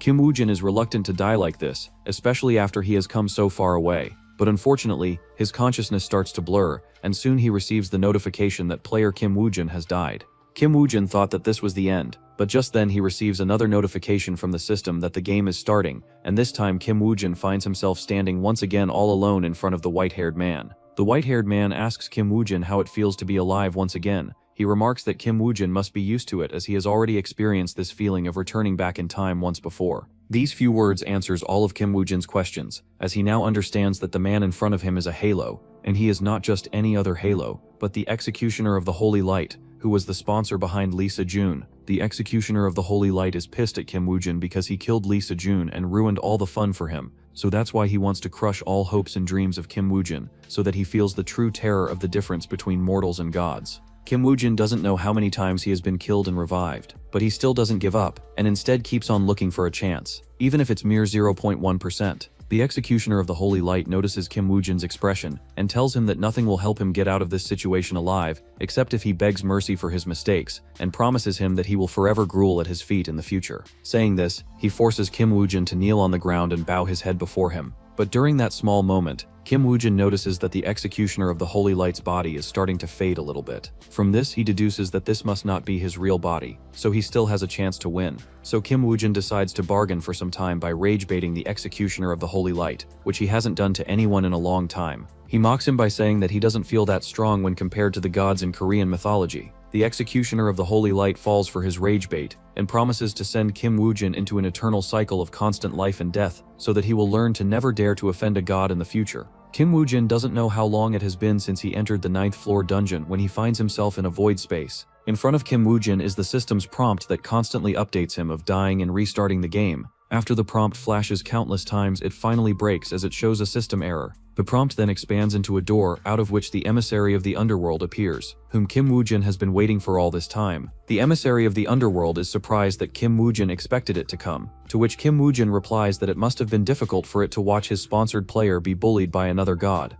The emissary of the underworld is satisfied with Kim Woo-jin's mentality, so he gifts him with a special heart that gives Kim Woo-jin the strength to stand up against the executioner of the Holy Light, or at least what exists of him in the final dungeon. Back in the dungeon, the executioner of the Holy Light is still mad about Kim Woo-jin's taunts, so he is about to turn back the time, when suddenly he realizes that he can't turn it back anymore. He looks towards the hole that he created where Kim Woo-jin's body was laying. There is now a dust cloud rising from it. Soon a fully intact Kim Woo-jin stands in front of him and his aura, this time is not any weaker than of his own. It doesn't take a genius to understand that Kim Woo-jin got help from his sponsor, especially since that aura is so sinister and dark. But despite this, the executioner of the Holy Light isn't worried as he does not believe that a mortal can stand up against a god like him. But Kim Woo-jin soon proves him wrong when he cuts apart his attack with ease, using the powers given to him by the emissary of the underworld. The executioner of the Holy Light becomes serious, and doesn't give Kim Woo-jin much more time as he can see that his own strength is running out. What follows is a fierce battle between a god and a mortal, that goes on for a while as they both fight each other toe-to-toe. However, the executioner of the Holy Light soon becomes unable to fight anymore, as his body starts to blur between the fabric of space and time. Seeing this, Kim Woo-jin mocks him by saying that even a god must have to pay a great price if it wants to mess with the equilibrium of space and time. So without wasting any time, Kim Woo-jin slashes his sword at the executioner of the Holy Light, who is unable to tank it this time, as the sword light pierces through his flesh. Seeing his attacks finally have some effect on this arrogant god, Kim Woo-jin decides to utilize his ultimate move as he summons the Gate of Hell, which engulfs the executioner of the Holy Light with its dense and terrifying chains. With the executioner of the Holy Light sealed, Kim Woo-jin knows that he just needs to wait for just long enough till the executioner of the Holy Light is completely out of energy. But Kim Woo-jin would be too foolish to believe that a god would go down this easily, as the executioner of the Holy Light instantly erupts with great strength and destroys the death chains, sealing him. After freeing himself, the executioner of the Holy Light heals himself using the last bit of his powers, as it informs Kim Woo-jin that even if he loses all of his powers today, he will make sure to annihilate his soul before doing that. Kim Woo-jin can feel that the executioner of the Holy Light has gotten weaker, but his words cause him to become cautious as a cornered dog is already extremely dangerous, not to mention that there is a cornered god in front of him. The executioner of the Holy rushes at Kim Woo-jin with a spear in his hand. Kim Woo-jin braces himself to block his attack, but the executioner of the Holy Light is too fast, as before Kim Woo-jin even knows, he has already thrusted his spear right into Kim Woo-jin's chest. Now Kim Woo-jin would certainly have died at this moment, but fortunately for him, the executioner of the Holy Light is hated by all the other gods. So the Undying Fighter comes out and grants Kim Woo-jin his own authority. The Undying Fighter's authority allows Kim Woo-jin to utilize the never-ending vitality of a tank which immediately heals all of his wounds. The feeling of limitless strength rejuvenates Kim Woo-jin's whole body as he effortlessly throws back the executioner of the Holy Light to the place where he rushed at him from. The executioner of the Holy Light is already furious by the interference of the Undying Fighter when suddenly the Silent Hunter steps in as well and grants Kim Woo-jin his own authority too. Boosted by the god of agility and hunt, Kim Woo-jin conjures a dagger from thin air and disappears from the sight of the executioner of the Holy Light and appears beside him to leave a gushing wound on his chest. The other gods are unable to hold back as they also step in to grant Kim Woo-jin their authority so that he can defeat this arrogant executioner of the Holy Light, which they detest so much. The fourth god to step in is the Listener of all creation, who gives Kim Woo-jin her authority to summon and contract all living beings. Using her authority, Kim Woo-jin summons a couple of vines from underground and shackles the executioner of the Holy Light in it so that he won't be able to escape. But the executioner of the Holy Light soon frees himself, but the small time gap was already enough for Kim Woo-jin to receive the fifth and the last blessing, which comes from the caretaker of the Fountain of Knowledge, who also grants him her authority. Using her authority, Kim Woo-jin creates a magic circle where he previously shackled the executioner of the Holy Light, and instantly activates it the moment that he frees himself. After so much abuse, the executioner of the Holy Light has no strength to fight Kim Woo-jin, so he just begs him to spare his life. Kim Woo-jin remembers that just a few moments ago, the executioner of the Holy Light was the one asking him to beg for mercy. Even though he has just defeated a god, Kim Woo-jin is not proud or happy as he asks the other gods to come out and deal with the executioner of the Holy Light on their own. Just then, a portal opens up, out of which comes out the Undying Fighter who apologizes to Kim Woo-jin for his previous life. Kim Woo-jin doesn't feel bad for the last life as at least in his current life he was able to make up for a lot of his regrets. The Undying Fighter likes Kim Woo-jin a lot, and asks him to never change. He then turns to the executioner of the Holy Light and grabs him by his neck and assures Kim Woojin that he will meet a harsh punishment. After he leaves, the caretaker of the Fountain of Knowledge comes out and she looks like an absolute 10 out of 10 goth baddie. She greets Kim Woojin and asks him that he must have a lot of questions. That's why she decides to just tell him everything that happened from the time that he was betrayed by Lee Si-jun. She tells him that after he died, Lee Si-jun controlled the whole world like a god, which pissed off all the gods except the executioner of the Holy Light, who kept supporting Lee Si-jun. So in the end, all of the other gods decided to reverse the time and space to the beginning of the game to create a weapon against Lee Si-jun, who will pull him from the throne and end the game. This is where they chose him, because he was the most qualified player, and one with the best sense of justice. This was also a method for them to make up for their mistakes the previous time, which was not easy as reversing time and space for a whole world takes a lot of effort even for gods like them. The reason why the executioner of the Holy Light was able to repeatedly turn back time was because he was only controlling time on this floor. After explaining everything to Kim Woojin, she tells him that the executioner of the Holy Light will have his strength taken away from him, and that he will be sealed in the 9th dungeon forever.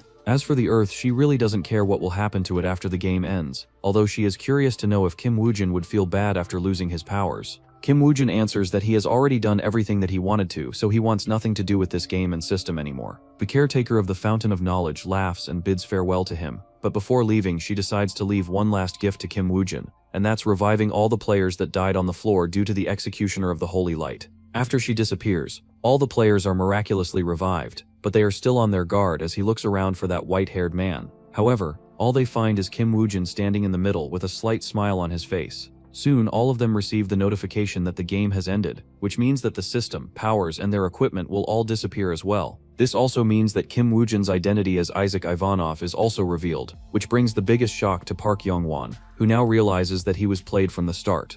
Before the players can leave the dungeon, Kim Woojin requests all of them to hide his identity and Legion's identity from the world. He then turns to Francois and tells him to announce to the world that Isaac Ivanov and his Ebuska sacrificed their life to clear the dungeon and bring peace to the world. He hopes that these words will make the people sympathize with the players who have lost their abilities. After exiting the dungeon, Francis holds a press conference where he informs the world of the passing of Isaac Ivanov and his comrades sacrificed their lives to save the future of humanity, and that his dying wish was that the world will treat the players kindly, who have lost their abilities and won't be able to go back to their normal lives very easily. He then brings Osei-chan to the stage, who introduces himself as the founder of Pandora's company, who founded this company with the help of the late Lee Jin-soo and Park Yong-ho. He promises to the players and the world that he will do his best to control the chaos that the world is about to fall into. Now that the players have lost their magical powers, 6 months pass by since the game ended, and the world is still recovering from the dungeons and the terror that they brought. The Pandora company has done a lot for the players who were left jobless after the game ended. However, not all players deserve the same respect, so people like Lee Jenna are there to handle them whenever they dare to mess at the Pandora company's office. While ex-players like Lee Jenna are working in the daylight, ex-players like Johan Jorg and Kim Woojin do the dirty work by protecting people from the remnants left by the game. However, this work isn't really that easy as some people keep on collecting the items that they have lost their effects in hopes that some of them might become useful once again later on. Kim Woojin and his team have been working without any rest, but this has caused the Pandora company to burn money like crazy. Since they are a charity organization, they have to give the ex-players a lot of money to survive, as not all of them are capable of employment. Fortunately, Kim Woojin has just the right solution to solve the money problem for them. The following day, Kim Woojin alongside Lee Jaina and Johan Jorg arrives at the Phoenix Corporation, where Park Yong-won has been printing money like crazy from all the donors who want to thank him for saving the world. Kim Woojin asks Park Yong-won for money, but he refuses to hand it over as he threatens Kim Woojin that it's not the game era where he could suppress him all alone just using his abilities. Saying this, he calls out his security team,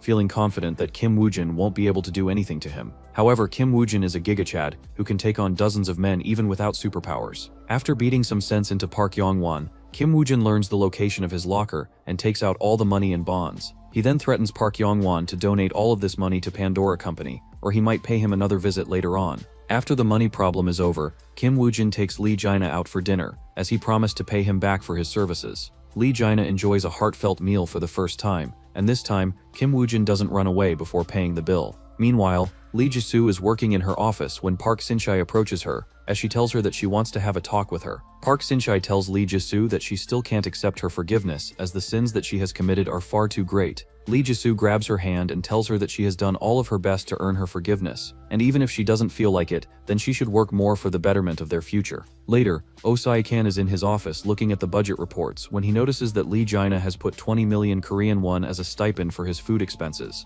He immediately calls him into his office and asks him how he can eat so much food even though he doesn't even have his powers anymore. Poor Lee Jaina can only cut his budget, or Oh Sai-chan might really kick him out of the company if he continues to spend that much money on food. On the topic of powers, Oh Sai-chan feels that Kim Woo-jin is hiding something, so he calls Francois to ask him if he has felt the same. Unlike all the other ex-players, Kim Woo-jin is the most mysterious, as the other players don't even know how he defeated that being. Aside from that, he has been taking on all of these dangerous missions to capture the smuggler of game weapons, and has never suffered an injury or even a bruise. Francois doesn't really have any answer for his question, as Kim Woo-jin is an anomaly that he can never hope to understand. He just feels glad that Kim Woo-jin is a man with a sense of justice, so as long as he is working for the good, he doesn't mind if he has powers or not. Whether Kim Woo-jin truly has powers or not is only known by Johan Jorg, who arrives with Kim Woo-jin at a dark mansion hidden in the woods. According to their intel, a group of smugglers have been torturing ex-players and stealing game weapons from them. Kim Woo-jin asks Johan Jorg to cover him with open fire, while he himself goes all alone into the opponent's formation while just wearing a combat suit and equipped with a knife.